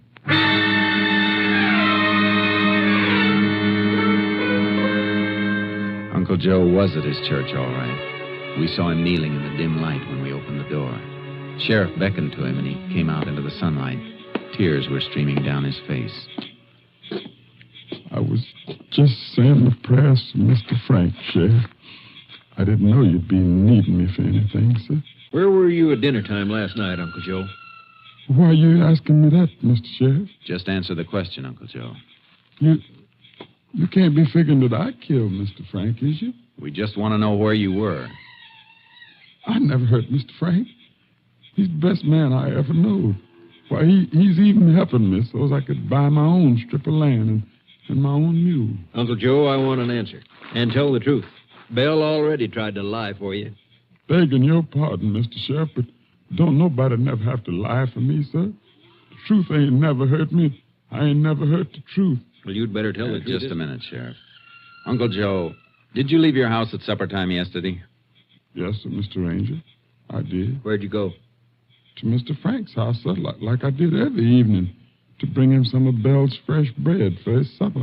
Uncle Joe, I better tell you right now that anything you say from here on can be used against you. Used against me for what, sir? Ain't nothing I'm ashamed to tell. How long did you stay there? Mr. Frank was cooking him some food.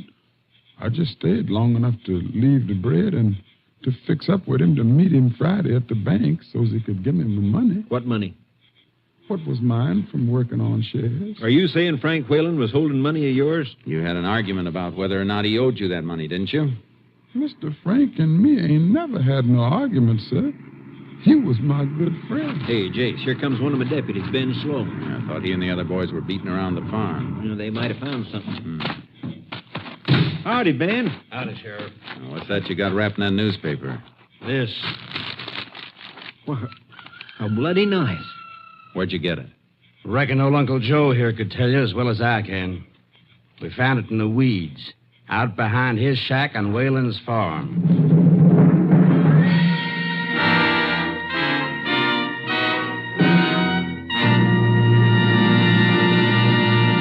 You are listening to Tales of the Texas Rangers, starring Joel McCrea as Ranger Jace Pearson.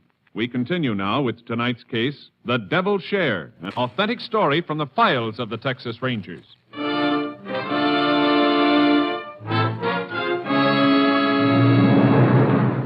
Uncle Joe stared at the blood-stained knife the deputy had found behind his house. The stare was a look of recognition. You ever seen this knife before, Uncle Joe? Come on, answer me. You know we've seen it before, Sheriff. Can tell just by looking at him. How about it, Uncle Joe? Yes, sir, Mr. Ranger. It's mine. It's just an old whittling knife. But I never used that or nothing else on Mr. Frank. Uncle Joe, you're under arrest for the murder of Frank Whalen. Mr. Sheriff, I'm telling you here, outside of God's own house, I never done it. Think maybe you better deputize a few more men, Sheriff. We might need 'em. Why? What for? People around here thought mighty high of Frank Whalen, Jace. They aren't going to cotton to the idea of him being killed by somebody he took in and helped. And you can't blame him for that. I can blame anybody for anything that doesn't follow the law. You're not going to have any problem with Uncle Joe, Sheriff. I'm going to take him off your hands. Now, hold on, Jace. He's my prisoner, and I'll guarantee his safety. I know you'd protect him. That isn't why I'm taking him. I'll give you a receipt for him and bring him back here later. Where are you taking him? On a radio for Unit 88, the Ranger plane to pick us up and fly us to Austin. And you'd better hand over that knife, Ben. That goes with me.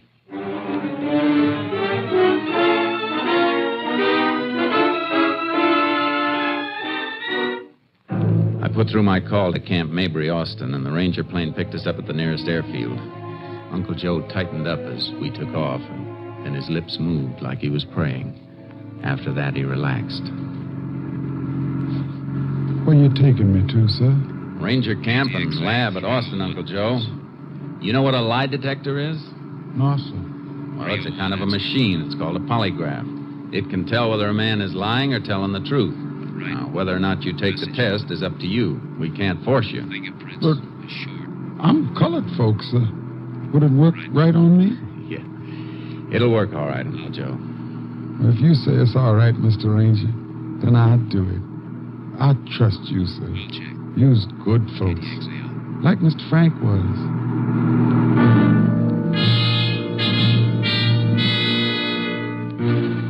We landed at Camp Mabry. I dropped the blood-stained knife at the lab and then took Uncle Joe upstairs to the polygraph room. He wavered a little when we seated him in the chair and fixed the bands to measure his blood pressure, pulse, and respiration. Sir, this chair... This ain't no electric chair, is it? Now, don't worry. It won't hurt you, Uncle Joe. We're ready to go, Jace. Okay. I'll be waiting in the next office. Now, no matter what I ask you, Uncle Joe, I want you to answer yes or no. That's all, understand? Yes, sir. Is your name Uncle Joe? Yes, sir. Is Belle your granddaughter? Yes, sir. Do you go to church? Yes, sir.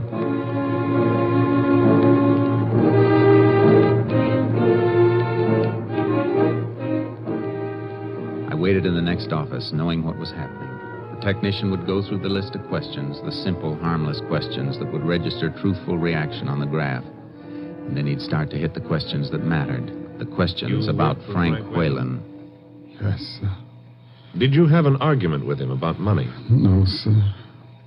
Did you use a knife on him? No, sir. Did you kill Frank Whalen? No, sir. Was the knife with the blood on it yours? Yes, sir. Do you know how the blood got on it? No, sir. Is that the truth, so help you God? Yes, sir. That's all, I guess. You just stay put, Uncle Joe. I'll take those things off you in a minute. Yes.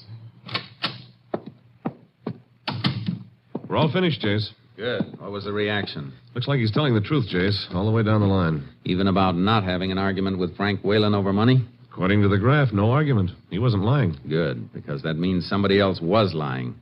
I'm going to take him back to... Just a second, Jace. Kenny speaking. Yeah. I'll tell him. He'll be right down. That was the lab on that knife you brought in. Yeah, they typed the blood? It isn't human blood, Jace. It's chicken blood.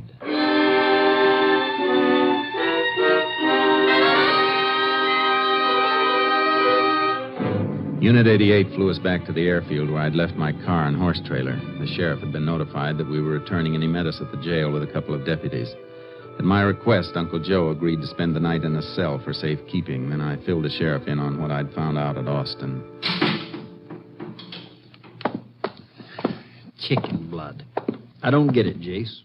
Why didn't Uncle Joe say he'd use that knife to kill a hen? Because he didn't. That knife was planted where it was found. And whoever planted it didn't expect the investigation to go any further. Uncle Joe kept the knife in the shed behind his house. Killer got it during the night after the murder, stuck a hen with it, and tossed it in the weeds. Have to be somebody who knew the place pretty well to find that knife and do the planting. It was somebody who knew the place. Frank's brother, Jeff? Frank's brother, Jeff. What do you know about him? Has he ever been in any trouble? Not around here. Yeah, we better check and find out where he stayed in Dallas and who saw him while he was there. We don't know for sure he was there. Oh, he was there, all right. How do you know? Because Luther Riggs saw him. Luther just drove back from Dallas this morning. I met him about an hour ago, and he told me he'd seen Jeff there. How long was Riggs up in Dallas? Just overnight. Quick business trip. Why? And doesn't it seem kind of funny that Jeff hitchhiked back here in such a hurry when he could have stayed over until this morning and gotten a sure ride with somebody he knew? Didn't think of that. Where does Riggs live? Farm, 4 mile out. Let's drive out there. I want to see him.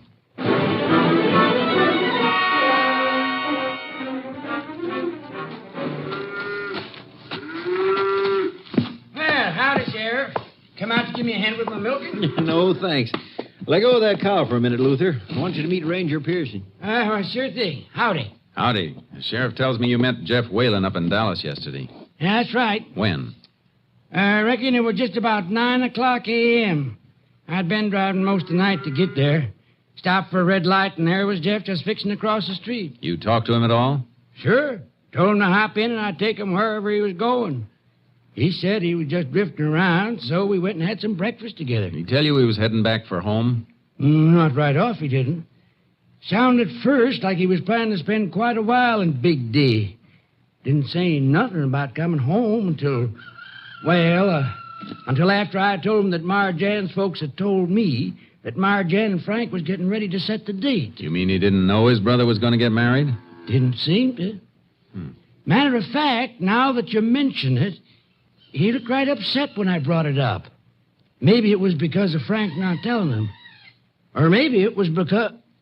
Maybe it was what? Go ahead. I think I can answer that one, Jace.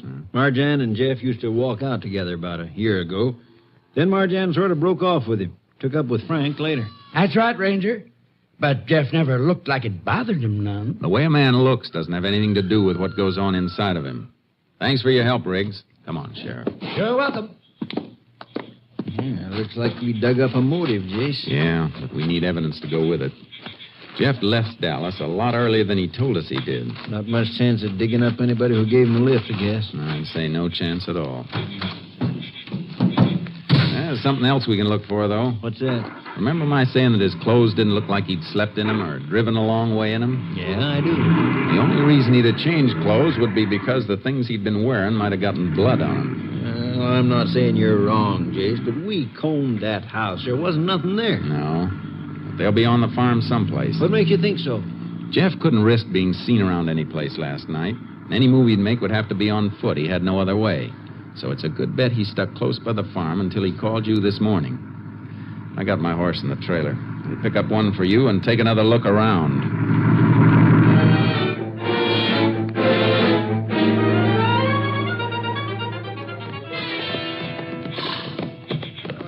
Jace, we've been out here half the night. I don't think we're going to find anything. Maybe not.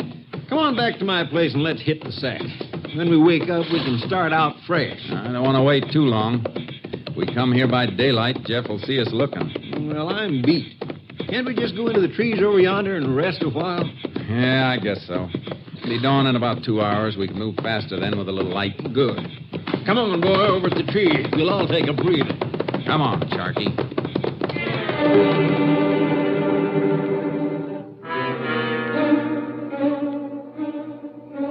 We moved into the trees, dismounted, and hobbled the horses.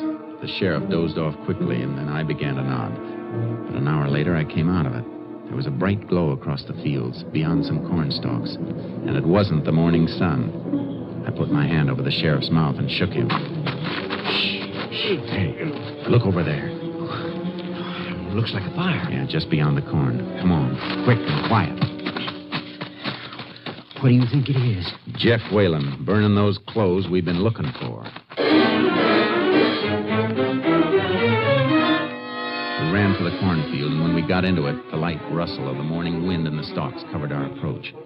Came to the edge of the field and saw him, Jeff Whalen, dumping kerosene on a pile of smoldering cloth. Look, Jace. Those boards in that hole.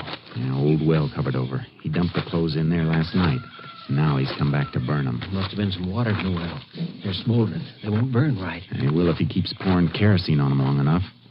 Let's get him. All right, Jeff. What? That's enough. Drop that can. Drop it, I said. Well, sure. Sure, I'll drop it. Watch it, Jace! He threw the can onto the fire, and a sheet of flame leaped up between us like a blinding flare. I dove across it, trying to clear my eyes. Look out, Jace. He's got a knife. I was on him before I saw him. The blade flashed. I dug for my gun, but I couldn't bring it up in time. The knife slashed into my shoulder and went to the ground. He landed on top of me, but as he raised his hand to strike, I got my gun free with my left hand and slapped the barrel against the side of his head. You all right, Jace? Yeah. I guess my shirt will need a little stitching, though. Your shoulder will need a little stitching, too. Couldn't risk a shot. You were too close. Yeah. Come on.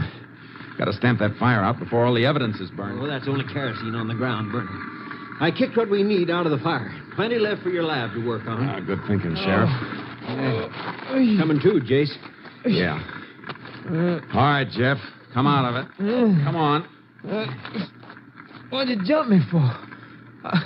I was only burning some old thing. Yeah, we know. The old things you happened to be wearing when you killed your brother. You were right about that bread knife, Jace. Look, here's what he used on you. Yeah, got nervous about that, too, didn't you, Jeff? Decided to get rid of everything and let old Uncle Joe ride for you. Oh, look, you're crazy. I don't know what you're talking about. Yeah? I talk kind of a foreign language. But maybe the grand jury will understand me when they indict you for murdering your brother. Come on. Get on your feet. Move.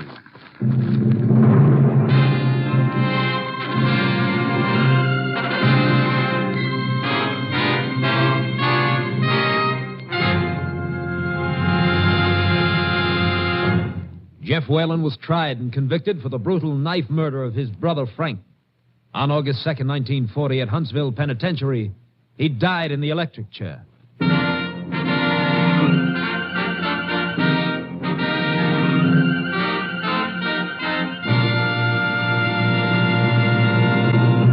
This is Joel McCrea, wishing you all a very, very happy New Year. Good night, folks. See you next week.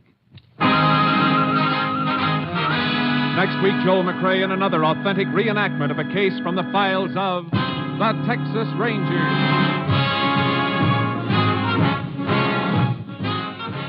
Joel McCrea is currently seen starring in the Universal International Technicolor production Saddle Tramp. Tonight's cast included Tony Barrett, Tom McKee, Parley Bear, Peggy Weber, Roy Glenn, Wilms Herbert, and Rye Billsbury. This story was transcribed and adapted by Joel Murcott, and the program was produced and directed by Stacy Keach. Hal Gibney speaking.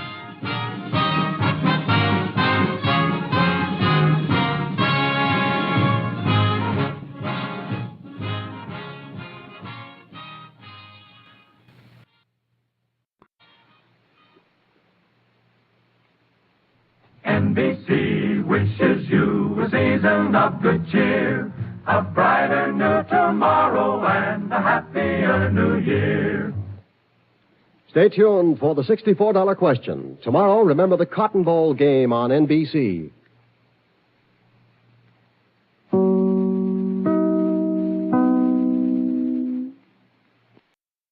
Presenting Joel McCrea as Jace Pearson in Tales of the Texas Rangers.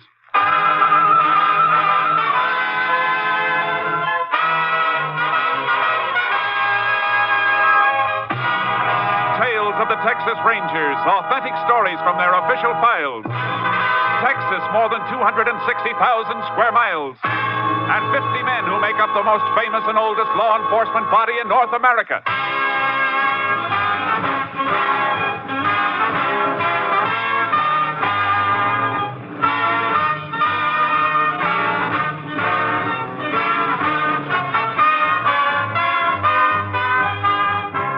From the files of the Texas Rangers come these stories based on fact.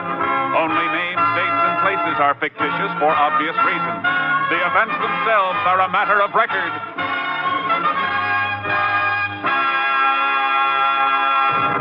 Case for tonight, clean up.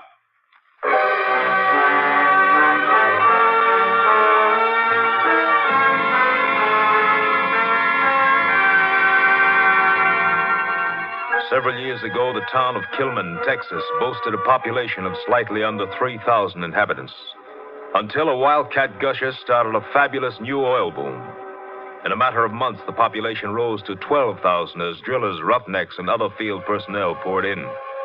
And behind them, like vultures, came the horde of racketeers, gamblers, and grifters. But even organized vice was not profitable enough for the boss of the crime syndicate, Frankie Gennaro. Gennaro started to move in on the oil business itself.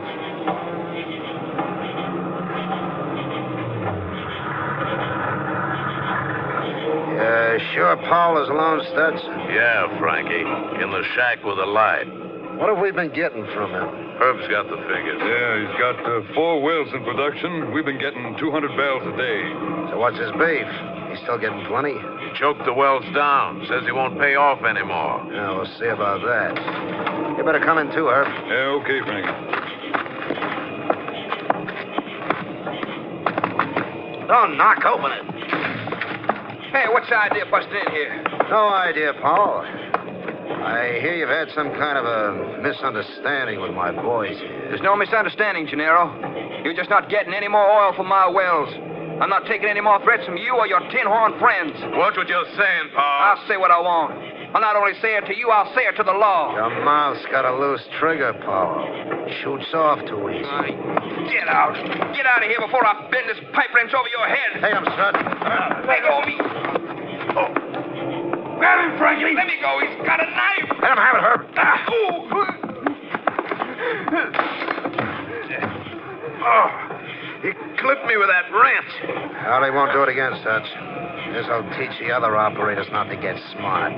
Come on, Herb. Yeah? Let's get out of here.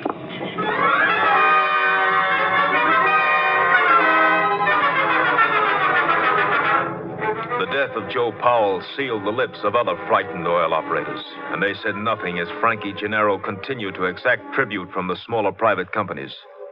But Powell's murder aroused special interest of the Texas Rangers. Captain Stinson sent for Ranger Jace Pearson. You know what's been happening in Kilman since the oil boom started, Jace? Yeah, I've heard. I've got rangers in the town, of course. Good men. But they're too well known. We're being blocked all the way by people who won't talk or who are afraid to talk. I've never worked the Kilman district. I'm not known there. Well, that's why I sent for you. I want Kilman cleaned up, starting with Joe Powell's murder. But a man wearing a badge won't stand a chance. You want me to work without one? That's right, Jace. But not alone. We got a new man just transferred into the company, Steve Clark. You can work together. Good. You better brief me on the Powell murder. Well, all we've got is in the next room. Have a look. Here's some photographs taken at the murder scene. Stabbed in the back. A belt and shirt twisted, though. Powell must have put up a fight before he went down. He fought all right. Look at this wrench. Yeah. Blood stains and a few matted hairs on it. This the same wrench that was next to the body in the photos? The same one. Powell must have hit somebody with it before he was killed then. It looks that way. That means 2 or more men ganged up on him. He dropped one with a wrench, and then the other one stabbed him. That's the way I see it. Yeah, blood on the wrench been typed? Yeah. Here's a report from the lab at Austin. Typo, huh? Brown hair, Caucasian male. Micrometer measurements are there, too. And that's all we've got, Jace. How about a list of undesirables hanging out in Kilman? Oh, yeah, I got that, too. Here. Mostly petty crooks, gamblers, and muscle men. Our boys run a few out and new ones come in. There must be one man at the top, though. Usually is, but which one? A few possibilities on your list here. This one, Stutz Tracy? No, he's not big enough to be given the orders. Does he know you by sight? No, I just know a few of these names by reputation and photos. Now, here's another bad one. Herb Enfield. Yeah, I've heard about him, too. Plenty. Supposed to be a real vinegarone. Yeah, he's tougher than the back end of a shooting gallery. Yeah, only he's not smart enough to cover up for himself. The only other possible boss I can see is this one, Frankie Gennaro. Uh-huh. Got lots of arrests and a couple of indictments. No convictions. On the surface, his record's clean. He always has an alibi, and it always stands up. Well, I guess I better get started. Right. We'll go over to the barracks, and I'll introduce you to Steve Clark. You'll want to change your clothes anyhow. Yeah. Well, the first job's to locate key men. When we find out who's making the wheels turn, we can put our badges on again and move in with a force. Well, the whole company will be standing by. You better warn the rangers in town not to let on they know me. Well, they've been warned. You'll be treated just like a stranger. You have anything to report, contact me directly. But be careful. And you better leave your car outside the town and just meander in on horses. Cowpokes? Yeah, just a couple of wandering cowpokes.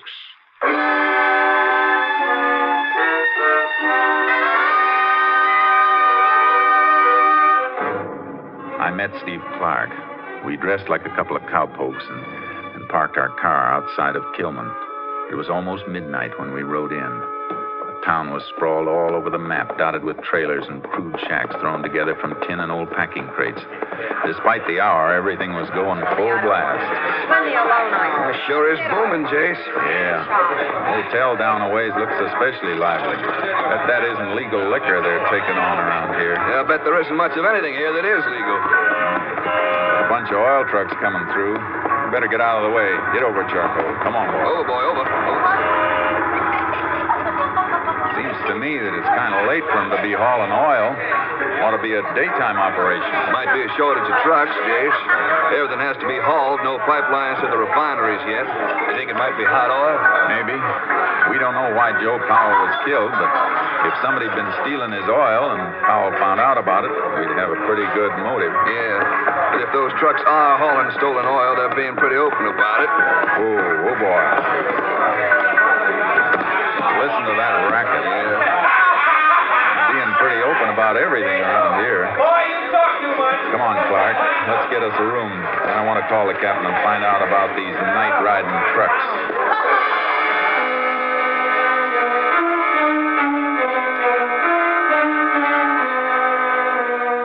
Any plan we had about staying at the hotel was cut short by the desk clerk.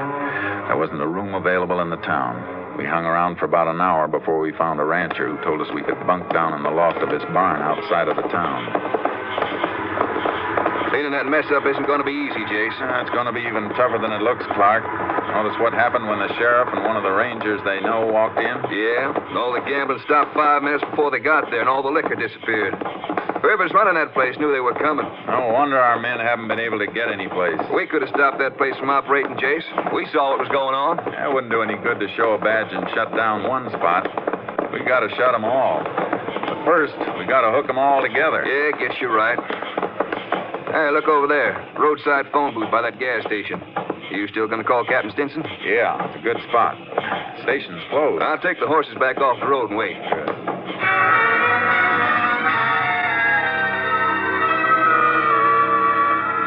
I got through to Captain Stinson at his home. But what he had to say about the trucks wasn't encouraging. Yes, Jace, we've had reports on the trucks. They run every night.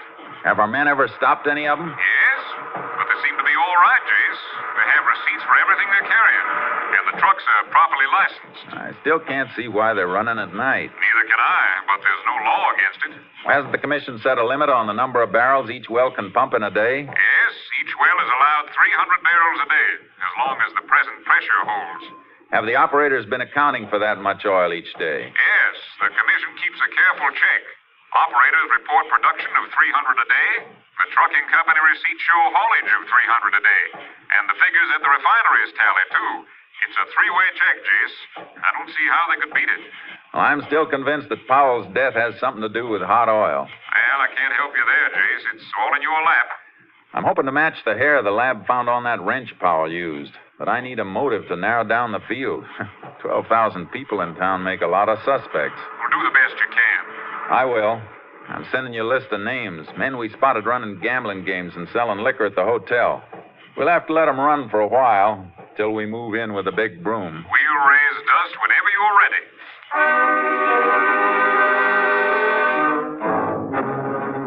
For 3 days, I left Steve Clark wandering around town, spotting the rackets, while I rode through the oil field at night, striking up casual conversations with the pumpers wherever I saw one of the night-riding trucks load up and leave.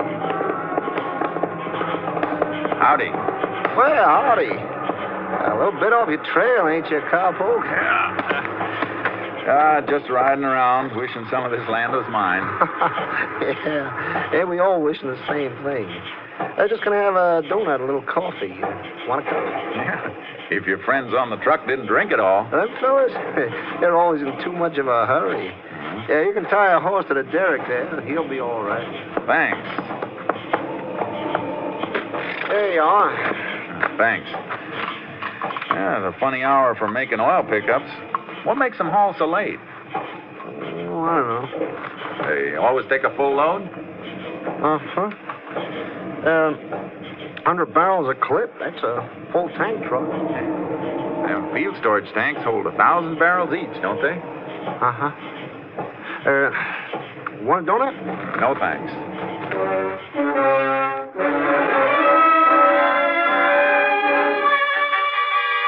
I checked with a few more pumpers, then rode out to the barn where Clark and I were bunking. I woke him up.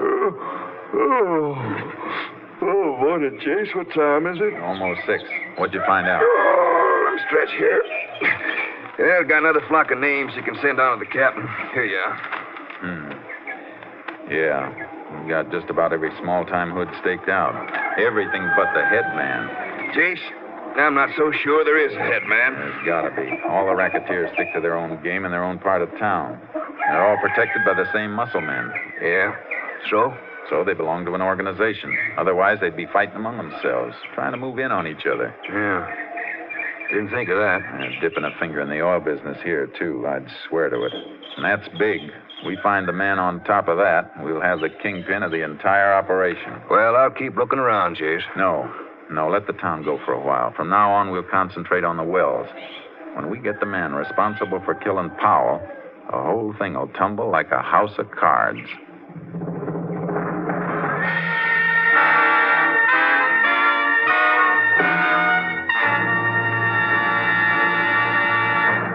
You are listening to Tales of the Texas Rangers, starring Joel McCrea as Ranger Jace Pearson.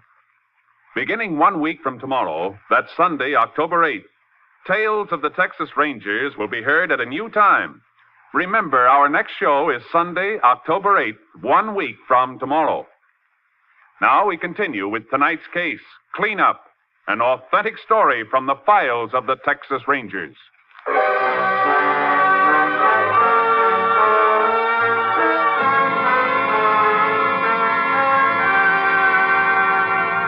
We staked ourselves out at Powell's wells. For 2 days, we kept check around the clock on every load of oil that was hauled away, watching from a distance. It was a dead-end watch. Yeah, it checks out, Jace. 4 wells, 300 barrels each per day, 1,200 barrel total. And that's what they've hauled away. Yeah, but since we've been here, nothing's been hauled from Powell's wells at night. You ain't gonna keep watching them? Just for tonight, so we can measure the flow from the wells. You can keep the pumper busy for a while at 9 o'clock while I run a tape gauge into the storage tanks. You'll have to check them again later. Yeah, I'll wander up and keep the pumper busy around 3 a.m. Then you can make the second check. We compare our figures, and we'll know if those wells are really choked for 300 barrels each or if they're pumping more in the legal quota. Okay, Jace. Let's hope it works.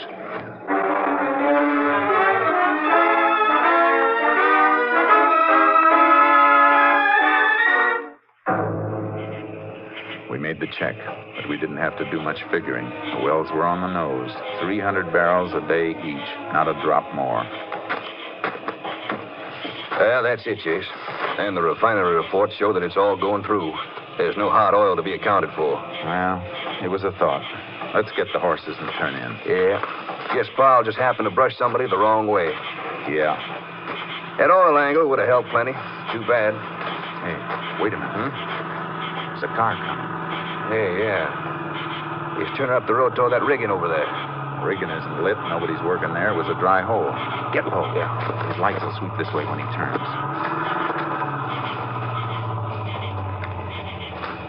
Hey, stopped at the dry hole, all right. Yeah, and look. Powell's pumpers walking across the field to meet him. Yeah, they're going up to the knowledge house on the rig. It's a funny place to be holding a meeting at this time of night. It's a cinch they don't want to be seen. That pumper knows more than he told us. Come on. What's the plan, Jace? Maybe we can slip onto the platform of the rigging without them seeing us. If we can get under the knowledge house, we may learn a few things through the floorboards.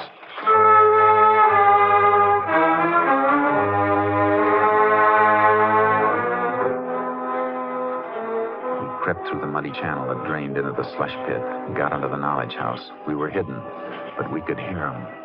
Trucks will start making pickups again tomorrow night. Here? Why not? Unless you think you're going to object. I can't do it.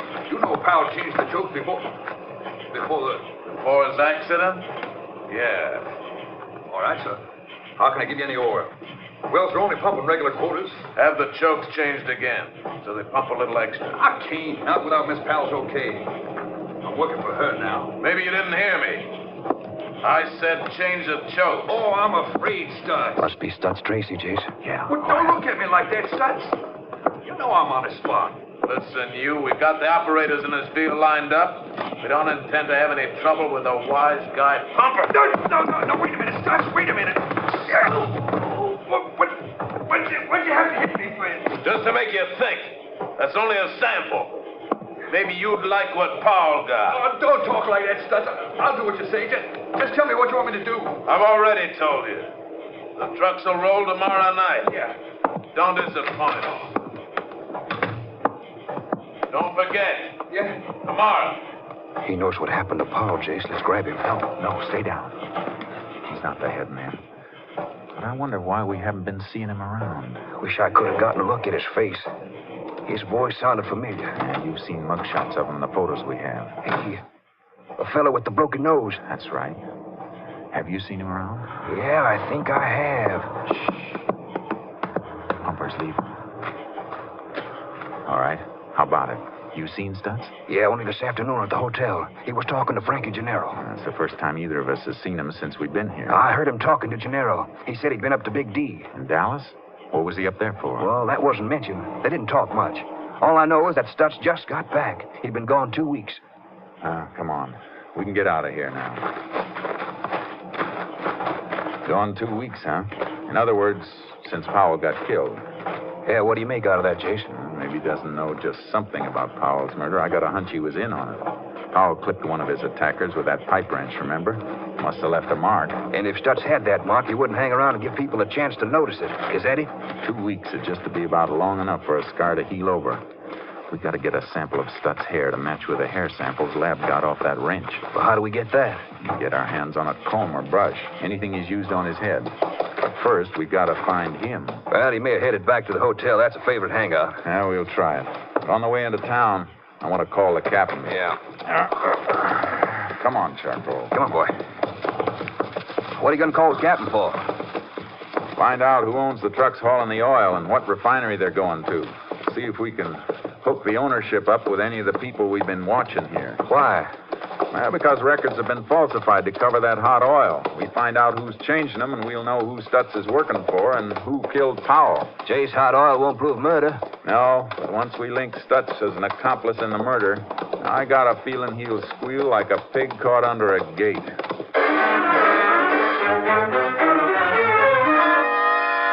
I made my call to Captain Stinson. He arranged to have the trucks followed and the ownership checked. Then Clark and I headed for the hotel where business was going on as usual. There he is, Jace, at the counter. They're using it as a bar. Herb Enfield and Frankie Gennaro. There's a trio the warden of Huntsville would love to have. Well, maybe you'll get him later on. Well, what do we do? Just wait around until Stutz combs his hair? No. Look, on the stool beside him. What? Oh, his hat. Is it his? That's the one he was wearing when I saw him this afternoon. Good.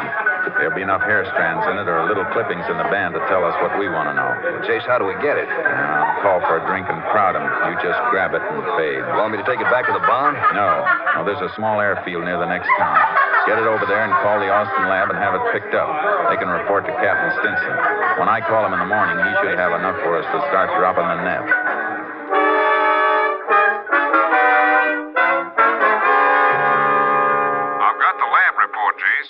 Stutz Tracy is the man Powell hit with that wrench, all right. Good. You get a line on the trucking company and the refinery? Yes, you like it. The trucking company is owned under an alias by Herb Enfield and his wife. Good. And the refinery is owned by a woman. We checked on her, Jace. She's Frankie Gennaro's girlfriend. Oh, that does it. When are you coming in? Well, the whole company's standing by right now, ready to roll. Well, then come ahead and throw up roadblocks on the way.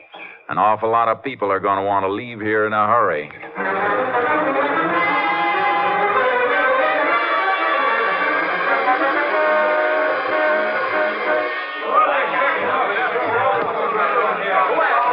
We're ready to comb the town, Jace. You got a section for Clark and me? Take your choice. You know who I want. Good. Go ahead. The rest of the men have their assignments. Names you supplied. Listen, you people. Quiet down now. All of you. Now, most of you are decent folks. Go home and stay home. The streets may not be safe for the next couple of hours, but by tonight, you'll have your town back. We use the hotel for a jail. All right, let's go.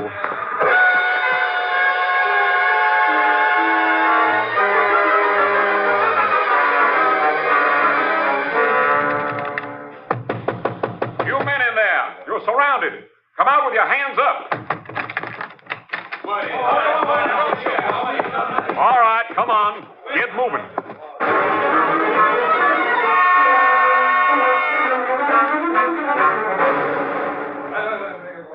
All right, all of you up against the wall. And don't anybody reach for a gun. Anybody else want to try that?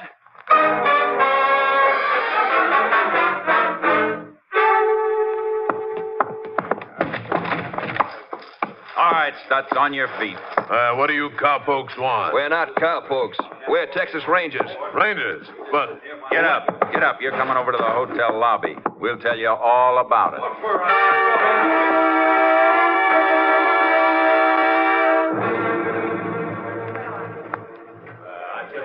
Well, that's quite a haul, Jace. Yeah, but I can't locate Herb Enfield and Frankie Gennaro. Clark's holding Stutz Tracy in that side room, though. He might know where the others are. You got the photos of the hair samples lab matched? Yeah, here. Good. I'll show these to Stutz. They should convince him.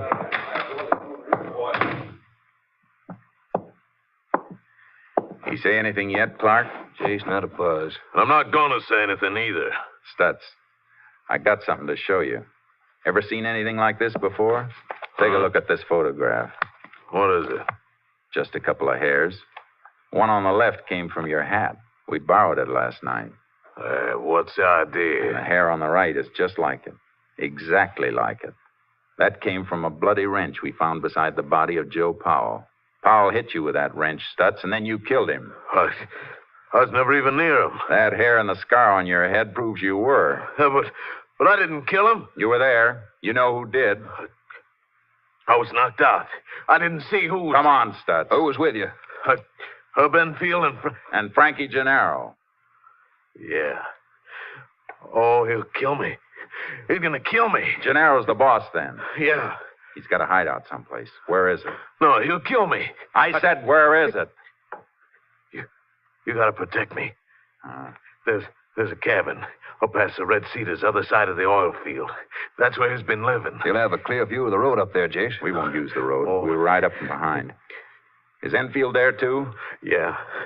Yeah, they're always together. Jace, they might not even know we moved in on the town. They'll know soon.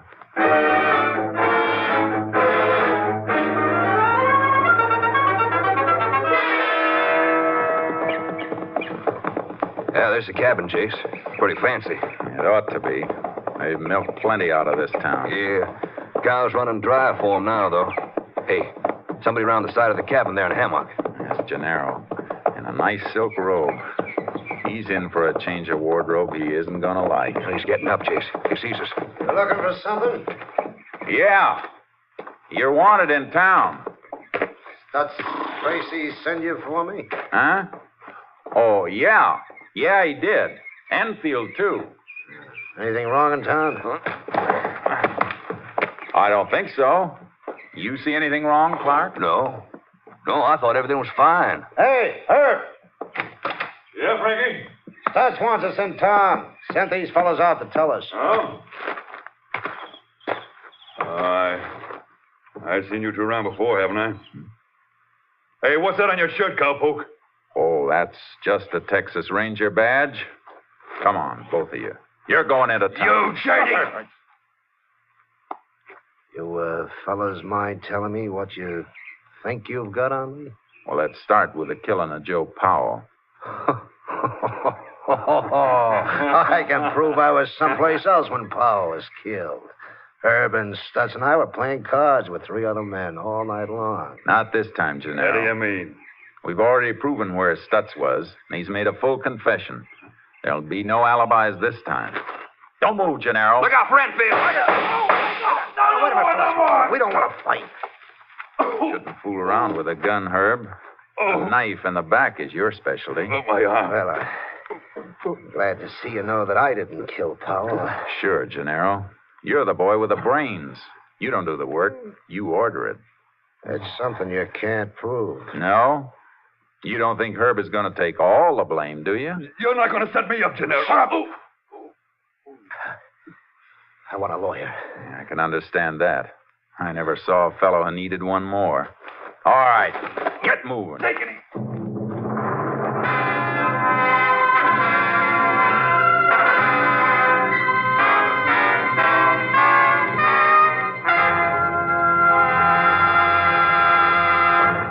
Frankie Gennaro and Herb Enfield were sentenced to life terms at Huntsville. Stutz Tracy was given 50 years, and lesser offenders in the Kilman cleanup were given sentences of from 1 to 5 years. Those who were released without being charged left the town of Kilman quickly and quietly. The cleanup was complete.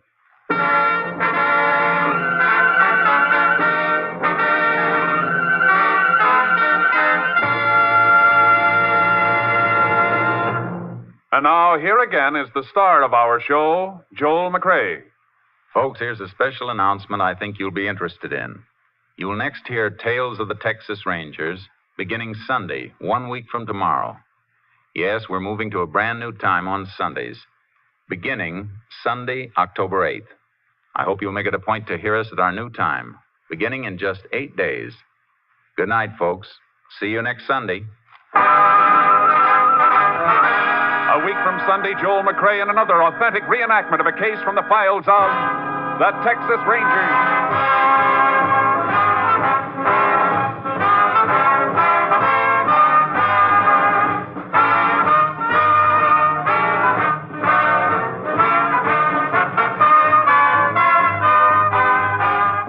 Joel McCrea is currently seen starring in the MGM production Stars in My Crown. Tonight's cast included Tony Barrett, Lou Krugman, Paul Frees, Tom McKee, Herb Ellis, and Byron Kane. This story was transcribed and adapted by Joel Murcott, and the program was produced and directed by Stacy Keach. This is Hal Gibney speaking, and reminding you to be with us again at our new time, 1 week from tomorrow, Sunday, October 8th.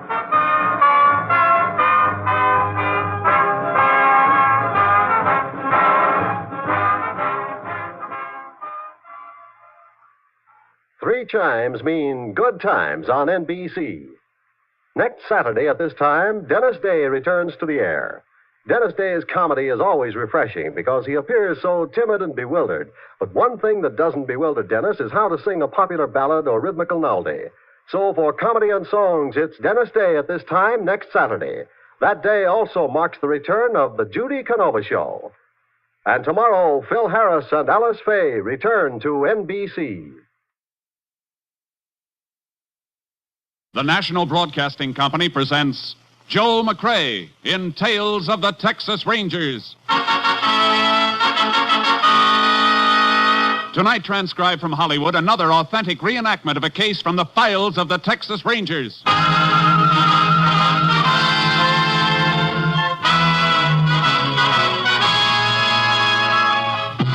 Tales of the Texas Rangers, starring Joel McCrea as Ranger Jace Pearson. Texas, more than 260,000 square miles, and 50 men who make up the most famous and oldest law enforcement body in North America.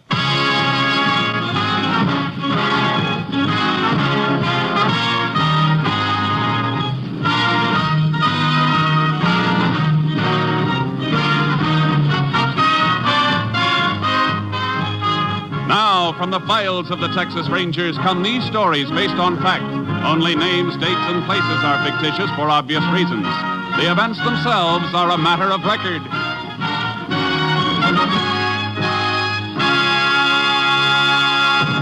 Case for tonight, Deadhead Freight.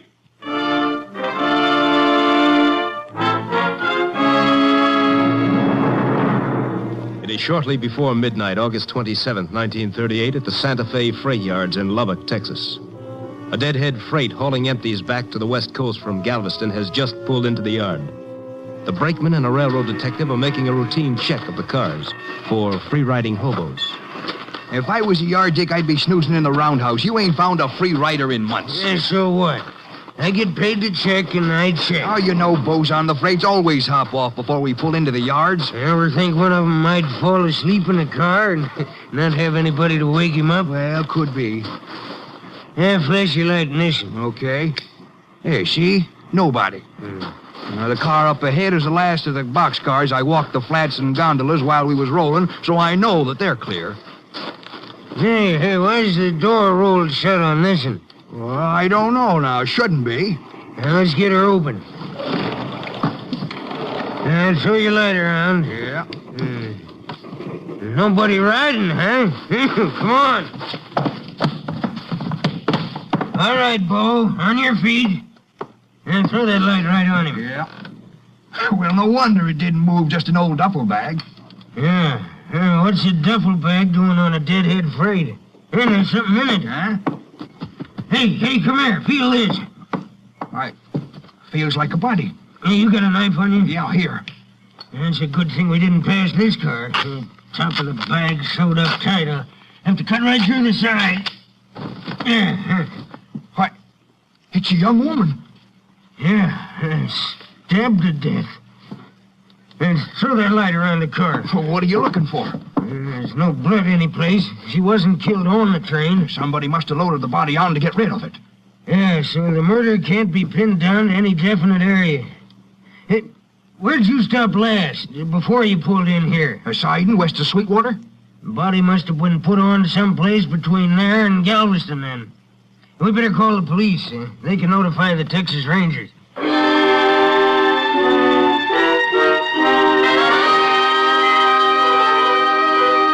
After a brief but penetrating study of the situation, Ranger Captain Stinson had the body removed to a Lubbock funeral parlor. He then requested Texas Ranger Jace Pearson to take over the case. Well, there it is, Jace.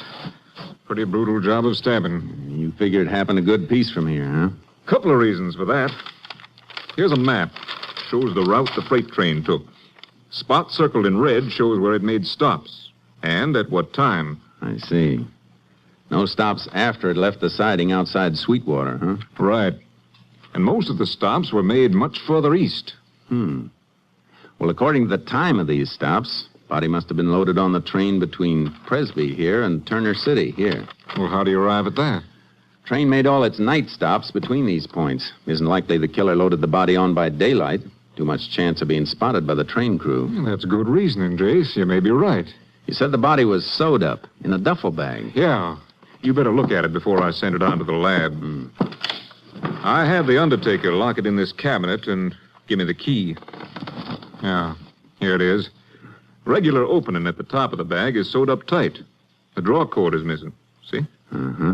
Good thing the man who found the body cut into the bag instead of ripping out those new stitches. Yeah, I see what you mean. Kind of funny stitching. It may have been made by somebody with a special trade where that kind of stitching's used. Lab gets a look at it, may be able to tell us what trade. Well, I hope so. The bag itself won't help much, I'm afraid. Probably picked up in war surplus. Could belong to anybody. Hey, look at this. The bottom of the bag. It's kind of soiled. Whoever carted it around with a body in it must have set it on the ground to rest. He sure did. On reddish-brown earth. Blood seepage made some of it stick. Let's have a look at that train map again. I think that earth stain kind of narrows down our search, Captain. Oh? How come? I know the country that train passed at night. I've been over it plenty. Only place I've seen earth that color is right around this area and a few stream beds.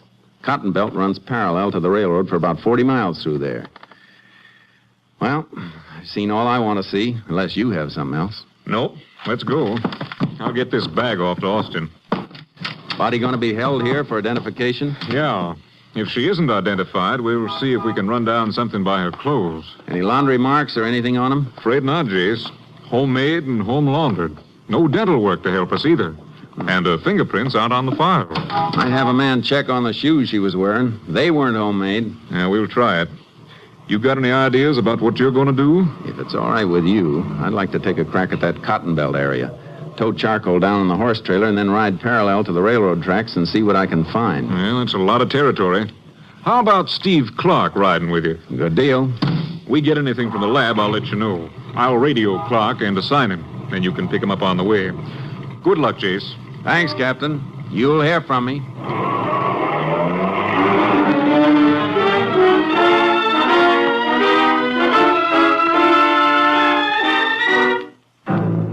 I met Clark. We drove down to the beginning of the area I wanted to check, left the car, and used our horses for the long ride along the rail bed. By noon of the next day, we'd covered 15 miles. Horses are getting tired, Jace. I know, but there's a siding a little ways ahead. Freight stop there. Yeah. Look, another culvert coming up. Yeah. Bank's pretty steep. Watch your horse. Right. Careful, boy. Easy, Charcoal. Careful. Easy. Steep climb out of here, Jace. Maybe if we ride... Hey, what are you looking at? Oh, the ground, huh? Yeah. Same reddish-brown color we've been checking for. Well, don't see anything else, though. Want to ride through it a ways? Yeah. Come on, Charcoal. Oh, boy, let's go. I don't want to be a killjoy, Jace, but we've done this in a dozen creek beds. Yeah, but none of the others were as close to a train stop. Siding's only about 50 yards further up the... Ooh, Charcoal. Oh, boy. Whoa. Find something, Jace? Yeah. Come here. What is it? Yeah, marks in the sand. Trace of a couple of footprints, not enough to make a cast, but look at this other mark. A round impression. Yeah. What made it? Might have been somebody setting that duffel bag down. Yeah? Well, that would account for the dirt you found on the bag. We'll find out. Get a glass jar from your saddle pack. Okay. Gonna cut a core around that mark? Yeah. Lab can test it for blood trace. Earth this color, we can't tell anything by sight. Well, here's the jar. Thanks. A few empty cans around here, Jace. Those marks might have been made by a hobo. I don't think so. Bindle stiffs travel light. They don't carry duffel bags. And what's the nearest town to here? Bullville, about a mile further on. Well, let's get there. We can phone for a highway patrol car, and they can drive you back and pick up our car. Right. You gonna check around Bullville? With a fine-tooth comb. The cotton crop around Bullville was good. Too good. Migratory pickers were jamming the town. I had photos of the dead girl and tried to find somebody who might have seen her. No, Ranger. Never saw her around the gin here. Town's full up, though. It's possible one of the pickers saw her someplace. You know anybody who comes in contact with a lot of the pickers? No. Afraid you have to tackle them crew by crew. That's what I was trying to avoid. Yeah. Must be a couple of thousand migratories around. You mind if I ask your man at the weighing platform to check with the haulers when they bring cotton in for ginning? No, it's all right with me. Thanks. Oh, Ranger. Yeah? Hold it a second. Just happened to think. There is somebody who gets to see a lot of the pickers. Who? A Mexican woman. Name's Old Rosie. Drives a junky old truck around peddling soda pop in the fields. You know where I can locate her? Yeah, haulers give you a lift out to the fields. And somebody will steer you out to her. Everybody knows Old Rosie.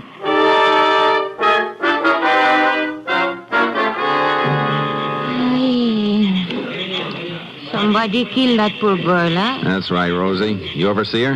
You find who killed her, you're going to put him in a jail? That's my job. How about it? You ever seen her around here? See, one time. Where? At the bus station in the town.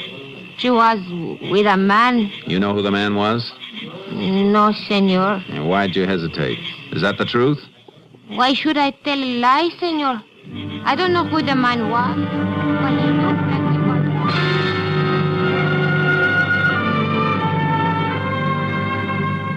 She described the man, a vague, stumbling description that might fit anybody. And while she described him, I had a feeling she was lying. A feeling that was strengthened by a faint odor of whiskey coming from the truck. Whatever business Rosie was in, it wasn't limited to the sale of soft drinks. I pretended to swallow her story, then I got a lift back to town where Steve Clark was waiting with our car.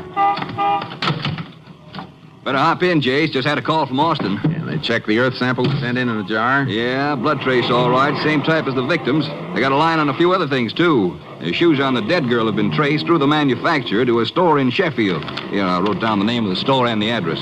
We better get over there and see if we can establish identity. Yeah, shoes will be waiting at the Sheffield airport. Isn't likely that a shoe clerk is going to remember who he sold them to, though. I saw the shoes. They've been repaired recently. Whoever fixed them might remember. Well, that's a chance. Any information on that duffel bag? Yeah, lab ties it in with a seaman. How? Well, stitches used to sew up the bag are the kind seaman used to mend a torn sail. Chase, you look like that throws you. It does, a little. I was beginning to have a sneaking suspicion about an old Mexican woman. But she's no seaman. What made you suspect her? She said she saw the dead girl with a man. She gave me kind of a phony description. Not only that, but she's supposed to be selling soft drinks to the field hands from an old truck. It reeked of liquor. Oh, bootlegging, huh? Hey, that could mean something. What?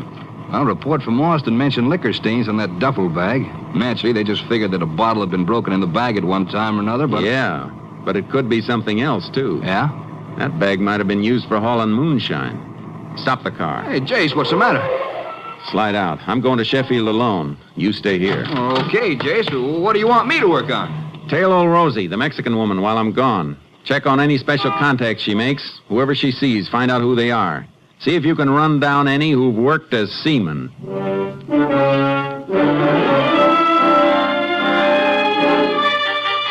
I burned up the road to Sheffield.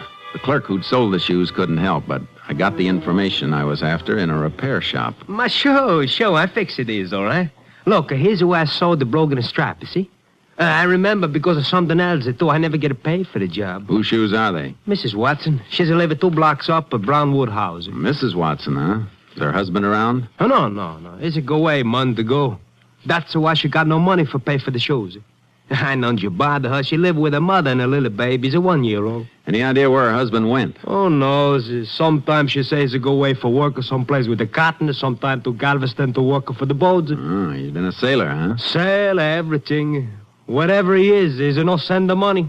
Last week she come in. She says she's going to meet him and she's going to pay me when she's come back. But she's not come back. Hey, just a minute. Why you asking me all these things, eh? And how come you got the shoes? Because Mrs. Watson doesn't need him anymore. She's dead.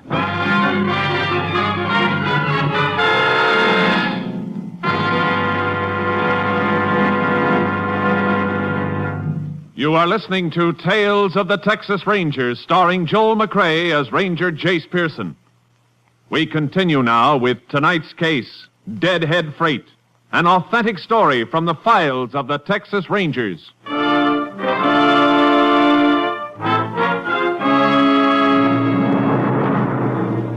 It wasn't the kind of news you enjoy breaking to a dead girl's mother, and the girl's baby crying in the next room didn't help it any. See, they'd split up about a month ago. And then last week, her husband wrote to her from Bowlville.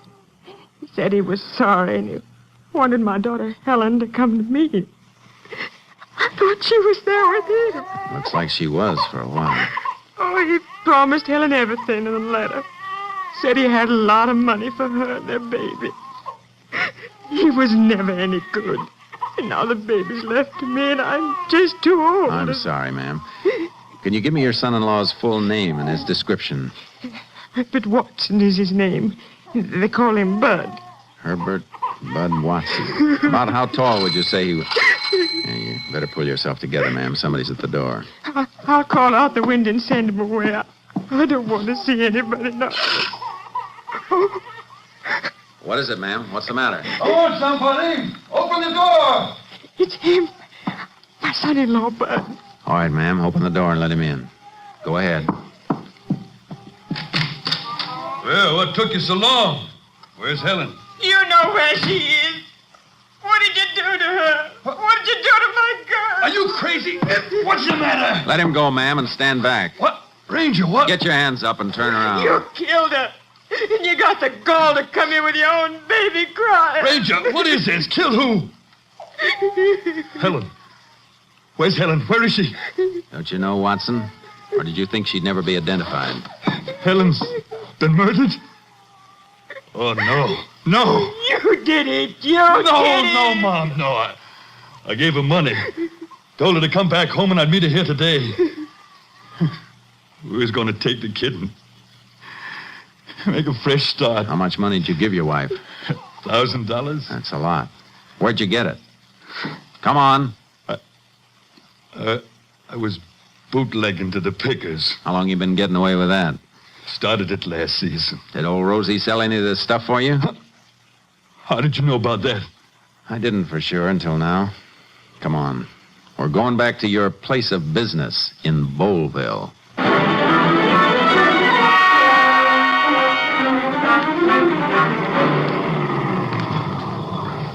Hi, Jace. Steve? And I got your message to meet you here. Rosie's over there. Want to get her off the truck? Yeah, she can talk from there. Come on. You too, Watson. Okay. Bud Watson, murdered girl's husband. Been bootlegging here. Rosie's been moving some of the stuff for him. Oh? Why you keep me from my work, senor? Your work isn't as legal as it could be, Rosie, so sit tight. Yeah, you ever seen this man before? You know she's seen me before. They didn't ask you. How about it, Rosie? Si. All right, Rosie. Now, is he the same man you saw at the bus depot with the girl whose picture I showed you? Si. He's the man. At the bus depot? But that ain't so. I was never with Helen at the bus depot. You didn't meet her when she came down here? No, I tell you. I didn't know what bus she was coming in on. Or even if she would come after she got my letter. First I saw her, she turned up here at the shack. Well, how about when she left to go home? She only stayed 2-3 hours all told. Let her go back to the bus depot alone because, well, it was getting dark.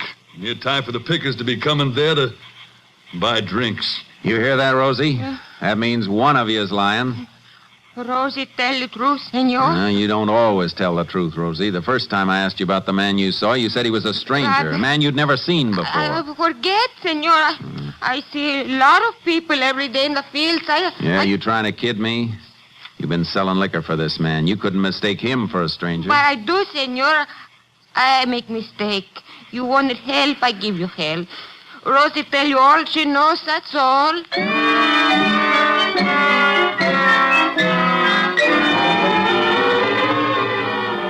Now it was obvious that Rosie was lying, just as I'd suspected her of lying the first time. There had to be a reason for it. We took Bud Watson into Boleville jail and then went back to search his shack. I can't figure something, Jace. Why won't Watson admit it if he was at the bus station with his wife? That wouldn't hurt him. No, it wouldn't. That's why I think he's telling the truth. And then Rosie must be covering up for something. Covering up for somebody's a better guess. She might have done it herself. No, I don't think so. She's too old to cart a body across the country to the railroad. Well, then you figure she really did see Mrs. Watson at the bus depot with a man, huh? Yeah.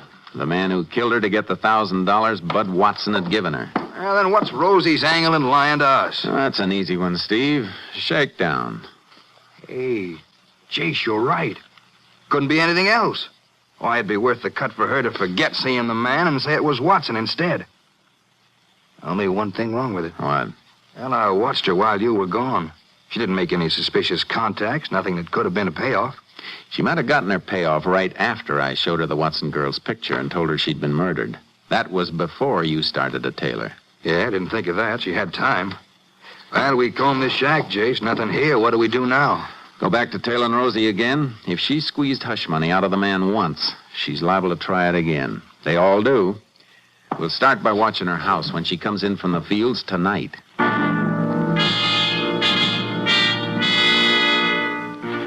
We staked out near Rosie's adobe hut, but it got dark and she didn't come in from the fields. I left Steve on watch and went out to look for her, keeping an eye out for her old truck. I found it about 5 miles out, surrounded by a group of men carrying torches. Hey, what's going on here? Ranger! Rosie! You better come! Yeah, what happened? We was walking into town. We saw the truck here by the side of the road, thought maybe it broke down, so we started to call for old Rosie. Then one of the boys spotted the blood on the ground. What blood? I'll show you over here. Must be old Rosie's, I reckon, because we found her over here in the cotton row. She's dead, Ranger. Somebody cut her throat from ear to ear.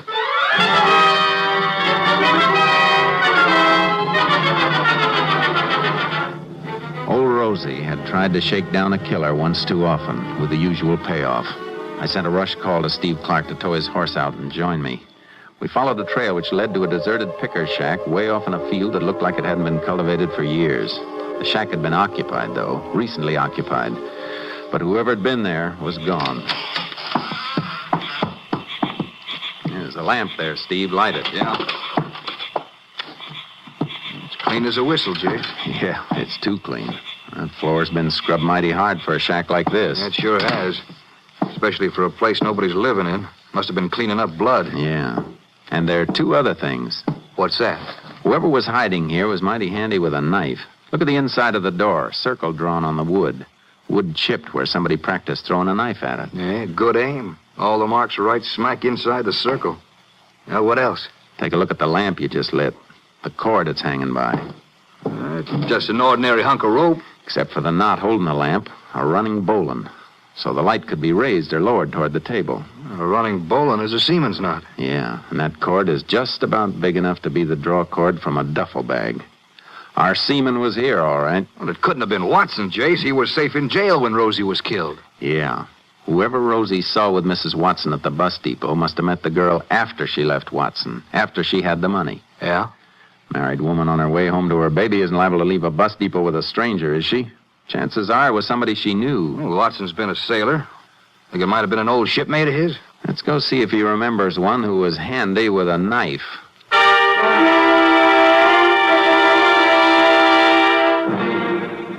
You say somebody killed old Rosie? Yeah. The same man who killed your wife. Now think and think hard. Yeah? The killer was a seaman. We got reason to think it could be an old shipmate of yours who knew your wife. But Helen knew shipmates of mine all along the Gulf. I introduced her to lots of them. The one we want had a habit of throwing a knife. Hey, he drew targets on a door. Never missed. Matt Corbett. It was Matt Corbett! How do you know? Any reason for him to be around here? Yeah. He was my partner last year. Bootlegging here. Business got bad and he left. I wrote to him months ago asking him to come back for this picking, but he never answered me. Did Rosie know him? Sure she did. From last year. That's it, Clark. Rosie'd seen Corbett with Mrs. Watson. That's why he couldn't run with the money after he'd killed her. He had to wait to see if the body was found and identified. And when we moved in and she knew about the murder, she really had him pinned down. And he used to be my best friend. A sneaking... Never mind that now. Where would he run to? I don't know. He was always roaming, like me. Hey, you wrote to him someplace, you said. You must have an address. Yeah. Yeah, it was general delivery at Port O'Connor. There's an old bait shack there. He lived in it whenever he had enough money to stop moving for a while. He's got enough now. What he got from your wife. Come on, Clark. Let's get him.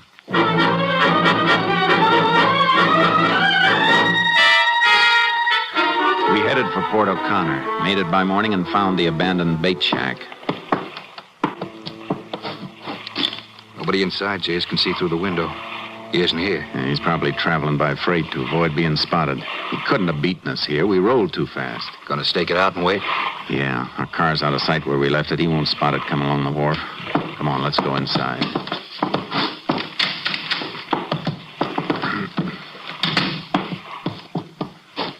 Yeah, looked like Matt Corbett's the man we're after, all right. Same trademarks here we found in that picker shack at Bullville. Yeah. Knife marks in a circle on the door. Same running bowline holding the lamp. Draw that burlap sack across the window. That'll make it pretty dark in here, Jace. You want it dark when you're throwing a surprise party.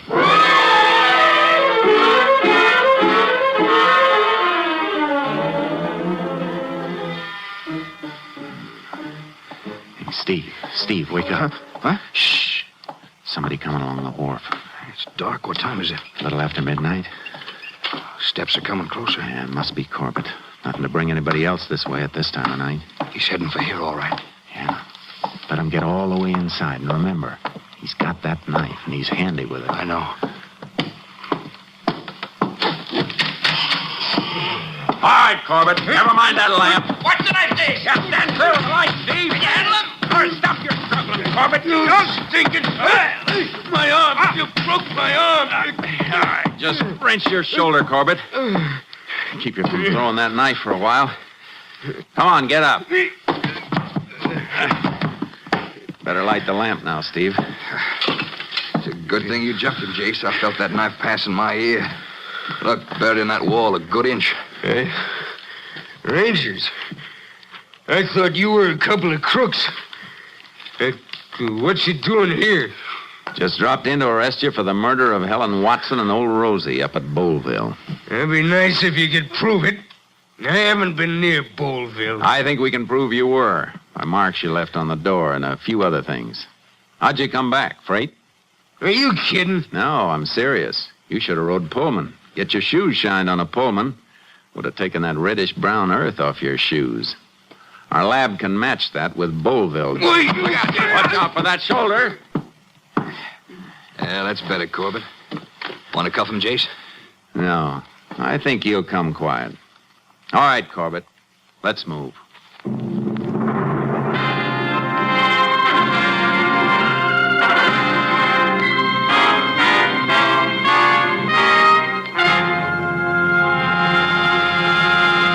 Herbert Bud Watson served the required term for his bootlegging activities, and Matt Corbett was tried and convicted of murder. The sentence of the court was carried out on February 20th, 1939, when at Huntsville Penitentiary, Matt Corbett died in the electric chair.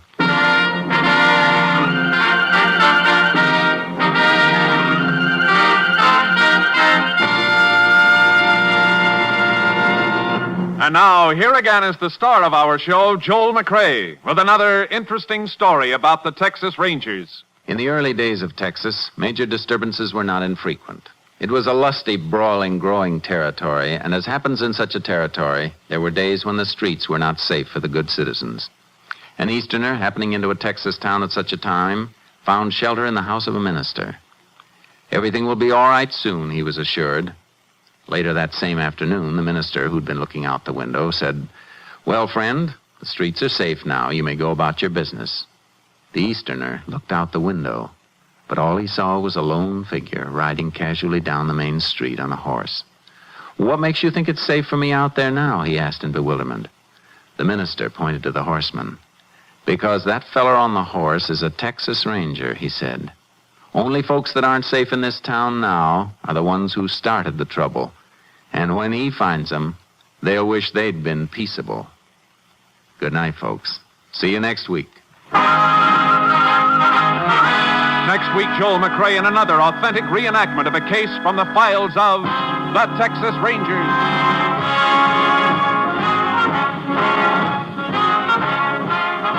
Joel McCrea is currently seen starring in the MGM production Stars in My Crown. Tonight's cast included Tony Barrett, Herb Ellis, Tom Holland, Byron Kane, Tom McKee, and Lillian Bayer.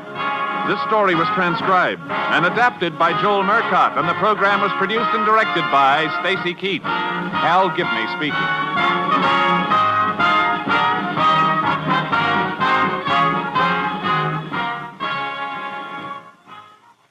Three chimes mean good times on NBC. The National Broadcasting Company presents Joel McCrea in Tales of the Texas Rangers. Tonight, transcribed from Hollywood, another authentic reenactment of a case from the files of the Texas Rangers.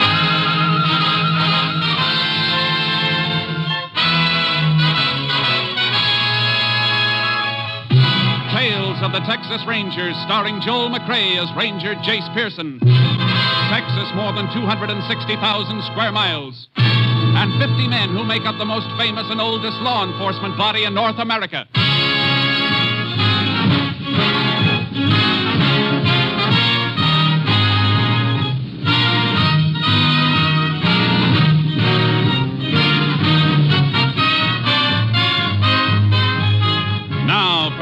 files of the Texas Rangers come these stories based on fact.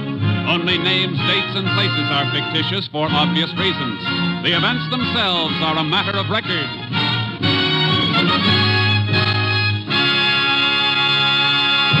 Case for tonight, the White Suit.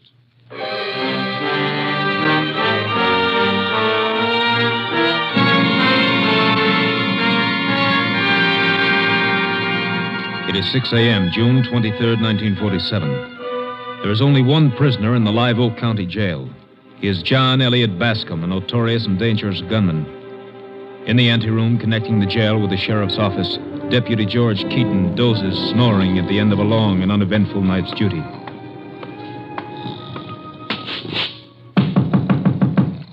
Miss George? Miss George? Oh, hello, Uncle Ben.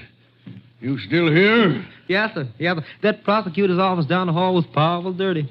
About ready to go along home now as soon as I hang up my mouth, but I brewed this here coffee for you. Coffee? Put it here. Oh. She's hot, Jonah. Coffee. Uncle Ben, you're an angel. Don't know about that, Miss George.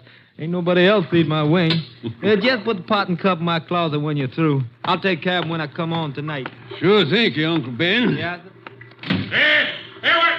Hey, jailer! What's the matter with you now, Bascom? Take a look. The cell floor's wet. Water's running all over. This jail may have all the comforts of home, but I wouldn't give you much for your plumbing. Yeah, this building's so old, it's a wonder it doesn't all come apart. Valve must have stuck again. Water all over the floor. All right, I'll take it easy now. What a crummy joint. You keep back, Bascom. Don't worry.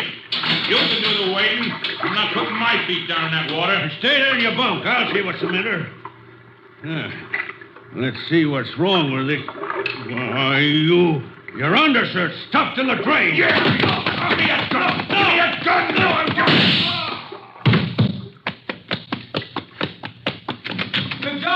Miss George! Oh, Lordy, Bascom! Get away from that gun cabinet!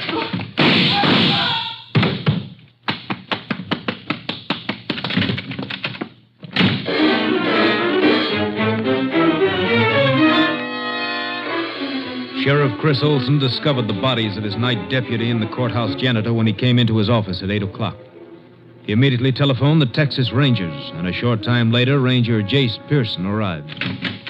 Jace Pearson. Am I glad to see you? It's been quite a while, Sheriff. Jace, this is a bad thing.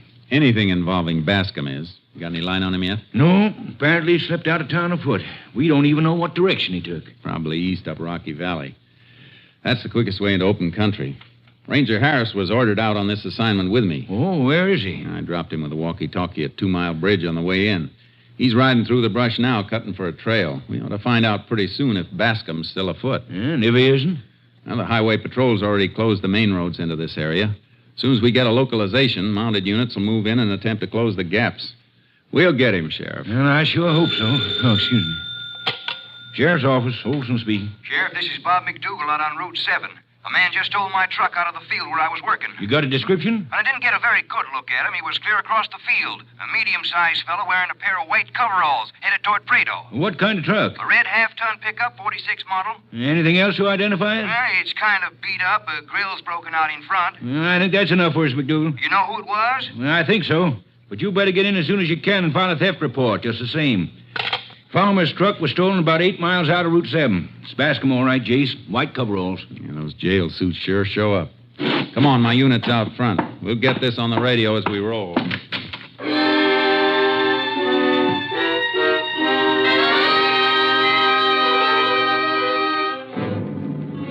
Racing out of town on Route 7 with my double horse trailer still coupled, I radioed all units to be on the lookout for the truck. Then I contacted Ranger Harris through his walkie-talkie and asked him to meet us at 2 Mile Bridge. He was there when we arrived. Nice timing, Ed. What's up, Jace? Got a line on Bascom. Let's get your horse loaded in with charcoal. Okay, Bascom still afoot? No. He grabbed himself a truck about 8 miles down the road. Yeah, he would. This side's clear, Jace. All right, watch your toes. Charcoal, you got company. In you go, boy. Yeah, better bring the walkie-talkie up front with you, Ed. Got it. Ready? Heave! All snug. Come on. Sheriff Olson, meet Ranger Harris. Howdy, Sheriff. Howdy, Ranger. So, that's your walkie-talkie, is it? Well, how much to it? Yeah, pretty compact, all right. Hangs right on the saddle. You can keep in touch with your headquarters with it? At Austin? No. Practical range about 5 miles. Closer the better. Strictly a field outfit. Oh, I see. All set? Maybe we can drive Mr. Bascom right into the roadblock at Dry Creek Crossroads.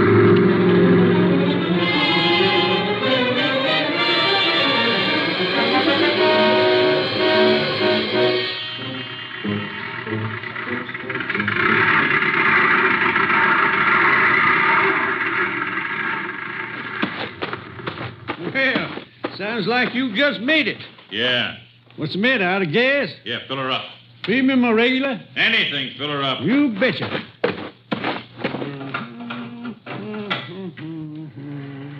Say, isn't this old Bob McDougal's truck? Yeah, I'm taking it into Prado. Thought he got all his repair work done at Live Oak. Not this time. Hurry it up, will you? He's trying to bubble over on me. Filler pipe must be bent. Old Mac sure beats up a truck, don't he? Yeah. Best farmer in the county, but awful careless about machinery. Seems Come like on, wind it up. That's enough gas. Hey, Mr. OK.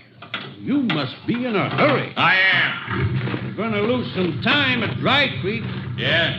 Why? The law's got a roadblock at the crossroads for some reason or another, combing everybody through down to the seams of their drawers.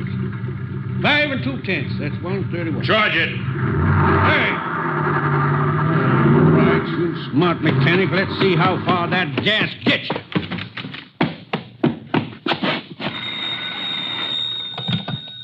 Radio operator. This is Jim Perry. Get me the Dry Creek store, quick. I'm sorry, that line's busy. Break in on it. The highway patrol's got a roadblock there. I want to talk to one of the officers. Is this an emergency call? A smart aleck in Bob McDougal's truck just clipped me for some gas. He was in too big a hurry, to be honest, and he deliberately took the wrong turn when I told him there were officers ahead. Mr. McDougal's truck, you said, a red one? Sure, everybody knows that truck. A red pickup with a mechanic in white coveralls driving it. You're out on Route 7.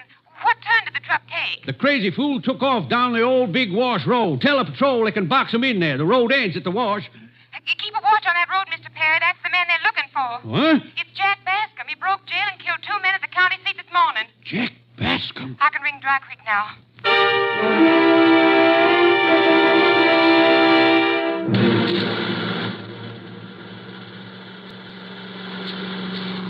KTXA to Unit 10. KTXA to Unit 10. Unit 10 to KTXA. Go ahead, KTXA. Subject Jack Bascom refused to pay for gasoline. He turned south from Route 7 at Perry's filling station, your vicinity. That's Perry's down there at the foot of the hill. 10-4. Unit 10 approaching Perry's now. We'll keep KTXA advised. Unit 10 clear. 10-4, KTXA Austin. Yeah, that's Jim Perry out in front, flagging us down now.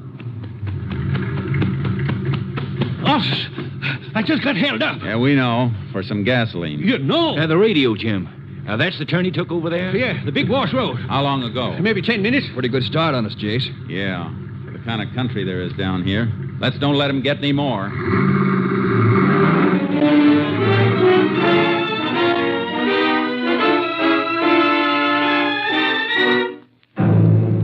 We found the red pickup abandoned in the sandy bed of Big Wash 4 miles from the highway and radioed the surrounding units. John Bascom's tracks led straight into broken country beyond the wash. He couldn't go any further in the truck, and neither can we. Looks like work for the horses from here on, Ed. Let's get them out. Right. I'll give you a hand, Jace.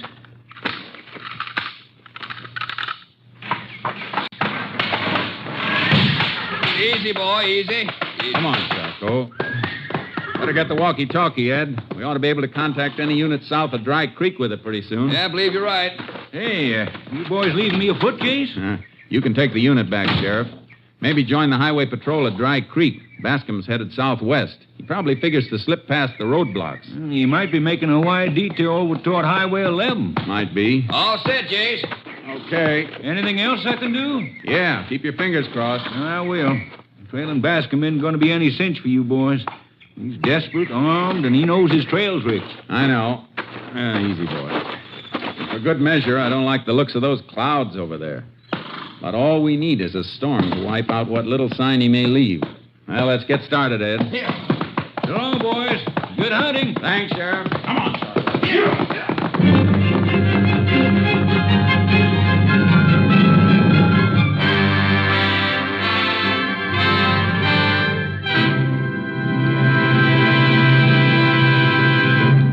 You are listening to Tales of the Texas Rangers, starring Joel McCrea as Ranger Jace Pearson. And now we continue with tonight's case, The White Suit, an authentic story from the files of the Texas Rangers.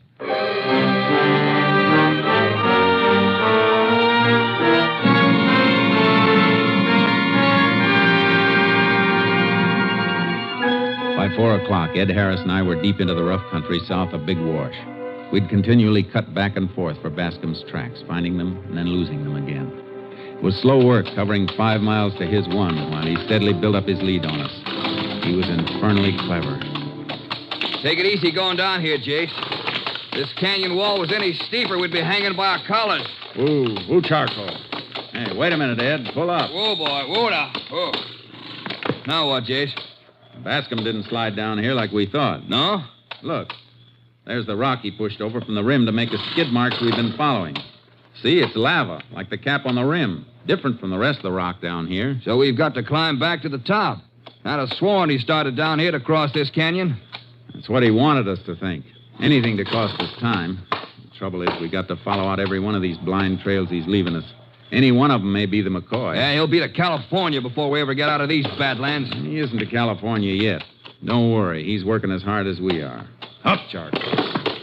Lift him up. Come on, Red Horse. Make like a goat. Come on. Watch it, Ed. What a climb. It's getting late. Look at that sun, Jace. Yeah. Hey, that low sun has got its advantages. Oh, boy. Oh, now. Easy. Take a look at that slope over there across the canyon. That patch of sand past that big mesquite. Yeah, tracks, footprints. Then Bascom did cross the canyon after all. Probably someplace a little downstream. Jace, how come we didn't see those tracks when we started down here from up before? He couldn't have made them since then. We aren't that close behind him. No, the tracks were there before. We just didn't see them. Now the sun's low enough to throw longer shadows into the prints his boots made. Makes them twice as visible. Yeah? Well, we better start looking for a place to cross ourselves. Now, let's climb a little higher first. I'm worried about that storm the way it's piling up. Up, Red Horse. Come on. These clouds are getting black, Jace. Probably loaded with static. We better try to make radio contact with the walkie-talkie while we can. We'll need to work from this high ground to get through. General call, Jace? Yeah. Suppose you try it now, Ed. Yeah. Unit 902 to unit in range. Unit 902 to unit in range. Unit 8 to Unit 902. Go ahead, Unit 902. Oh, boy. Oh. Here you are, Jace. Oh, charcoal. Unit 8 to Unit 902. Go ahead. Unit 902 requests the location of Unit 8. Unit 8 is at the intersection of County 5 and State 11, 10 miles south of Dry Creek. 10-4. Unit 8 is now too far north. Fugitive still bearing toward Highway 11, approximately 12 miles south and east of Dry Creek. Suggest Unit 8 move south about 5 miles.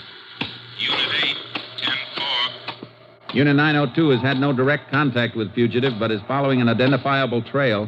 Will report any change. Please relay to other units. Unit 902, clear. Unit 8, 10-4. Say, look, Jace. Bascom may stay on the other side of the canyon, or he may double back to this side. Why don't we save ourselves a lot of riding and split up for a bit? Might not be a bad idea. I'll take the canyon floor. It's sandy. Tracks will be easy to spot there. And you can work along this rim. All right, but watch yourself, Ed. You'll be in the open down there. Yeah, just let Bascom show himself once. That's all I want. Come on, Red Horse. We're going down. Easy now. Easy. Give me a chance to get to the bottom before you start, Jace. Okay.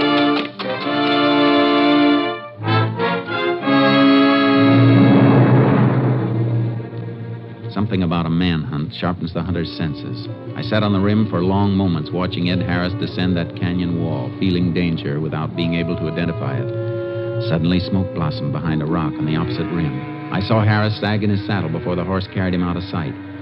Dim by distance came the lagging sound of the shot. Go, Charcoal. Go, boy. Harris! Harris, you all right?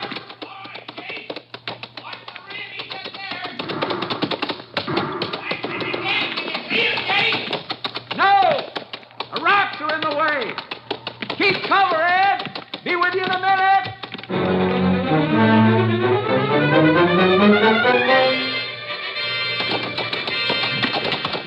Over here, Jace. He was right up there, but he beat it. I think I hit him. Those white coveralls make some target. Probably realizes that by now, and he'll really run. How bad are you hit? Oh, flesh wound, clean. Just above the elbow here. Help me get this kerchief on it. I'll be all right. Pull your sleeve out of the way. Yeah. He would pick my left arm. How'd he know I was a southpaw? That's something we may be asking him right sudden. You okay now? Yeah, like new. We'll pick up his trail on the rim. We'll have to watch sharp. He's going to try to keep that white suit out of sight. Now that we're this close to him. Come on, Red Horse. Show that charcoal how to climb. Come on, Charcoal. Hey, get up.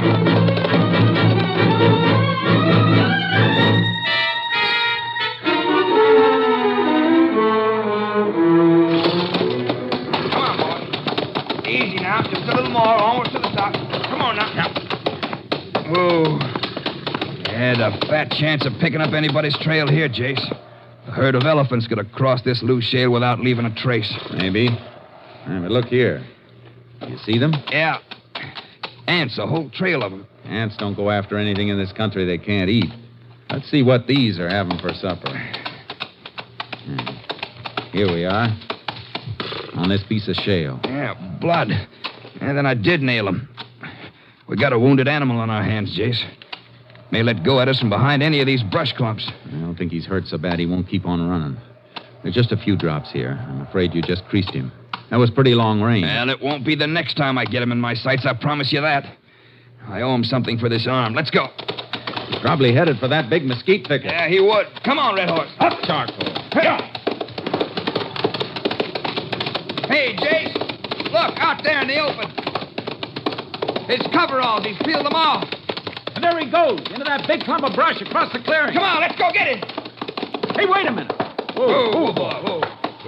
Circle around below him, Ed. Make a lot of racket like we're still together and hunting blind. Maybe you can flush him back between those big rocks. Okay, I'll try it, Jace. I'll hide Charcoal out behind the side of them, and maybe we can rig up a little surprise party for Mr. Bascom when he comes through. But be careful, will you? He won't give you a chance. Don't give him one. Chance? That killer?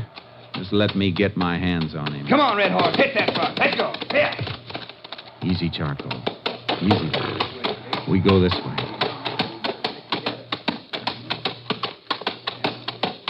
Ooh, boy. Under the shade of this rock for you, Charcoal. Easy now, boy. Quiet. Quiet.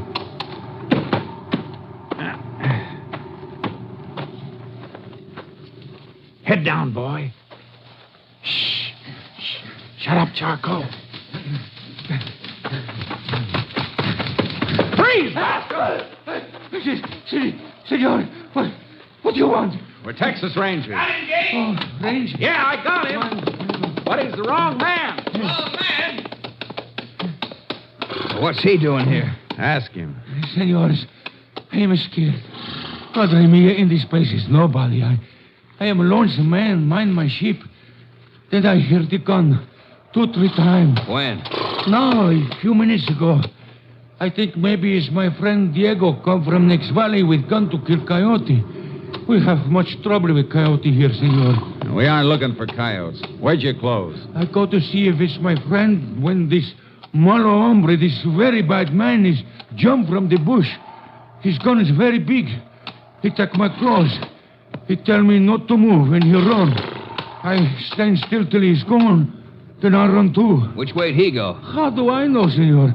Me, Pedro, I am scared to death. Sorry, Pedro. Forget about your clothes. You're a lucky man to be alive. Si, I know, senora. Si. You better get some more clothes before that storm hits. You aren't exactly dressed for bad weather. Oh, steady, Charcoal. Looks like our surprise didn't come off, Ed. Let's get moving before Bascom builds up a lead on us again. Yeah, let's go, Red Horse. Yeah, you Charcoal.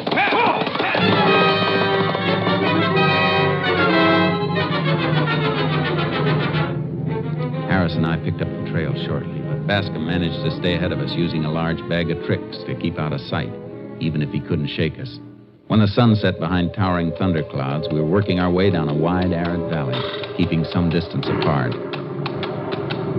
Hey, Jace, here's the tracks again. Pick 'em up, Charcoal. Yeah. Ooh, boy. See him? Ooh. There they are, heading right down there in the valley. Fresh as daisies, too. Yeah, no blow sand drifted into them at all. We better try that general call again, Ed. To report our position? Yeah, look at the direction those tracks are taking. They've been swinging that way the last half hour. Yeah, I noticed that. Headed almost due east now. Bascom's pulling another big red herring on us. He made for Highway 11 long enough for us to report it and set up interception for him there. And then he swings straight east for Highway 13. Sort of catches us with our units down, don't it? Bascom's gambling that it does. Yeah, I'll try the call. Unit 902 to unit in range. 902 to unit in range. 902 to unit in range. It's no use, Jace. You can't raise anybody. We're too far out now. The weather isn't helping any either on this lower ground. Looks like we're in for a real soaking before night. Yeah. Well, Bascom can't possibly be much ahead of us. Maybe we can tree him before he gets through to the highway. Handle him on our own from here on. You can't risk it, Ed. If he slips us and gets through to make a ride with somebody or steal another car, he'll be gone. Well, I guess here's where we separate then. I'm kind of out of the running with this here bum arm. Give me the walkie-talkie and I'll double back till I'm in range of the units on Highway 11 again. That's good. It'll ride all right like that. Anything special for the boys? Ask him to request coverage on Highway 13 all the way to Prado. And keep trying till you get through. I'll stick on his trail. I'll have a relay into KDXA in half an hour. As soon as you do, you better head out toward Dry Creek and get that arm looked after. I'll wait till we've got Bascom. Good luck, Jace. Same to you, Ed. Come on, Charcoal. Here.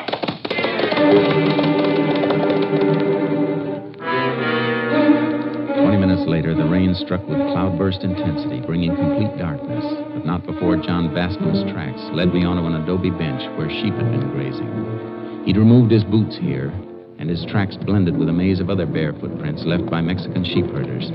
I rode on slowly. Suddenly, a small, rain-drenched boy stepped out from the brush. Charcoal nearly ran him down. Ooh, Charcoal. Steady, boy. Hey, you there.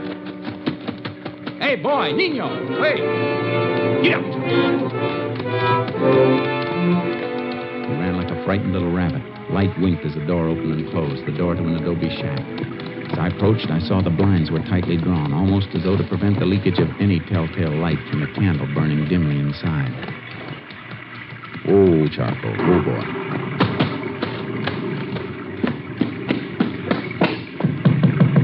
Open up.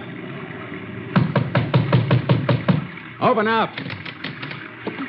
¿Quién es? Who are you? Texas Ranger. Let me in out of this rain. I want to ask you some questions. Oh, no, senor. I cannot let you in. My husband, he's sick. He's very sick. That your boy that just ran in here? Si, senor, my Juanito.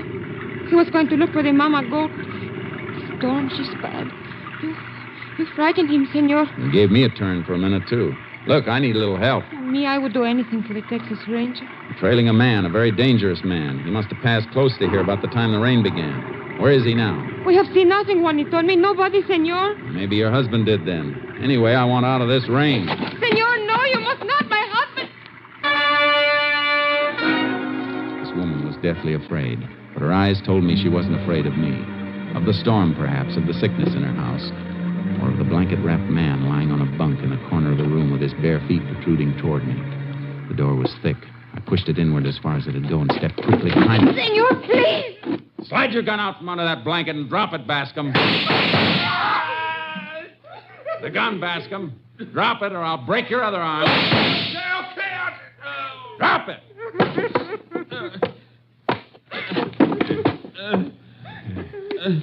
You would be stubborn, Bascom.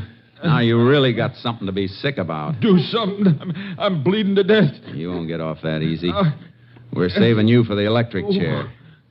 You got something I can use for bandages, Senora? Oh, my arm. Un momento. Here, senor.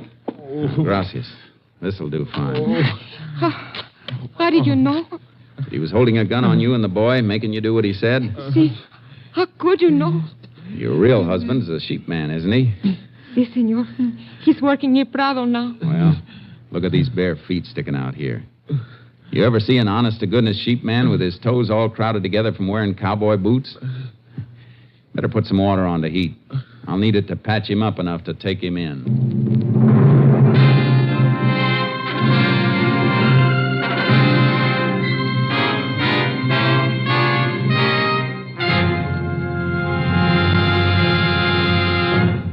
John John Bascom was tried in Live Oak County and found guilty of the murder of 2 men. On the 2nd day of December 1947 at Huntsville Prison, his sentence was carried out. Death in the electric chair.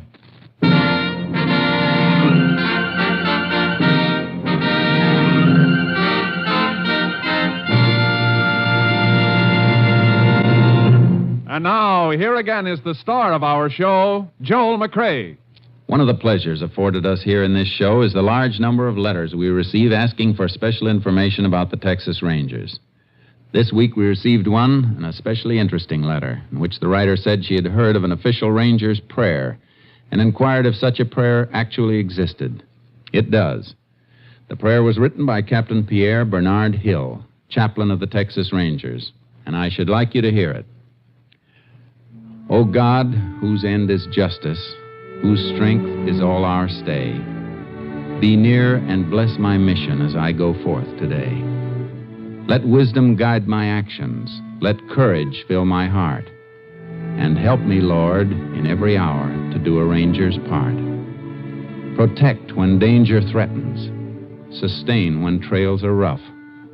Help me to keep my standard high and smile at each rebuff. When night comes down upon me, I pray thee, Lord, be nigh, whether on lonely scout or camped under Texas sky. Keep me, O God, in life, and when my days shall end, forgive my sins and take me in, for Jesus' sake. Amen.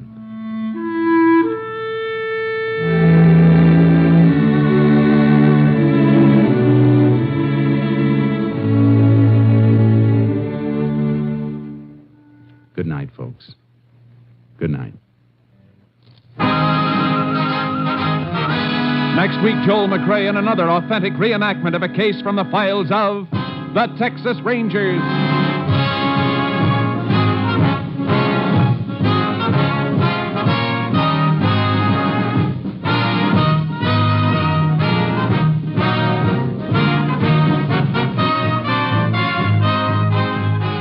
Joel McCrea will soon be seen in the Universal International Technicolor production, Frenchie.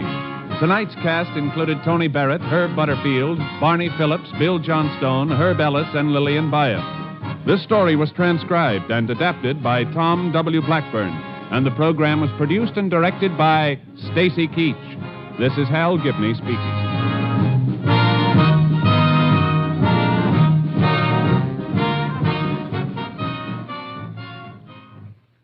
3 chimes mean good times on NBC. Tonight, Theater Guild on the Air presents Judy Garland in the prize-winning novel Alice Adams, co-starring Thomas Mitchell. Another Sunday evening favorite is the $64 Question, starring Jack Parr. Tomorrow on the station of the Chimes, you'll hear Gordon McCrea as your singing master of ceremonies on one of his wonderful musical journeys aboard the show train. The Chimes are your invitation to the best in radio entertainment. Be sure to hear Judy Garland next in Theater Guild on NBC.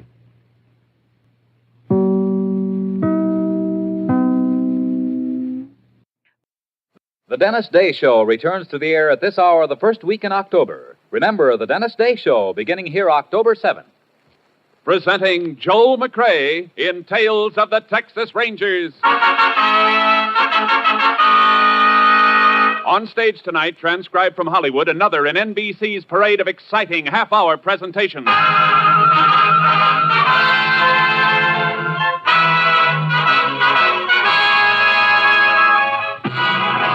Tales of the Texas Rangers, starring Joel McCrea as Ranger Pearson. Texas, more than 260,000 square miles. And 50 men who make up the most famous and oldest law enforcement body in North America.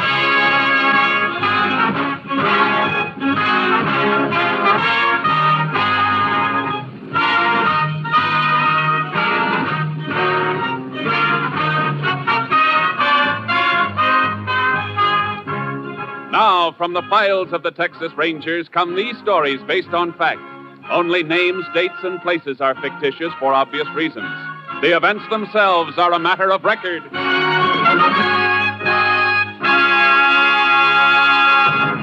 Tonight's case, play for keeps.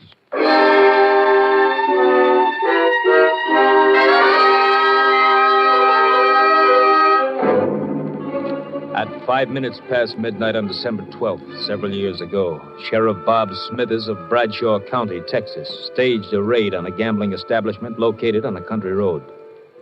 But there were no patrons in the house, and the sheriff's face grew dark red as he and the local constable failed to find any evidence. There's nothing in the upstairs room either, Sheriff. You're sure of that, huh, Jim? Not even a deck of cards. See, Sheriff, like I told you, I quit the racket. Yet this is the 4th time this year you rousted me out of bed. I know you're operating, Walton, and I'm going to get you for it. You're not going to milk the citizens of this county, not while I'm sheriff. Look, Sheriff, this happens to be my house. Warrant or no warrant, you finished your business here. How about getting out? I guess we might as well go, Sheriff. No, Jim. We're going to stay a minute. I want to talk to Walton. And you. About what? I was sure of this raid tonight, Jim. Dead sure. Just like I've been sure the last 3 times, because only you and me ever knew about 'em. I didn't tell nobody but you, Jim. You, the constable. Sounds like he's accusing you of tipping me off, Dunn. I know he tipped you, Walton. You better watch what you're saying, Bob. All that talk about law and order and wanting to uphold 'em. Let me see your wallet, Jim. Take it out and let me see it. Now, wait a minute, Sheriff. You shut up. Come on, Jim. I want to see if you're carrying the kind of money an honest man gets for being a peace officer. What I carry on me is my own business. Why, you cheap 2-bit snake. Nothing cheap about a few hundred once in a while. Be smart, Sheriff. Get a few for yourself. Why don't you listen to him, Sheriff? He's talking sense. Come on, both of you. I'm taking you in. You can't make anything stick. Maybe not. But I'm going to make this county too hot for both of you. I'm going to run you out of it. Keep your hands off me, Sheriff. You're under arrest. Grab him, Walton. I got it. Now, just hold it, fool, while I get his gun. I got it. There. Now. Done you killed him. No, you killed him. You grabbed his gun and killed him. He was after you, Walton. I got a gun of my own, and I'm the constable. You set me up for a frame? Not necessarily, Walton. It's up to you. His body could be moved out of here. What's your play? What do you want? No more chicken mash. 50% of your take, and you can go right on operating. With him dead, you crazy fool? You're forgetting something, Walton. I'm top dog now, and investigating this murder will be my job until a new sheriff is appointed. But I don't think I'm going to be able to solve it.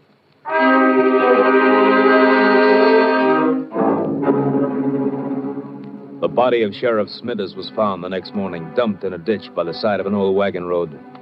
During the next few days, Constable Jim Dunn conducted a seemingly honest but fruitless investigation, even following the efficient peace officer's routine of making use of the state lab facilities at Austin. But citizens of Bradshaw were not satisfied, nor was the editor of the Bradshaw Times. Clippings of his editorials were on file with Captain Stinson of the Texas Rangers, and the captain sent for Ranger Jace Pearson. You want to see me, Captain? Yeah, Jace, sit down. There's no acting sheriff appointed by the court of Bradshaw County here, Jace. I think you better take over. About the killing of Sheriff Smithers? Mm-hmm. I'd like to. I knew Smithers. See, that's right. You worked with him about 5 years ago. When he first took office.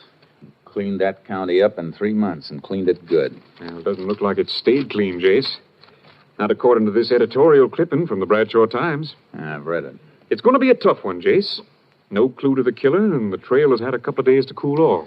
Well, then I better get going before it gets any cooler. You'll hear from me. Jace? Yeah, Captain? I just want to remind you, whoever did it doesn't hesitate to kill a man wearing a badge.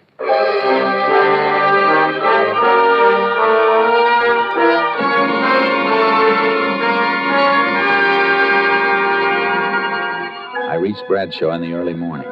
The town was waking up, and the Bradshaw Times was turning out its bi-weekly edition. I went in to see the editor, Frank Carlin. So you read my editorials, huh? Well, I'm glad to know somebody's reading. Yeah, you got readers, all right. People been clipping them out and mailing them into our headquarters. Yeah, I guess there's always a handful of people to hold out. Wonder what the world would do without them. Everybody was so burned the day of the killing.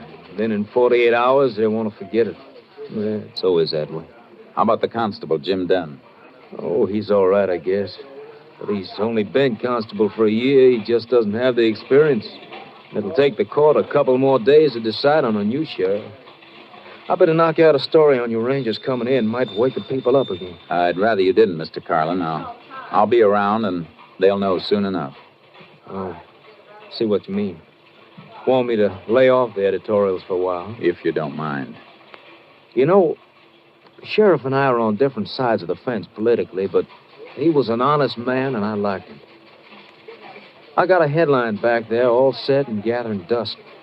It says, Sheriff's Killer Caught. Ranger, give me a chance to use it.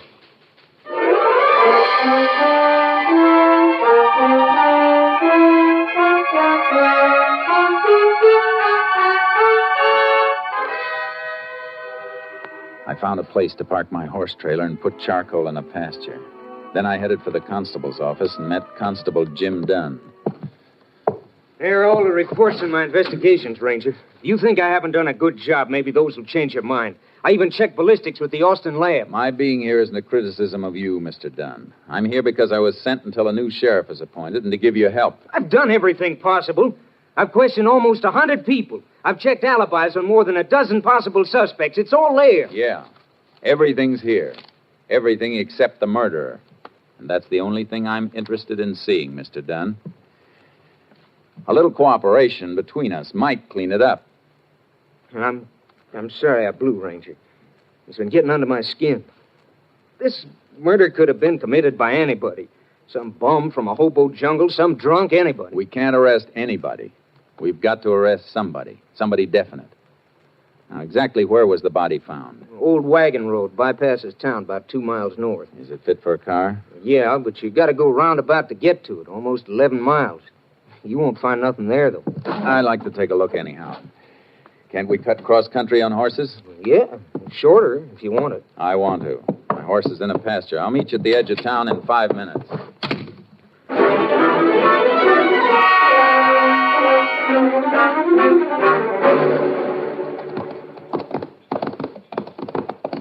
The body was found just a little further on. You can see the road now. Not much of a road left. No use for it anymore. The sheriff must have had some reason for using it if he came way out here. Here we are. Oh, boy. Oh, charcoal. Oh, boy. The sheriff's car was found right over here by the side of the road. Where was he? Lying right beside it. Been dead about 7, 8 hours when he was found. Who found him? Cowpoke looking for some strays. That's lucky. Otherwise, the body might have been here for a few days or even weeks before somebody came across it. Yeah. You get pictures of the position of the car and the body? Of course I did. Anything else? Yeah. Any exhibits, casts of footprints, anything like that? No.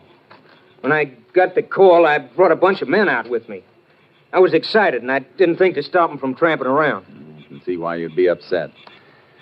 Well, if there was anything to find, it's a cinch it isn't here now. Weather would have wiped it out if your men hadn't. You want to go back to town? Yeah.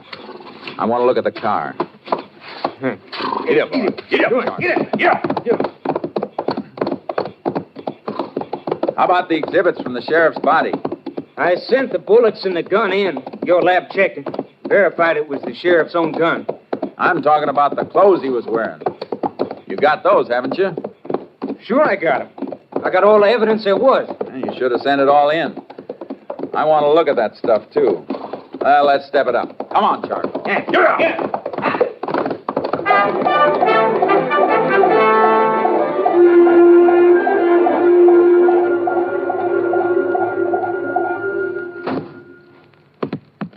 There's everything, all tagged. Everything the sheriff was wearing when he was killed. I see. Is this the shirt he was wearing? You see the blood and bullet holes, don't you? Yeah. How come your lab didn't find any prints on the gun when I sent it in? It didn't even have the sheriff's own prints. It was wiped clean. Well, this is kind of odd. What? Well, the sheriff was shot twice, and they dug one slug out of him. The other one passed clean through. Yeah, according to the coroner's report, one slug hit his collarbone. That stopped it. Yeah, that's what I mean. The course of the bullets. Both shots fired into the left side, just above the kidney. But the one that came through came out the right side of his shirt collar here, right through his neck. What about it? It's a funny course for a bullet to take. Unless the man who fired the gun was lying down and fired up at the sheriff. Yeah, that's what I figured, too. They must have had a fight for the gun. He got it, but the sheriff knocked him down and... No, that isn't the way it happened. How do you know? Because the sheriff wouldn't half turn his back on a man who'd just taken his gun. Besides, these powder burns show the gun was being held right against the shirt when it was fired. What do you think happened then? Well, the sheriff must have been in some position where he was bent over forward, which he wouldn't be unless somebody was holding him in that position. Here, stand in front of me for a minute. Now, your back toward me. What are you going to do? Slip one hand under your arms and then up behind your head in a half Nelson and twist your other arm behind you in an arm lock. Then bend you over forward like this. The sheriff was held like I'm holding you now. The bullets were pumped into him. See what I mean? That's just a guess. It's a guess I'm going to back up. And if the sheriff was held in a half Nelson and an arm lock, it tells us something else. That there were two men in on the murder, unless the killer had three hands and used the third one to fire the gun. That's pretty smart figuring, Ranger. Only because it's the kind of figuring I've been doing for a long time. Uh-huh. These the photos that were taken at the scene? Yeah, the sheriff's body in the car. The car, the body moved any before these were taken? Nope.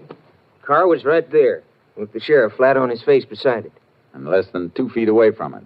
His right side toward the car. Yeah. The bullet that passed through the sheriff came out on his right side. That means it should have hit the car. But there's no mark. I don't see that helps us any. It helps plenty, Dunn. It tells us the sheriff wasn't killed out there. He was killed someplace else and brought out there.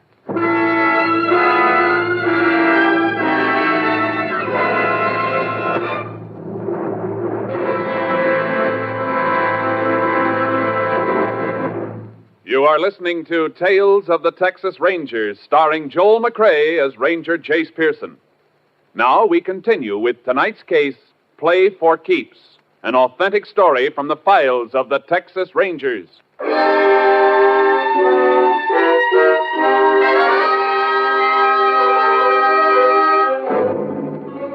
I knew that Sheriff Smithers had been killed by two men, and that his body had been moved after the killing, but it wasn't nearly enough. It was evening before I figured out my next move, a move I didn't like to make.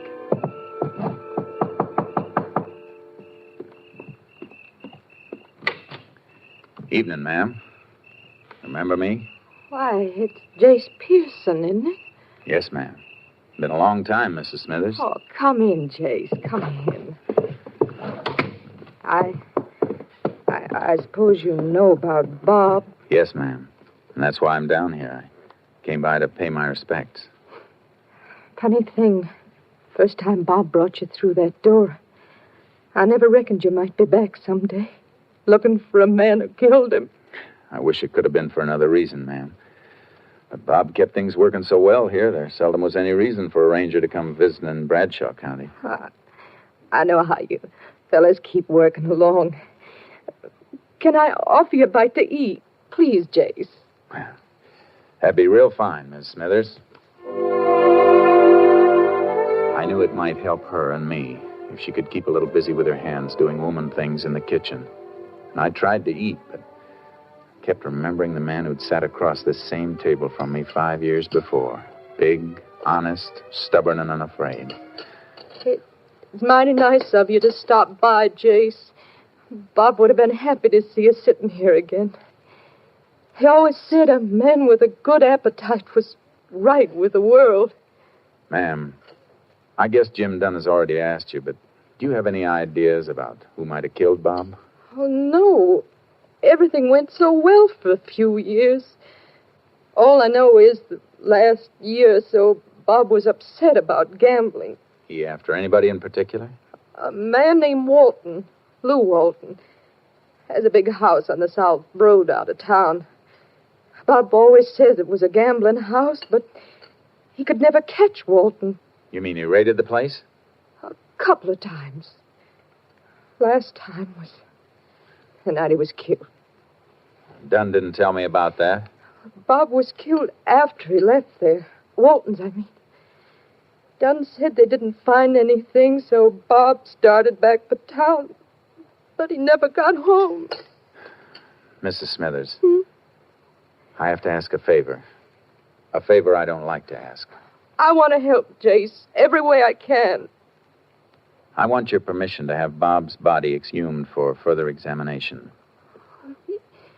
Is it necessary? I'm not satisfied with the examination that was made here. All right, Jace.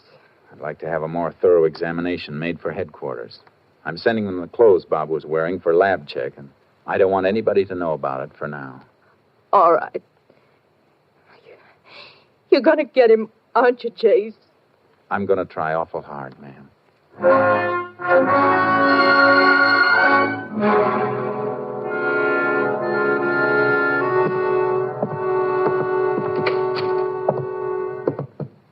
Well, howdy, Ranger. I've been waiting for you. Thought maybe you might have turned in for the night. I'm going to in a few minutes. I just came back to pick up the clothing exhibits. Well, I locked them away again. I'll dig them out. I want to send them on to Camp Mabry for lab tests. Well, all right. I'll give you a receipt for them. Okay. Don, Yeah? in those reports of yours, I didn't see any mention of a man named Lou Walton. Why should there be? I understand that Walton's a gambler and that you helped Smithers raid his place the night Smithers was killed. Now, here are the exhibits. You're thinking way out of line on Walton. His alibi's airtight. According to who? According to me. I was with him all night after Smithers left the place. You didn't come back to town with the sheriff? No, I stayed at Walton's. Why? Because the sheriff asked me to stay there. We didn't find anything, but the sheriff figured if I hung around, somebody might show up or call up looking for a game. And I'd be able to get him some evidence then. Anything else you want to know? No. I guess that lets Walton out. I'll take these things. Sure, go ahead. See you tomorrow, Don.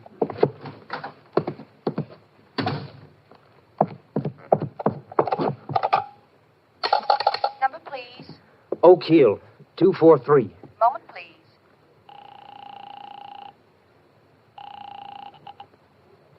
Hello? Walton, done. Now get those people out and shut down. Why? What's wrong? That ranger's too smart. I tried to make things look good for myself, and, well, I guess I made him look too good. How much does he know? All he's going to know. You just close down and stand pat until he wears himself out.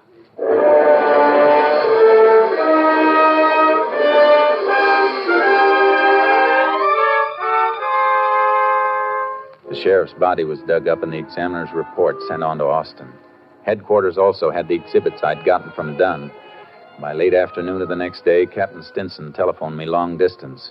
Got a complete report from the lab, Jace. Go ahead, Captain.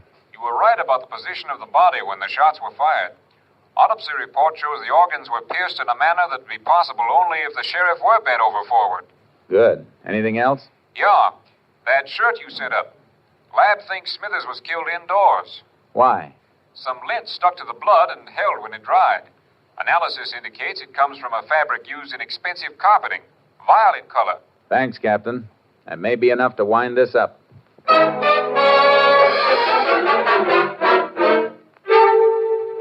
Then you're convinced that Walton was running a gambling joint, Mr. Carlin. Was and is. I'd swear to it. But nobody's been able to prove it. You know how suckers are. They lose their shirts and keep their mouths shut. Think they're in on a smart thing, and they help the racketeers to cover up. Then Walton must have been tipped off that he was being raided. Part of the racket. They pay off and get tipped off. You ever been in Walton's house? No. You know anybody who has been there? Well, it's no secret the newspaper men gamble more's good for him. My linotype man plays horses, I know. Pete. I'll be there in a minute. Howdy, Ranger. Howdy. Pete, you ever been in Lou Walton's place? Oh, come on, now don't stall. Tell her, Ranger. It's important. Well, yeah, I've been there once or twice. I only want to know one thing. You notice any carpeting in the house? Carpeting? Oh, sure. The house is like a palace. Wall-to-wall carpet all over the place. What color? Well, it's a kind of a purple, I'd say. How about saying violet? Yeah, I guess that's what it's called. You got something, Ranger? Yeah. I'm going to wake up the nearest judge and get a search warrant for Walton. You better brush the dust off that headline you told me about. I think you're going to get a chance to use it.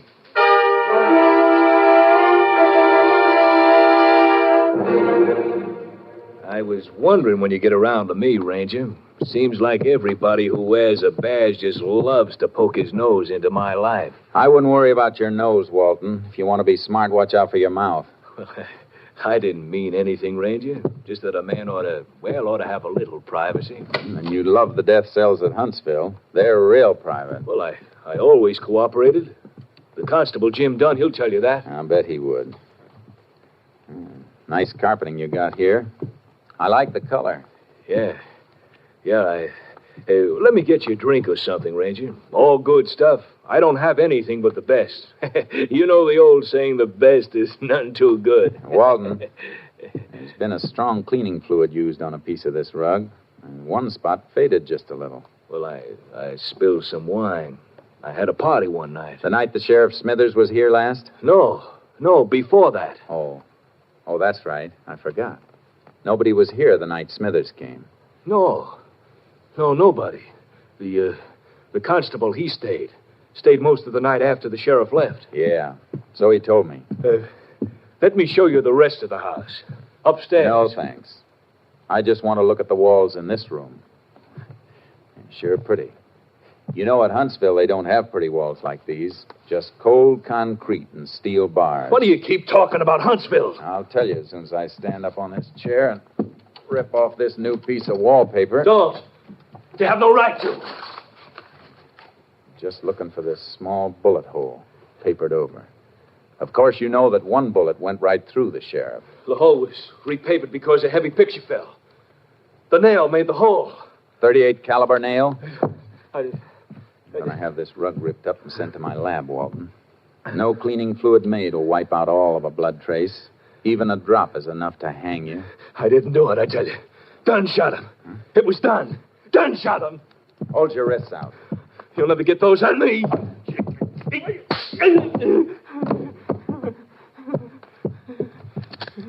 bet wrong this time, gambler. Now get up. I'm taking you in.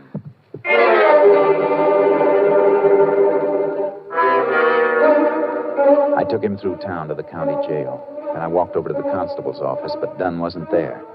I had to find him quick before he knew I had Walt. I headed back for the jail, and as I turned into the street, I saw something move in the shadows. There was another car, not far from mine, the constable's car, and Dunn was getting into it. Dunn, wait a minute! Oh, get out of the way, people! Get back, please!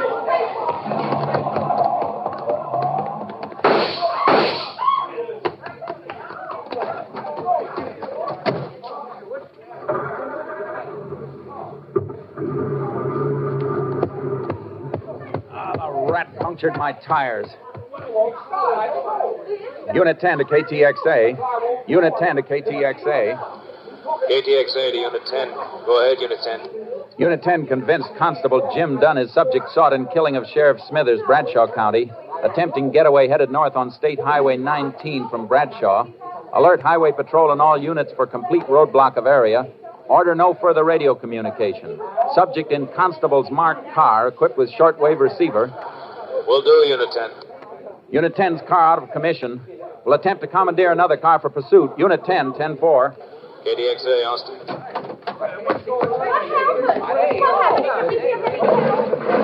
out of the way, please. Step back, please. Step back. Come on, Charcoal. Let's hope Dunn heard that call. Come on, get up. Get up. Get up, Charcoal. Come on. Get up.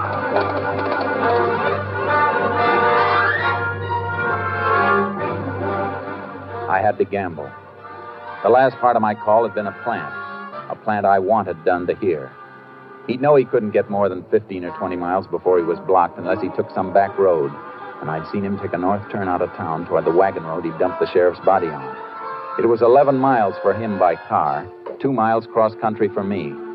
I raked Charcoal all the way, reached the road, and rope-dragged a couple of dead logs across it. We finished just in time. I heard the whine of a car coming over the rise in the rough road as the first glimmer of the headlights stabbed the darkness. I tied Charcoal back in the trees and dropped in the brush to wait. This is the end of the road, Don. Don't try backing up. Now you haven't got any tires. I'm giving you a chance to surrender, Don. You keep your chances, Ranger. You missed, Don. Now I'm coming around the car to get you. You want to shoot it out? Let's go. No. Wait a minute. No, Ranger. You don't shoot. Don't shoot. I'll drop my gun. Here. See? I ain't armed. Come here. I ain't armed.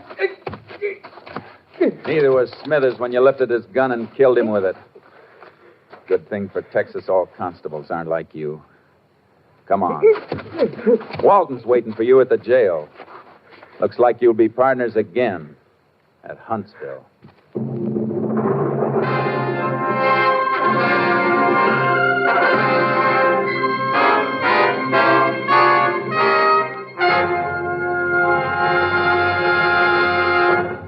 The following week, the headlines of the Bradshaw Times read, Sheriff Killers Caught. Though Jim Dunn protested his innocence, Lou Walton's confession and evidence submitted by the Rangers convinced the court of Dunn's guilt. Both were sentenced to life imprisonment at Huntsville.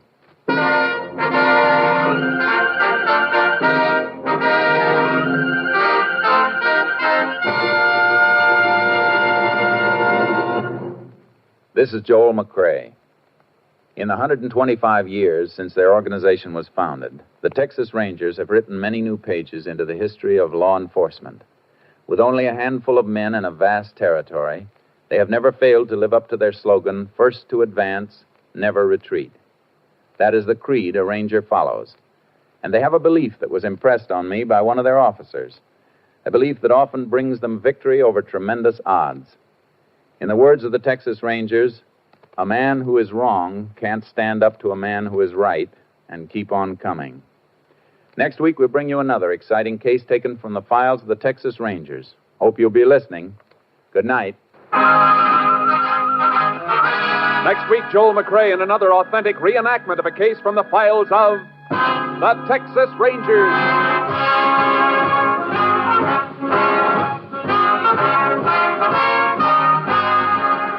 Joel McCrea is currently seen starring in the MGM production Stars in My Crown. This story was transcribed and adapted by Joel Murcott, and the program was produced and directed by Stacy Keach. This is Hal Gibney speaking.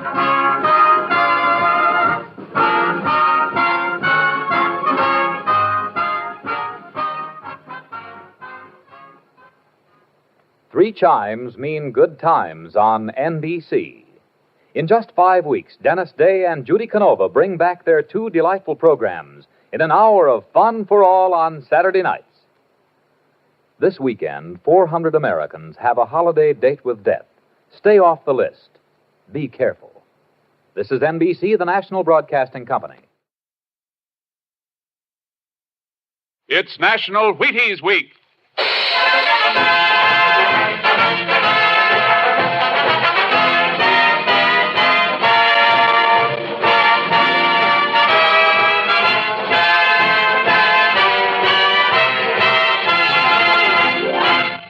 Yes, it's National Wheaties Week, and Wheaties present Joel McCrea in Tales of the Texas Rangers. On stage tonight, transcribed from Hollywood, another in the Wheaties big parade of exciting half-hour presentations.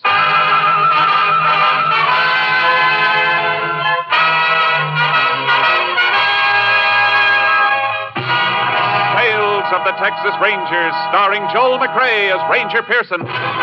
Texas, more than 260,000 square miles. And 50 men who make up the most famous and oldest law enforcement body in North America.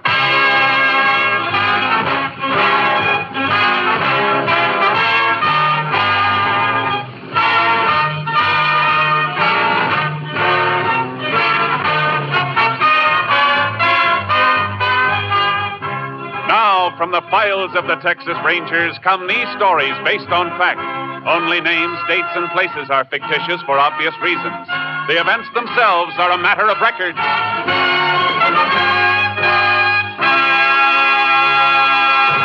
Tonight's case, Fool's Gold.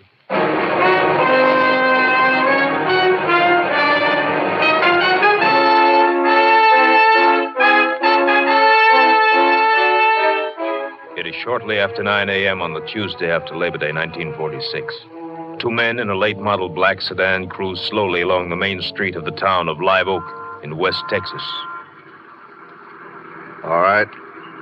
Let's go over it once more. We've been over it 20 times, Foy. Let's get it done. I ain't taking a chance on you making any mistakes. I ain't making mistakes. Think I want to go back to Huntsville again? Haven't done anything but case this bank since I got out of the pen a month ago. You sure there's no guard? No, I told you. Town like this. Ain't got but 2 tellers in the cage. Got an alarm system, though. One of them moves for an alarm, start blasting. How are we going to hide out afterwards? You leave that to me. We'll beat our way back to where I've been working. Roundup will be starting tomorrow. I'll get the old man to take you on until things cool off. That's good. Yeah. Ain't nobody gonna suspect a poor working cowpoke. Here we are.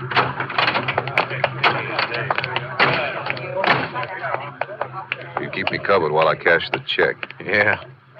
Bet they ain't never cashed a check like that before. Shut up.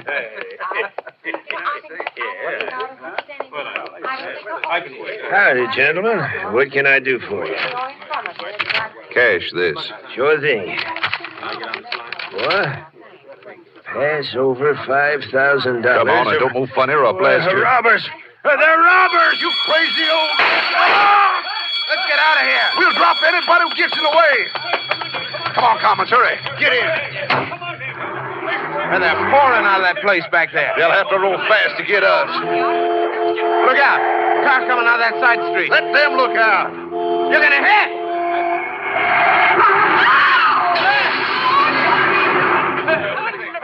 Look at that poor child. There's blood all over him. Look at Please. Gotta get out.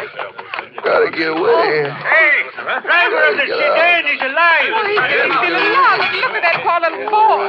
Your head's cut bad, mister. You better... Get away from me. Get away from me. Look out, he's got a gun.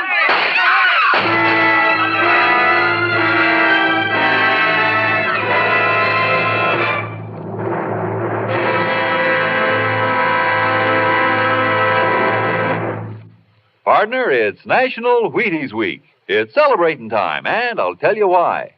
There's a whole kernel of wheat in every Wheaties flake. Think what that means. There's a whole kernel of wheat in every Wheaties flake. Now, doesn't that say vitamins and minerals and energy? Energy worth talking about? Sure, first thing in the morning, Wheaties and milk and fruit. Join me tomorrow. See how Wheaties at 7 can help at 11.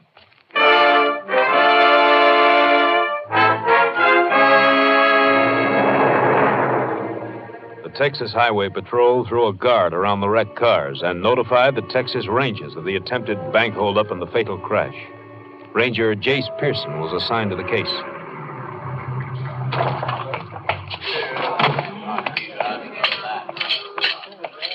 Howdy, Jace. Glad to see you. Howdy, Rhodes. Pretty bad. Who got here first? I did. I was patrolling near Landmar when the call came through. Which one was the bandit car? It was a black sedan. Who was in the coupe?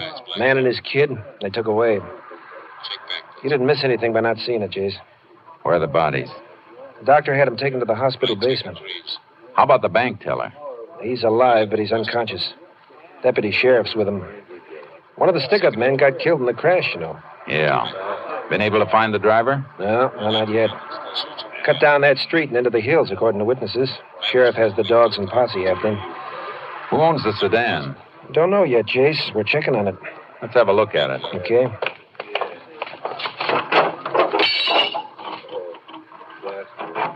Blood on both sides, steering wheel, too. Means the driver must have been shot on his head or his hand. Had a gash in his scalp. Yeah. Hit the windshield on this side. And a couple of hairs stuck to the jagged edge. They're dark brown. Yeah. The druggist got a good look at him. Saw the whole thing from his store. Came out to help and almost got shot. Is he around?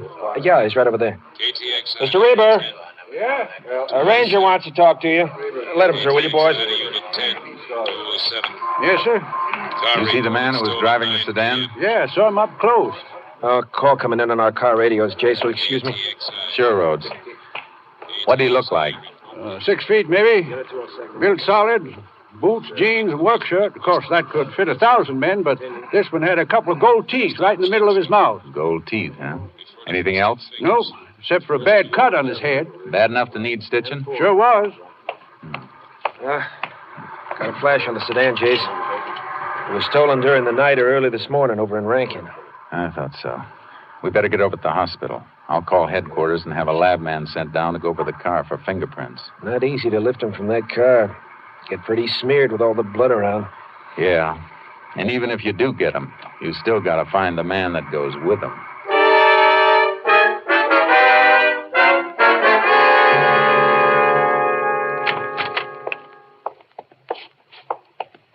Here's the body, gentlemen.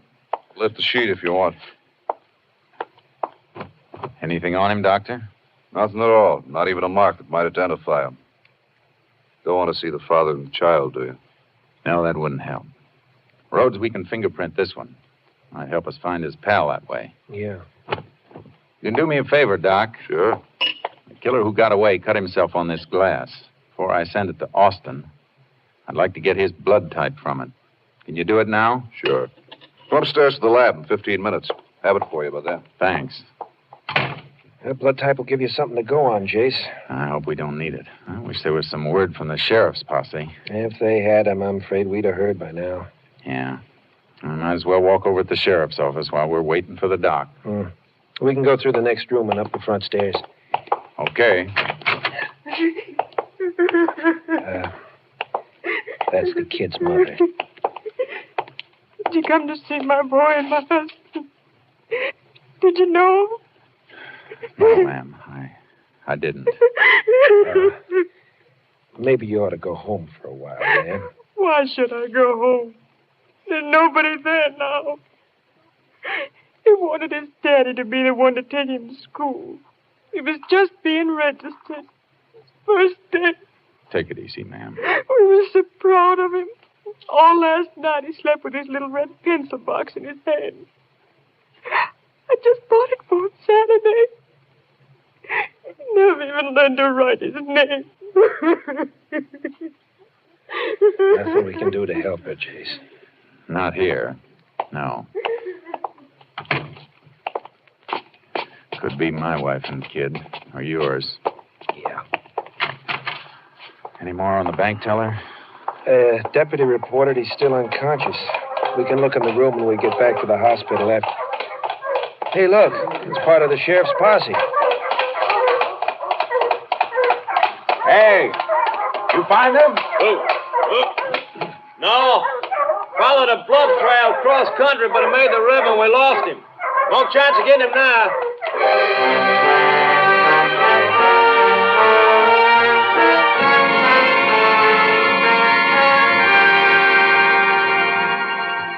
The fingerprint crew from the lab flew in and went to work on the car in the hands of the dead bandit. Highway Patrolman Rhodes waited for the report while I went back to see the doctor at the hospital. Got it yet, Doc? Just finished. Blood type's AB. AB, huh? Don't come across that very often. No, it's very rare. About 1 in... Oh, excuse me, Ranger. Go ahead. Hello? Yeah, I'll be right in. What? Yeah, he's here now. I'll tell him. Goodbye. That was the deputy from the bank teller's room. The teller had just died. Unconscious all the way? Nope, came to for just a second before he passed on. Did he say anything? Nothing you don't already know, Ranger. The man who shot him had gold teeth. It was night before the fingerprint crew found anything. I unloaded my horse Charcoal from the car trailer and was watering and feeding him at a livery stable when Highway Patrolman Rhodes brought over the reports. Come on, boy. Come on. Well, Jace, we know who the dead one is. Let's see. John Commons served 4 years Huntsville armed robbery. No family, no known associates since leaving penitentiary. That's no help for finding the other one. No, could have known him before he went to prison or after. Anything on the car? Yeah, here. Lots of prints, but no clear ones, except a full thumb impression on the cap of the gas tank. Haven't got anything on that print yet, though. Whoever it is, he has no record in Texas. He will have. FBI may have something on him. I'm not going to wait around here, though. I don't like it either. But which way can you go? Both ways. Car was stolen in Rankin. That's west. I'll head back that way. You take the highway east. You got a plan? Something will keep us busy while we're waiting for a report on that thumbprint. Check every doctor along the way and see if any of them have stitched a head wound for a man with gold teeth. For a good part of the night and half the next day, I covered the towns and the back roads between towns, country doctors and emergency hospitals. But none of them had seen the man I was after. Then finally, KTXI in San Angelo came through. KTXI calling Unit 10. KTXI calling Unit 10. Unit 10 to KTXI. Go ahead, KTXI. Have report for Unit 10 on thumbprint found on gas cap of stolen car. Subject known as Robert Tromer. Believed to be in or near Santa Rita. May be working there. Occupation, automobile mechanic. Unit 10 presently located Regan County, 40 miles from Santa Rita. Will continue investigation. Unit 10, 10-4.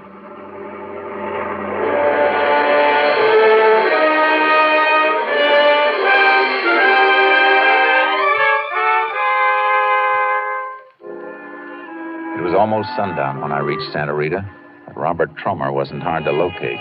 The local constable told me where I could find him. A service station about a mile out on the highway.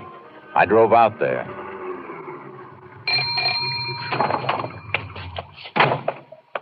Howdy, Ranger. Howdy. Your name, Tromer? Yeah? And turn off that water and dry off your hands.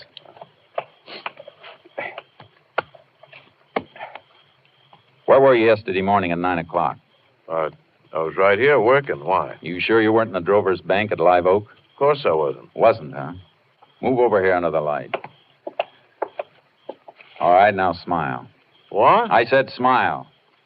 Say you weren't at Live Oak yesterday morning, huh? You heard me. Those gold teeth say you were. Look, Ranger, the bank teller's dead, Tromer. So is a 5-year-old kid and his father. And your pal Commons. I don't know what you're talking about, Ranger. Try remembering, Tromer. You got a cut on your head. Take your hat off and let's have a look at that. Sure, I'll take my hat off. Well, you're looking, Ranger. You see any cut? No. No, Tromer, I don't see any cut. So if the guy you're looking for has a cut on his head, Ranger, it ain't me.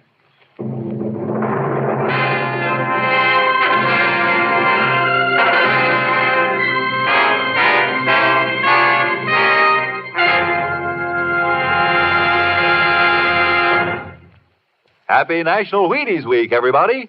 From the Wheaties people, from me, and right now from the man stepping up to our microphone from backstage, the hard-working director of Tales of the Texas Rangers, Mr. Stacy Keach. Well, how's it seem, Stacy? Gosh, Frank, this doesn't seem like work. Now, imagine getting paid for this. It seems like fun to be able to get up here and talk about Wheaties. Well, it is fun, you know, and particularly on National Wheaties Week. It certainly is. And, folks, backstage, we're celebrating just like we hope you are. Nothing dramatic, you know, just Wheaties with milk and fruit first thing in the morning. An all-star cast if I ever saw one. Try Wheaties yourself, so we'll know you're listening. They're great. Sure are, Stacy. And thanks for talking for us on National Wheaties Week.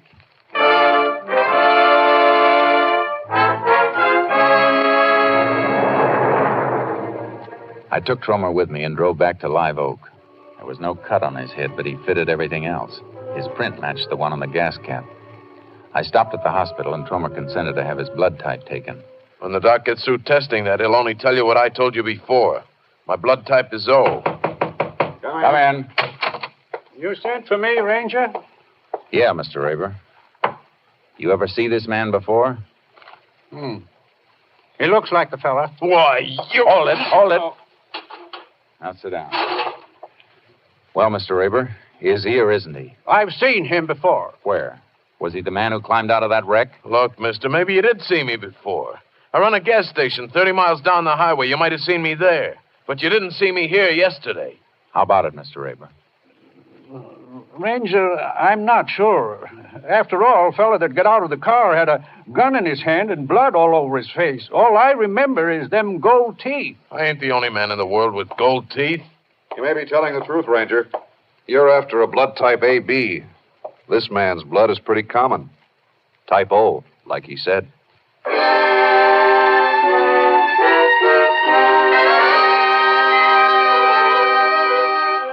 The case against Tromer was falling apart in my hands. I only had one thing left, his fingerprint, tying him with the stolen sedan. I took him over to the local garage.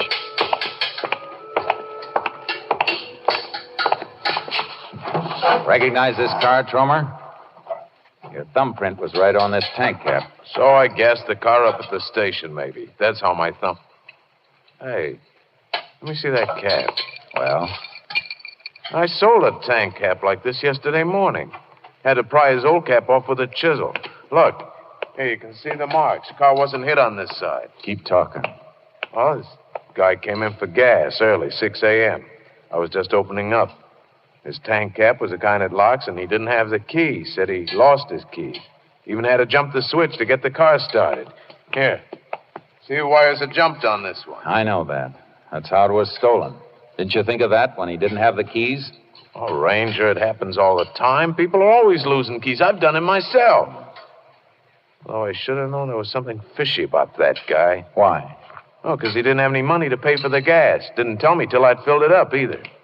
Why'd you let him leave? He took 10 gallons in the gas cap. Bill came to, $2.93. Left me a hunting knife and a sheet for security. Worth maybe $8 or $9. Did he come back for it? No, I got it locked in my tool chest back at the station. Would you know the man if you saw him again? I think so, but it's just getting daylight. And, well, one customer's face looks like another. But I'd remember him. He have gold teeth like you? That's something I can't tell you. He was chewing a cud of tobacco and talking through it. Come on, I'll drive you back to your station and have a look at that knife. Jace, saw your car outside. Hi there, Rhodes. I checked a lot of doctors on the East Highway. None of them did the kind of stitch job we're looking for. I may have a lead. Get in your car and tag after me.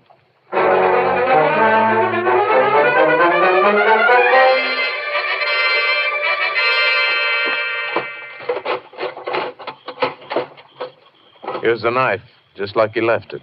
Fresh honed and clean as a whistle. No prints on that blade. Rhodes, take a look at this sheath. Design burned in the leather. Yeah. They engrave them pretty fancy sometimes. This isn't an electric engraving job. It's not good enough. Owner burned this in himself. Probably used a hot wire. That drawing looks like a buffalo head, Jace. But it isn't. No. Smaller drawings around it look like trees, like some scene he was burning out while he... Yeah, Jace, it's something like that you see way off from the highway. Stake 23, west of Rankin. That's it, Rhodes. Buffalo Mesa. Let's get up that way and see if we can find a doc who stitched a head cut.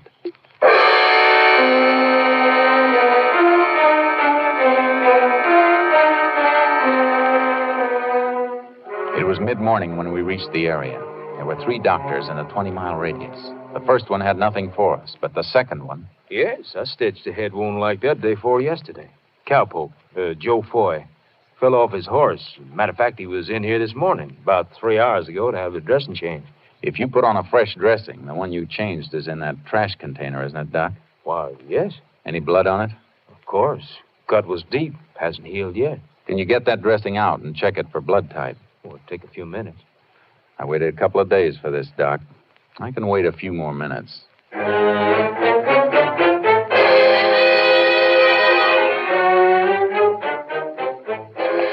Here you are, Ranger. Unusual classification, type AB. That's it, Jace. Yeah.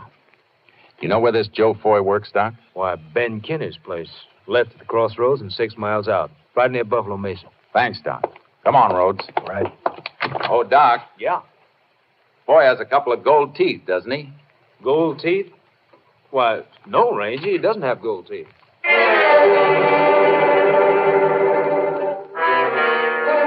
I'd found one man with gold teeth, and he wasn't the right man. Now I had another one to go after, but he didn't have gold teeth. Rhodes and I drove out to the Kinney Ranch. The only one around was an old woman. I'm only the cook here. Mr. Kinney and the men who work for him are out on the roundup. Where does Foy bunk? Just over there in the barn. There's a small room. You want to show us? Come with me.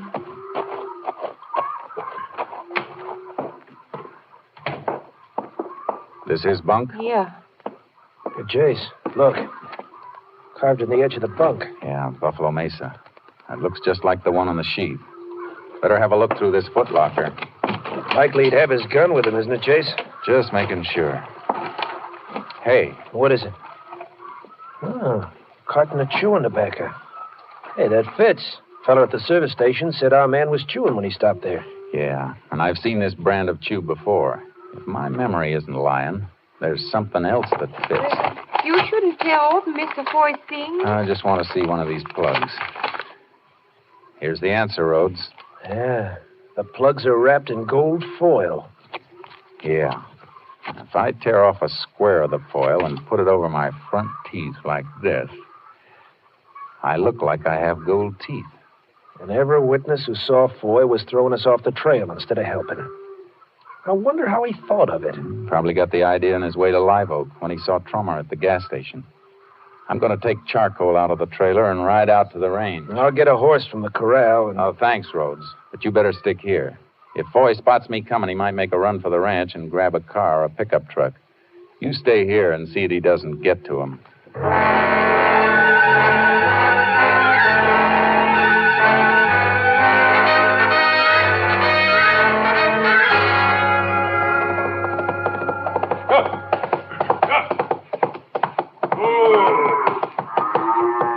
Looking for something? You Joe Foy? No, I'm Kinney, Ranger. Foy in some kind of trouble? I'd call murder plenty of trouble. Murder? Yeah. Where is he? Down the Royers, rounded up strays. I'm glad to show you. All right, let's go. You know where Foy was Monday? Took the day off to fix his gear up and get ready for the roundup. You see him during the day? Nope. Went over to his bunk that night, though, to see why he didn't show for supper. Had a cut on his head. Said he fell. Doc had him patched up. I know about that. Hey, there he comes now, around the mesa. Hey, he spotted us. He's turning back for cover. Get up, Charcoal! Get up! Yeah, turn behind, here. Oh! Oh, boy. Ranger, you're hit. Here. I got to get him. You hit him, but he's up. He's running for the river. I got to get him. Come here, Charcoal. Come here, boy. Left shoulder looks mighty bad, Ranger. You can't chase him like that. I hit him. Come here, boy. If he can move with a bullet in him, so can I. Get up, Charcoal.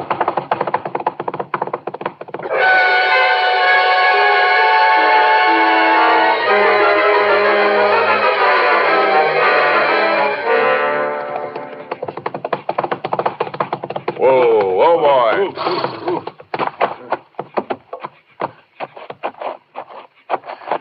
He went into the river here. Got to follow on foot.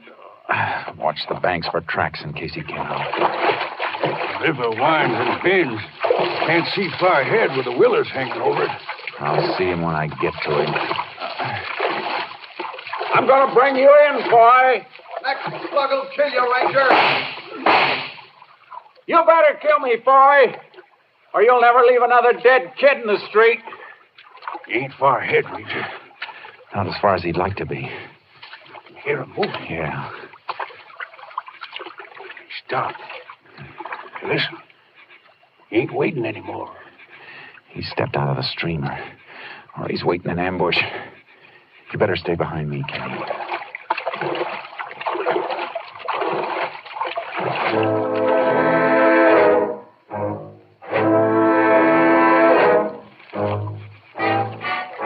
I moved forward slow, watching the bank for tracks and watching the willow clumps where he might hide. Far ahead, several of the willows overhung the stream and dipped clear down to the water. Leaves floated downstream from it, and on one of them was a clear red blood spot. Look out, Ranger! Come on!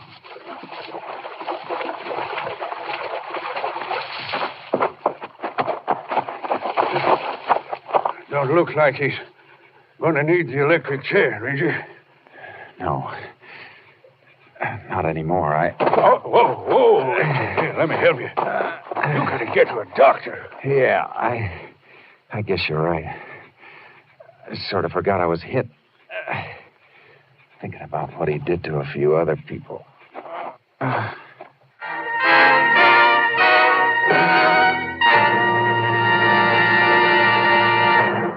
The body of Joseph Foy was definitely identified as that of the killer and hit-and-run driver. A ballistic check showed that his gun was the weapon used in the murder of the bank clerk.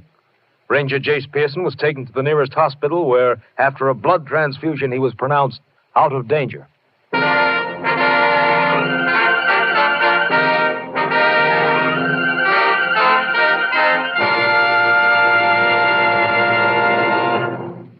Are you with us out there? Are you celebrating? Well, it's National Wheaties Week, you know. And here's our star, Mr. Joel McCrea, following up another great performance tonight with a few words meant for you personally. Joel? I'm enjoying being a Texas Ranger, and I hope you're enjoying it, too. As a matter of fact, I sincerely hope you've enjoyed it enough to go out and buy a box of Wheaties on Monday. If you do, that's the way we'll know. Your purchase of one box of Wheaties. Will you do that? I think you'll like them. Good night. Thank you, Joel McCrea. And how was that for a sporting proposition, folks? If you like our show, there's a way to let us know. Just see your grocer about those Wheaties tomorrow. Remember, there's a whole kernel of wheat in every Wheaties flake. And goodness knows how many flakes there are in a box. Yes, there's a whole kernel of wheat in every Wheaties flake. And you know the value of whole wheat. Necessary vitamins, minerals, too, and whole wheat energy worth talking about. Go ahead. Have Wheaties to start breakfast tomorrow. Wheaties with milk and the fruit you like. Breakfast of champions? Well, I should say so.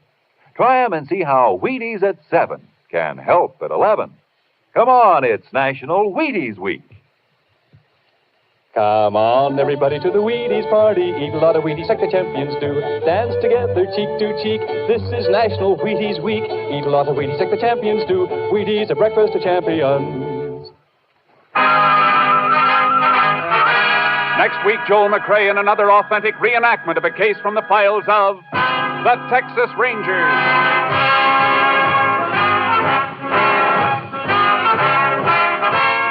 Joel McCrea will soon be seen in the Universal International Technicolor production Saddle Tramp.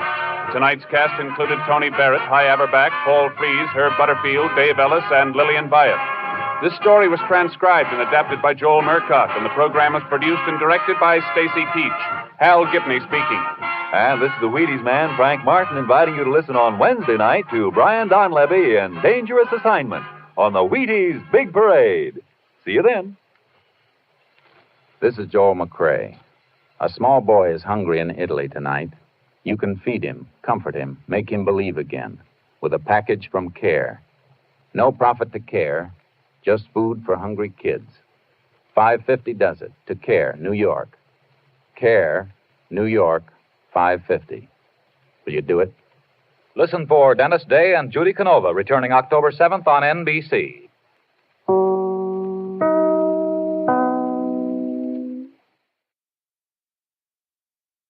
The National Broadcasting Company presents Joel McCrea in Tales of the Texas Rangers.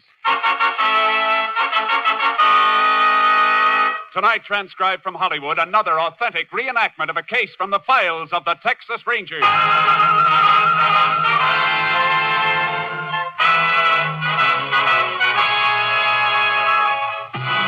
Tales of the Texas Rangers, starring Joel McCrea as Ranger Jace Pearson. Texas, more than 260,000 square miles, and 50 men who make up the most famous and oldest law enforcement body in North America.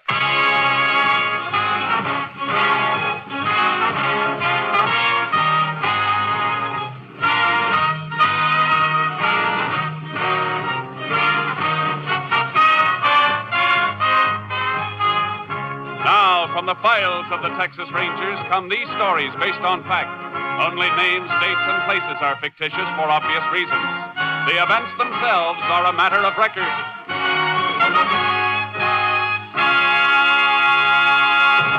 Case for tonight, dead giveaway.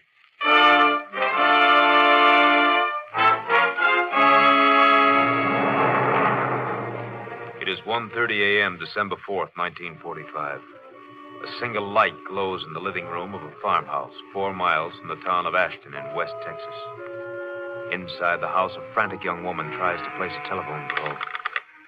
Operator? Operator? Oh, please. Operator. Operator, get me the sheriff, quickly. Is that you, Mrs. Deneen? Yes, hurry. Oh, this is Mary Lou, Mrs. Deneen. I'm working nights now. Is something Mary Lou, wrong? stop talking and get me the sheriff. Oh, all right. Oh, dear. Sheriff Ross speaking. Sheriff, this is Mrs. Deneen. You've got to come out to my house right away. Right away. Now, take it easy, Mrs. Deneen. What seems to be wrong? Somebody's prowling around outside, trying to get into the house. Isn't your husband there? No, he went to Abilene on business. Something woke me up, and I thought at first it was the bake. And then I heard a noise outside. Ah! Mrs. Deneen, what is it? Somebody came in. I'll be right there. Who are you? What do you want? Please! Ah!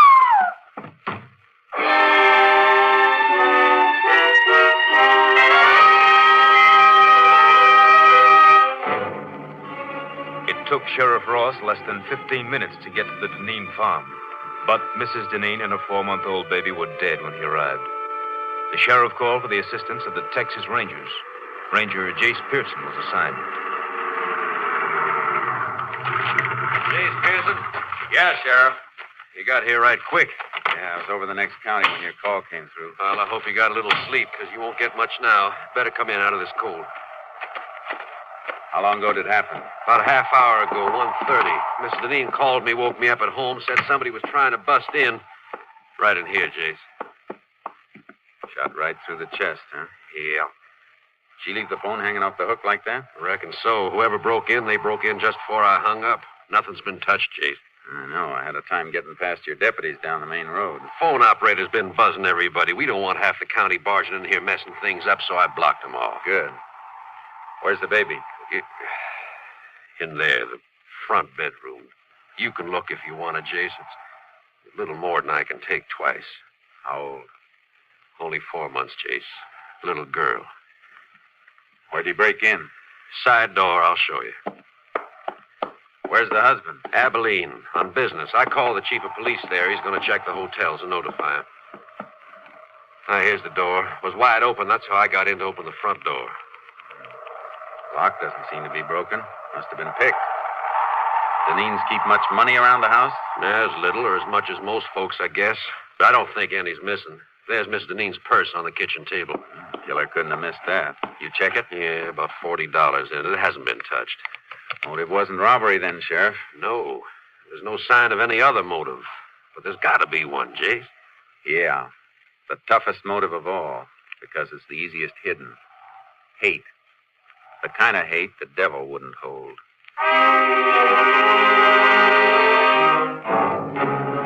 We went through the rest of the house, but we didn't find anything that would help us until we got outside. It's cold tonight, Jace. Ground's frozen hard. Yeah. If we find a trace, it won't be much. Keep your flash close to the ground. Yeah, all right. Why are you working back of the house here, away from the driveway? Because I think the killer came in from this direction, probably on foot. Why? Why, you said Mrs. Deneen told you she woke up when she heard somebody prowling around outside. Yeah? A horse or a car coming up the gravel road around front would have made even more noise. Woke her up sooner. Say, that's right. I heard your car coming from quite a ways off. That's why I was standing out in front to meet you when you drove up. Wait a minute. What is it, Jace? Piece of baling wire. Bent in the shape of a key. Well, that must about be what he used to get in. Maybe. Or maybe that's what somebody wants us to think. Let's take another look at that door. Yeah. What makes you think the wire was planted there, Jace? I'll tell you better when we try it in the lock. It beats me why a killer'd leave something deliberately. That's what makes me think something's wrong. This wouldn't have been dropped so close to the house. And grab the door and hold it up high. You don't want to mess up any prints around the lock. Got it. Now, let's see how this wire fits. Yeah. Goes in perfect, Jace. Yeah.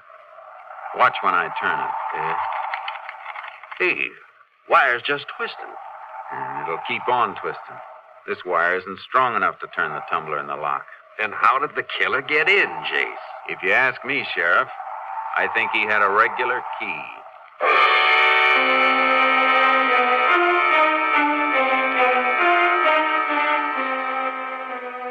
I put in a call for a fingerprint crew, and the sheriff called to have the bodies picked up for autopsy. Then we went outside and started trailing again. We found a few directional traces, but they petered out in the darkness. Can't see anything at night on this ground, Jace. Try cutting back and forth a little further. Yeah, all right. Man we're following was weaving, trying to throw us off. It just makes it tougher to track. He's got to be headed for someplace, some definite direction. We might as well establish which direction. Yeah. Guess there's nothing much we can do except this until we have some daylight. Save us an hour in the morning. Then we can track on horses without wasting time finding out which way to go.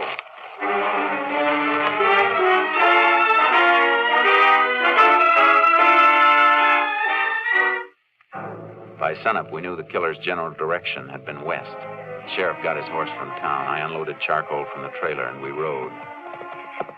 He kept heading west, all right. But there's nothing out this way for miles once he got into those hills up ahead. Any kind of a road between here and the hills? Yeah, old wagon road just beyond the scrub on the rise we're coming to. Does it connect with a state road? It does, but nobody uses it. Maybe somebody did. Is it in good enough condition for a car to run through? Reckon it is. You figure he had a car waiting for him? Had to have a car or a horse staked out someplace. Come on. Let's make right for the road. Wagon road lead to any other farm in the area? Used to lead to the old Mullen place, but that's burned out. Nobody living there anymore, huh? No, old folks dead. Young Ted Mullen moved away a couple of years ago. Oh, here's the road. Oh, boy. Ooh, charcoal. Headed pretty straight last tracks we saw. Must have reached the road right near here. Yeah, we'll find some mark if he crossed it and kept going. Oh, he didn't keep going. Look. Tire track. Had a car staked out all right.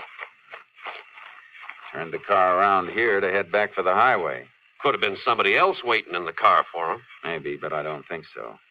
Yeah, look at the heel marks. Walked around to the driver's side of the car to get in. Yeah. And there's something else here, too.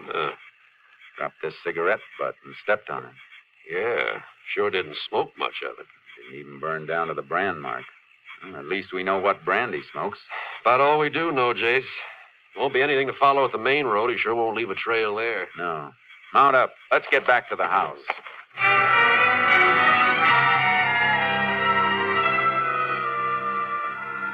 We rode back to Deneen's. As we came to the farm, we saw a couple of cars that hadn't been there when we left. Looks like company, Sheriff. The car next to mine belongs to our lab. The others must be the coroner's. Oh, coroner ought to have been and gone by now. No, that isn't the coroner's car, Jace. Blue sedan, that belongs to Walter Deneen. The husband? Yeah, must have got back from Abilene. Yeah, it's Deneen, all right. There he is, sitting on the side porch.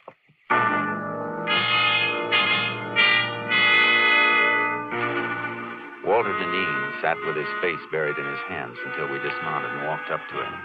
The lab crew was in the house looking for latent prints. Howdy, Walter. Oh. Howdy, Sheriff. Walter, I can't tell you how... Don't say anything, please. Ask me anything you like, but I don't want anybody else telling me how sorry they are. Better let me talk to him, Sheriff. Sure, Jace. Mr. Deneen, it'd help us a lot to know one thing. You or your family have any enemies? Enemies? Could there be an enemy as bad as this? We know the house wasn't robbed. Have you ever had any trouble with anybody, no matter how small it seemed? Now's the time to remember it. If there was anybody, I wouldn't tell you. I'd take care of it myself. That's no way to be, Walter. Don't go telling me how to act, Sheriff. You didn't come home to your house 10 minutes ago. You didn't find your wife and kids the way I found mine. Mr. Deneen, why don't you try to get a little rest? We'll talk to you later.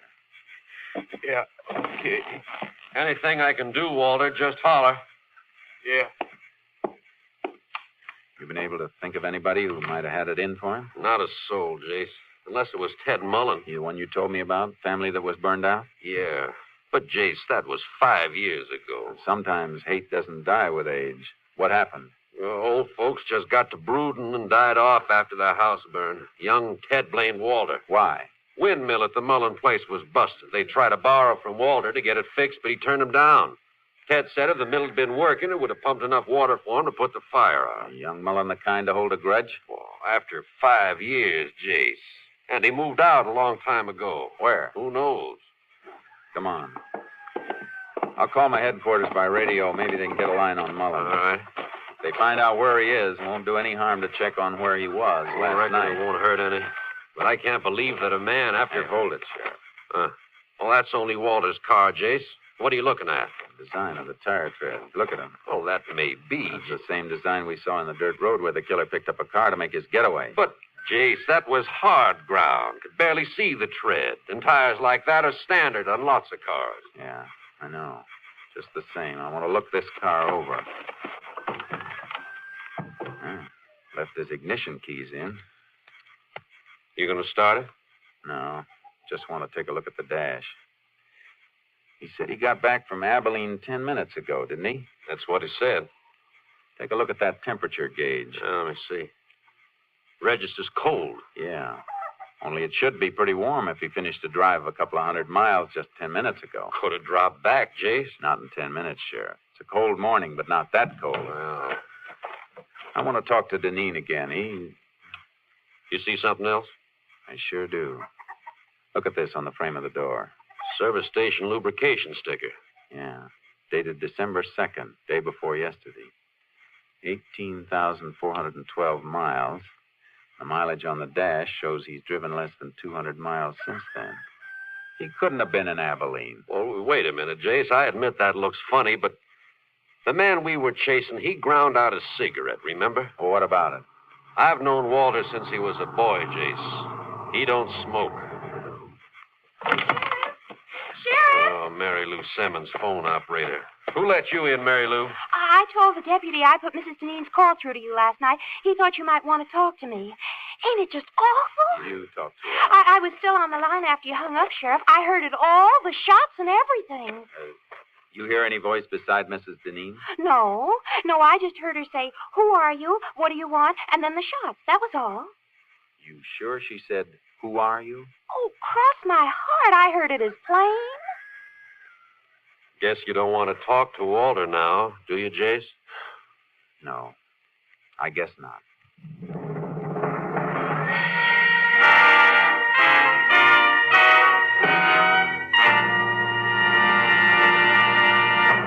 You are listening to Tales of the Texas Rangers, starring Joel McCrea as Ranger Jace Pearson. And now we continue with tonight's case, Dead Giveaway, an authentic story from the files of the Texas Rangers.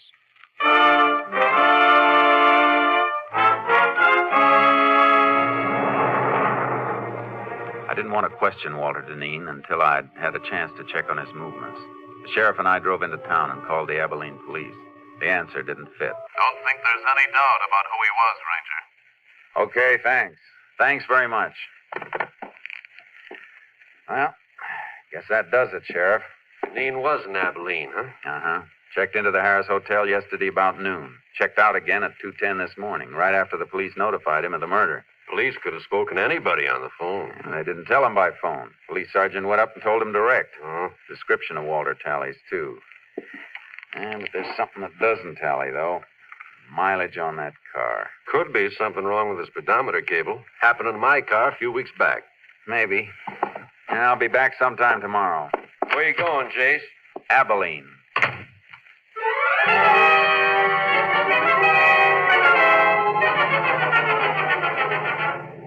As soon as I hit the highway, I put in a shortwave call to headquarters, station KTXA. Unit 10 to KTXA. KTXA. Go ahead, Unit 10. This unit en route to Abilene. Request Abilene police secure names of all contacts made by subject Walter Deneen, registered Harris Hotel there yesterday. Will do, Unit 10. Unit 10 sent piece of wire back to lab for examination. Any report yet? Not yet. Wire and fingerprints both under study. We'll keep you informed. 10-4, Unit 10, clear. KTXA, Austin.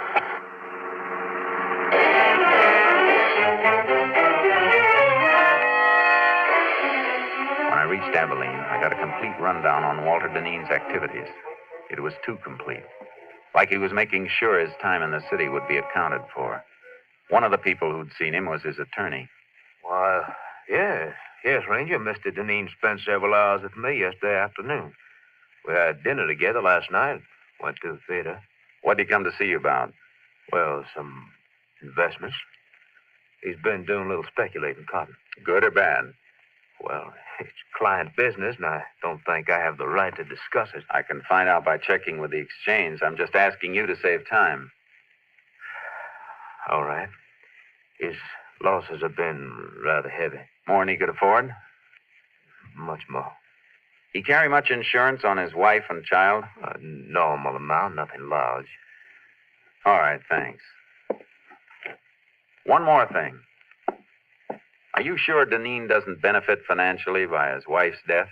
Now, Ranger, he couldn't have gotten back to Ashton by 1:30 last night after we'd been out. That isn't what I asked. Well, Mrs. Deneen had a good bit of money in her own right. In case of her death, though, she had it tied up in trust for the child. But the child is dead, too. What happens now? Well, in that case, the entire estate will probably go to Mr. Deneen.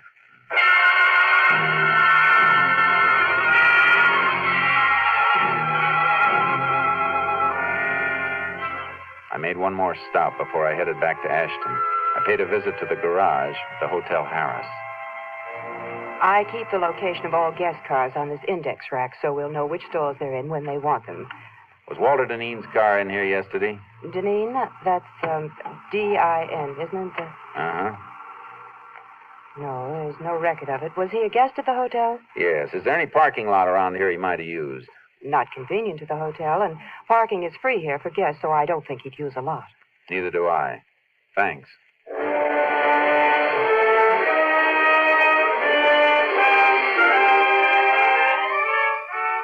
Before I left Abilene, I called my headquarters. They had a report. No strange prints had been found in Deneen's house. The wire key looked like a plant. I hung up and made another call to Sheriff Ross.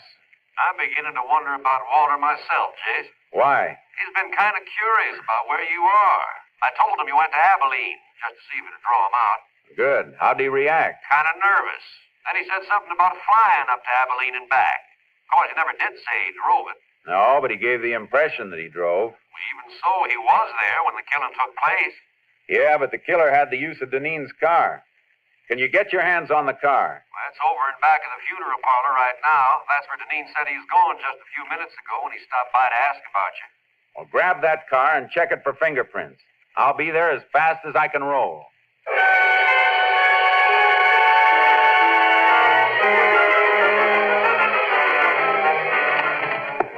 Oh, howdy, Jay. Car all worked over, Sheriff? Yeah, ought to have reports on the prints soon. Send them to Austin. Find any strangers? Quite a few of one set that weren't Deneen's. If they belong to a professional killer, there's a good chance he'll have a record. Where's Deneen?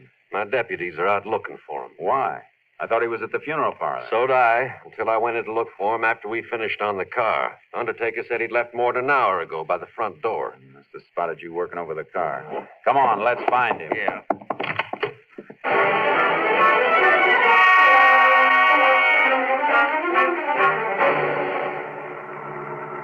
Not at the house, not any place in town. Where could he be if he hasn't run out? Trying to cover up for a couple of mistakes? He won't run, not yet. Why?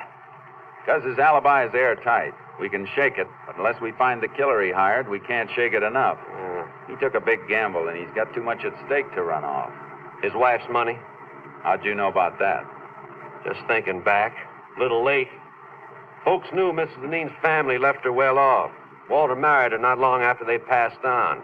A lot of people thought the money had something to do with it. I wish you'd remembered that sooner. Well, Jace, they seemed close. And then there's the baby. Baby was just something extra that got in Deneen's way. Oh.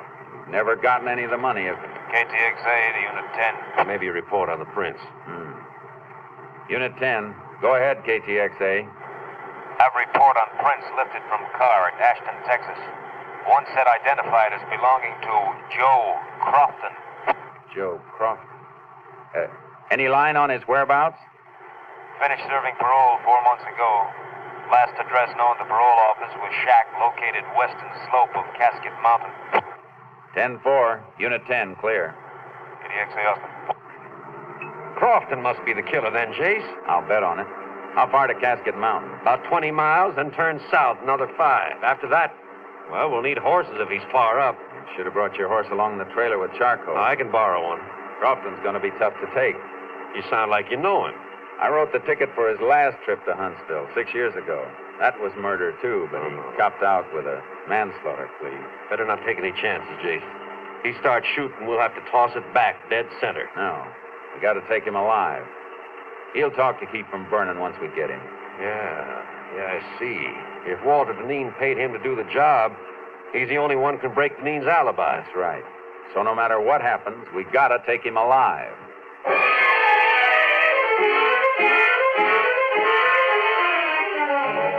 Crofton's cabin was up, all right. Way up. The sheriff borrowed a horse from the man who directed us. Quite a climb, Jace. Well, not so bad following this wash, though. Suppose he isn't there. I got a hunch he will be. I don't think Deneen had enough money to pay for this killing. He was almost broke. You mean he planned to pay off out of his wife's money when he got it? Yeah. Wonder how Walter arranged for him to get the car that night. Not much to arrange. Left it near the airport with the keys in it. Crofton brought it back and left it in the same spot. Probably left the house key for him, too. Glove compartment, maybe. Yeah. With the airport 40 miles from Ashton, nobody recognized the car or a strange driver. Come in at night, used an abandoned road. Sheriff, look. Huh?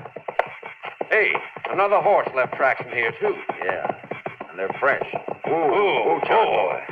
That must be Crofton's horse. No. Rider was taking the rough way. Just cut into the wash here to find a better trail.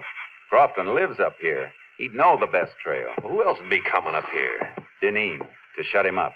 Come on. Yeah, here, give off. Not too fast, Jace, or we'll spill. You gotta risk it. Too slow, we'll be too late.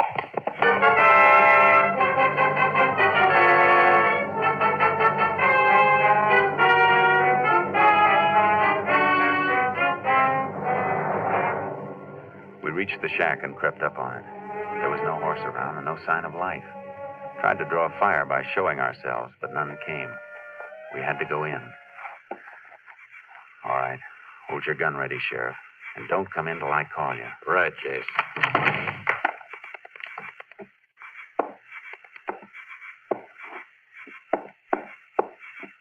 All right, Sheriff. Come in. Nobody here, huh? Oh, wait a... Oh. That Crofton? Yeah, that's him.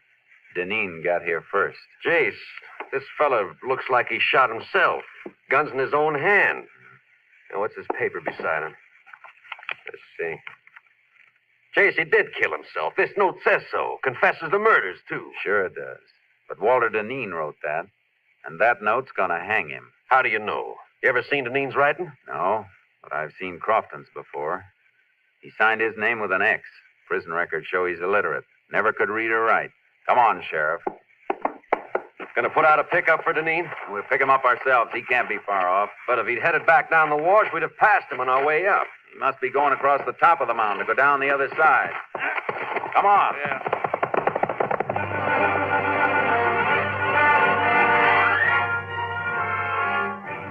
We raked our horses as fast as they could move. We spotted a rider ahead of us as he topped the slope. He heard us because he looked back, then whipped his mount and disappeared. He knows we're on him. Got about 300 yards. We'll get him. Keep pounding leather. Yeah. We're coming to the top now. Keep low in the saddle. Watch out for an ambush. There he is. Don't go down too fast, Sheriff. Your horse will tumble to the downgrade. Deneen was pressing too hard, Jace. He fell. Look. Yeah, he scrambled behind the rocks. Whoa, Charcoal. Come on, Sheriff. Boom. Hit the dirt. Let your mouth go. Go on, Charcoal. Go on. He's down under that rock shelf. Perfect cover. Not too perfect. Bullets will ricochet back from that ledge behind him. See that dent in the ledge? Yeah. Draw your gun and we'll empty it on him. Hit right below the dent. Aye. All right. Let's hope for a billiard shot. Start firing. I'm hit! Stop it! I'm bleeding! Throw your gun out, Deneen. All right! Don't shoot anymore! Here it is! Okay, Sheriff. Let's take him.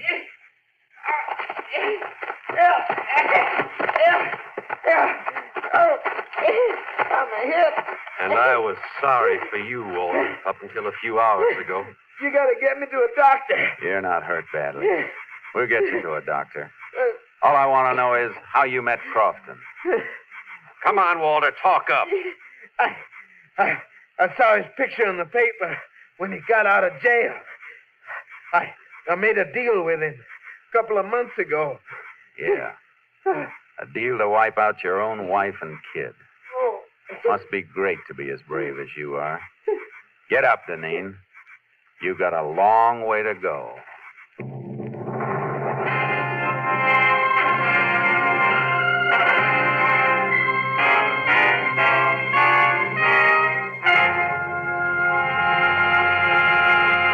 Walter Deneen confessed and made a plea for clemency. It was not granted.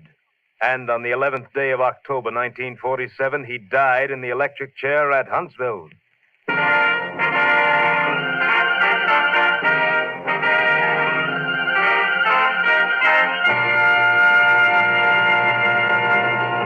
And now, here again is the star of our show, Joel McCrea, with another interesting anecdote about the Texas Rangers. When the Allies invaded Normandy in World War II, they got an idea as to how far the fame of the Texas Rangers had spread. Both surrendering Nazis and liberated Free French said they knew the war was as good as over because the Texas Rangers had landed. Of course, it was the heroic American Ranger troops who made the landings. But nothing could convince the Nazi war prisoners that these were not the terrible Texans they'd heard about in many American legends. Good night, folks. See you same time next week. Next week, Joel McCrea in another authentic reenactment of a case from the files of the Texas Rangers.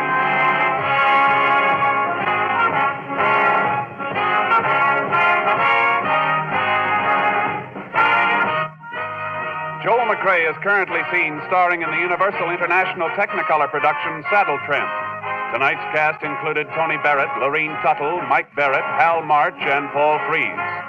This story was transcribed and adapted by Joel Murcott, and the program was produced and directed by Stacy Keach. This is Hal Gibney speaking.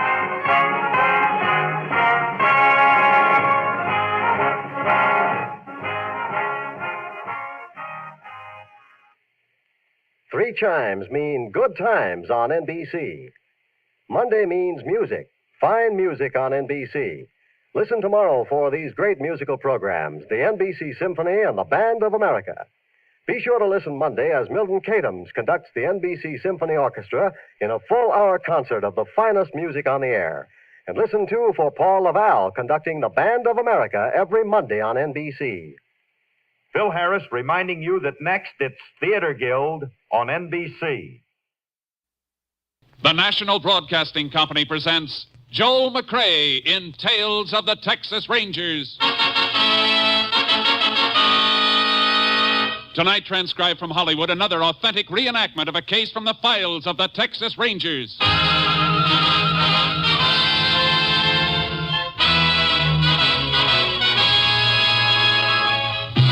Tales of the Texas Rangers, starring Joel McCrea as Ranger Jace Pearson.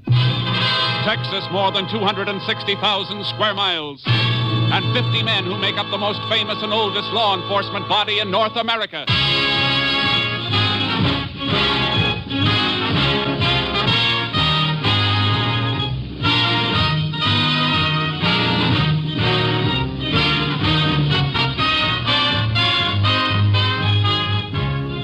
From the files of the Texas Rangers come these stories based on fact. Only names, dates, and places are fictitious for obvious reasons. The events themselves are a matter of record.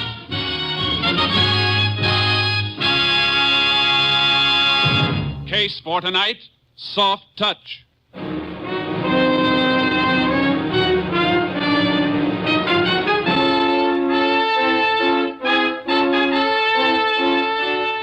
It is 11 a.m. on a Sunday in August 1949.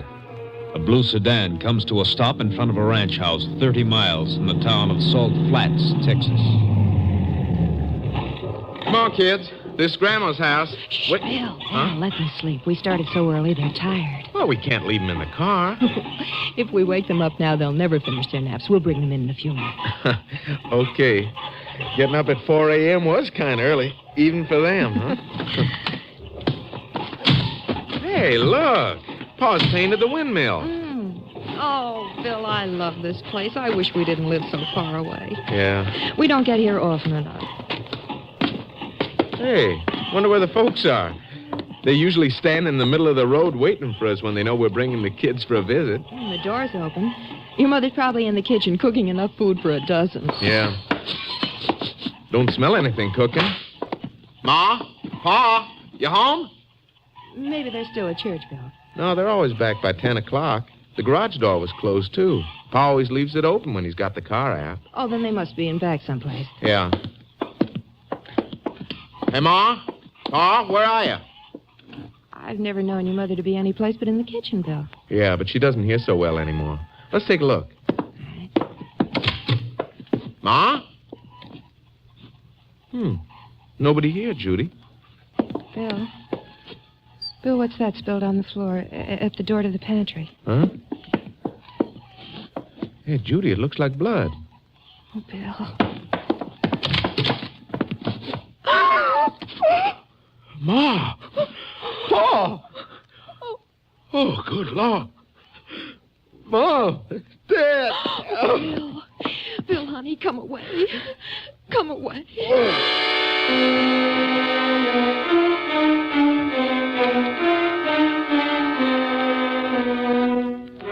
The brutal murder of the rancher and his wife was reported. Texas Ranger Jace Pearson was notified by shortwave radio.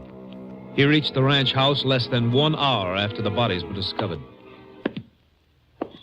I'm sorry to have to ask questions at a time like this, Mr. Ross. It's all right. My kids are asleep in the car, though. Mind if my wife takes them into town? I won't leave you here, Bill. Please, honey, I'll be all right. I don't want the kids to come in here or even know about this. Might be best, ma'am. I'll meet you at the hotel later. All right, honey. Better tell me anything you know, Mr. Ross. Yeah. Well, we drove out from Fort Worth this morning. That's my home now. I'm a commercial artist. This is the first time we've been here in 5 months. Hello, Sheriff. Howdy, Ranger. Your wife told us to come right in, Bill. I sure am sorry. Yeah, it's... Might have known something was wrong when I didn't see your folks at services this morning. They never did miss. You better go on with what you were telling me, Mr. Ross. But nothing else to tell. Judy noticed the blood in the kitchen by the pantry door. Okay. Better take a look at him, Sheriff. All right. Just one thing more, Mr. Ross. Your parents have any enemies you know of? No. Jed and Martha Ross never made an enemy in their whole lives, Ranger. Say, you don't want me to go in there with you, do you? No, it won't be necessary. Just take it easy. Kitchen's here.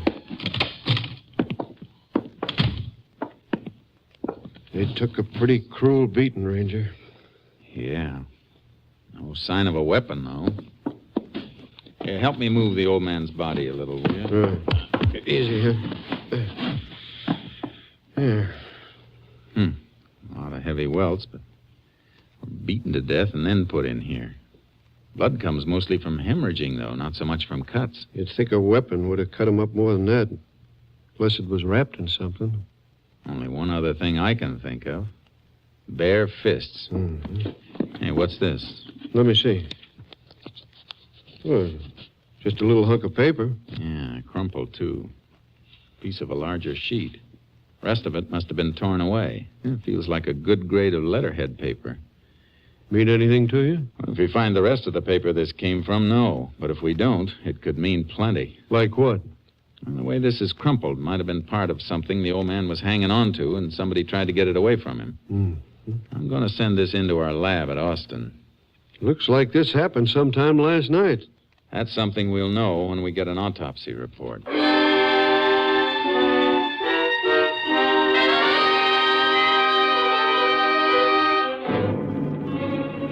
called to have the bodies and the piece of paper picked up. Then we checked around the outside of the house. The gravel road wouldn't hold a car track. But behind the house, we found marks where a horse had been tied. I got charcoal out of the trailer, and the sheriff got a horse from the ranch barn. You went right toward the southeast quarter. Ross has 200 acres and cotton down there. Yeah, I see it. Might have ridden over there yesterday on one of his own horses. No, horse that made this trail wasn't one of Ross's. Pony we're following has a spread hoof. Ooh. Look. See the marks? There's a bar across the frog on the right forefoot. Yeah. Wondered why you were checking the shoes on the horses back there in the barn. Yeah, that's why. Wrong way. Who owns the adjoining place? Other side of the cotton. Big Chuck Whitaker. Now, let's get moving. I want to have a talk with this Big Chuck Whitaker. Come on, Chuck. Hey, here, boy.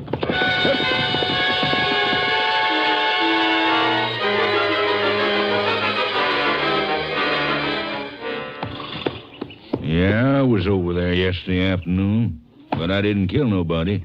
Well, that's very interesting, Mr. Whitaker, because we didn't tell you anything about anybody being killed. I know you didn't, Ranger. My phone happens to be on the same party line as the Ross Ranch. I heard their son Bill call when he found him this morning. You make a habit of listening in? I had a call to make. I picked up the phone I heard. Couldn't help it. Now, if you're through asking questions, I'd like to go back to mending this harness. That can wait, Chuck. You're not exactly broken up about losing your neighbors. Ranger, I got troubles enough of my own. Why did you go to Ross's yesterday? What time were you there? In the evening, just before sundown. Ross was fixing to have some crop dusting done again. I wanted to talk to him about it. How about doing the job for him? No, Ranger, the crop dusting plane comes down from Salt Flats. Oh. Well, go ahead, Whitaker. Yeah, the last time Ross dusted a spray he carried over on my place. Some of my cattle watered down near that cotton. Made them sick. Yeah, Ross say he'd watch out for it? Yeah. And that was all? That was all. Then I come home. All right, Whitaker.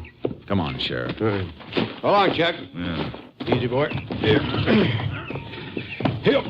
Hey, wait a minute. Whoa. Chuck. Yeah, Chuck? Yeah, I just thought of something. When I left Ross's place just before dark, a car drove up as I came around the house. Who was in it? Man, that's all I know. You didn't see his face? No. Only thing that makes me think of it was something I noticed. Car wasn't from around here. Oh, how do you know? Well, they had one of them fancy frames around the license plate. You know the things I mean, that got the name of the town stamped on it. Did you notice the stamp? Yeah. Car was from San Antone. San Antone, huh? Thanks. Yeah. Let's go, Sheriff. Get up, Chuck. Hip. Good thing he noticed that car and remembered it. Might be a big help. Yeah. Might be a big lie, too. That man's hard. He just acts hard, Ranger. Kind of sour since his wife ran off with one of his cowhands a few years back. But he don't need no harm. Maybe not. He makes a bad impression. He's liable to send more flowers to Ross' funeral than most anybody around. I've known killers to do that before, too.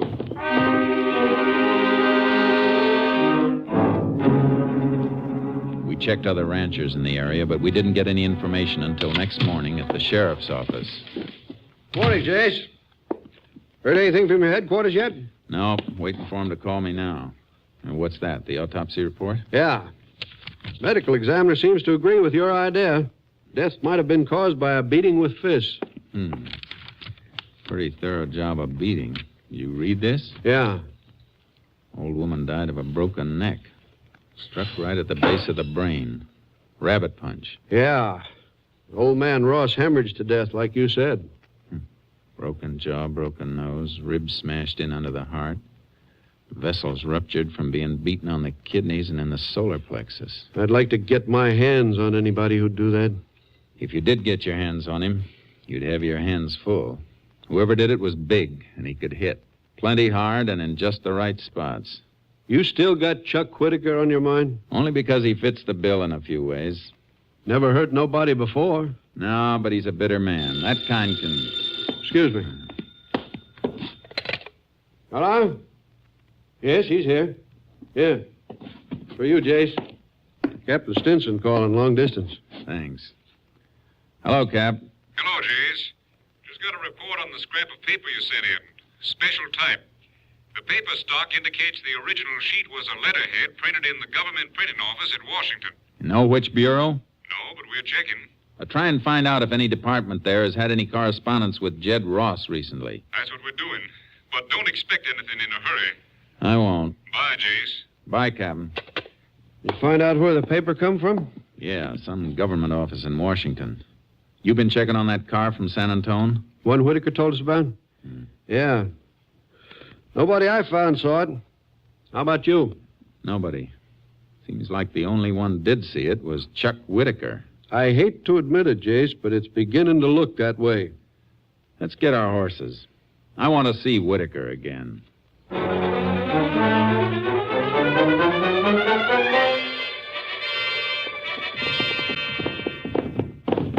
When you've known a man all your life, you hate to think he's a murderer. On the other hand, you hate to see a neighbor get killed, too. If Whitaker's telling the truth, he's got nothing to worry about. I feel mighty sorry for young Bill Ross. He was all busted up at the funeral parlor. Tough for him to take it alone, but he made his wife and kids go back to Fort Worth. He the only child? Bill? Yeah. Only one living, that is. Had a sister, Joan. Nice a girl as you'd ever see. What happened to her? She was a Navy nurse. Got killed in the Solomon Islands during the war. Ross has sure had that sheriff trouble, all right. Kind of trouble somebody ought to pay for. Hey, look. There's Whitaker now on a pony coming toward us. Just rode out of the gully. Yeah. Get up, Chuck. Up, boy. Oh, boy. You're coming back to see me, huh? That's right, Whitaker. You think I've been lying to you, don't you, Ranger? Now, take it easy, Chuck. Get one thing straight, Whitaker. I got nothing against you or any man, not personally. But I do intend to find the man who killed your neighbors. Well, then you can stop looking around my place. Sheriff, I rode out to meet you because your office called. You both wanted back in town. Why? Because I ain't blind and I ain't lying. One of the sheriff's deputies has found somebody else who saw that car from San Antone.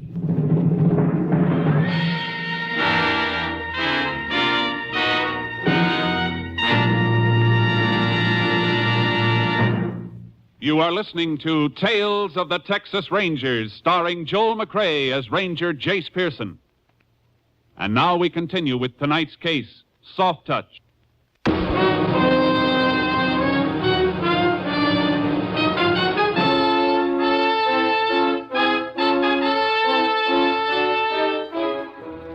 We went back to town and from there to a roadside cafe about 15 miles out the state highway. Yeah, I sure did see the car, like I told the deputy. It had that thingamajig on the license plate.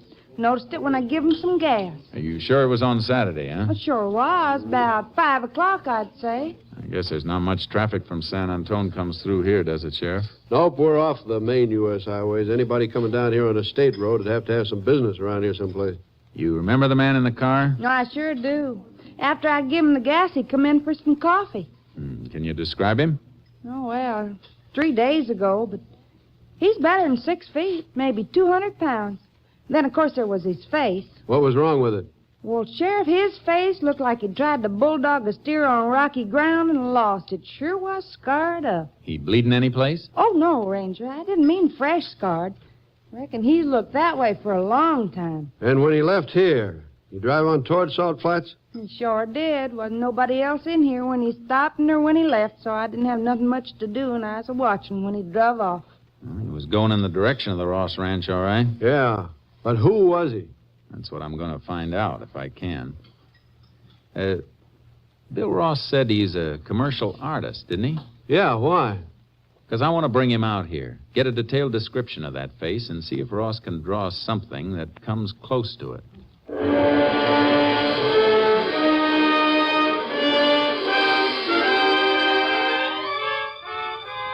We sent for Bill Ross, but before he joined us at the sheriff's office, something else turned up. A long-distance call from Captain Stinson. We found out what that letter from Washington might have been, Jace. Good, Captain. Let's have it. Well, it might have been from the Veterans Administration. Answer to a letter Jed Ross wrote asking if they had any record of a United States Marine named Herbert Walsh. What else? Well, for some reason, Ross wanted to know if there really had been a Herbert Walsh in the Corps, and especially if he'd been wounded and hospitalized in the Solomon Islands. The piece of paper you sent in might have come from the answer the Vets Administration sent to Ross. What was the answer? There's no record of a Herbert Walsh, Jace. Does it fit anything?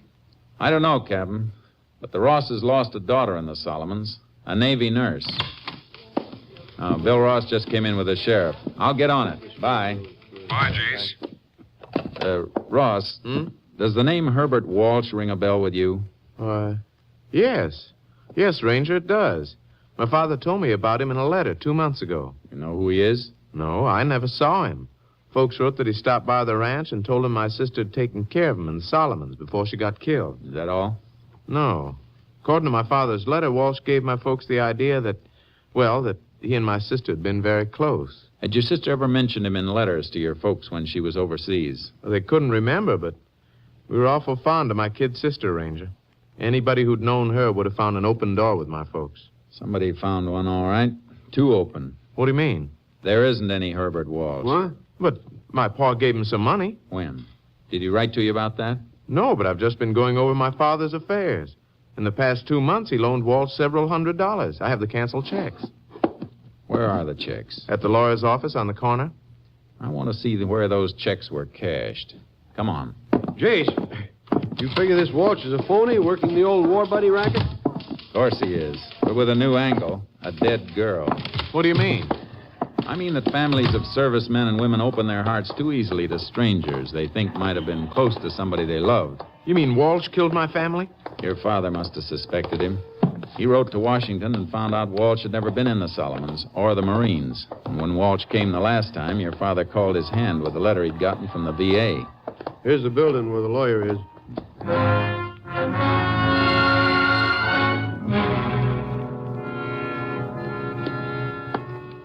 Here are the checks, Ranger. 4 of them, total of $600. Endorsed by Walsh. Cashed for him by merchants in San Antone. That car came from San Antone, Jace. That sure fits. It sure does. Let's get out to that cafe and get that sketch drawn up.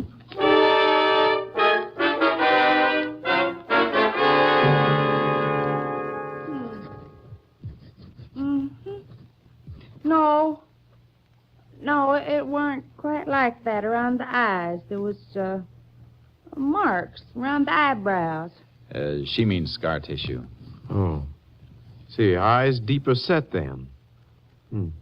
Like this? Yeah, sure would. The nose didn't come out so far. It had a kind of a dent in the middle. Oh, take that out. Here. Like that? Hey, that's fine. That's real good. If somebody knew the man, would they recognize him from that? They sure would. That's almost a spitting image, I'd say. Thanks a lot, ma'am. You're sure welcome. I'll take that bill. Thanks again. Uh-huh. Come back. Well, he ain't the prettiest fellow I ever saw. I don't know. My folks said that, too. But Walsh told him he'd been in a Jap prison camp, been treated bad. Walsh was lying, if Walsh is his real name. Must have got beat up someplace, Jace. Yeah, and I've got a hunch I know where. What do you think? In a prize ring. The man who killed your folks was a professional fighter. You figuring that just because of his face? And one other thing. Don't forget that autopsy report, Sheriff. That's right. Well, you remarked right then that the fellow who threw those punches knew what he was doing. I'd sure like to get my hands on him. 2 old people, and getting at him through my kid sister. Don't think about your own revenge. The law will take care of that. Yeah, but no law can bring them back to life. Drop you at the office, Bill, you and the sheriff. I'll be in touch with you later. Where are you going, Jace? Out of your territory. San Antone.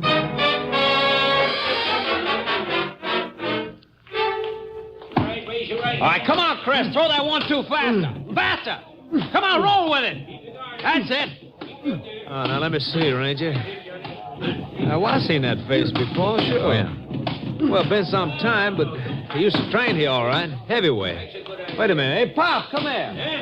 Oh, coming, Mike. Pop is the world's oldest fight fan, knows every fighter in his record for the past 50 years. Maybe he can tell you something. Yeah. You know, what can I do for you? You know a man who looks like this? Yeah, I've seen him before. His name Walsh? Walsh, nothing. That's Eddie Pola. Never did amount to anything. Had a punch like a bullocks, but no science. Wide open for a left hook. Had 31 fights and ended up... fine, Pop. Hold it. Range, you don't care about all that. The main thing I want to know is, when did you see him last? Oh, 6-7 years ago. That long ago? Oh, ain't long enough to suit me. Pola never should have been allowed in the ring. He wasn't the kind of fighter that loved the sport. He liked to hit men to ruin them, that's what. And you have no idea where I might find him? Well... Not me, Pop. No. Well, thanks for your help. Yeah, you're welcome, stranger. Well, sure. Glad to help, Ranger. Hey, wait a minute, Ranger.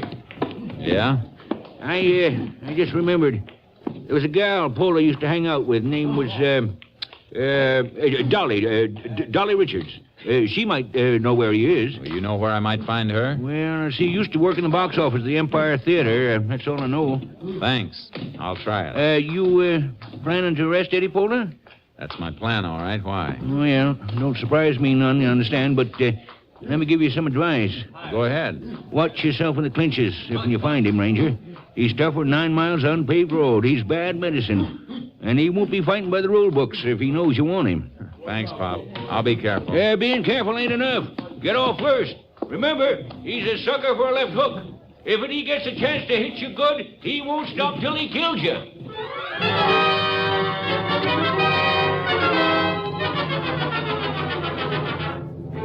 I checked the Empire Theater for Pola's girl, Dolly Richards, but she hadn't been seen for years. I put through a call to headquarters asking them to check auto registration for one in Pola's name. It was late afternoon when Captain Stinson got back to me by phone. The car he was using must have been stolen, Jace. There's nothing registered in that name. You checking for a criminal record on him? Yeah, but there's nothing in this state. We're checking with other states, though. I just sent teletypes off. I'll have to wait a while then. Nothing else you can do, Jace. So long. Hey, wait a minute, Captain. What? Take one more crack at the License Bureau in Austin. See if they have a car registered to Dolly Richards. Dolly Richards? Well, who's she, Jace? Pola's girlfriend? She was. Let's hope the torch is still burning. I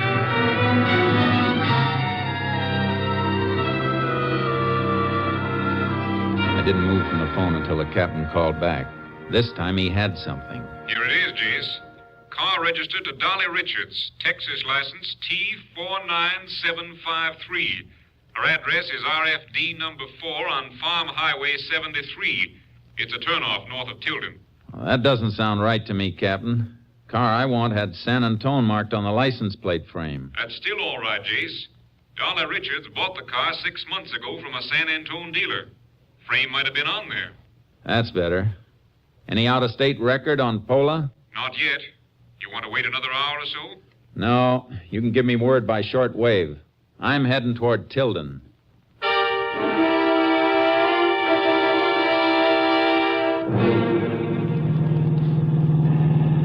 KTXA to Unit 10. Unit 10. Go ahead, KTXA.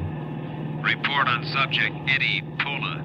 Served 3 years Leavenworth, impersonating Army officer and using mails to defraud. 1 year Oklahoma State Penitentiary for fraud. 1 year Louisiana assault. 10-4, Unit 10, clear. KDXA Austin.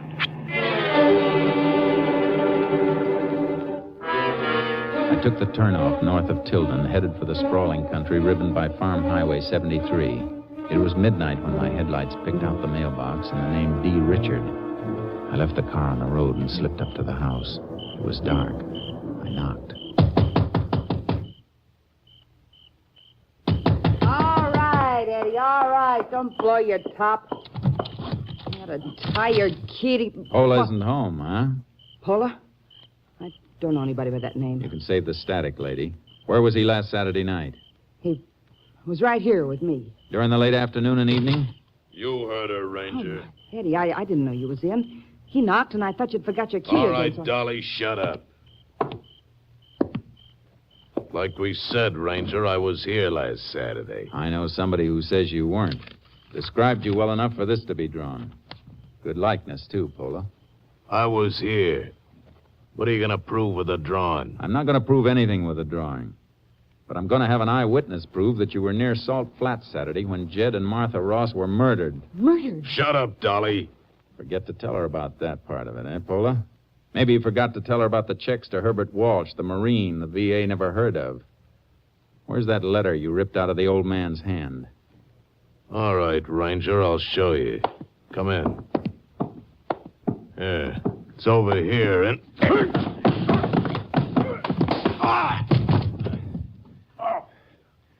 The old boy at San Antone Jim told me you were open for a left hook, Pola.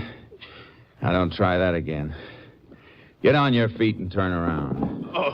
You too, miss. Why me? So I can cuff you together. What are you taking me for? For harboring a murderer. and to give you a chance to decide whether you want to stick to your story or tell the truth. All right, move.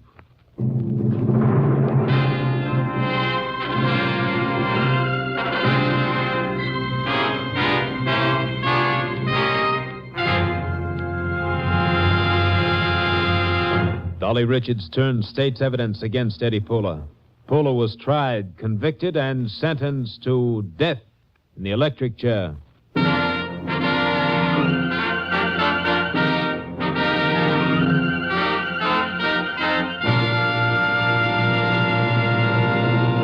And now here again is the star of our show, Joel McCrea. Many years ago, a group of Texas Rangers had a showdown battle with a notorious band of killers. Several days later, the Rangers assigned to the case staggered back to their headquarters, showing the marks of combat, many of them badly wounded.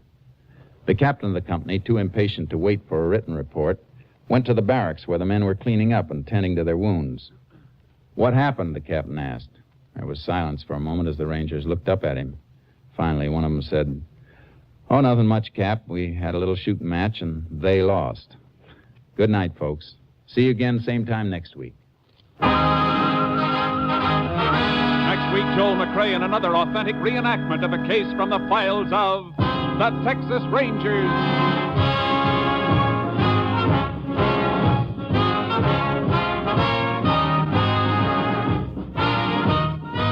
Joel McCrea is currently seen starring in the Universal International Technicolor production Saddle Tramp. Tonight's cast included Tony Barrett, Paul Frees, Mike Barrett, Tom Tully, Bill Johnstone, Byron Kane, and Virginia Gregg. This story was transcribed and adapted by Joel Murcott, and the program was produced and directed by Stacy Keach. This is Hal Gibney speaking.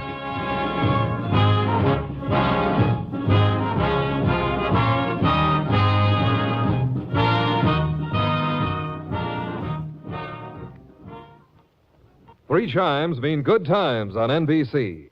The chimes are really excited about a big show. In fact, it's the big show. An hour and a half every Sunday with Tallulah Bankhead as Fem C, and starring Jimmy Durante, Fred Allen, Jack Carson, Groucho Marx, Jose Ferrer, Meredith Wilson, and many, many more. All this and Tallulah, too. No wonder it's the big show. The premiere date is Sunday, November 5th, just 1 week from today. Phil Harris reminding you that next it's Theater Guild on NBC. Wheaties presents Joel McCrea in Tales of the Texas Rangers. On stage tonight, transcribed from Hollywood, another in the Wheaties big parade of exciting half-hour presentations.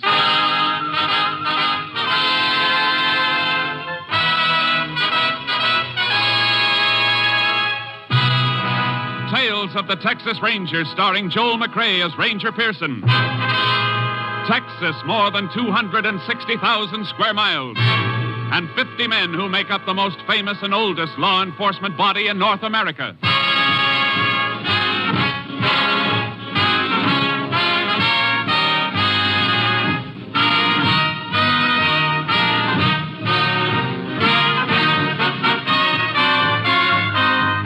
Now, from the files of the Texas Rangers come these stories based on fact.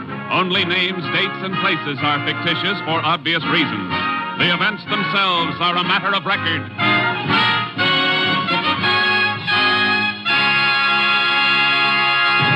Tonight's case, the broken spur.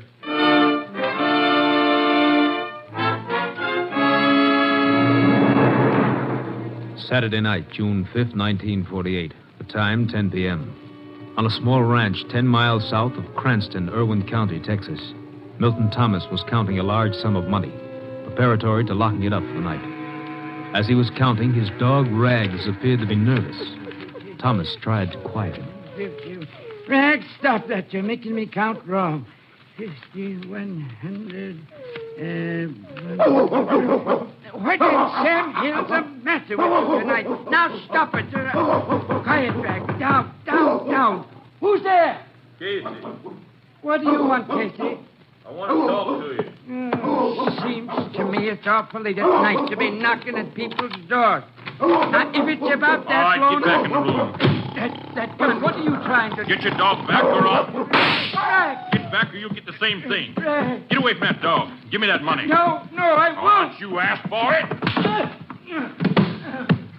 No, don't take it. Shut up. Let go of my legs. No. I said let go. No. All right, then.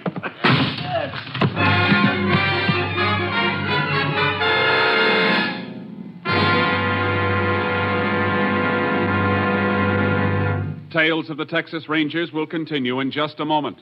If you've got a job to do tomorrow, partner, get your Wheaties. Sure, Breakfast of Champions is for you, just like it's for Ralph Kiner, pride of the Pittsburgh Pirates.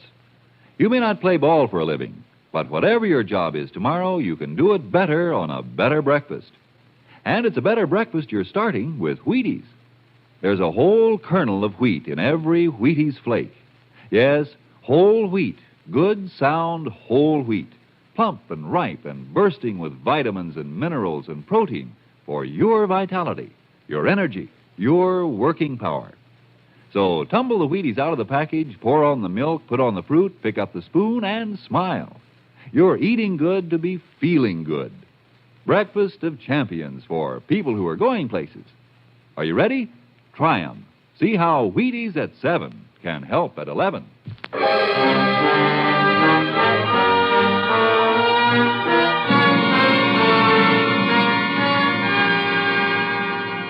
At 10:30 the same night, Milton Thomas's house was discovered on fire. The Cranston Fire Department was called. Next morning, the local sheriff, making a routine investigation, discovered the burnt remains of a broken chair next to Thomas's body. He ordered an autopsy. The results prompted him to call the Texas Rangers. Ranger Jace Pearson was assigned to the case and arrived at the scene of the fire early that afternoon. Well, howdy, Ranger. I'm Sheriff Taxon. Howdy. My name's Jace Pearson. Come on, I'll show you the house. Or what's left of it. All right, folks, step back, please. Shouldn't have all these people walking around here, Sheriff. Ruin any footprints there might be. I had my deputy here just a few minutes ago, Pearson. I sent him down to get some coffee. All right, folks, step back away from the house, all of you. Now get back to the fence, please. All burned out except for the walls, but you may find something. You said when you called you didn't think it was an accident. I've been sheriff here for 18 years, and I'll stake my reputation it wasn't. It was arson to cover murder. Base that on the autopsy? Yep. Coroner couldn't find any traces of carbon granules in the bronchial passages or lungs, and only the normal amount of carbon monoxide in the lungs. Indicating Milt Thomas wasn't breathing when the fire started. Right. This was the front door. Burned off the hinges and fell out. That's funny. What? The lock on this door. Special kind. Takes a key on both sides. When the door is shut, you have to have a key to get out of the house as well as in. Oh, that, yeah. Milt was a funny old galoot. Had them put on both doors. The windows had trick locks, too. Why? Well, folks say he kept a lot of money in the house. Maybe just a story. This lock's still working. Let's look at the back door. Oh, here's what's left of Milt's old iron safe. Was it open like that when you found it? Yep. Empty, too. This lock's not forced or broken. Kind of hard to tell much about anything after the roof fell in. Yeah, it's a mess, all right. Same kind of lock here on the back door. It's working, too. Meaning whoever started the fire was locked in? Well, look here. Whoever it was, here's where he went out. See that window glass outside on the ground? Let's climb out and look.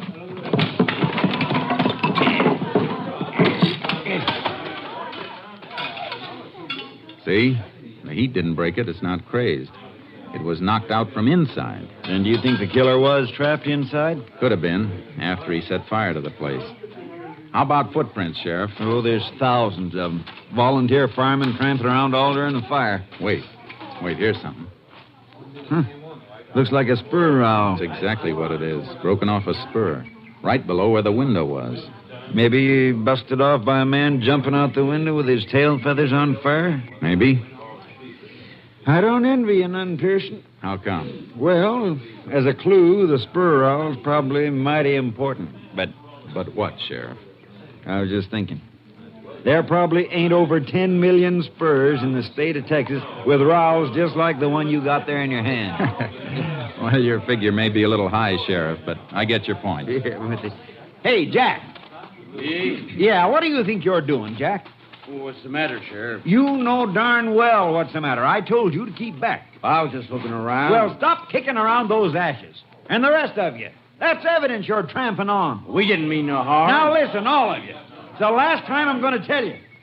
How'd you like it if we thought one of you was the criminal, coming back to the scene of the crime and deliberately trying to destroy evidence? Oh. Okay, then, get back or get off the property altogether.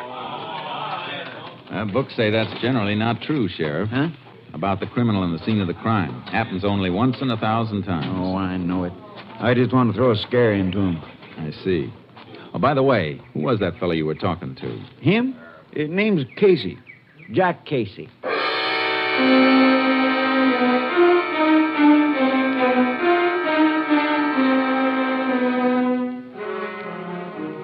The sheriff and I went over the yard thoroughly, but any footprints the murderer might have left were trampled out by the firemen and the onlookers.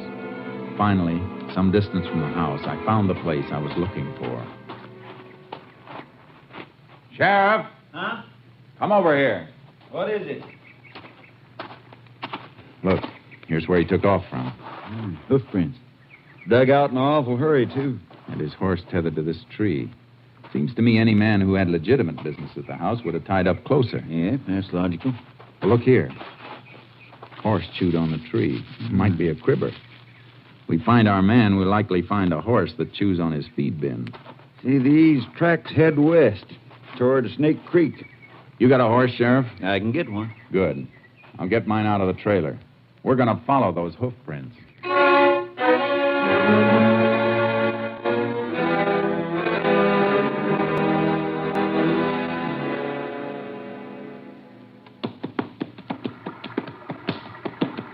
Hold it, Sheriff. Keep your horse off that bank. Why? What's the matter?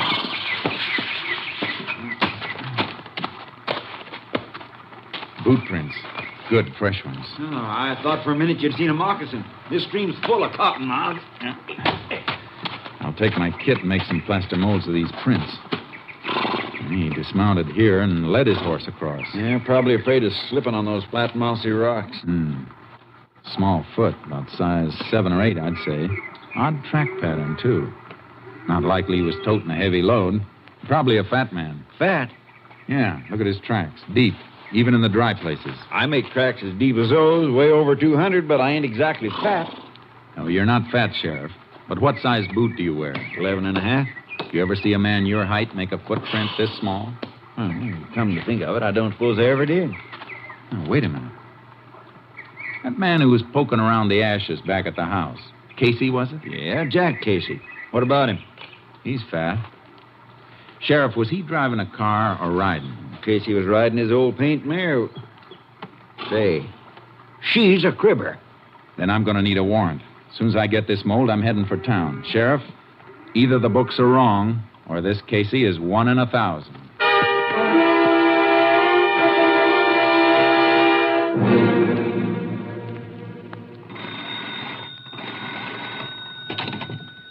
Operator, this is Jack Casey again. What about that call I've been trying to get through for the last hour and a half? Yeah, Money, Texas, the Delta Sawmill Company. I know it's Sunday, but somebody's bound to be. Who's that? Oh, Jack! What are you doing with that gun? Oh, it's you. Operator. Hello, operator.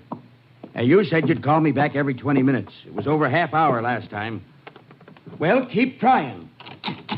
Jack, who are you trying to call? And what are you doing with your shotgun? Leave me alone, Martha. Where you been since noon? You were supposed to meet me at the Tate's for dinner. I know it, but... Who's that? Who is it? Texas Ranger. What? Jack, what have you done? Put that gun away. Get in the back room. You ain't fixing to shoot him, are you? If I have to. Jack, don't do it. Please, Jack, don't be... Hold it, Ranger. Stay where you are. Put that gun down, Casey. You're not coming in here. I got a warrant here says I can.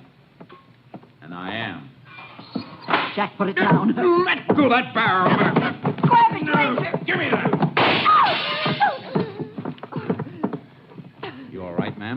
Yeah, I'm all right. Shotgun's a nasty thing to carry around cocked. I'll just take this. I want to look around a little. That's your bedroom? Yeah. Come on. That paint mare outside yours? Yes, it is. Are these your boots? Mm-hmm. How'd you break this spur? Huh? Well, I didn't know it was broken. I'll take these boots along. You want me to get it, Jack? No. Isn't somebody going to answer it? Yeah, sure. Hello? What? Never mind. Cancel it. You better come along with me, Casey. What's this all about, Ranger? Where are you taking Jack? He thinks somebody killed Milt Thomas. To be exact, he thinks I did. No. You seem to know some of the answers. Some of them. Before we go, Ranger, I'd like to ask you one question. Sure. What time did this so-called murder take place? About 10 o'clock last night. 10 o'clock? Well, that's I'll when we handle this, Martha. Suppose I can prove where I was last night. We're just as anxious to prove a man innocent as guilty, Casey. Do you have any witnesses? About 300 of them. At 10 o'clock last night, I was sitting in the Cranston High School auditorium watching my niece graduate.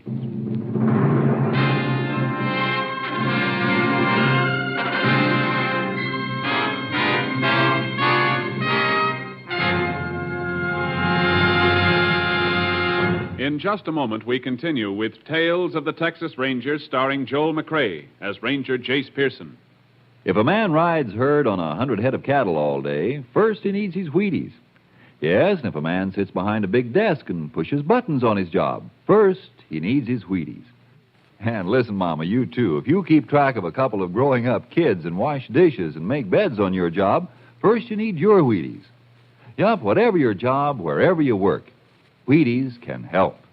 Whether you run a machine or pound a typewriter or play baseball for a living, first you need your Wheaties. Because here is whole wheat with the rich, full-bodied energy of whole wheat. There's a whole kernel of wheat in every Wheaties flake. That's why Wheaties give so much. Vitamins, minerals, protein. Wheaties have them, and they're for you.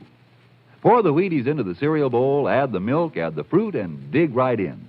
Do that at 7, and see how much better you're working when 11 a.m. rolls around. Yes, try 'em every morning, crisp and tempting, and see if I'm not right.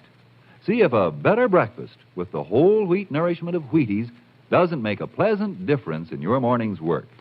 See if milk, fruit, Wheaties isn't honest and truly breakfast of champions. See yourself how Wheaties at 7 can help at 11.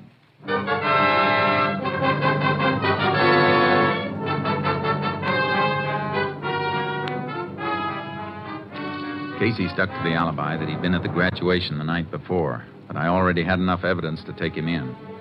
While the sheriff was out asking questions around town, I tried to break down Casey's story. I tell you I was there. All right, take it easy, Casey. Let's assume for a minute you were.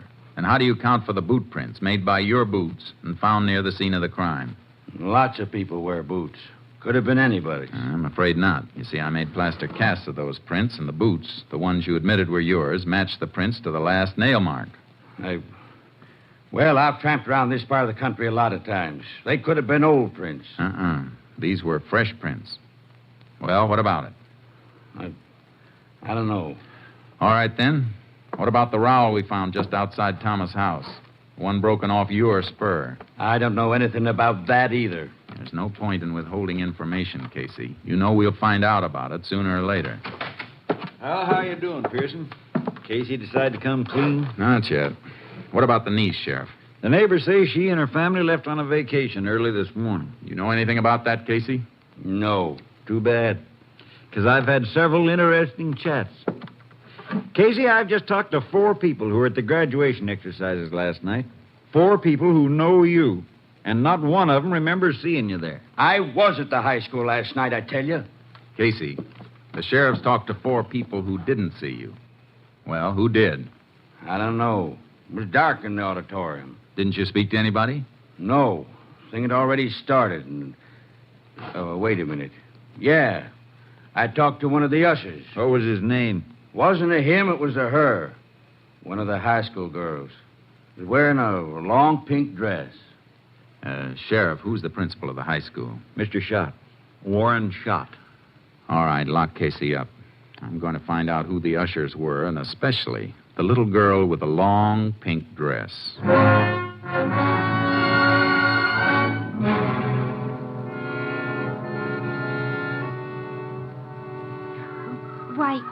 Why, yes, sir.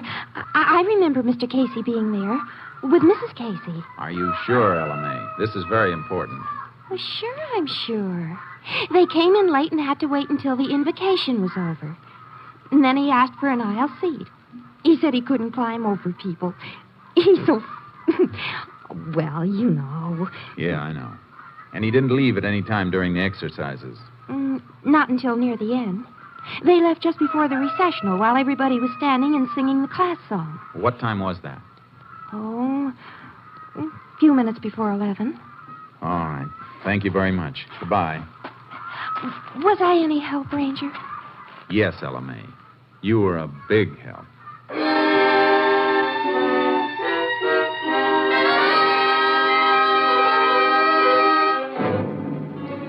I was stuck. It looked like I was going to have to release Casey. Then I remembered something. The phone call that came in while I was out at Casey's place. The one he'd been reluctant to answer. I dropped by the Cranston telephone office. This is the call you wanted, Ranger. What was it? Mr. Jack Casey placed a call to the Delta Sawmill Company in Monee, Texas at 2:22 p.m. today. There was no answer, and when the Monee operator did get through, she called back at 3:40. But Mr. Casey had canceled it. Do you know who the call was for? Yes, sir. It was person to person to Mr. Ben Casey. Ben Casey? Mr. Jack Casey's son. Son? Well, do you know him? I used to. When? Well, we went to high school together. Some of my girlfriends and I used to go places with Ben's bunch, but my mother made me stop. She said he wasn't the kind of boy that girls should run around with. I see. And he finally left home. Couldn't get along with his stepmother. Oh, then Mrs. Casey's not his mother. Oh, no, Ranger. They used to fight. Oh. Go on. This may be very important. Well, I heard that she and Ben fought all the time, and then one day after they had a big fight, Ben packed up and left. Well, when was this? I reckon it was a couple of years ago. He went down to Monee then and got a job at that sawmill there. What does this Ben look like? He's a spitting image of his father, and just as fat, too. Have you seen him lately? I saw him at the bus station. His father came and picked him up. When? Let's see, day before yesterday. Friday.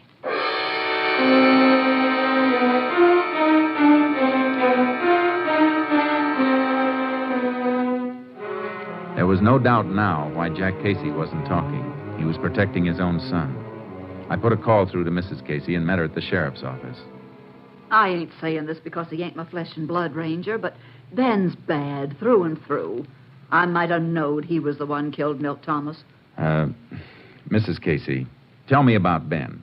He came in Friday, didn't he? Yeah. Come in on the bus and stayed over Saturday. He wanted to borrow money.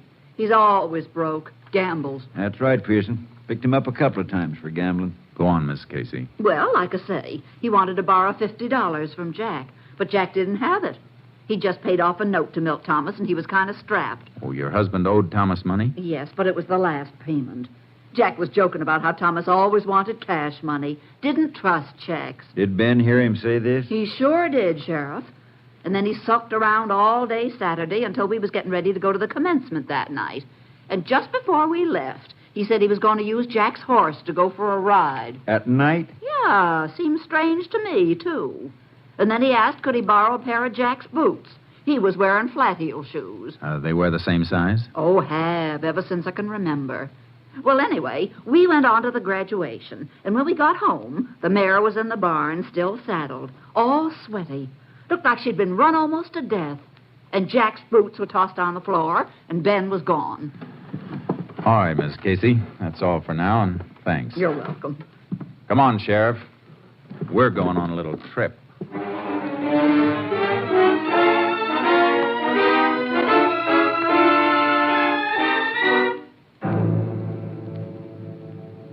Sheriff Taxon and I piled into my car and headed for Monee. As soon as we got out on the highway, I put in a call to my headquarters. Unit 10 to KTXA. Unit 10 to KTXA. KTXA to Unit 10. Go ahead, Unit 10. Unit 10 leaving Cranston State Highway 22 en route to Monee. Investigating murder suspect believed in vicinity of Delta Sawmill. Will keep KTXA informed. Unit 10, 10-4. Okay. KTXA, Austin. KTXA, Sheriff, Austin, you know young Casey by sight, don't you? I watched him grow up. Good. If he's gone and we have to comb for him, I don't want to turn up the wrong fat man again. Oh, you'd know him now, after seeing his father. Except for age, they're the same. You mean except for age and the fact that the young one's a murderer?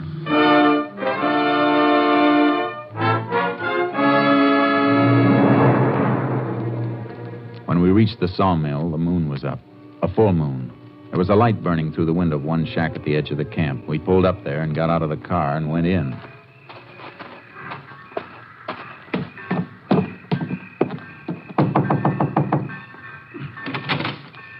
Well, howdy, Ranger, Sheriff. Hi. We're looking for a man named Casey. Ben Casey? Yeah, you around? I don't know for sure. Sleeps in the big bunkhouse down the line. Which bunk? I'll show you if you like. Fine. Sheriff, maybe you better take a look through the mess hall. A fat boy like him might be fixing a late snack. If you don't find him, come up and meet me. And if you do find him, call me before you try and take him. Right. Bunkhouse is this way. No light in the place. Well, some of the boys was going into town for a moonlight dance. Don't know if Ben went with them or not. Has he been packing any money that you know of? Well, yeah, come to think of it, he had quite a bit. Said he hit it lucky in a dice game and that... Well, he did get it in a dice game, didn't he? If he did, the other fella never got a chance to roll him. Oh? Here we are.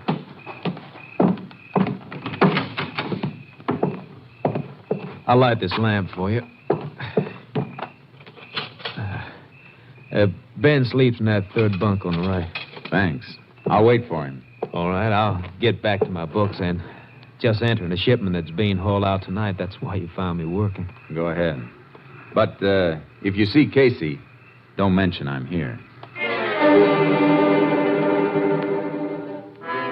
The foreman went back to his shack, and I ripped Ben Casey's bunk apart. There was nothing in the bunk or the covering. I dragged a footlocker out from underneath and was bending over it when... All right, Ranger. Up with it, and don't turn around. They're up. What are you doing here? If you're Ben Casey, you know what I'm doing. This is the end of the road, boy. I'll take that lantern. I'd be careful with that, Ben. Remember what happened the last time you dropped a lantern? You're pretty smart, ain't you, mister? But I'm smart, too. Here's a present for you.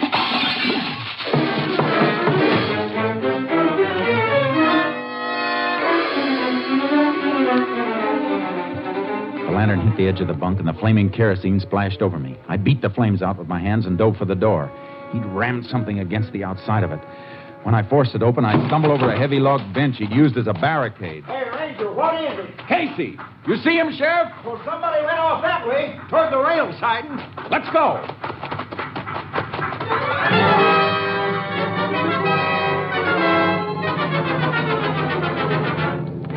We spotted him swinging up the side of a flat car as the train hit the main line and started to roll. We grabbed onto one of the last cars and scrambled to the top and started to work our way forward. There he is. About 5 cars ahead. I can't see him. Kerosene scorched my eyes. He can see us, all right. He's shooting. Drop flat. We'll crawl up on him. He can't go any farther than the length of the train. There he goes. He's jumping. I see him. I'm going after him. Well, I'm coming with you. He's breaking from the wheel.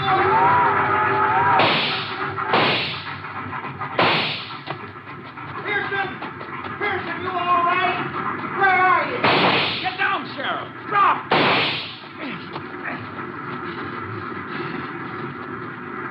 Can you see him?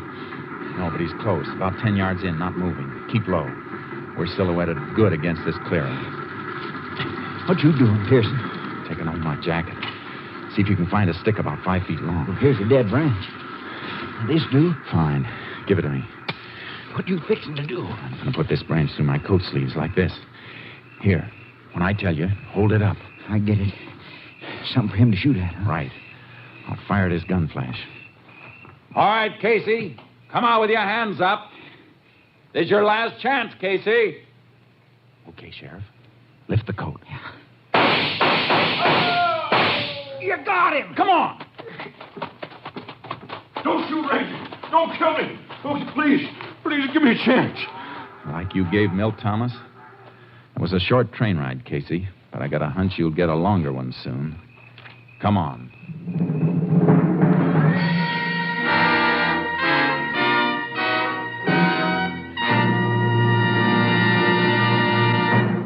Ben Casey confessed to the murder of Milt Thomas.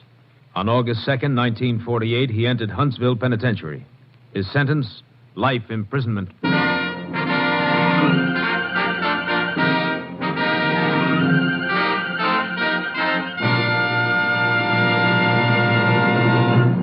Joel McCrea, that was a great show tonight. Wheaties and I are proud of you. Thank you, Frank. I like to please the customers. Well, now, so do I. Take Wheaties, for instance. Frank, are you going to say that Wheaties taste good? Well, yes, I was going to touch on that. And are you going to say that Wheaties are good for people? Yes, I was going to say just that. Anything else? Well, no, I guess that just about covers it, Joel, except... Except telling people to get some. That's it. How'd you know? Well, that's easy, Frank. I'm a Wheaties eater myself. You hear that, folks? You, too, can be a Wheaties eater. As early as tomorrow morning. Breakfast of champions, you know. Get some. Next week, Joel McCrea in another authentic reenactment of a case from the files of the Texas Rangers. This story was transcribed and adapted by David Bruce and was produced and directed by Stacy Keach. Hal Gibney speaking. And this is the Wheaties man, Frank Martin, inviting you to listen Monday night to Frank Lovejoy and Night Beat on the Wheaties Big Parade. See you then.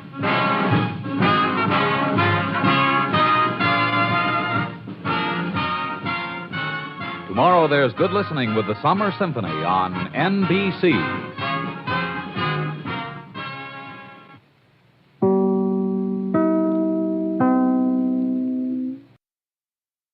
The National Broadcasting Company presents Joel McCrea in Tales of the Texas Rangers.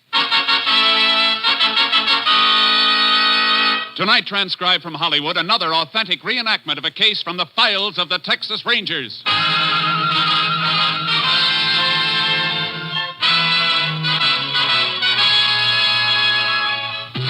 Tales of the Texas Rangers, starring Joel McCrea as Ranger Jace Pearson. Texas, more than 260,000 square miles, and 50 men who make up the most famous and oldest law enforcement body in North America.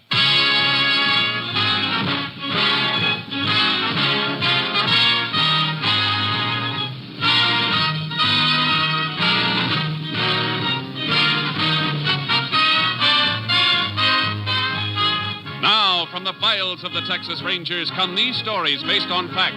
Only names, dates, and places are fictitious for obvious reasons. The events themselves are a matter of record.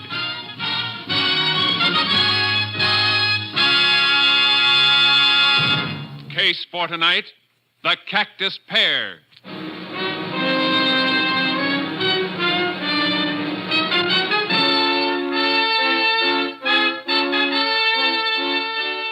It is 4 p.m., the afternoon of March 28th, 1947.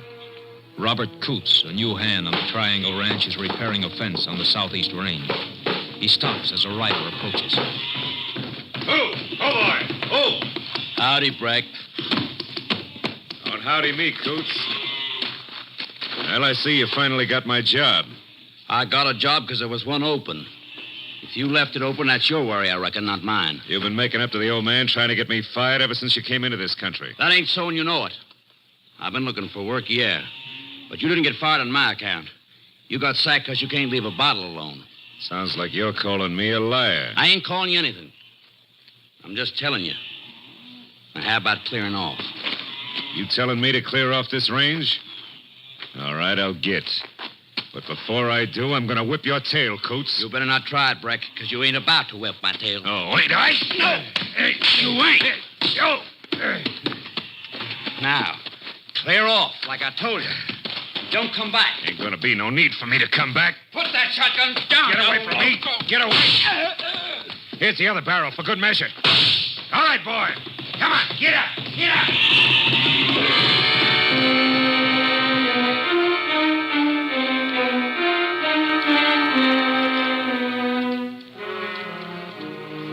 The body of ranch hand Robert Coots was discovered by the owner of the ranch next day when he rode out to search for the missing rider.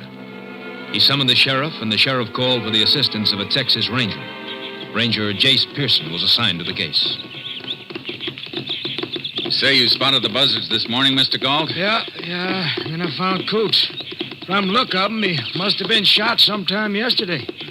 Thought I heard a shotgun yesterday afternoon. Should have rode out then. Why didn't you?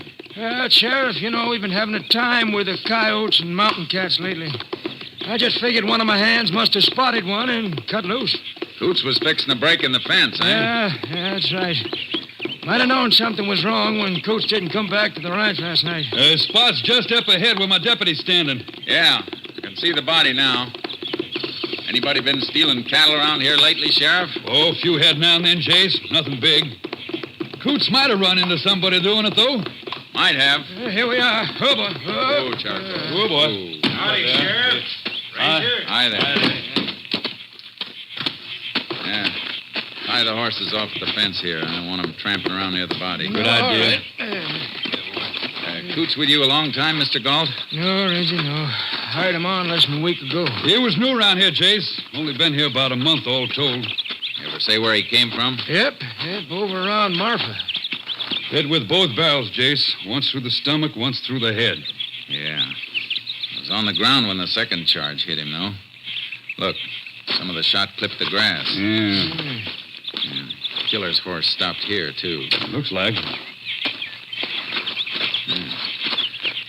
Coots must have had a fist fight with the man who killed him. How do you figure that, Jace? A little dried blood on the grass here, scuffle marks, and some of the blades pressed down as though somebody'd been lying here. Yeah, Coots was shot, though. Might be his blood, No, with his wounds, he was killed instantly. He didn't move 15 feet and then back again after getting blasted like that. Come on. All right. Yeah, what you looking for? Horse moved off this way. Prints mixed right in with some of your herd. They were grazing around here and then took off mighty sudden. See here where they dug in to get started? Yeah, that could mean a cattle thief, all right, chasing the stock, Jace. We'll find out. Let's get back to the horses and follow this trail.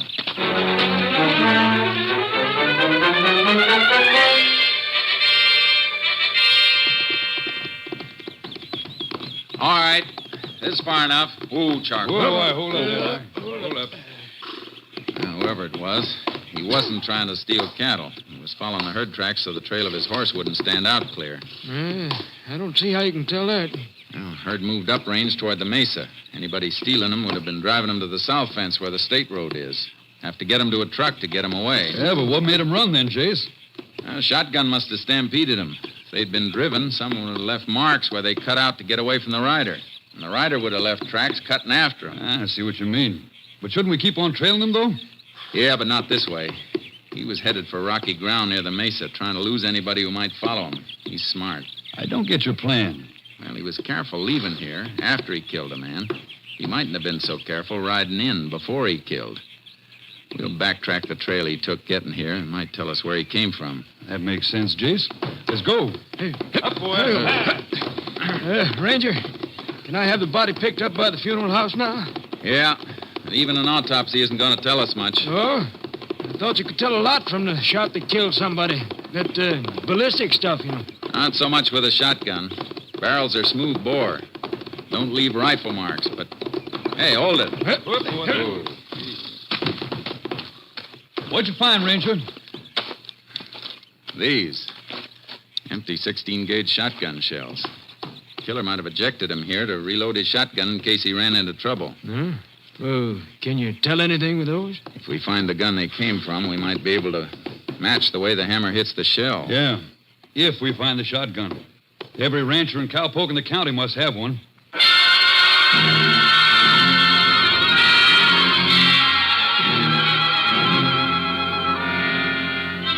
The sheriff and I backtracked on the approach the killer had used to get to the Triangle Ranch owned by Galt, but we came to a dead end. Well, Jace, guess this is as far as we go.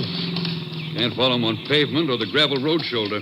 I rode out from town. It's too bad. I was hoping he'd come from a ranch someplace. Would have narrowed us down to one spot. Nothing much we can do now, except go around examining shotguns.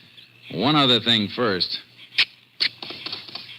A couple of deep tracks in that ditch off the road. Must have had rain here recently. Yeah, day before yesterday. That's why I left such a clear print there yesterday, then. I want to get a kit from my radio car and drive back here. What for? Take a couple of photographs of that print. Make a plaster impression of it. Help us to identify the horse, if we find him.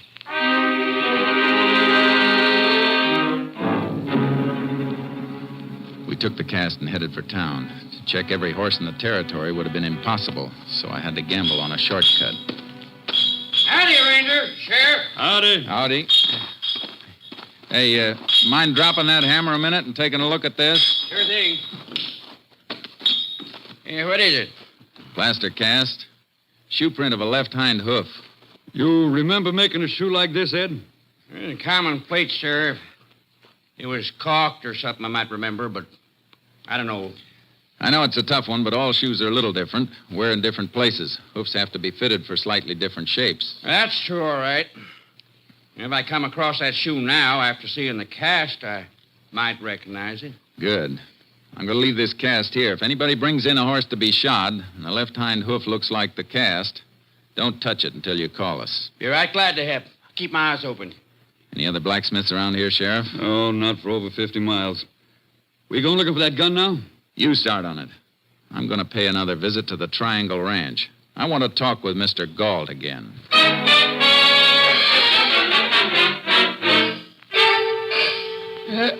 Finish here in a minute, Ranger. Hey, Joe. Yeah? Turn on the rest of the irrigation pumps, will you? Okay. That's fine. Good.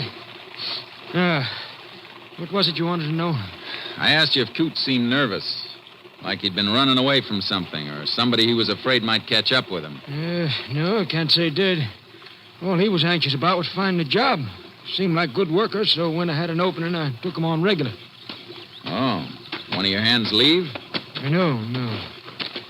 You see, I had to fire a poke named Harvey Breck. Fired him, huh? Why? Drinking, making trouble in the bunkhouse, not doing his work. Did this Breck know Coots? Just been seeing him around. How did Breck take it when you told him he was fired? Well, he was kind of drunk. Cussed me out a little. Is that all? Yep. I paid him off, give him an extra month like I do with any hand I have to let go. He seemed all right after that. You know where this Breck is living now? Here he's bunked up in one of them deserted adobe huts by the old Quicksilver mine. Road's washed out, though. All the huts are empty since mine stopped operating. Why, Ranger? You going to see him? I sure intend to.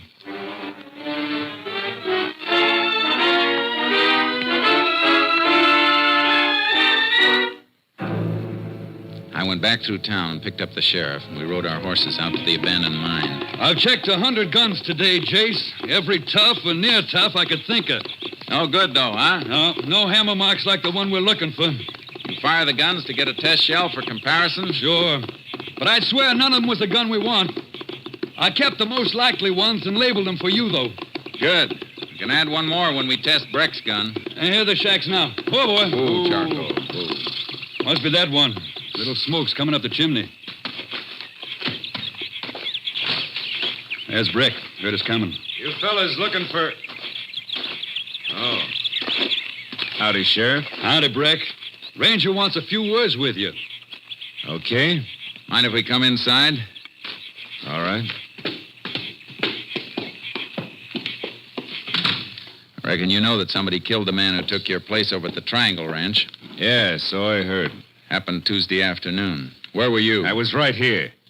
Anybody who says I wasn't is a liar. Nobody said anything yet. Where's your shotgun? I don't have a gun. You don't, huh? And where's the gun you cleaned not long ago? I didn't clean... Don't tell me you didn't. This oily rag in the corner says you did. This rag was used for cleaning a gun and nothing else. Better get the gun, Breck. We want to see it. It's under the bunk.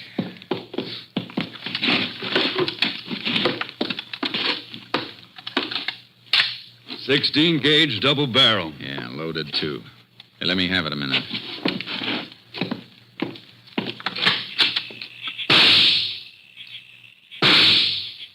Let's match these with the shells you've been carrying, Sheriff. wait a minute. Shut up, Rick.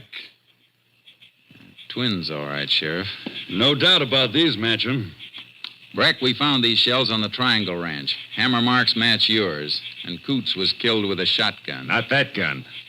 Sure, you found shells from it on the Triangle Ranch because I worked on the Triangle Ranch, remember? You get laughed out of court with evidence like that. I fired 100 shots out there. At coyotes. Your story could hold, Jace. Yeah, maybe, maybe not. Because there's one other thing, Breck. We're all going to take a ride into town after I check the shoes on your horse. Now, that's real interesting, Ranger. Because if we're riding into town, you'll be packing me behind you. I don't own a horse.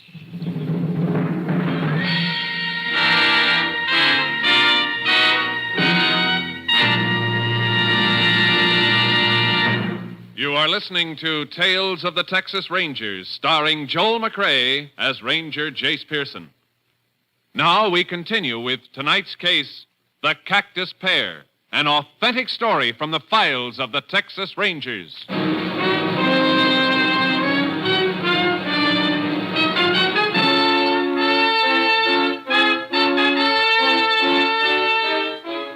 Breck had us stopped, and he knew it. His story about the coyotes and the empty shotgun shells covered him, and we didn't even have enough to take him in. We left him and headed back for town. If he is the one, Jace, we're going to have a time proving it. Gunn would have made a strong case against anybody who hadn't worked on the ranch, but he can alibi that. Yeah. You got something on your mind, Jace. What is it? He swore he hadn't been on the Triangle Ranch in a week, since Galt fired him. Yeah. We can't prove otherwise. I don't know. If he did shoot at a coyote, it must have been before Galt fired him. That means those empty shells would have been lying out in the ground when it rained 2 days ago. Cardboard portion of the shells don't look like they'd been wet. The sun could have dried them out after the rain, Jace. Yeah, there's some metal on the shell, too. I'm going to send those shells through to the lab at Austin. You think they'll be able to tell if they've been out in the rain or not? Metal gets wet. There's got to be some oxidation. Lab will know whether there is or not. If there isn't, it'll mean the shells were fired in the past 2 days. Yeah, but he'd still stick to his story, Jace. You know how a jury is with scientific evidence. A little leery of it sometimes. I know we'll need more. I wasn't thinking of the shells as jury evidence. I was thinking of them as a time saver for us. Oh. If he's telling the truth, we'll have to start all over. But if he's lying, we'll have to trip him up.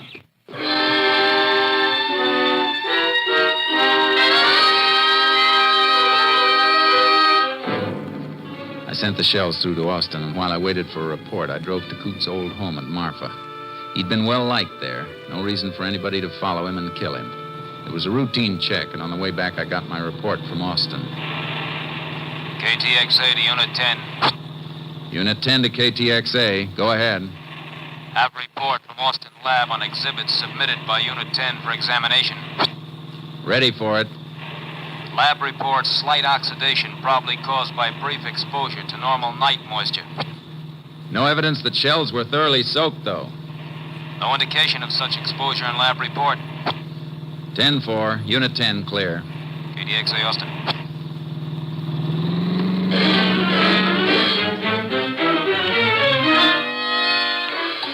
I drove back south as hard as I could. When I got near the Quicksilver mine, I took charcoal out of the trailer and rode onto the shack Breck had been using to make sure he was still around. Oh, boy. Oh, charcoal.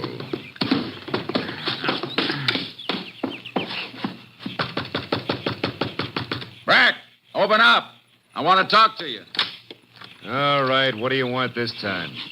I just want to make sure you're still around, that's all. Well, you see me, don't you?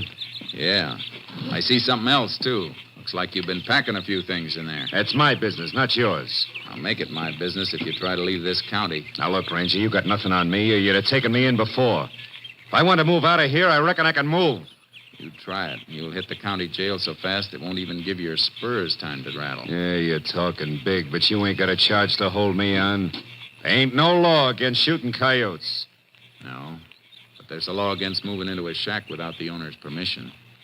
The mining company give you the right to live here? Yeah. It isn't going to be hard to check on. All right, then, Ranger, go back to town and check. Because until you do and get a warrant, you got no right in here. Have you? Okay, Breck. I'll be back. And you better be here.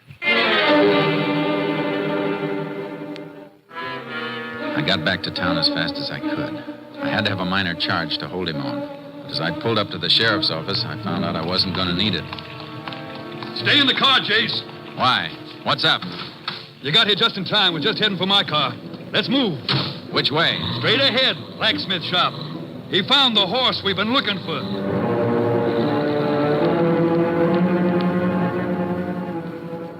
Oh, boy. Oh, there. Oh. Yeah. Here, Ranger, look. Just like the cast. Oh, boy. You see this nick in the left hind shoe? This nail bent a little? Same as the impression on the cast. That's it, all right. Who owns him? Ranger, you're probably going to eat me out for this, but he's mine. Yours? You mean to say you couldn't recognize a shoe you fitted to one of your own horses? Well, that's the trouble, Ranger. I didn't shoe him. I only bought him a month ago, and I was just going to put new plates on him for the first time now. That's how come I just spotted the shoe. What were you doing out on the Triangle Ranch when Coots was killed?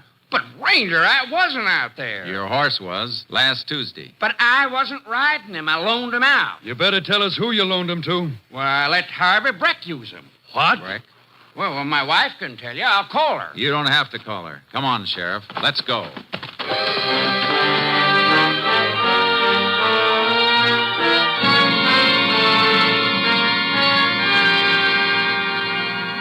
We stopped for the sheriff's horse, loaded him in the double trailer with charcoal, and then headed for the mine.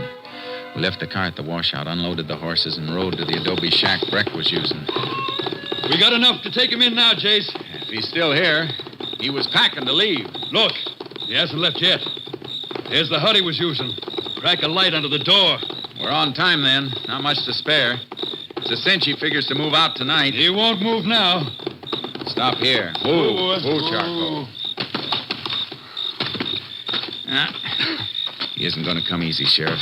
Watch out for that shotgun. He wants gunplay. He can have it. We'll know when he answers the door. All right, Breck. Open up. We know you're in there, Breck. Now, come on. Maybe waiting in there so he can nail us with that shotgun if we bust in. We can wait out here for you, Breck. Yeah. That light in there could keep us waiting all night if he's gone. You mean it's a trick to slow us up? We'll find out. Keep that door covered while I kick it in. Right. The hut was empty. Breck had made his getaway. We went over the ground outside to get his direction. It led toward rugged country, and we followed as fast as we could on horseback, cutting back and forth to pick up his marks. Went up into these hills, Sheriff. We made some time. It was easy to trail this far, and he's on foot. Yeah, but we're going to be on foot, too, now.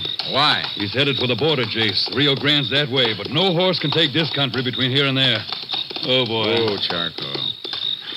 How far is it to the river? 40 miles of country the devil won't have, and we'll have to cover every inch of it on foot. Well, that's what he's doing. Come on, let's go. We must be close to him by... Hey, look, Sheriff. That's him, top on the ridge. Get to cover under that ledge. You better hide and stay there. I got you pinned down. Hobble the horses so they can move off and graze later. How are we going to get to him? Long way up that ridge, and we'll be moving right into his sights. You go around that way. All right. Crawl and hug whatever cover you can find. I'll go the other way and see if we can't circle in behind him.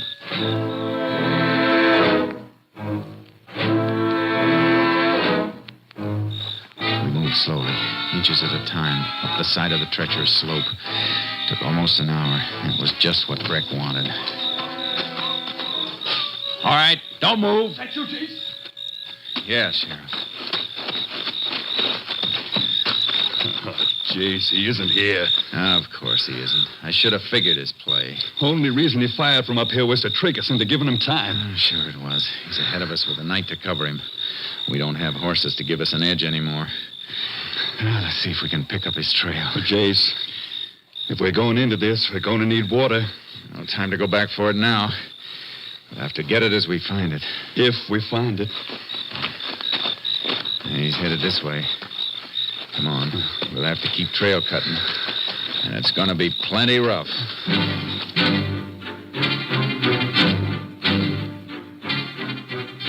like the sheriff said. Country the devil wouldn't have. Breck was piling up a lead with every hour of the night. We have to cover 2 miles to his 1, Jace. Every time we lose the trail, he gains ground. Can't be helped. We get to the top of this ridge, and it may be the wrong one again, like the last 2 we climbed. It'll be daylight in a couple of hours.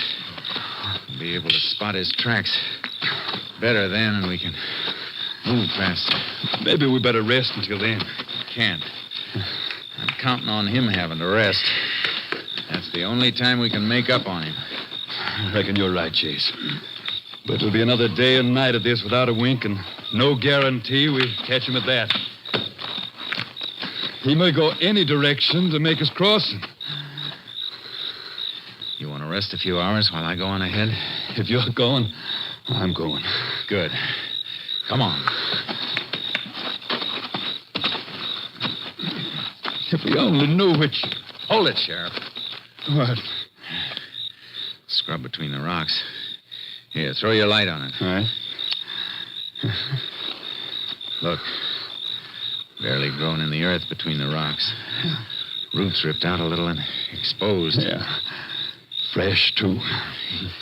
Grabbed the scrub to pull himself up. Good. Means we aren't climbing this one for nothing this time. No. We better keep on climbing.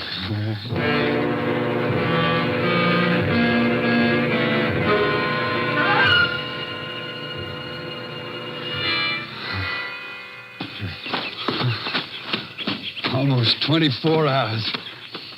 Getting dark again, Jace. Yeah. And more mountains ahead. Here, wait. Lose him? No. No, cut over this way. Something on the ground by that cactus patch. Yeah. Dug for water again and hit it, too. Still wet. Yeah. Dig a little. Get a drink for yourself. Knows the country all right. Never misses. Seems to know just where to dig if there's even a mouthful of water. What you doing over there? He ate here. Rested, too. Cactus pear's been cut and skinned. Sun hasn't dried the skins out yet. He's only an hour or so ahead now. His tracks show he's slowing down. Still going fast enough to make that river sometime tonight, though.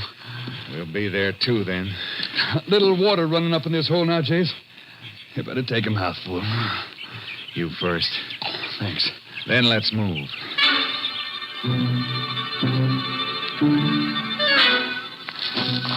We pressed as hard as we could, but he was getting closer to the river. Going toward Santa Elena Canyon, Jace. River's narrow there. How far? Less than half a mile away. Gotta run then, Sheriff. Can you make it? Try. Look. His shotgun. Couldn't haul it any further. Lightening up to make his last run. I think I heard something ahead. Keep going.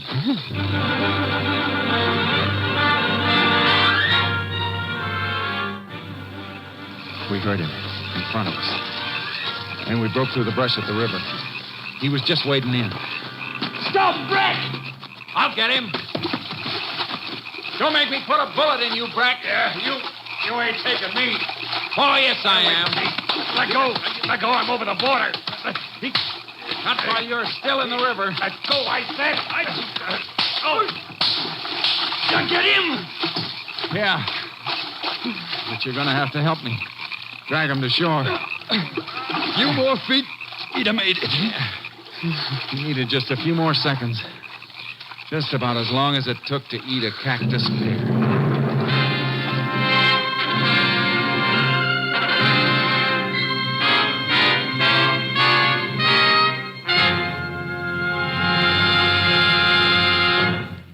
Harvey Breck was tried and convicted for the murder of Robert Coots. His sentence, 99 years.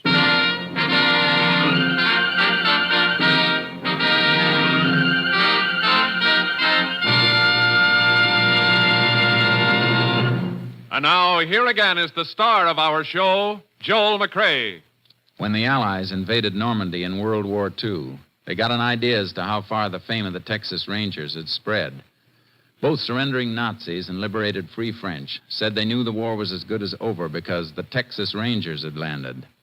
Of course, it was the heroic American Ranger troops who made the landings.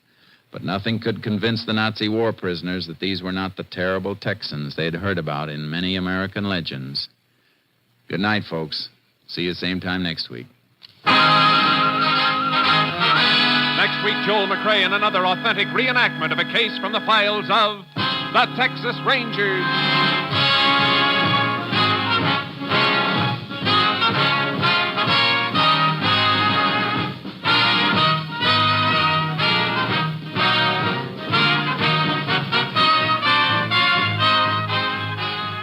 Joel McCrea is currently seen starring in the MGM production Stars in My Crown. Tonight's cast included Tony Barrett, Wilms Herbert, Tom McKee, and Gerald Moore. This story was transcribed and adapted by Joel Murcott, and the program was produced and directed by Stacy Keach. This is Hal Gibney speaking.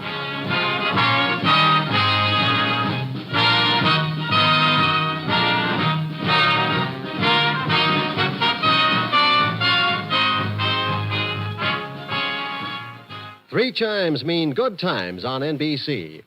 Monday means music on NBC. Tomorrow night, the voice of Firestone presents a selection of melodies in the Christmas spirit, with Metropolitan Opera star Jerome Hines as soloist. The NBC Symphony brings you another one-hour concert featuring works by Vivaldi and Beethoven under the baton of the brilliant young conductor Guido Cantelli. Stay tuned for the $64 question with more good times on NBC. The National Broadcasting Company presents Joel McCrea in Tales of the Texas Rangers. Tonight, transcribed from Hollywood, another authentic reenactment of a case from the files of the Texas Rangers.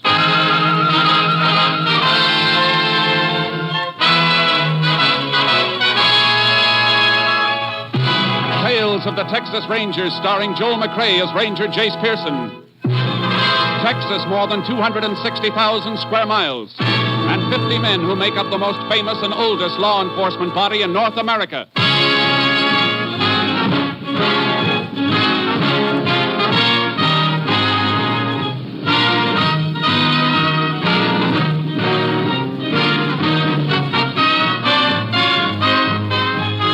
Now, from the files of the Texas Rangers come these stories based on fact. Only names, dates, and places are fictitious for obvious reasons. The events themselves are a matter of record.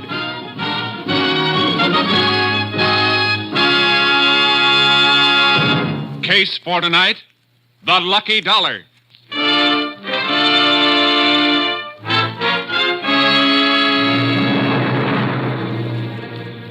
It is 7:30 of a simmering hot night, August 14th, 1945. In a small South Texas town not far from Corpus Christi, Joe Barry is counting up the day's receipts of his modest store. His wife, Clara, is locking up in back. 15's a dollar. 10, 20, 30, 40, 50. What the? Joseph! Well, what's happened to the lights? I'm not through back here. Well, I didn't turn them off, Ma. One of the fuses must have blown. Hey, you think it could be the refrigerator again? No, I just put in a whole new unit, didn't I? Hey, you just stay where you are, Clara. I'll get my flashlight here and see what the trouble is. Be careful, Joseph. And don't worry, honey. I'll be careful. Let's see what we got here now. All these fuses look good. Joseph? Everything seems all right in here, Ma. Must be in the main switch box. I'll take a look outside.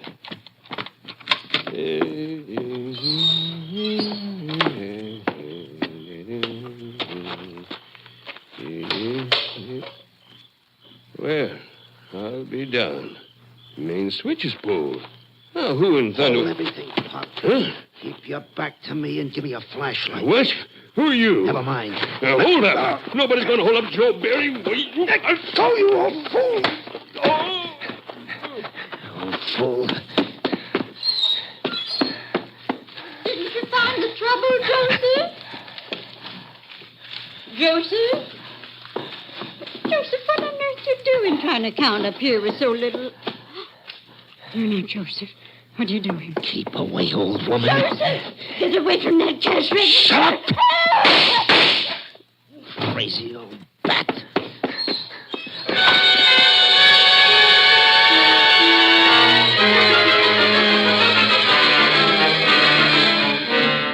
When Joseph Barry regained consciousness, he staggered to the phone and called Sheriff Jennings, who, in turn, requested help from the Texas Rangers. Ranger Jace Pearson was at the scene of the crime a short time later. It's just like Barry said, Sheriff. The thief pulled his master switch outside the store to draw out the storekeeper. And he must have thought Joe was alone in the store. Sure he did. Too bad he wasn't. Mrs. Barry'd be alive now. Well, let's go inside again, Sheriff. I'd like to ask Barry a few more questions. You know, Jace, this is mighty like another holdup we had in this area just a week ago. Yeah? Liquor store. No gunplay, but otherwise just the same. Main switch pulled. Owner went out to check the fuses. Was slugged. Nobody saw the thief? Nobody, but it could be the same guy. Could be. Mr. Barry. Yes, Ranger? Find anything more? Maybe. I know this is hard on you, but I'd like to ask a few more questions. Go right ahead, Ranger. Ask all you want. I'll do anything to catch the devil that murdered my wife. I know. You're sure you didn't get a good look at the burglar? Something you could remember as identification? No, sir. He came up on me out of nowhere. No sound, nothing, until he spoke. Then we fought. But that voice... I'd remember that whispering voice anywhere. He spoke? You didn't mention that before, Joe. Didn't I? It's kind of hard to think right now, Sheriff. With poor Clara. What'd the burglar say, Mr. Barry? Not much, Ranger.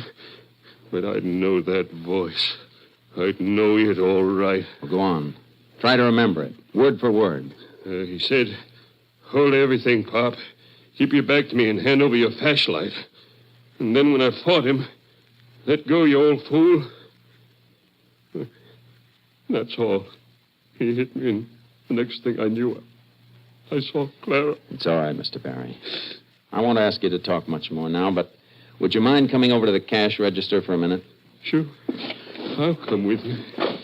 There was so little in the till, Ranger. Only $45 it was. $45 for my Clara. Look here, Mr. Barry. Can you tell me about this piece of adhesive stuck on the front of the register? Looks like something was pasted here. It was, Ranger. That murdering skunk even took the first dollar this store ever made. My lucky dollar. Lucky dollar? Yeah. Had it stuck up there on the register with a couple of pieces of adhesive tape. He took it. Not all of it, Mr. Barry. Look here. A corner of the bill is still stuck under this piece of adhesive. Must have torn off when he grabbed it. That's not much to go on, Jace. It's a start, Sheriff. A dollar bill that matches this torn corner and the bullets from Mrs. Barry's body. Clara. How can we help him, Jace? And best thing for him is some rest, Sheriff. I'll leave it to you. All right. What about you? I'm hoping we can pick up some fingerprints on the register here and from the outside switch box. I'll radio the lab crew to fly down here, and we'll see what they can find. Meantime, we'll notify all banks to be on the lookout for a sticky dollar bill with one corner missing.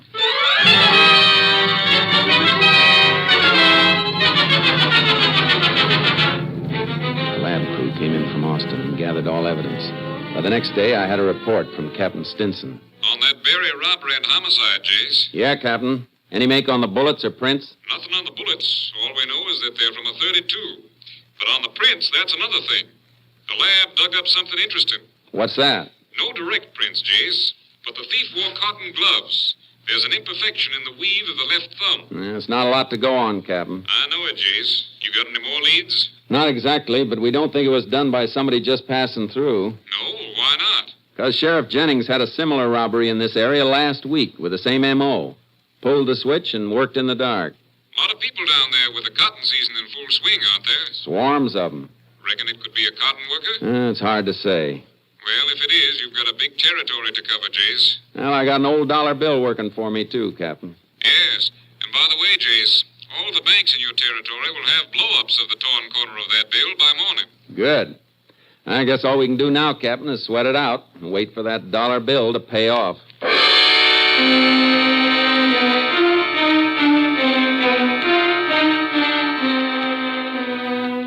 Captain Stinson made good his promise. By next morning, every bank in the area had a description of the missing lucky dollar and photos of the torn corner. 3 days went by. Then, on the 19th of August, a man walked into State Bank. Yes, what can I do for you? Money. Here is money to pay for the loan on my house. Oh, we have a loan on your house? Si. Your name, please. Ramos. Juan Ramos. Oh, I'll get your records, Mr. Ramos. What is wrong, senor? This dollar bill you gave me, the corner's torn away. But it's good. The dollar is good, no? Oh, sure, but just a minute, please. Oh, okay. Hello, operator. Get me the sheriff's office. Sheriff's office, Jenny speaking. Hello, Sheriff. This is Jim Loftus over at the bank. Oh, yes, Jim. What can I do for you? Fella just came in the bank and handed me that dollar you're looking for. He did? Yeah. Fella by the name of Juan Ramos. He's here now. I see. Hold on a minute. What's up, Sheriff? Man by the name of Ramos just passed a dollar at the bank that answers the description of the lucky dollar we've been looking for. He's still there. Tell him to stall him. We'll be right over. Hello, Jim. Yeah, Sheriff. We're coming right over, and don't let that Ramos get away.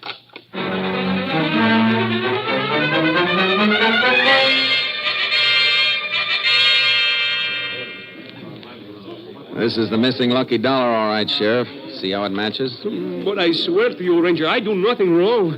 I come to the bank to make payment for my house. Where'd you get this dollar, Ramos? Oh, I earn it, Ranger. Quien sabe where it come from? One day I work one place, one day another place.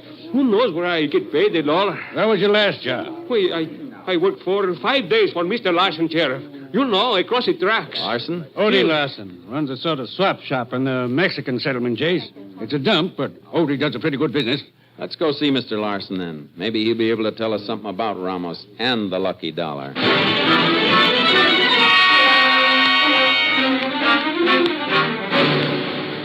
Tell him, Mr. Larson.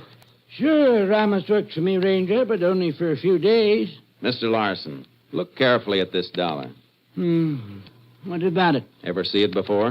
How do I know, Ranger? $1's a dollar, ain't it? Not always. Feel this one, for instance. Kind of sticky. And the edge is torn. Try to remember, Odie. It's very important. To you.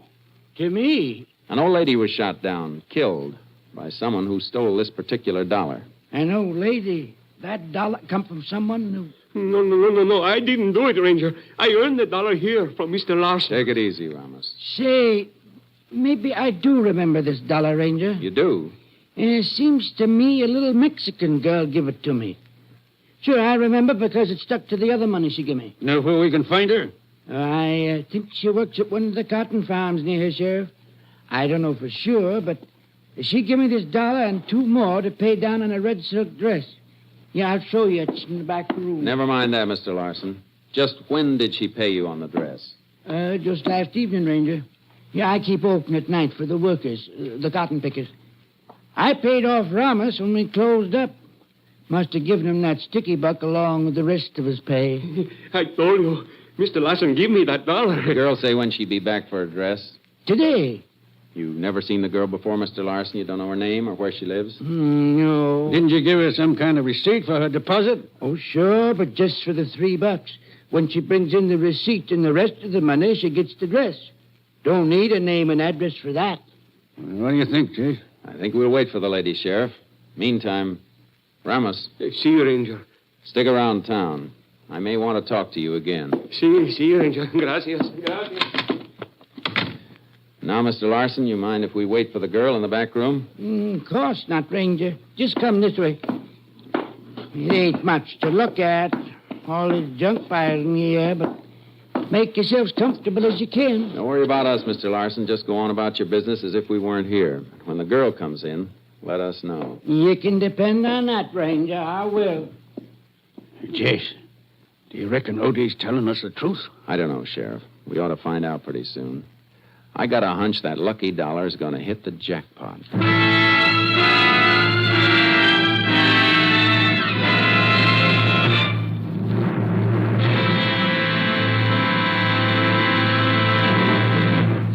You are listening to Tales of the Texas Rangers, starring Joel McCrea as Ranger Jace Pearson.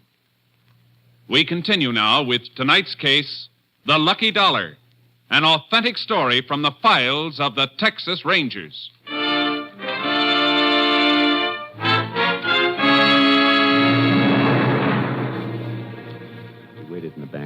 for some time. Larson had a good trade, plenty of customers, but nobody wanting a red silk dress. Then, about an hour later, a Mexican girl walked into the store. Hello. I come for my dress. You know that red dress? Jeez, easy, Sheriff. Yeah, sure, I remember. Got the rest of the money? See, here you are. $6. Yep, that's right. Now, you wait here now, and I'll go get the dress. It's her, Ranger. It's Come on, Sheriff. You, young lady. Me? What is it, Ranger? Do you mind telling me your name, where you live? My name is Gita Marsalis. I live right now at Mr. Compton's farm. I pick cotton. My whole family works there. My mother, father, brothers. Prescott Compton. I know him, Jace. Owns one of the biggest farms in these parts. When does he pay his pickers, Sheriff? Like the rest. Once a week. Saturdays. What's wrong? Why you ask this question? Because you paid this $1 down on a dress last night, Cheetah. It's $1 we've been looking for. This $1? Yeah, where'd you get it? It's from my pay I get for working in the fields picking cotton. If you were a picker, how come you're off work at this time of day? I want to get my new dress. I ride into town in one of the trucks. You can walk off your job anytime you feel like it, Cheetah. It's my business. You're wrong there, young lady. It's plenty of our business when you pass a stolen $1. Stolen? Come on. You're going back to the Compton farm with us.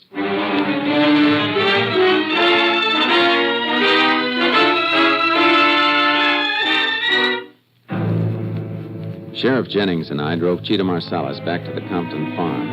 The girl had her new red dress, but it didn't seem to make her happy. We found Prescott Compton at one of the trucks near the main house, weighing the cotton his pickers were bringing in. And that's Compton right over there. 2.5 pounds, Pedro. Okay, I'll credit that to your account. Dump off. Miss Compton. Well, howdy, Sheriff. This is Ranger Pearson. We'd like to talk to you. Of course. Does this girl work for you, Mr. Compton? Cheetah? Well, sure she does, Ranger. The whole Marsalis family works for me. They're fine people. Hey, what are you doing away from the fields, Cheetah? You haven't gotten yourself in any trouble, have you? I do nothing, Mr. Compton. She passed this $1 bill that was stolen in a robbery and killing 4 days ago, Mr. Compton. Cheetah can't seem to remember where she got it unless it was from you. Not from me, she didn't. That robbery was 4 days ago. I pay off on Saturdays, Ranger. Where a whole family is hired, like the Marsalis, I pay the head of the family. In this case, the father. Let's see that $1, Ranger. Here you are. No, sir. I didn't get this from me. I'd swear it. I've been paying my pickers off with new bills. New bills? Mm-hmm. Well, Cheetah? I didn't do anything wrong, Ranger. I don't know where that $1 came from. Oh, we'll soon settle this, Ranger. Cheetah's brother's working right close here. Carlos. Carlos! Oh, no. Oh, Carlos! Please. No. Come over here a minute, boy. Sí, senor, sí. Momentito, amigo. Sí, senor. What do you want?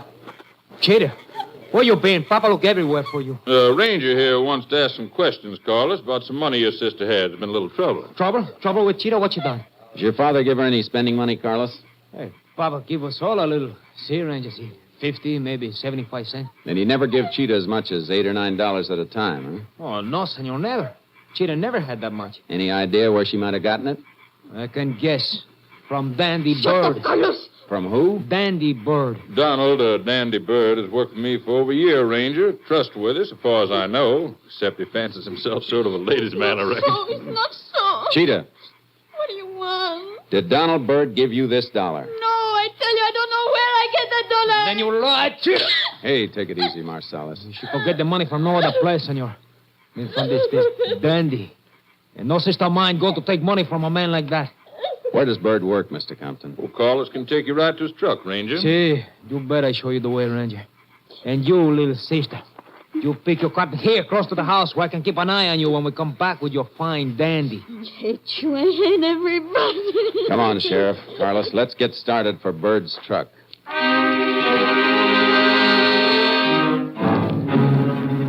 Carlos Marsalis directed us along the road through the cotton fields to where Donald Bird had been working. A trailer was there, but the truck was nowhere in sight. Hey, that's strange, senor. I know he was working here. Hey, Sam, come over here a minute, huh? Come right over, boy. Maybe he moved to another part of the field. No, I don't think so, Sheriff. What do you want, Carlos? Where's Dandy Bird?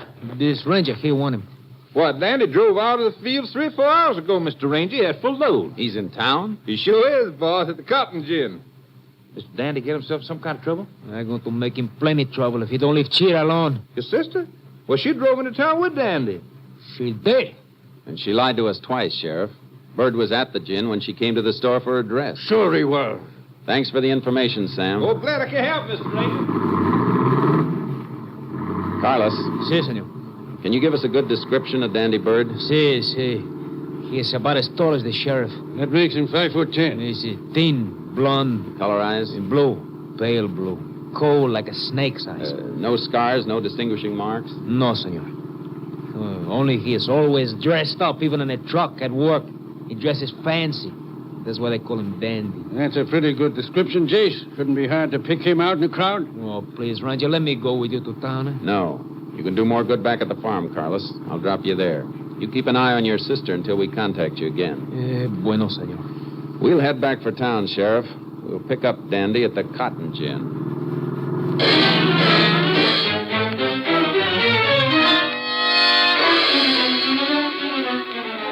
There was a big lineup of trucks at the cotton gin, but we didn't see any driver that answered Dandy's description.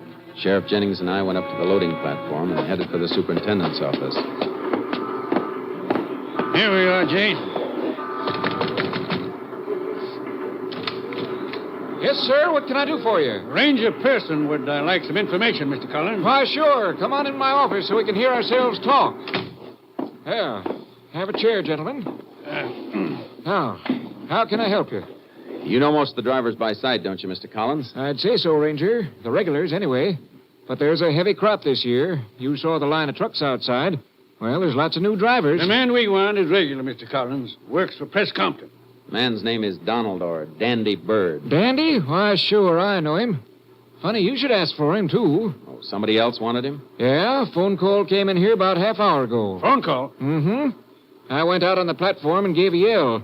Dandy moved up close to the head of the line, and he climbed out and came back in the office with me. Then you heard the conversation? What there was of it, Ranger. I wasn't paying much attention. But seems to me he did say something about meeting somebody at the same place tonight. Then he hightailed out of here, and I haven't seen him since. You any idea where he went? No, and I wish I did. Left the truck standing, blocking the whole line. You're looking for Dandy Bird, Ranger. I'd like to get my hands on him myself. Well, thanks, Mr. Collins. Oh, one thing more. Do you know who called Bird on the phone? I know. Sounded like some little Mexican gal.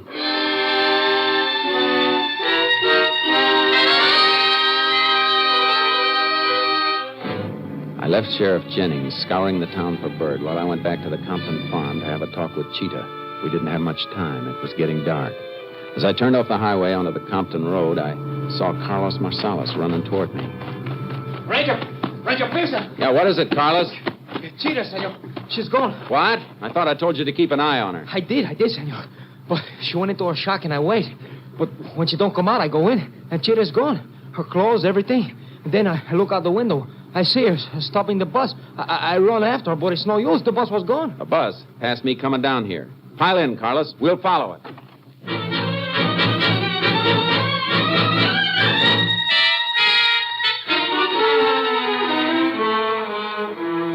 Carlos Marsalis and I followed that bus for 18 miles. Then we saw Cheetah get off in a town that wasn't more than a whistle stop. She went into a dingy beer joint. It was small, but plenty noisy. Parked the car where it wouldn't be noticed, and we sat there for almost an hour. Why should my sister go into a place like that? I hope it's because of Dandy. I hope he shows up. I could kill him. Leave that to the state, Carlos. He'll get what's coming to him. See, but just to sit here, Ranger, doing nothing. Here, wait a minute. Look, going into the cantina now. Huh? Is that Bird? See, that's him, Ranger. Let me go, huh? No. You stay here, Carlos. And I mean it. See, Ranger, whatever you say.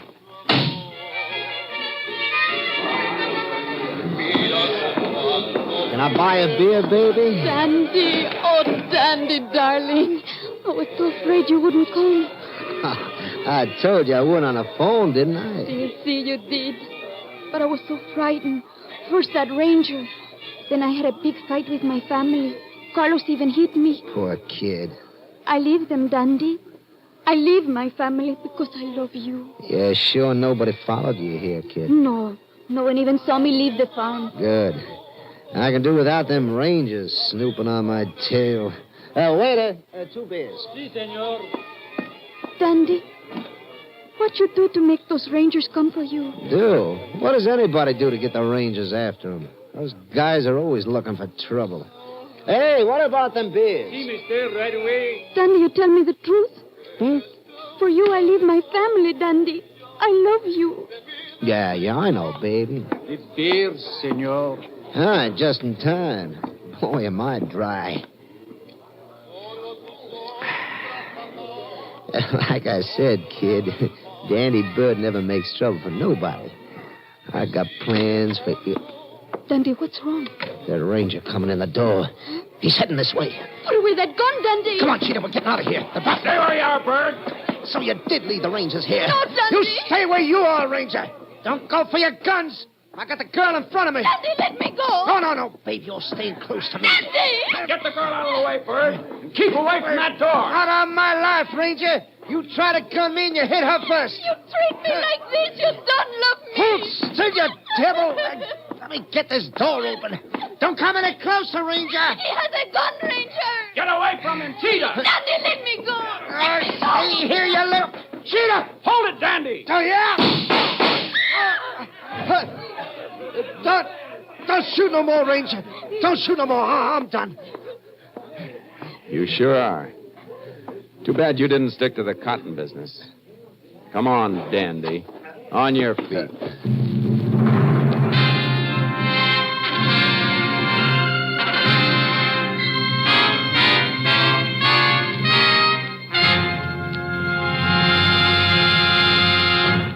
The cotton glove with the imperfect weave was found on Donald Bird at the time of his capture. Confronted with this and the undeniable evidence establishing his gun as the murder weapon, Donald Dandy Bird made a full confession. Cheetah Marcellus was given a suspended sentence of 5 years. Bird was sent to the state penitentiary at Huntsville for the rest of his life.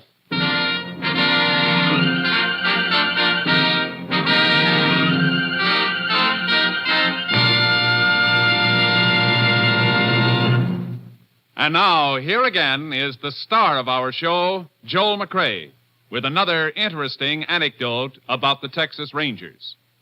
In the early oil boom days of Texas, the Rangers were faced with a problem of rounding up lawbreakers and holding them in custody until they could get them to the nearest jail, which might be 50 miles away. Captain M.T. Lone Wolf Gonzalez, now commander of Company B, Texas Rangers, used a novel fresh air jail that became known as the Ranger Trot Line. It was simply a long chain strung up between 2 posts with 50 or 60 trace chains attached. When an arrest was made, he padlocked the free end of the trace chain to his prisoner and left him there to face the jibes and laughter of the local citizens. Though it's no longer used today, the Ranger Trot Line started quite a few would-be bad men on the straight and narrow path. And to this day, there are some characters who still can't stand the sight of a trace chain. Good night, folks. See you same time next week. Good night, Joel. Folks, there have been so many requests for the Texas Ranger prayer read by Joel McCrea a few weeks ago that there has been some delay in answering all of the mail. If your copy of the Texas Ranger prayer has not been received as yet, please be patient. You should receive your copy soon. Next week, Joel McCrea in another authentic reenactment of a case from the files of the Texas Rangers.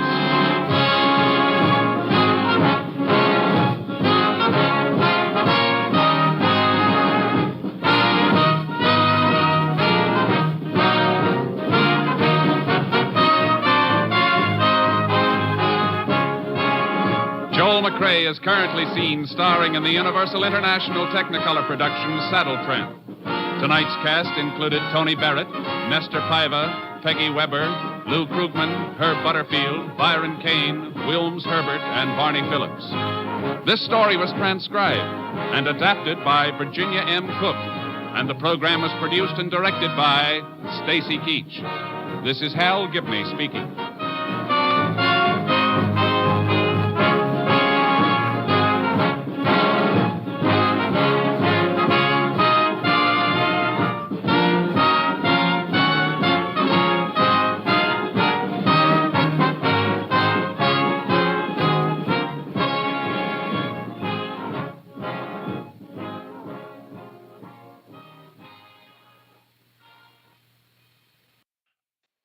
3 chimes mean good times on NBC. It's yo-ho for the open sea tomorrow as the Railroad Hour presents Gilbert and Sullivan's comic opera, The Pirates of Penzance, starring Gordon McCrea, Lucille Norman, and Clark Dennis. Gordon McCrea will star in the comedy character role of the Major General. This will be the third of Gilbert and Sullivan's musical whimsies offered on the Railroad Hour.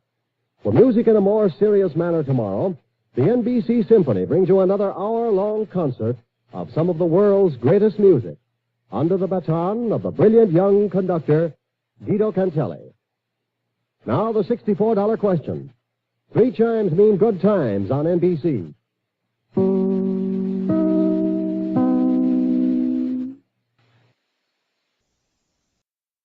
It's National Wheaties Week.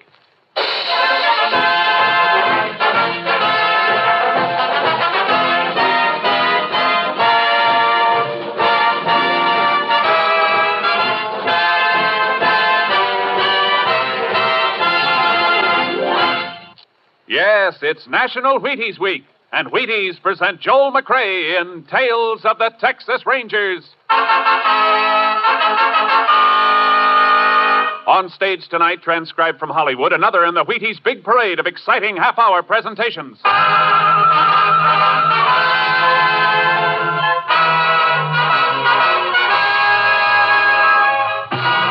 Tales of the Texas Rangers, starring Joel McCrea as Ranger Pearson. Texas, more than 260,000 square miles. And 50 men who make up the most famous and oldest law enforcement body in North America.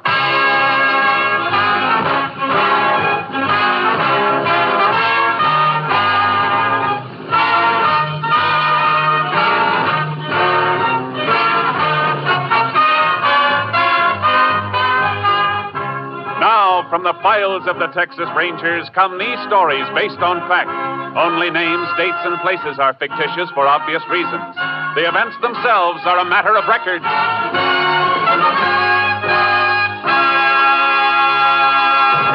Tonight's case, the open range.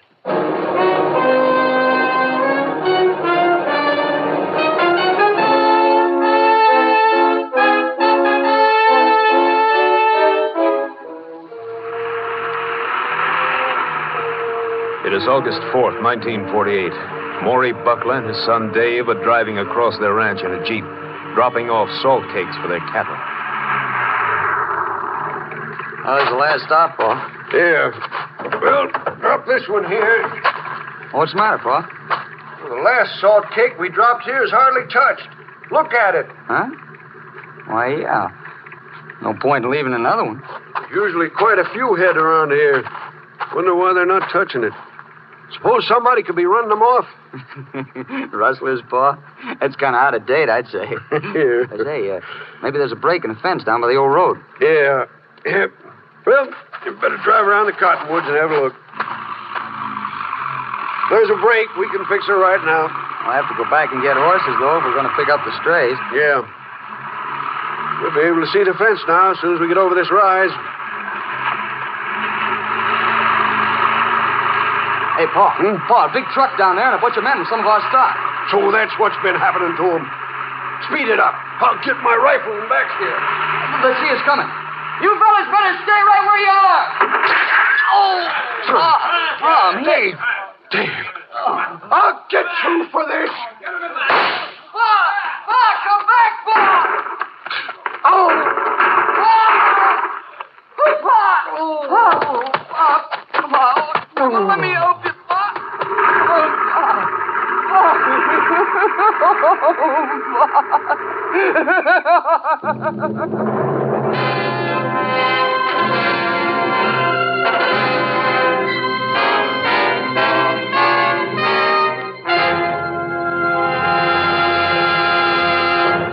Tales of the Texas Rangers will continue in just a moment. It's National Wheaties Week, all right, and it couldn't happen to a nicer flake. Because, look, there's a whole kernel of wheat in every Wheaties flake. And you know whole wheat. Of course, the naturally sweet whole wheat flavor of Wheaties is important, too. And good? My. Come on, help celebrate National Wheaties Week. Just buy 'em, that's all. Buy 'em and see how Wheaties at 7 can help at 11.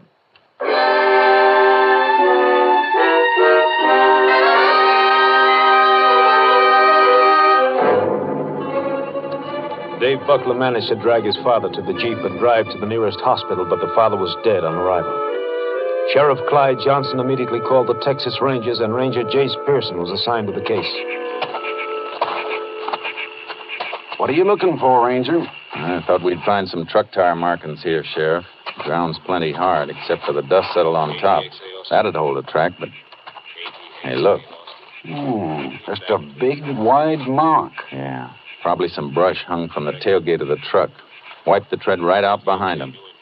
Let's go through the fence. Yeah.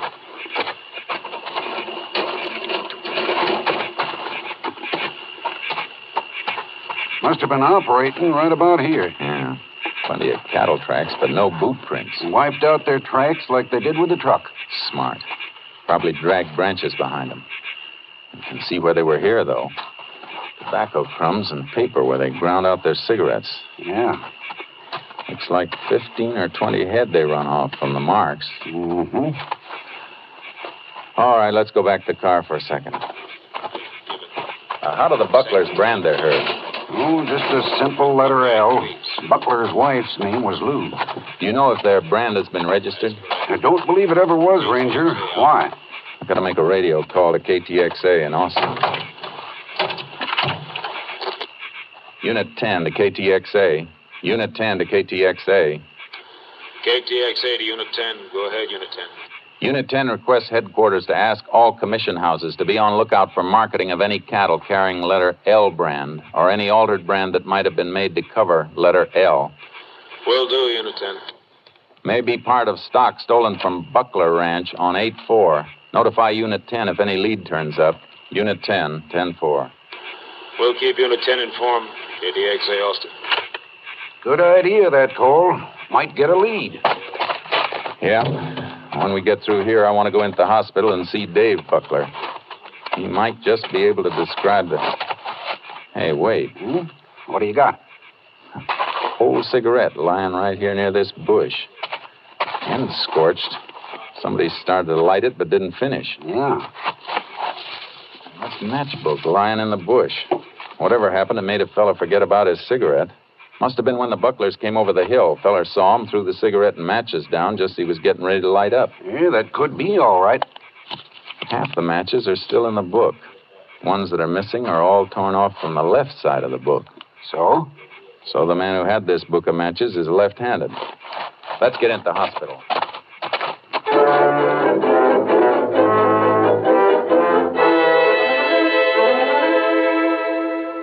No, Ranger. I'm right-handed, so was Pop. Matches couldn't have been ours. Just making sure. Can you describe any of the stock they made off with, Buckler? Well, yeah. And most of them were white-faced. But there was one of the calves that had a mottled face. Mottled, huh? Yeah. Good. That helps. My pa was such a good guy, Ranger. I wish I could climb out of here and help you find those dirty... Can you give me any kind of a description of the men? No. I never got a good look at them.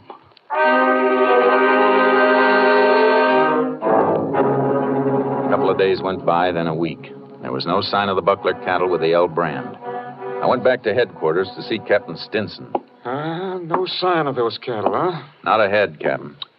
Well, they might be afraid to unload them so soon after a killing. That means they'd have to vend or alter the brands and put them out to graze. I don't think they'd want to be too close to them for fear of being spotted. Neither do I, Jace. That's why I've got an idea. Ever think of trying Camp Hood? No, but I should have. It's a perfect spot for them. 35 square miles of free grazing land. Yeah. Ever since the Army deactivated the camp, a lot of ranchers have been using it. Our last check showed 15,000 head there, all kinds of brands. Fattening up until the owners cut them out for marketing. Sure. And Buckler's cattle with altered brands covering that L could be waiting there for the thief to come back and get them whenever he wants. Yeah, that's what I thought. That's a lot of territory and a lot of cattle for one man to cover. I'm going to have Bud Kurtz come in and go with you. Kurtz? Fine. The commission houses are still on the alert. We got them stopped on the selling end. Now it's up to you to find those cattle. They're the only key to the killer.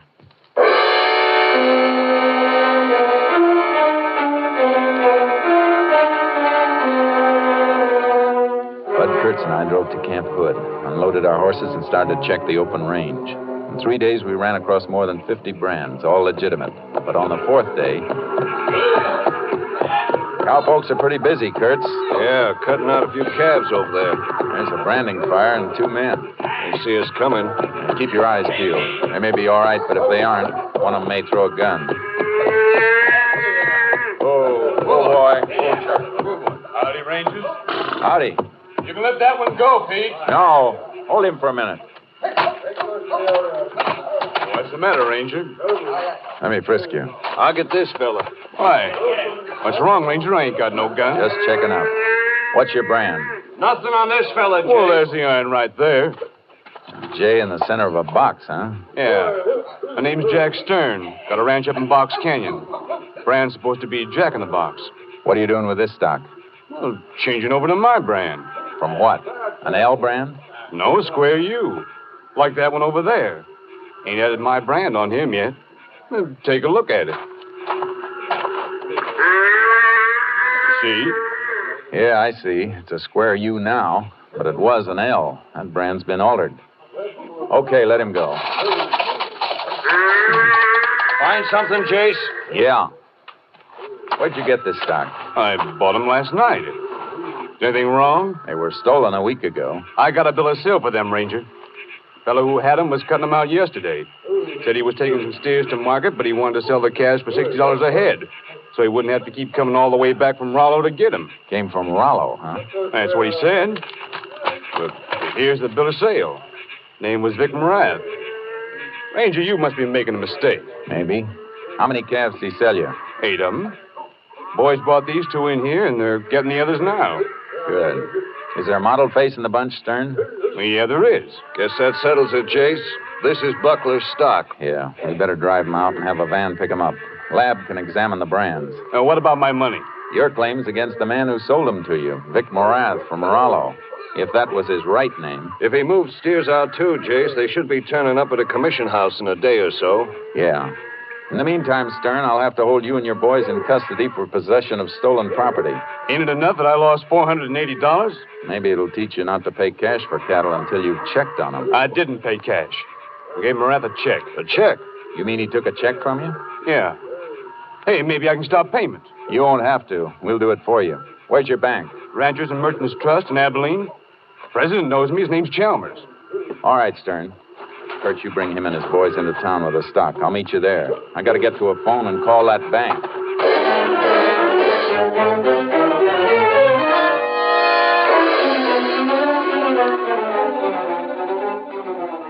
I rode charcoal hard into town, found a phone, and put a call through for Mr. Chalmers, president of the bank in Abilene. But I was too late.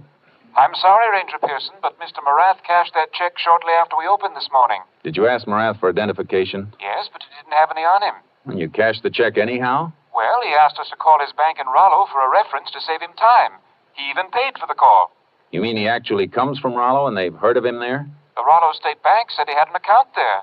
But you don't actually know whether the man was Morath. Well, after all, Ranger, when the man paid for the call to his own bank in Rollo... Did Morath endorse the check? Yes, it was endorsed in my presence. Will you rush that endorsed check to my headquarters? I want to look at that signature.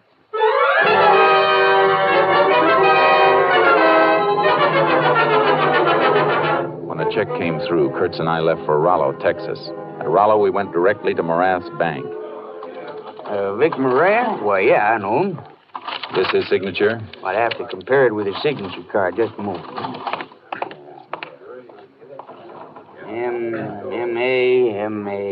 M-A-S-M-A-U.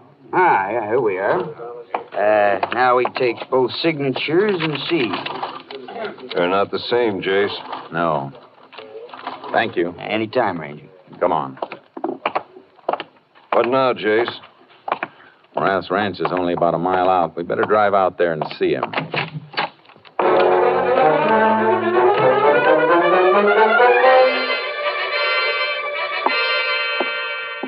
Sure you won't have a drink, Rangers? No, thanks. Oh, so somebody's been using my name, huh? Looks that way. You know who it might be? No, but it's a cinch it wouldn't be a friend. Forgery's a mighty low trick.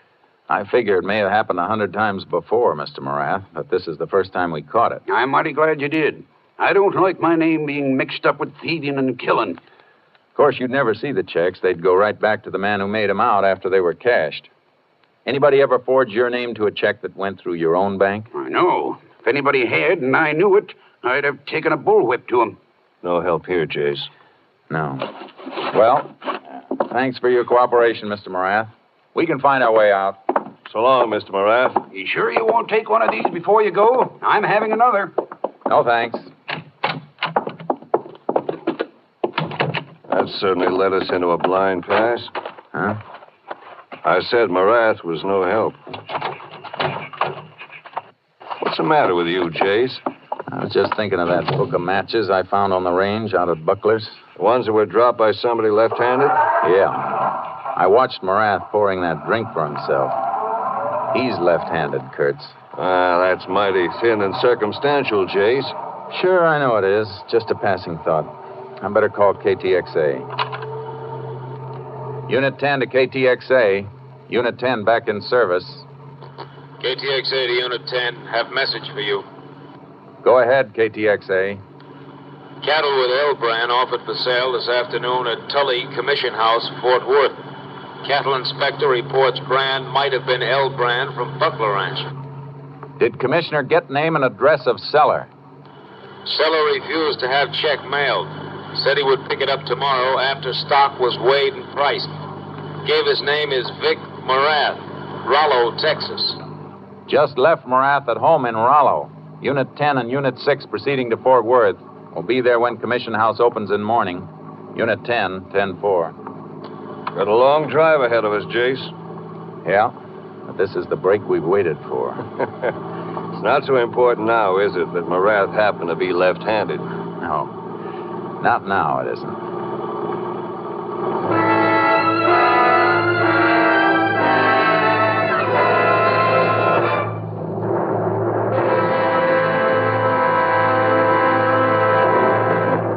In just a moment, we continue with Tales of the Texas Rangers, starring Joel McCrea as Ranger Jace Pearson. It's National Wheaties Week everywhere, even backstage in our studio here tonight. Sure it is. We're all buying and eating Wheaties this week. And here's living proof, the man who dramatizes Tales of the Texas Rangers, Mr. Joel McCrea. Am I right, Joel? Are you getting your Wheaties? I sure am, Frank. And not only that, I've got Wheaties written into the breakfast script for Mrs. Murcott and our 4 kids, too. Seems like eating Wheaties is little enough to do for them when they do so much for us. Folks, I hope you feel that way, but even if you don't, try Wheaties once. Just to show us you like our shows. What do you say?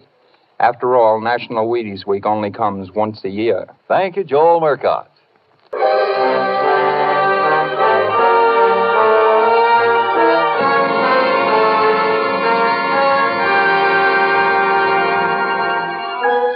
We reached Fort Worth during the night and examined the cattle in the Commission House stock pens.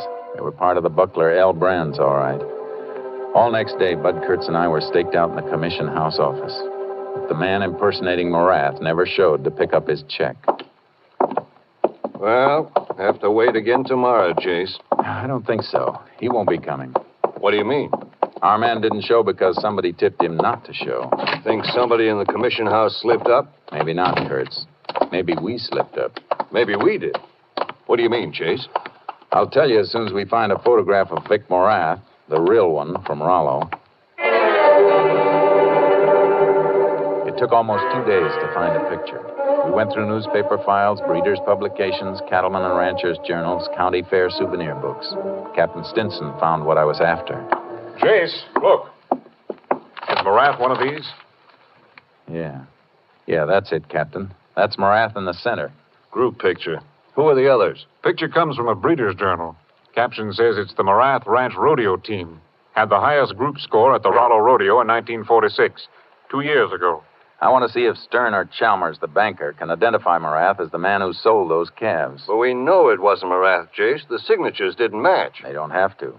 Morath is left-handed. He might have endorsed the check with his right hand just to cover up. Hey, Jace may have something there. It's worth trying. Stern has been released. I'll call him at his ranch and have him meet us at his bank in Abilene.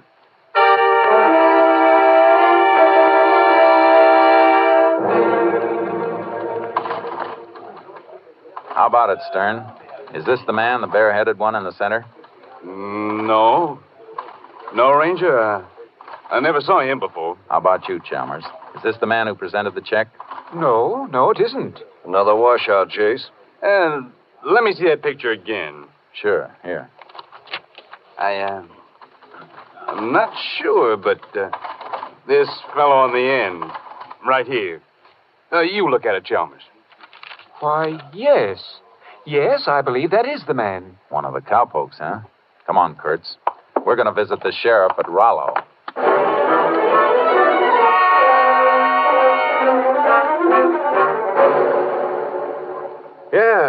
Yeah, I know that feller. Quit working for Morath about a year ago. Bought himself a little ranch not far from Morath, over near Comanche Gulch. Cowpoke has to be pretty thrifty to buy a ranch.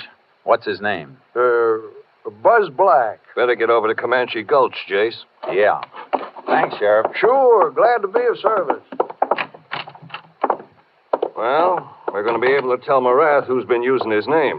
We don't have to tell him. I got a hunch he already knows. What makes you say that?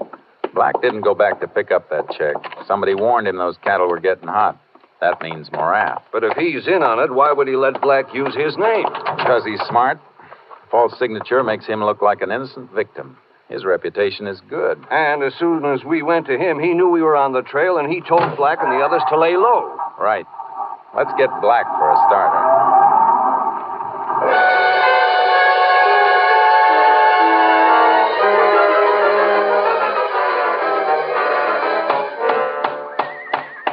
All right, Black, throw up your hands. Huh? Oh, you scared me, Ranger. Drop that hammer. Oh, sure. I don't know what this is all about, but It's about an old man who was shot to death while you were running off some of his cattle with an L brand. Me? Oh, you're crazy. I never... We got 3 people who can identify him. Man who bought the calves, banker who cashed a check, and the commissioner who bought the steers in Fort Worth. All right. So what? I found the cattle out at Camp Hood. You don't find cattle with a brand on them. They weren't Mavericks. You better talk, Black. I'll talk when I see a lawyer. You wait that long and Morath will run out, and you'll be facing it alone. That old rancher was murdered. I didn't shoot him. I swear it, Ranger. No jury's going to believe you, unless you tell us who did it, and we find the gun he used. Well, all right. It was Morath. He started the whole thing. It was his idea. Who rode with you? 1 folks from here, 6 from Morath's place. What's that? Rider taken off in a brush, Jace. Stop, you! Too late. He made cover. Isn't the Morath ranch over that way, Black? Yeah, that was my rider. Must have sneaked up and hurt us. I'm going to handcuff you to this wagon. Now, wait a minute. We'll be back for you later. Come on, Kurtz. They'll know we're coming now, and they'll scatter, Jace. We better call headquarters for more units.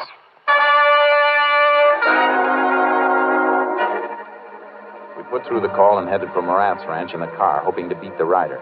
He must have stopped on the way and phoned Morath because the ranch was clear when we got there. They cleared out, Jace. Better get the horses out of the trailer and start tracking. Wait a minute, Kurtz. Look at this driveway. Funny marks. Yeah. Brush trailing behind a truck to wipe out the tracks. I've seen that before. And this is fresh. A branch caught in the edge of that mesquite when they turned into the road and snapped it. The brake is new. That means they're heading for the highway.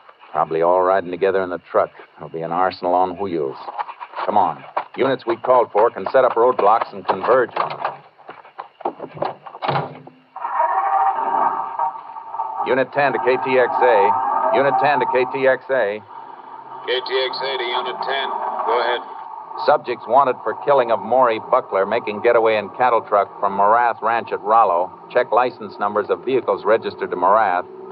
Will do, Unit 10. Subjects headed for main highway will probably turn south toward closest border point. Unit 10 and Unit 6 headed that way. Have other units converge on area and set up roadblocks with highway patrol. Units 3 and 8 nearby. We'll notify them. We'll make direct contacts with units as we close in. Unit 10, 10-4. Kurtz, you can commandeer the sheriff's radio car in town. Give us a chance to spread out more. It's going to be like tackling a tank, Jace. Yeah. Break out a Tommy gun and put it on the seat.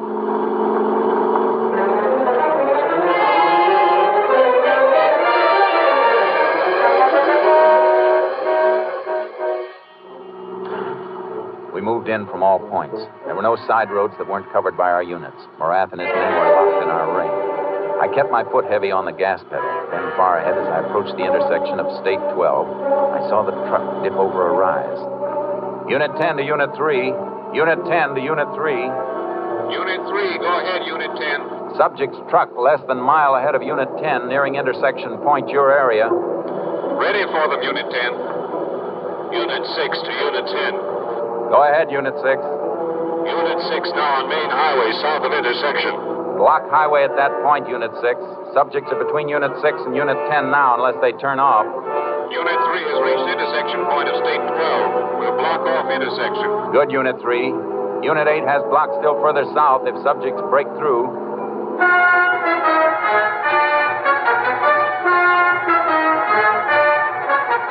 I drew closer to the speeding truck as it topped a rise and headed down toward the intersection of the state highway. I could see the sheriff's car Kurtz had borrowed blocking the road and Unit 3's car in the center of the turnoff. The truck skidded and started to make a turn and come back toward me. I swung my car across the road, grabbed the Tommy gun, and jumped out.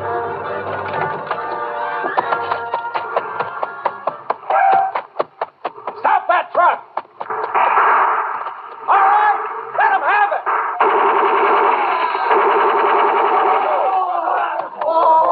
No more shooting, Rangers, no more. We'll come out. All of you still alive, come out with your hands up. You all right, Jace? Yeah. How about you, Clint? I'm okay. All right, you men. Get over there and keep your hands up. I got him covered, Jace. One dead in the back there and a couple wounded. Hey, where's Barat? Around the other side of the cab, dead. He came out shooting and I nailed him. Ah, there he is. Better break that rifle out of his grip. Ballistics can tell if it's the one that killed Buckler. He'll be the one, all right. Or he wouldn't have tried so hard to keep us from getting him.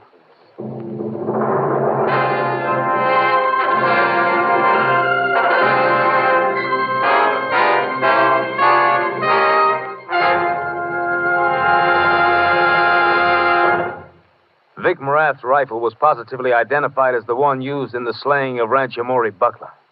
Buzz Black and the other men who had assisted Morath were given penitentiary sentences ranging from 20 to 99 years.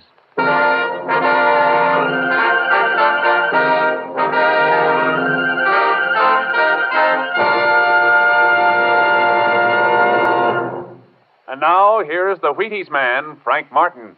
Another triumph for the Rangers, and another grand performance by our distinguished star, Mr. Joel McCrea. And here he is with a few words for you personally about National Wheaties Week. I hope you're enjoying Tales of the Texas Rangers, and it would give me a whole lot of pleasure, partner, if I thought you'd go out and get a box of Wheaties tomorrow because of our program. Since it's National Wheaties Week, it's a pretty good time to get those Wheaties. Will you do that? Good night. Good night, Joel. You know, Wheaties and I were going to send you a free case of Wheaties, but then we thought, oh, that's silly. Joel McCrea eats Wheaties, so chances are his kitchen shelf is loaded. And what National Wheaties Week is really for is to get other people to eat Wheaties. Frankly, folks, it's to get you to know and appreciate the fact that there's a whole kernel of wheat in every Wheaties flake. That's right, a whole kernel of wheat in every Wheaties flake. National Wheaties Week is for you to buy Wheaties and try them and see for yourself how Wheaties at 7 can help at 11. So, no free Wheaties to you, Joel.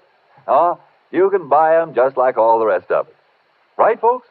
Now, don't forget, Breakfast of Champions. Come on, everybody, to the Wheaties party. Eat a lot of Wheaties like the champions do. Dance together, cheek to cheek. This is National Wheaties Week. Eat a lot of Wheaties like the champions do. Wheaties, a breakfast of champions. Next week, Joel McCrea in another authentic reenactment of a case from the files of the Texas Rangers.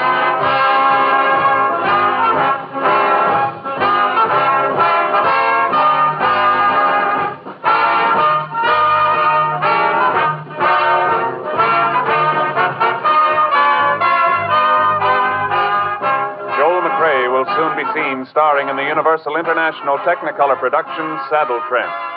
Tonight's cast included Tony Barrett, Tom Tully, Bert Holland, Joe Duvall, Byron Kane, Paul Dubuff, and Bob Cole. This story was transcribed and adapted by Joel Murcott, and the program was produced and directed by Stacy Keach. Hal Gibney speaking.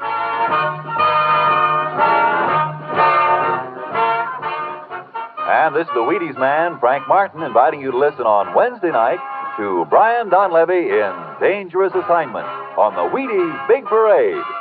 See you then. And remember, it's National Wheaties Week. Tomorrow, Sam Spade cuts a caper and Robert Merrill sings on NBC.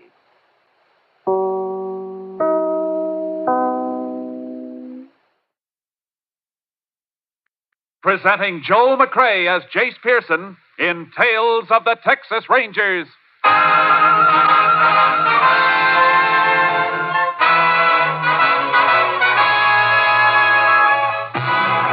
Tales of the Texas Rangers, authentic stories from their official files.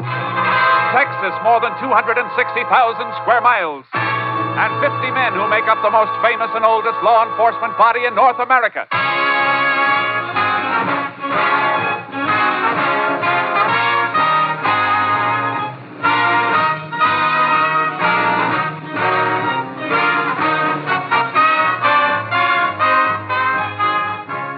From the files of the Texas Rangers come these stories based on fact. Only names, dates, and places are fictitious for obvious reasons. The events themselves are a matter of record.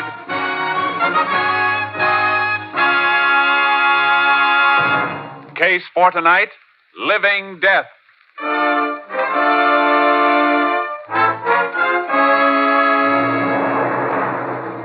It is 2 a.m. on the morning of October 3rd, 1948.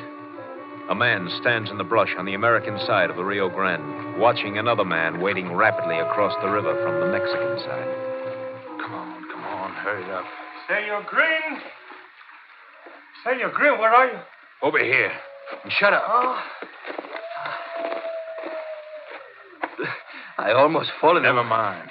You crazy wearing a white sombrero with that moon? What is the harm, Senor Green? Nobody see the ego but you. Don't be too sure of that. Somebody followed me down here. I don't know whether I shook him or not. The border patrol? No. Hijacker, maybe. You got the package? Oh, see. Right here. 20 ounces. Okay, here's your money. 200 an ounce. $4,000. Oh, gracias. Will be another shipment next week. Yeah, I know. I'll meet you here again on the 12th. Same time. And be a little more... You all right, amigo? Someone does follow you? Quiet. Sound came from over there. He's moving this way. You'll have to crawl through that clearing first, and the moon's right on it. You going to use a gun? What do you think I got it for? Keep quiet. There he is, coming into the moonlight. Yeah, and he doesn't see us. Just like a sitting duck. Oh! You hit him, senor? Yeah.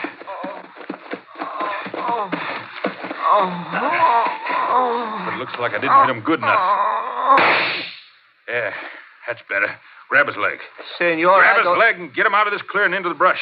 The longer it takes to find him, the better. Senor Green, we shouldn't admit this place again. It will not be safe. All right, drop him here. No, we can't use this place again. It'll be too hot. I must get back across the river. Where do we meet next time? Next time, use our old crossing, near Lajitas. I'll get lost. Fast!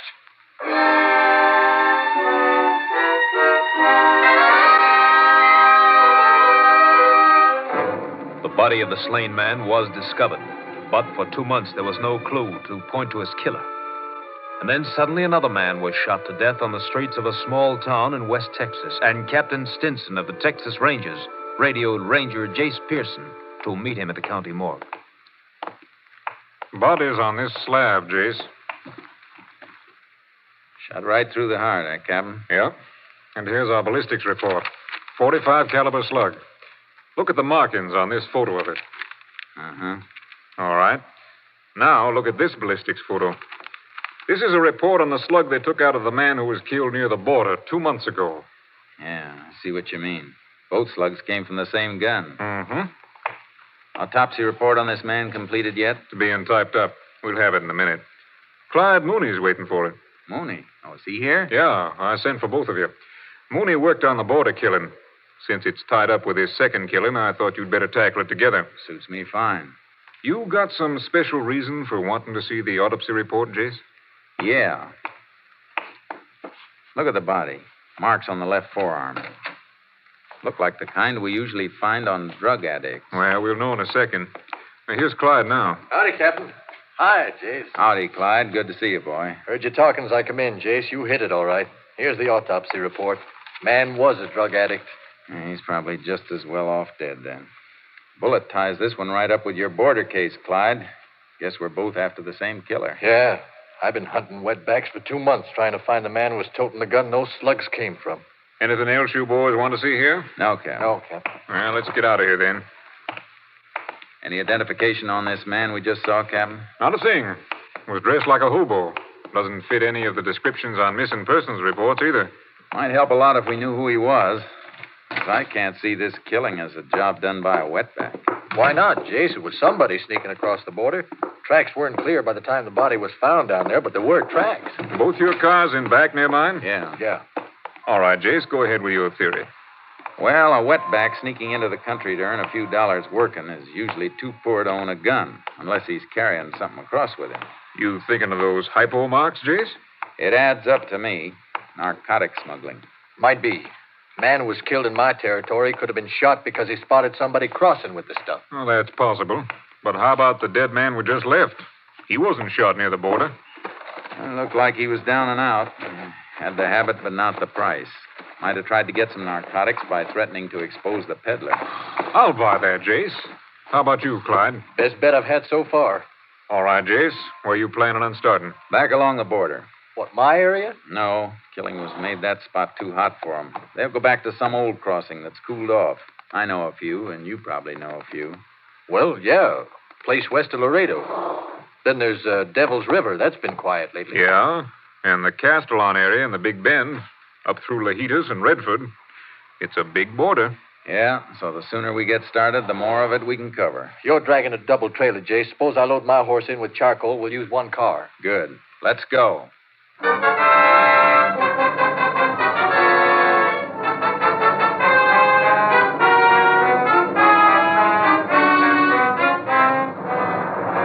Mooney and I covered the old smuggler crossings one by one. But weeks passed, and we hadn't found anything by the time we reached the Big Bend. We were riding the river near Lajitas. Getting kind of late, Jace. We ought to make camp, turn in. Yeah, might as well quit this spot tomorrow. Move on toward Redford. There's a good campsite ahead, clearing near that clump of honey mesquite. You've got eyes like a cat. We can make radio contact when we get back to the car tomorrow. Captain may have something for us. Yeah. What was it he said he'd check on? Narcotic possession cases. Trying to pin down areas where the drug traffic seems to be the heaviest. Man who's smuggling narcotics must be picking up for a central distributor. Well, it could be just a small operator. No, small operators' business wouldn't warrant the risk of crossing the border. Whoever makes the pickup is working for a boss. Well, why couldn't he be the distributor making his own pickup? Oh, big boy'd play it safe. Stick somebody else's neck out, not his own. Here we are. Ooh, charcoal. Ooh, boy. You want to get the bedrolls off, Jace? I'll strike a fire, get some chuck cooking. No, let's skip the fire and eat cold. Well, why? We're moving out of here tomorrow. I'd like to watch one more night. It's too quiet here. Haven't been reports of any trouble in this section in almost 3 years. We haven't even spotted a wetback trail. Okay, no fire. Might as well let the horses drink before we hobble them. Come on, Charcoal. Come on, boy. I want to rub Charcoal's legs down tonight. Leche Guia's been cutting him up. Yeah, I got a few nasty scratches myself. Attaboy. Drink up. You looking for something over there, Jace? Yeah. Let the horses go for a second. Come here. Bring a flashlight. What is it? Slight depressions in this mud bank. Just barely saw them. Flash the light. Yeah. They were tracks, all right. Not much left, though. Something else here. Piece of paper half buried. Must have been stepped on. Brown. Looks like that brown stickum paper they use to seal packages. No. This is the kind of paper a bank uses to wrap money. Look. There are traces of blue on here from an ink stamp. Yeah, can you read it? No. Maybe the lab at Austin can. Anybody who tore a band from a packet of money in this spot must have been counting it. Yeah. This isn't exactly a business neighborhood. Let's stake out, boy. We found some kind of a crossing, and it may be the one we're looking for.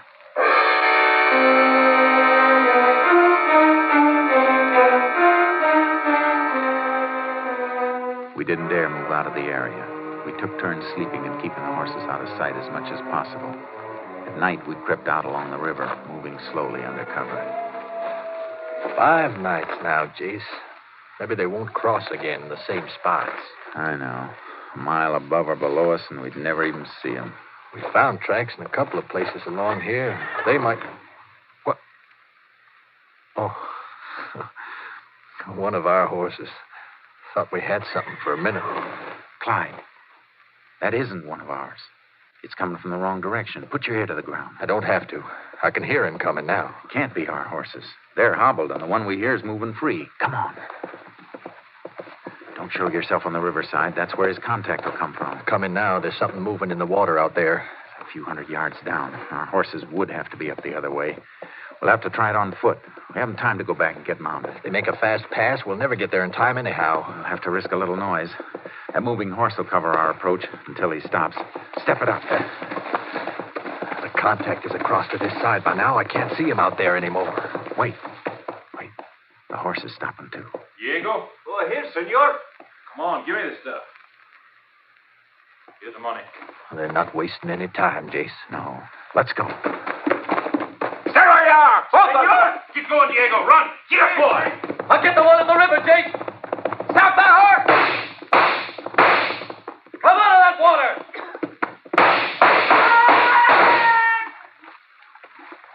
You get him, Clyde? He shot at close range, Jace. I had to kill him. We got to leave and get after that rider. Let's get to the horses. Right.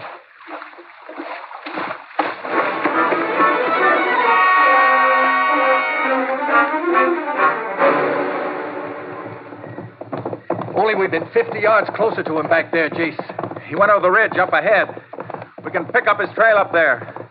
I could swear I hit him when I fired. I hope you did. Narcotic traffic's the filthiest thing on earth. Oh, here's the ridge, Jace. Whoa, boy. Whoa, Charco. Boy. Yeah, look where we have to track. Mesquite and Greasewood. The ground as hard as rock. Won't be much of a trail here, Jace. It'll take us hours to cut back and forth looking for soft spots.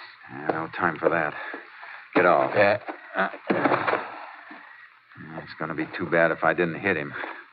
A blood trail's our only chance. Yeah. They'll find another contact for narcotics across the border.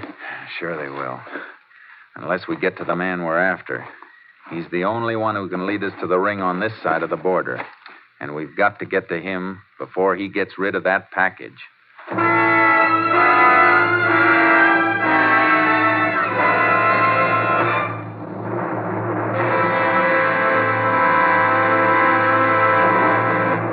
You are listening to Tales of the Texas Rangers, starring Joel McCrea as Ranger Jace Pearson. Today marks our first Sunday broadcast, and we sincerely hope that all our old friends who listened to us on Saturday night will be with us at this new Sunday time. Also, we extend a cordial welcome to our new listeners and hope that you'll be with us every Sunday at this time. Now we continue with tonight's case, Living Death, an authentic story from the files of the Texas Rangers.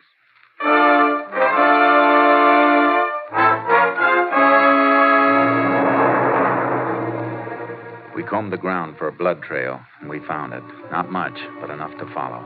It led through the Mesquite and Greasewood, but the rider knew the country. He'd been weaving through the roughest spots. He's a smart one, Jace. Yeah, slowing us down all the way. Got a good hour on us by now. And an hour's too long.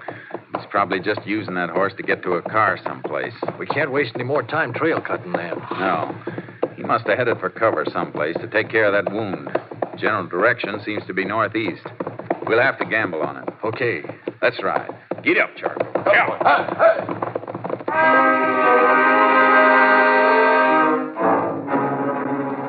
After 2 miles, we reached a road and picked up the trail again. We had horse tracks to follow now, and they led to a dilapidated barn near a rundown ranch house. He was here, all right, Clyde. Blood in the hay and this torn cloth. Ripped a piece off his shirt to make a bandage. He knew this spot and headed right for it. Must have been here before. Yeah, but we're still way behind him. Main road's only a mile or so from here. He's got into his car by now. The ranch house is dark. Let's wake him up. They might have seen something or heard something. Leave the horses here. Okay. This place sure has gone to seed, Jace. Yeah, it's a big house, falling apart. Fences sagging, no stock. Must have been a nice ranch once, though. It isn't anymore. A man gets his living from the earth, you'd think he'd take better care of it. Here's the house. Open up. Hey, wake up in there. Who is it? Texas Rangers, ma'am. We'd like to talk to you. Just a minute.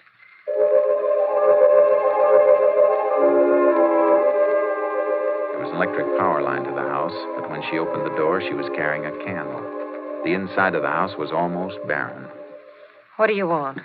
We're looking for a rider. Came through here tonight. He stopped in your barn. You see or hear anything? No, I didn't. You rent out a horse to anybody? A horse? Range, if I had a horse, I'd have sold him for food for my kids. Sorry we have to bother you, ma'am. It's all right. What difference does it make? You know anybody around who... Ma'am, would you mind holding your candle over the mantel of this fireplace? Why? Jace, that picture. The picture was a photograph of a man. The face was younger, full and healthier than when we'd seen it last. But there was no doubt about who it had been. Jace, that's a picture of the man we saw with the cap, the body in the morgue. Oh, no. Take it easy, ma'am. Take it easy. Ma'am, I'm sorry. When? When did you see him? Oh, he can't be dead. He can't be. I'm afraid he is, ma'am.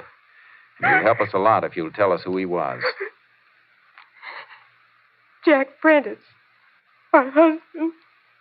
Oh, my poor kid. Oh, why didn't you report him missing? Because he left me 2 years ago. He'd sold and lost everything we owned. He was sick, half crazy, acting like a madman. I don't know why I didn't do anything. He'd never been like that before. You got any idea at all what started it? A friend of his. Jack was all right. He was a good husband and father till he took up with Virgil Green. Then he spent more time with him than he did with us. He must have been gambling or something. We had a good place here. Then it was all gone. This isn't going to be easy to take, ma'am. Your husband wasn't a gambler. He was a drug addict. Oh, why didn't he tell me? I begged him to go to a doctor, but he wouldn't. When did you see him last? I told you 2 years ago. When Virgil Green left him, Jack left right after him. You seen this Virgil Green since then? No. You know where Green went after he left here? No, but it must have been Chino. I got a couple of letters from Jack, came from there. And then he stopped writing. Not even a word to his kid. Ma'am, I hate to leave you like this, but we'll see if we can get you some help later on. Nothing can help anymore. Not for me. But I'd beg for my kid. You won't have to. You'll hear from us. Come on, Clyde. We gotta get the boy who gunned her husband, Jace. We gotta get more than one. We gotta get them all. The whole ring. Or there'll be 100 more like her husband, dying slower and worse than he did. You think this Virgil Green is the link? It must be. Fits the cards we've been playing. Jack Prentice couldn't raise money to buy from Green, threatened to expose him, and Green killed him. Then he killed a man near the border, too. Gotta try to pick up Green at Chino. He knew this place. It's a fair bet he's the man we've been chasing. Get up, Charcoal. Oh, boy. Taking him is going to be a pleasure. We can't take him. Not until we find out if he still has that package. We better knock on these ponies until we get to our car. Get up, Charcoal. Oh, yeah.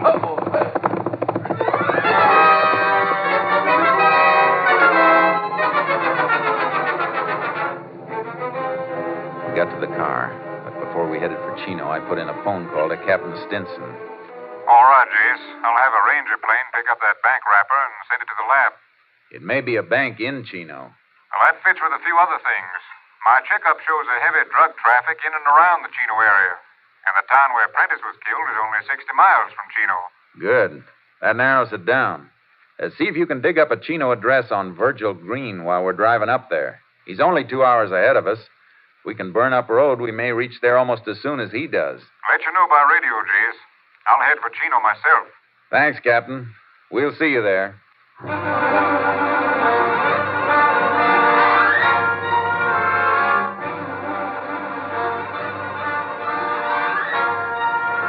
were less than an hour out of Chino when our short wave came through with Green's address. KTXA to Unit 10. Unit 10 to KTXA. Go ahead. Address of subject Virgil Green is Greendale Ranch, State Highway 39, 14 miles west of Chino. Got it. Any report from lab on bank money wrapper? Stamp on money wrapper restored by Austin Lab. Money and packet came from Chino State Bank, corner Main and Crockett in Chino. 10-4. Unit 10, clear. KTXA Austin. That's all we need, Jace. Yeah, if we can get Green in sight before he unloads that package.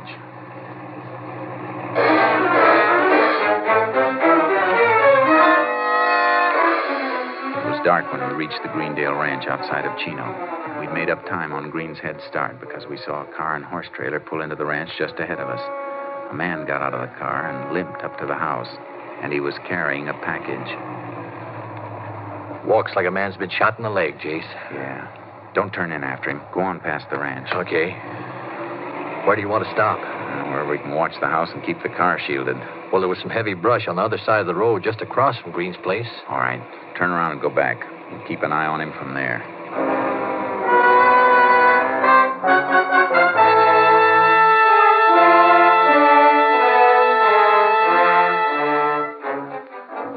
We kept a watch on Green's house all night, but nobody showed to pick up the package.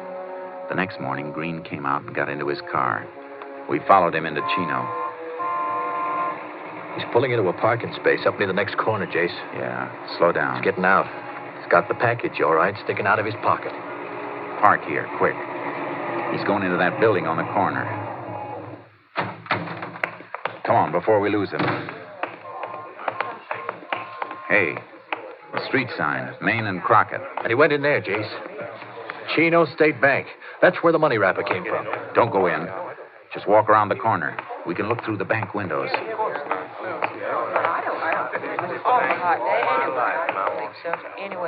There he is, Jace. Last counter at the rear of the bank. Safe deposit boxes.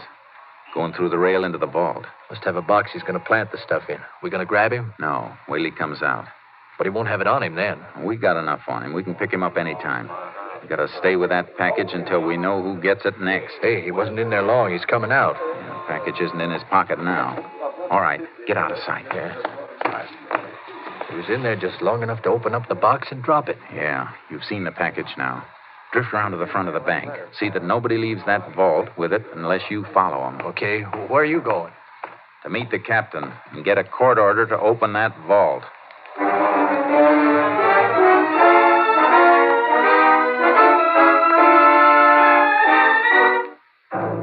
We got the order. Then we waited until the bank closed and the employees were out.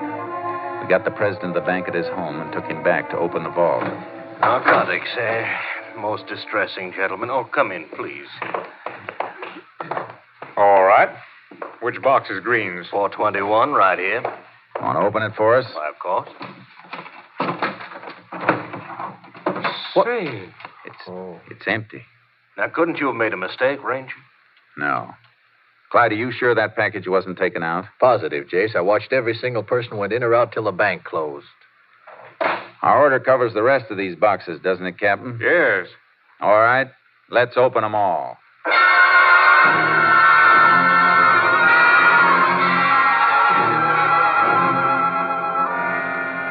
We found what we were after, but not the way we expected to find it. The stuff was there, all right, but it had been split up into smaller quantities. The owners of these boxes must be names you have on your list of dope peddlers, then, Captain. I'll check that on the bank records. Yeah, but how'd this stuff get split up? Green wasn't in here long enough to do it. No, he couldn't have done it. His key would only give him access to his own box. It'd have to be done by somebody with a set of duplicate keys. somebody working here. Well, that's impossible. Only the head cashier and I have duplicate keys. Were you in the vault after the bank closed? No, sir, I haven't been in here all day. That's truth, Jace. I could see him through the window. And then the head cashier's our boy. He's the distributor. And a pretty clever distribution scheme, too. No direct contact, and he has access to the vault after the guard has left. If he's handled those packets, there'll be fingerprints on them. What's his name and where does he live? His name is August Weber. He's got a big ranch over near Estrella on Highway 39. And I know how he got it now. He said he was making money on investments. Investments? He meant a black market in human souls. Come on, Clyde. Let's get him and Virgil Green.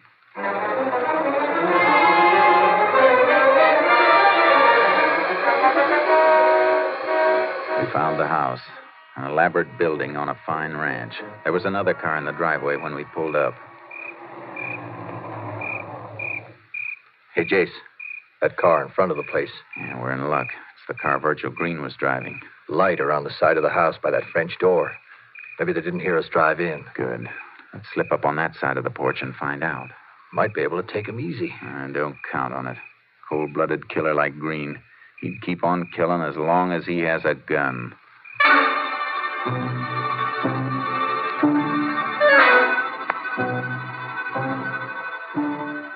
We slipped up to the French door. It was locked and we couldn't see through it. But their voices drifted out through an open window. I'm telling you, Weber, my leg is infected. I gotta see a doctor. Have him report a bullet wound? You want me to die? I could put a bullet in you, too. Well, let me know when you want to try. I've done a little killing myself, Green. Only I've been smarter about it. Nobody's caught me yet. All right, Clyde. Let's kick a hole in this door. All right, don't move. Ranger! Don't reach for...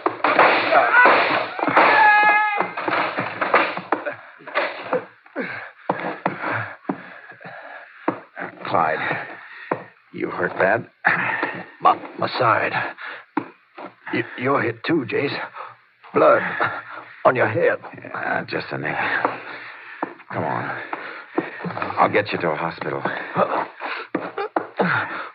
How about them? Leave them for the coroner. They're both dead.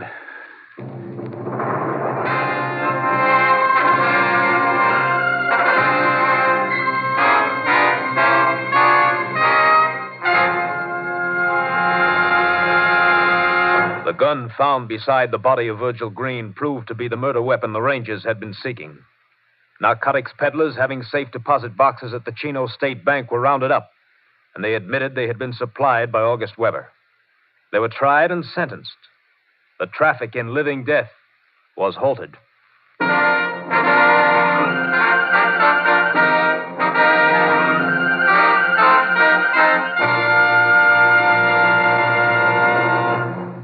And here again is the star of our show, Joel McCrea.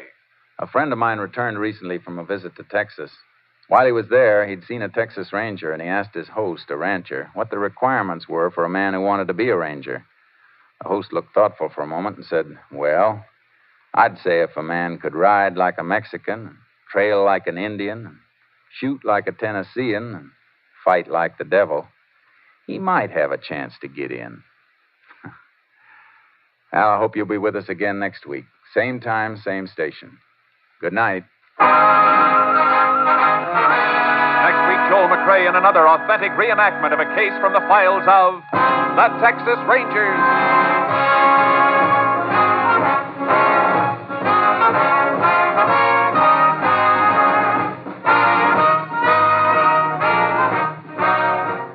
Joel McCrea is currently seen starring in the MGM production Stars in My Crown. Tonight's cast included Tony Barrett, Barney Phillips, Larry Dobkin, Byron Kane, Ken Harvey, and Lillian Byam. This story was transcribed and adapted by Joel Murcott, and the program was produced and directed by Stacy Keach. This is Hal Gibney speaking.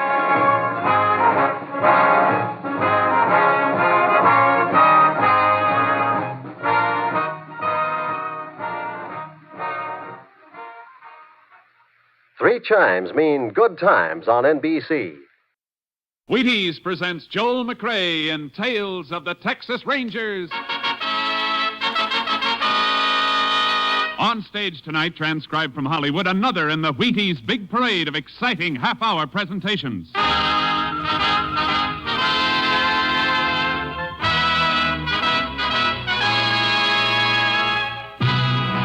Tales of the Texas Rangers, starring Joel McCrea as Ranger Pearson. Texas, more than 260,000 square miles. And 50 men who make up the most famous and oldest law enforcement body in North America.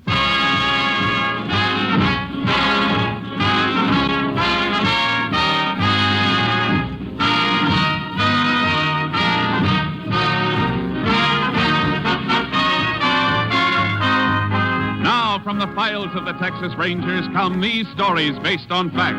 Only names, dates, and places are fictitious for obvious reasons.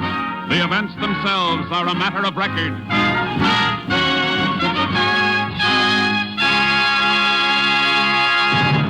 Case for tonight, the White Elephant.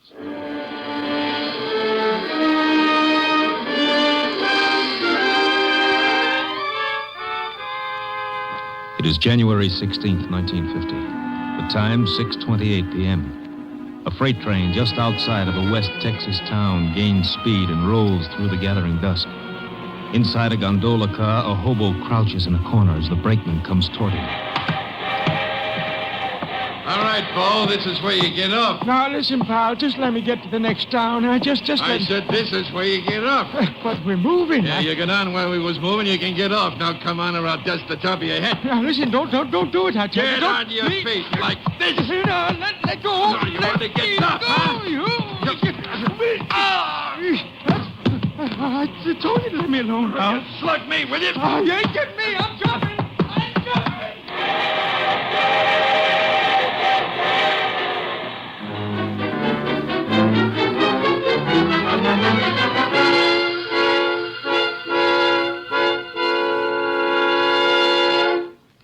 Tales of the Texas Rangers will continue in just a moment. You take a nice, ripe, plump kernel of wheat, and you roll it out flat, and you toast it a little. And what have you got? A Wheatie. Do that over and over and over again. Do that enough times, and pretty soon you have a whole bowl full of Wheaties, and you can sit down to breakfast. Now, of course, you and I know not many people go to all that work to get their breakfast Wheaties. They just tip up that big Wheaties box and let those crisp little flakes tumble into the bowl. And you know what? When you do that, you get the very same 100% whole wheat goodness and energy that you'd get if you rolled out your own Wheaties flakes kernel by kernel. And the best tip I can give you is to tip the Wheaties into your own bowl first thing in the morning and see how Wheaties at 7 can help at 11.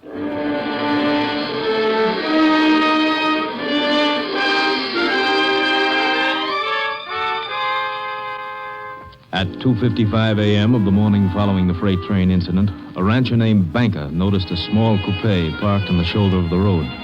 It bore Oklahoma license plates. Banker turned his spotlight on the car, saw a man slumped down on the driver's seat. A half hour later, Sheriff Caldwell, notified by Banker, began investigation of the murder and called in the Texas Rangers. Ranger Jace Pearson was assigned to the case. And a few hours later, Pearson, Banker, and Sheriff Caldwell stood at the scene. Pearson listened to Banker. It was just about 3 this morning when I saw it, Ranger. How come you were driving along this road that late? I've been to a rancher's meeting in Almira's. I was going to spend the night there and change my mind. Uh-huh. Did you take this road when you left for Almira's? Yes, sir. What time? Yesterday morning, about 7:30. And then this car came here sometime between 7:30 yesterday morning and 3 this morning. I guess so. You never saw the dead man before, huh? It was the first time I laid eyes on him. All right, Mr. Banker. You can go. You need me, I'll be home. No identification on the body at all, huh, Sheriff? Nothing in the pockets. Picked clean as a whistle. Anybody else been around the car? Nope. Deputy kept his eyes on it. The car's facing west. Going west when it was stopped. Tire tracks on the shoulder tell that. Mm-hmm. Blood on the seat. Yep. 38 bullet on it. 38? Might be a police special. Banker got one? Banker, but... Just asking, for now. You see, You see something? Look here, Sheriff. Huh? Set of tracks leading up to the car. Ordinary shoes, not boots. Heel marks are too broad for boots. Yeah, looks like it. Look at this one. Sole print with a hole in it. Now look. The prints lead from that way, north, up to the car. A little scuffle, and the prints turn back north. Mm-hmm. In other words, Sheriff, somebody walked up to the car, stood there, then turned and went back north. Oh, and here's something else. Grease. Looks like grease. Smeared on the car door. Same side footprints are on. Grease might be from the car. Well, looks too stiff and heavy for that. Yeah. What about it coming from a freight train, Jace? Why? Well, there's tracks about a mile north of here. Freight's use the siding to pull on when passengers got to pass. Maybe it all ties in, Sheriff. A shoe with a hole in it, grease, freight siding. Yeah, might be worth going after. Where do we start? Here at the car first. I'm going to check it over inch by inch. Meantime, you get hold of a freight schedule. I'll meet you at your office.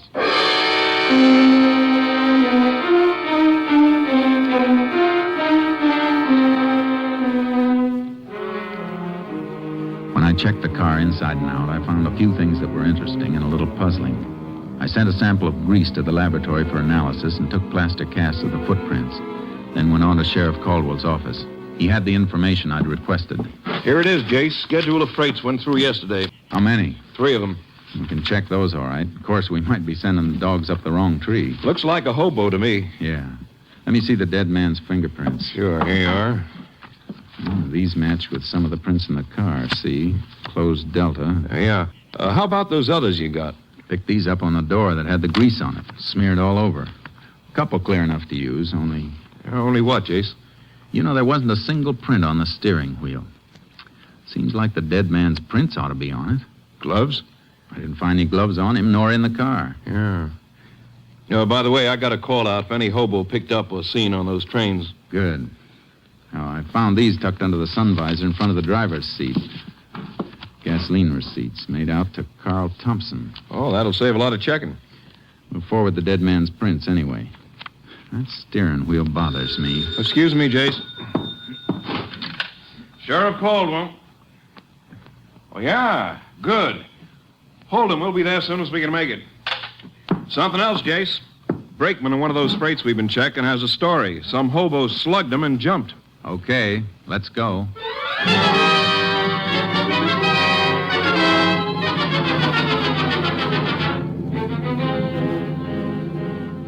The brakeman took us to the approximate spot the hobo jumped off the freight. Sheriff Caldwell and I picked up the trail and followed it by horse. We hoped to apprehend the suspect before he could reach a town and lose himself and us. After 6 hours, we stopped.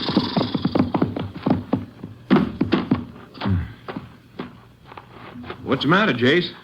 Tracks are different. Come here and take a look. Different? Yeah, look. The right print's a little deeper, favoring his left a little. Hurt himself, huh? Must have twisted his leg when he took the jump off the freight. Kept getting worse. Sat down here, smoked a cigarette. Here's the butt. He ain't going to make such a good time with a bum leg. And we've been traveling at a steady trot. Uh-huh. Okay. Let's get going.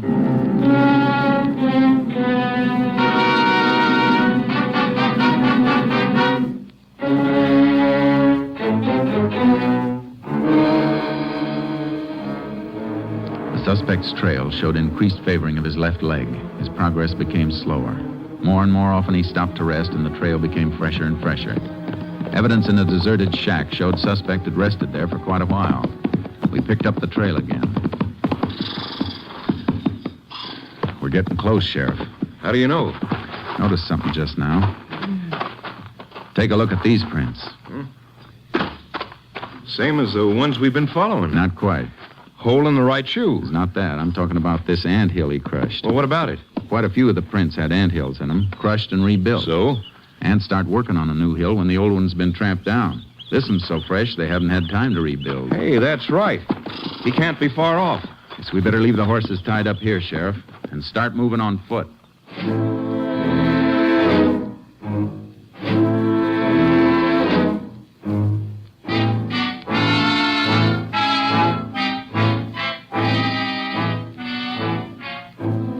At 8:15 that evening, we found the man we were hunting.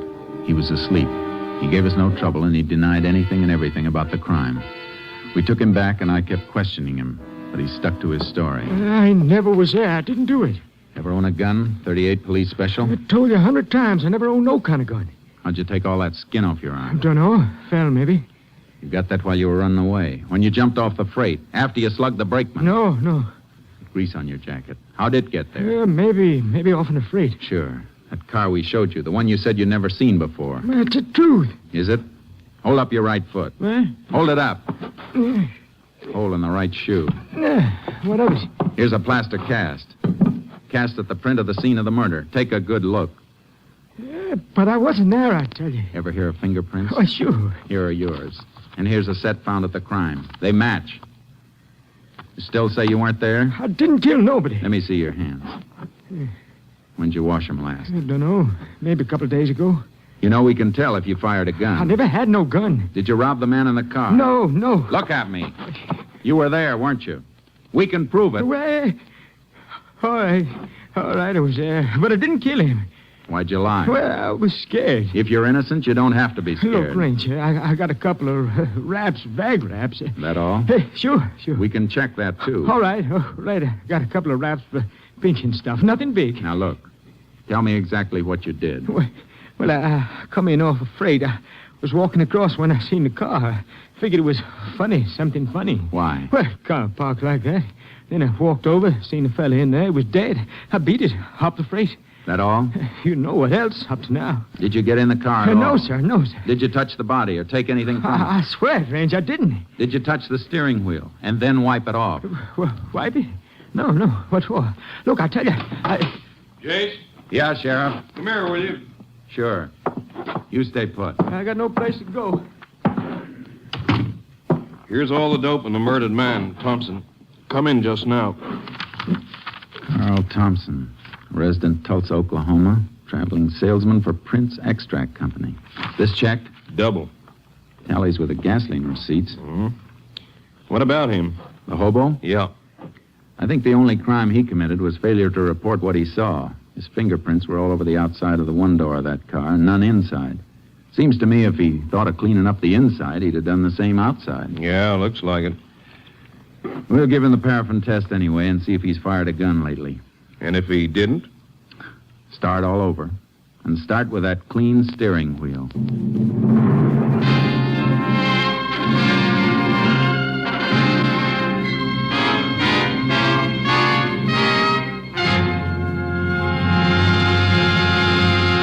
In just a moment, we continue with Tales of the Texas Rangers, starring Joel McCrea as Ranger Jace Pearson. I guess nobody gets much of a taste treat out of taking their calcium and iron and phosphorus or their vitamins straight. But you simply have to have all those things to keep feeling good.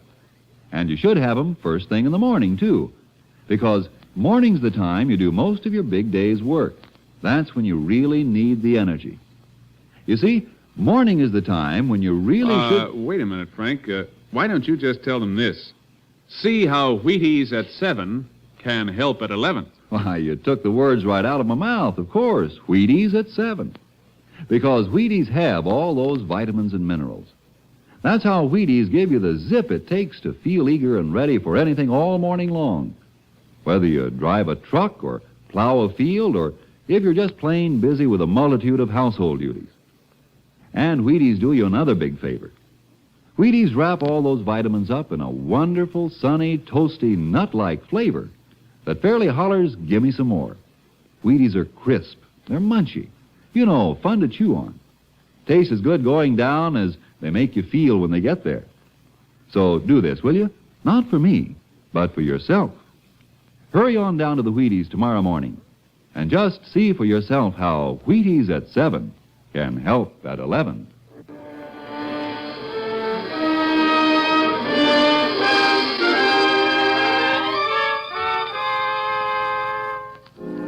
The result of the paraffin test was negative, but we held the hobo pending further investigation.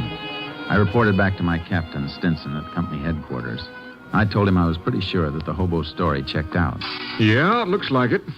But somebody killed Thompson. Killed him and then drove him in his own car to where that rancher spotted it. There wasn't anything on Thompson, huh? No money, no papers, only these. Gasoline charge account receipts. Somebody went to an awful lot of trouble to clean him, but they overlooked these. Mm-hmm. On top, this looks like a plain case of murder with robbery as the motive, but if that was it, why go to all the risk of being spotted in a car with Oklahoma plates? Why not just kill him and leave him? I don't know, Jace. What you're thinking? Well, Thompson was a traveling salesman, traveled a lot in a few days. Now, suppose the killer realized that with Thompson far enough away from the scene of the crime, we'd have a pretty tough time finding out just where the murder was committed. Yeah, that could be. But why? Well, maybe the killer couldn't leave the spot. So he did the next best thing. Took Thompson's body away. And maybe it wasn't just robbery. Well, what else? I don't know yet, but I got some more checking to do. It'll take maybe a couple of hours, and then I might have some answers.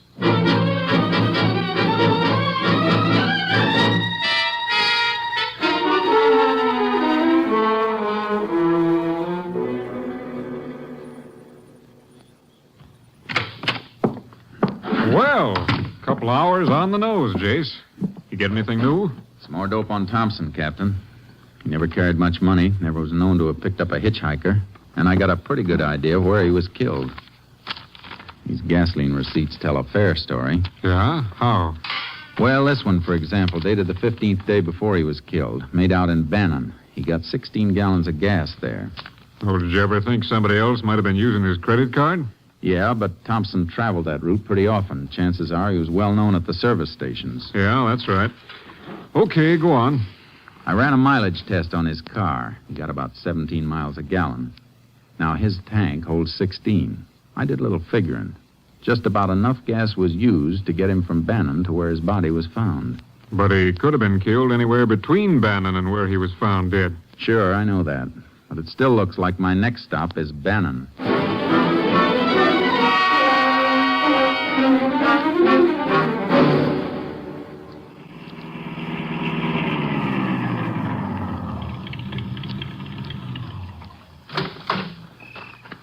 Howdy, Ranger. Howdy. How many? Whatever she'll take. Sure thing.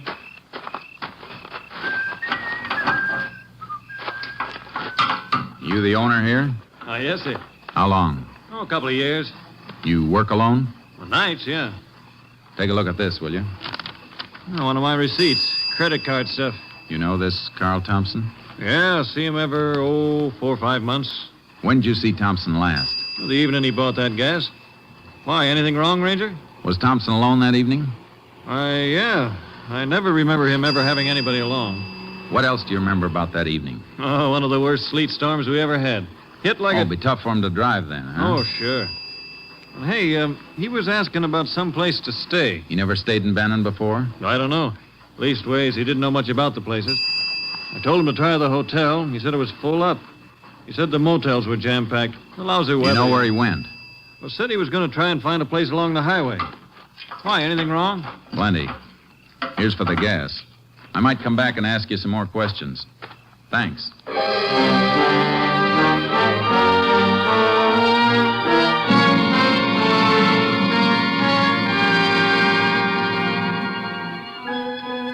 I began a check of every possible place Thompson might have stayed that night, but I drew one blank after another. Then I got a lead at a motel on the outskirts of Bannon. Sure, Ranger. I remember that night. Sleet was an inch thick. We was full up here, but I sent him to a place down the highway, the Star Motel. Been closed and up for sale for quite a spell, but I heard it was opened up again.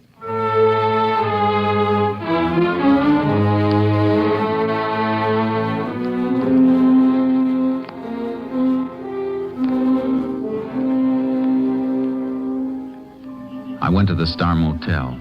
It was closed tight. Every cabin was locked, the windows boarded. There wasn't a soul around.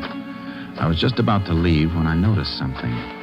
The electricity must have been on somewhere in the place because the little wheel under the dials of the meter was spinning. It was enough to send me back into town to ask a few more questions.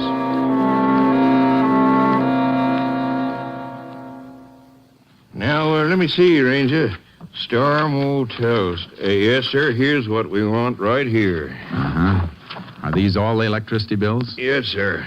Let me see. Up to 3 months ago, the bills were just for meter installation, minimum service charge. That's right, Ranger. But for the last 3 months, $475, $389, $560. Kind of funny, isn't it? The place is closed, but for the last 3 months, the bills have averaged over $4 a month. Didn't that seem peculiar to you? Well, Ranger, we just... Sure, I know. Now, can you give me the name of the person to whom these bills were sent? Get it for you right away.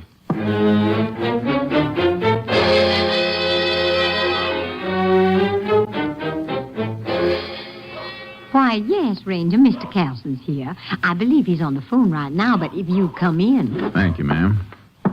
You Mrs. Carlson? Yes.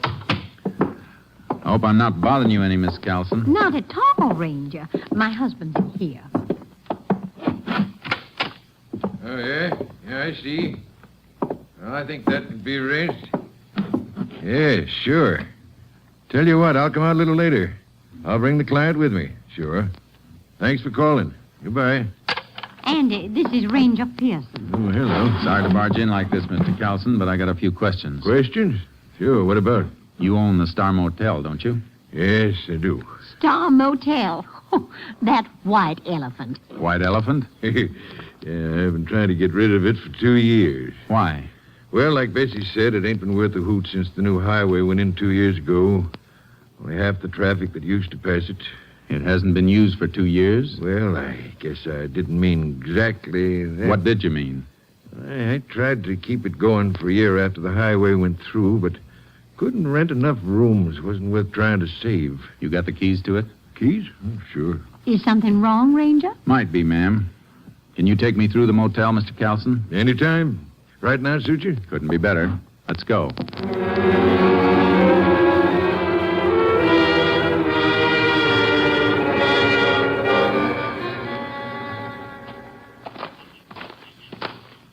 I ain't been out here for close on 3 or 4 weeks. Did you go through the cabins then? Oh, just take a look-see. Kids sometimes fool around. That's why I boarded up the windows. Want to take a look in the office? Yeah. Go ahead, Mr. Carlson. Sure.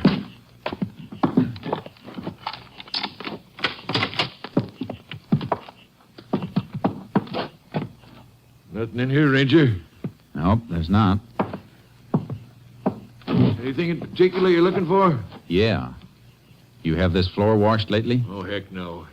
Ain't no use paying for something like that. It's been washed recently. Huh? But why? How do you know?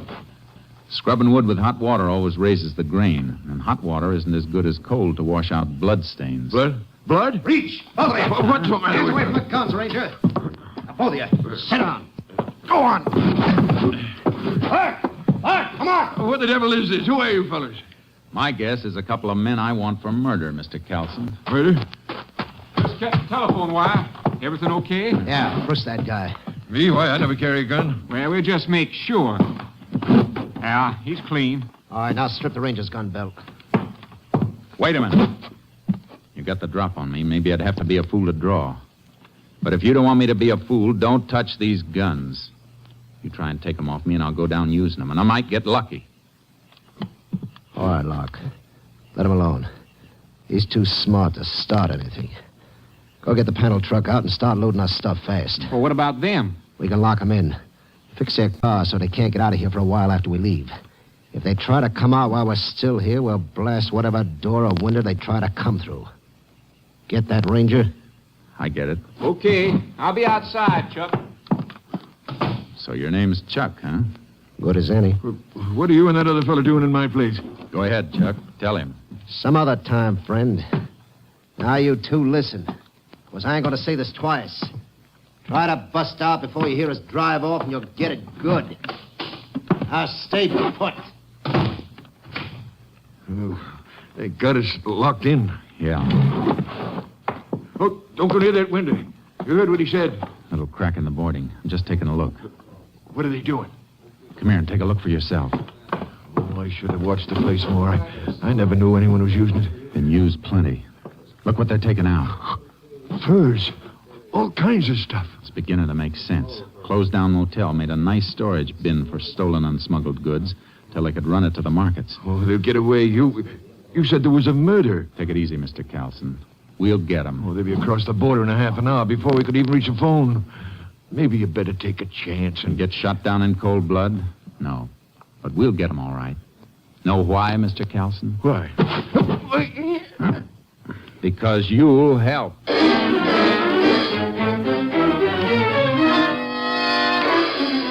I pinned Calson with a quick headlock and then got one arm up behind him and applied pressure so I could keep him still while I had a free hand. I reached into his jacket and found what I was looking for under his shoulder. Then I pushed him away. Oh, you crazy? You almost broke my arm. Shut up, Calson. Don't you think I saw this gun bulging under your coat? And they deliberately missed it when they frisked you? You played it real smart, almost. Well, I don't know what you're talking about. This gun and the electric bills. You paid them. Paid bills that were being run up in a place that was supposed to be shut down. Seemed kind of funny you never complained to the power company. So what? Well, So you got a phone call from your friends out there. They tipped you because they saw me nosing around here earlier, right? No. Okay. Okay, take a look out there. They're almost finished. In a couple of minutes, they'll be gone. In half an hour, they'll be over the border. How about you? You want to stick back here and face a murder charge? There's nothing you can prove. There's plenty we can prove, Calson. And you're holding the bag. You'll have a tough time explaining those electric bills and them missing your gun. I didn't kill that man. Did this Chuck do it? Yeah, that salesman come in. He saw what was going on. Chuck killed him, then drove him away. All right. Now listen real careful to me. I'm going to fire this gun of yours. Then you hammer on the door and holler for him. Get it? What do you want to Just do then? listen. When they come up, tell them you had to kill me. Tell them to open the door. Then, Mr. Calson, step back and out of the way fast. They'll be gone in a minute. Make up your mind. All right. Go ahead, I'll do it. Any funny tricks and you get it first. Now, ready? Pound that door and holler. Chuck, Lark, give me a fast. Open the door. Now, when it's open, step back. What's the matter? Carlson, open the door. I had to kill him. He was making a break for it. Can you just knock him out? Reach, both of them. Hey, what's the big idea? Why, you...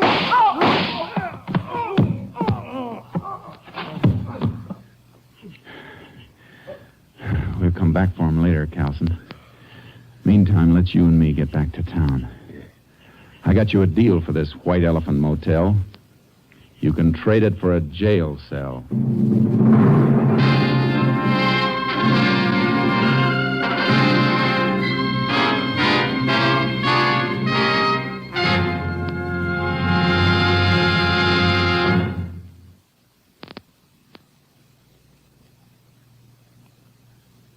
And now, here is the Wheaties man, Frank Martin. All right, sound effects man, ring the alarm clock.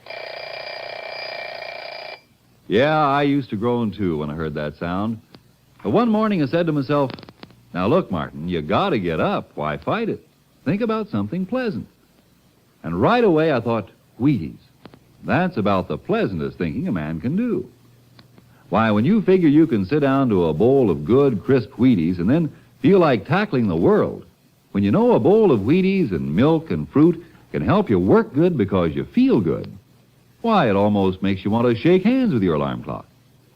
And when you hear it come morning, roll out happy, reach for the big orange and blue box, and see how Wheaties at 7 can help at 11. Next week, Joel McCrea in another authentic reenactment of a case from the files of the Texas Rangers.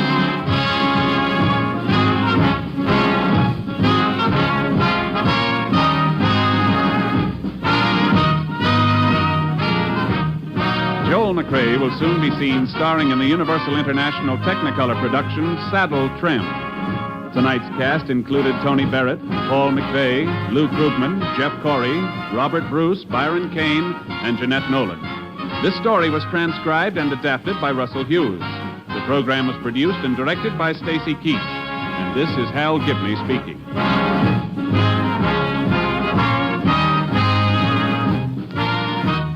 And this is the Wheaties man, Frank Martin, inviting you to listen Monday night to Frank Lovejoy in Night Beat on the Wheaties Big Parade. See you then.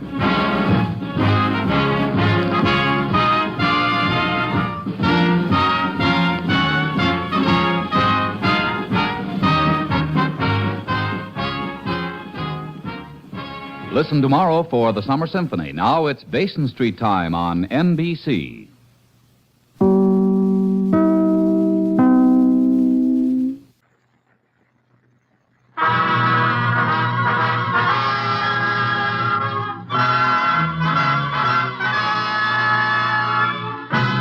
The Texas Rangers.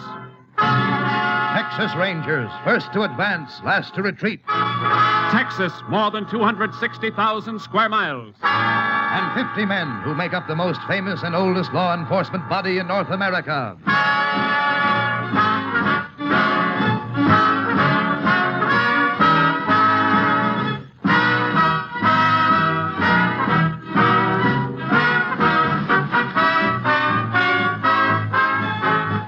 Now, from the files of the Texas Rangers come these stories based on fact. Only names, dates, and places are fictitious for obvious reasons. The events themselves are a matter of record.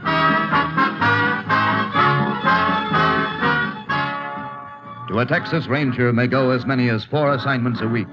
A case may lead him into the remotest corner of the plains or the crowded streets of the biggest cities. But wherever he goes, he commands respect. To Texans, his badge is the symbol of security. This is Ranger Jace Pearson. The case we called by just a number began on the morning of July 15th last year. The Stevens Ranch, located just about in the middle of Carson County, was where it started. Started when the Stevens kid, aged 9, came running up a long drive to his house.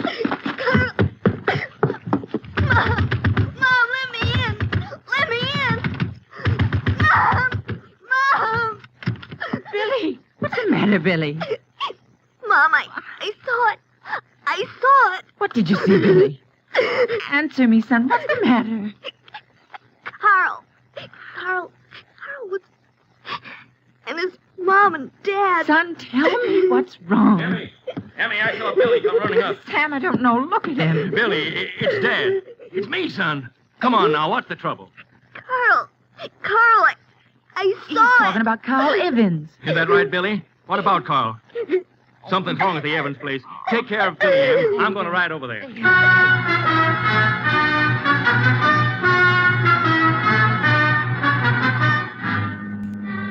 Sam Stevens saddled a horse and rode to the Evans Ranch, over 3 miles away. What he saw there made him call the sheriff, who arrived a half hour later. They're in here, Sheriff. All right, Sam. Oh. This is what Billy saw. Kid all right? Hysterical when I left. Mm-hmm. Look here. Flatiron, Sam. Yeah. Don't touch it. Blowing Tom Evans was killed with it. And him. The kid, Carl. Yeah, little Carl. What kind of dirty... Who'd do a thing like this? It's gonna be hard finding out who did it. Hard? Yep. No telling when it happened. Oh. Yeah, I see. Reckon even the autopsy won't tell much. Not in this case.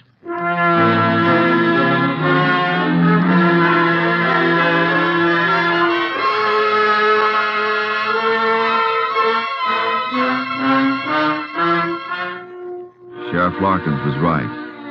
The triple murder had been committed too long before. No way of telling how long. The sheriff got in touch with the Rangers, and I was assigned to the case. Together, Sheriff Larkins and I went over the Evans place. There's the room, Ranger Pearson. Okay, Sheriff, let's have a look. Place is just like me and Sam Stevens found it. Except in the bodies. Sure. Kind of a mess, isn't it? Was a lot worse. Any fingerprints, Sheriff? Nobody's touched anything, not even the phone. Been leaving the prints for you. Okay, I'll see what we can pick up. Meantime, Well, what are you looking at? Had any rain here lately? Rain? Nary a drop. Why? Look. Looks like a little clump of mud got kicked under the bed. Mean anything? Maybe. Funny shape. Kind of like it came from the instep of a man's boot. So? Let's go outside. Oh, sure. Only one way a piece of dirt could clump in a man's boot. If he walked in wet earth. Driest bone around here. So, chances are nobody around here had this piece of mud in his boot. It ain't likely. Now, wait a second. Different kind of earth here. Say, you got something to go on? Sure. Only one thing wrong. What's that? When was the man here? When did he kill Flo and Tom Evans? And Carol? Yeah, and why? Maybe if we learn when, the why'll answer itself. How's that figure? Don't know. Not yet. Well, let's get back to town. I Want to match this clump of mud against the boots of everybody who went in that room. Ain't gonna be hard. Only 5 people from around here. Not counting Evans's. Okay. Let's get back. Pretty well-kept ranch. Yep. Tom Evans liked it that way. Mm-hmm. Wonder why I let that fence go. The fence? Which? Right here. Hey. What is it? The hogs. Hogs? Sure, Tom's hogs. This there sty. Ain't one here. Think the killer stole them? Come on. Here's why they're not here, Sheriff. This break in the fence. Figure the killer might have busted through? No, the hogs did, more than likely. Rails are broken through from the inside, see? Pushed out. Hogs did it. It'd be unlikely a man would steal hogs. Too easy for somebody to spot him, so why? Why what? The hogs broke out for some reason. Scared? Well, if the killer cut across the sty, there's no chance of finding his tracks not in here. Look, I wonder if I could talk to Billy Stevens. I reckon so, but... Got an idea. Let's go.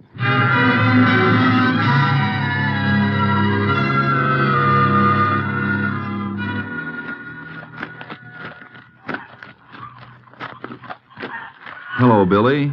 Huh? Nice pony, Billy. Yours? Oh. Yeah, he's mine.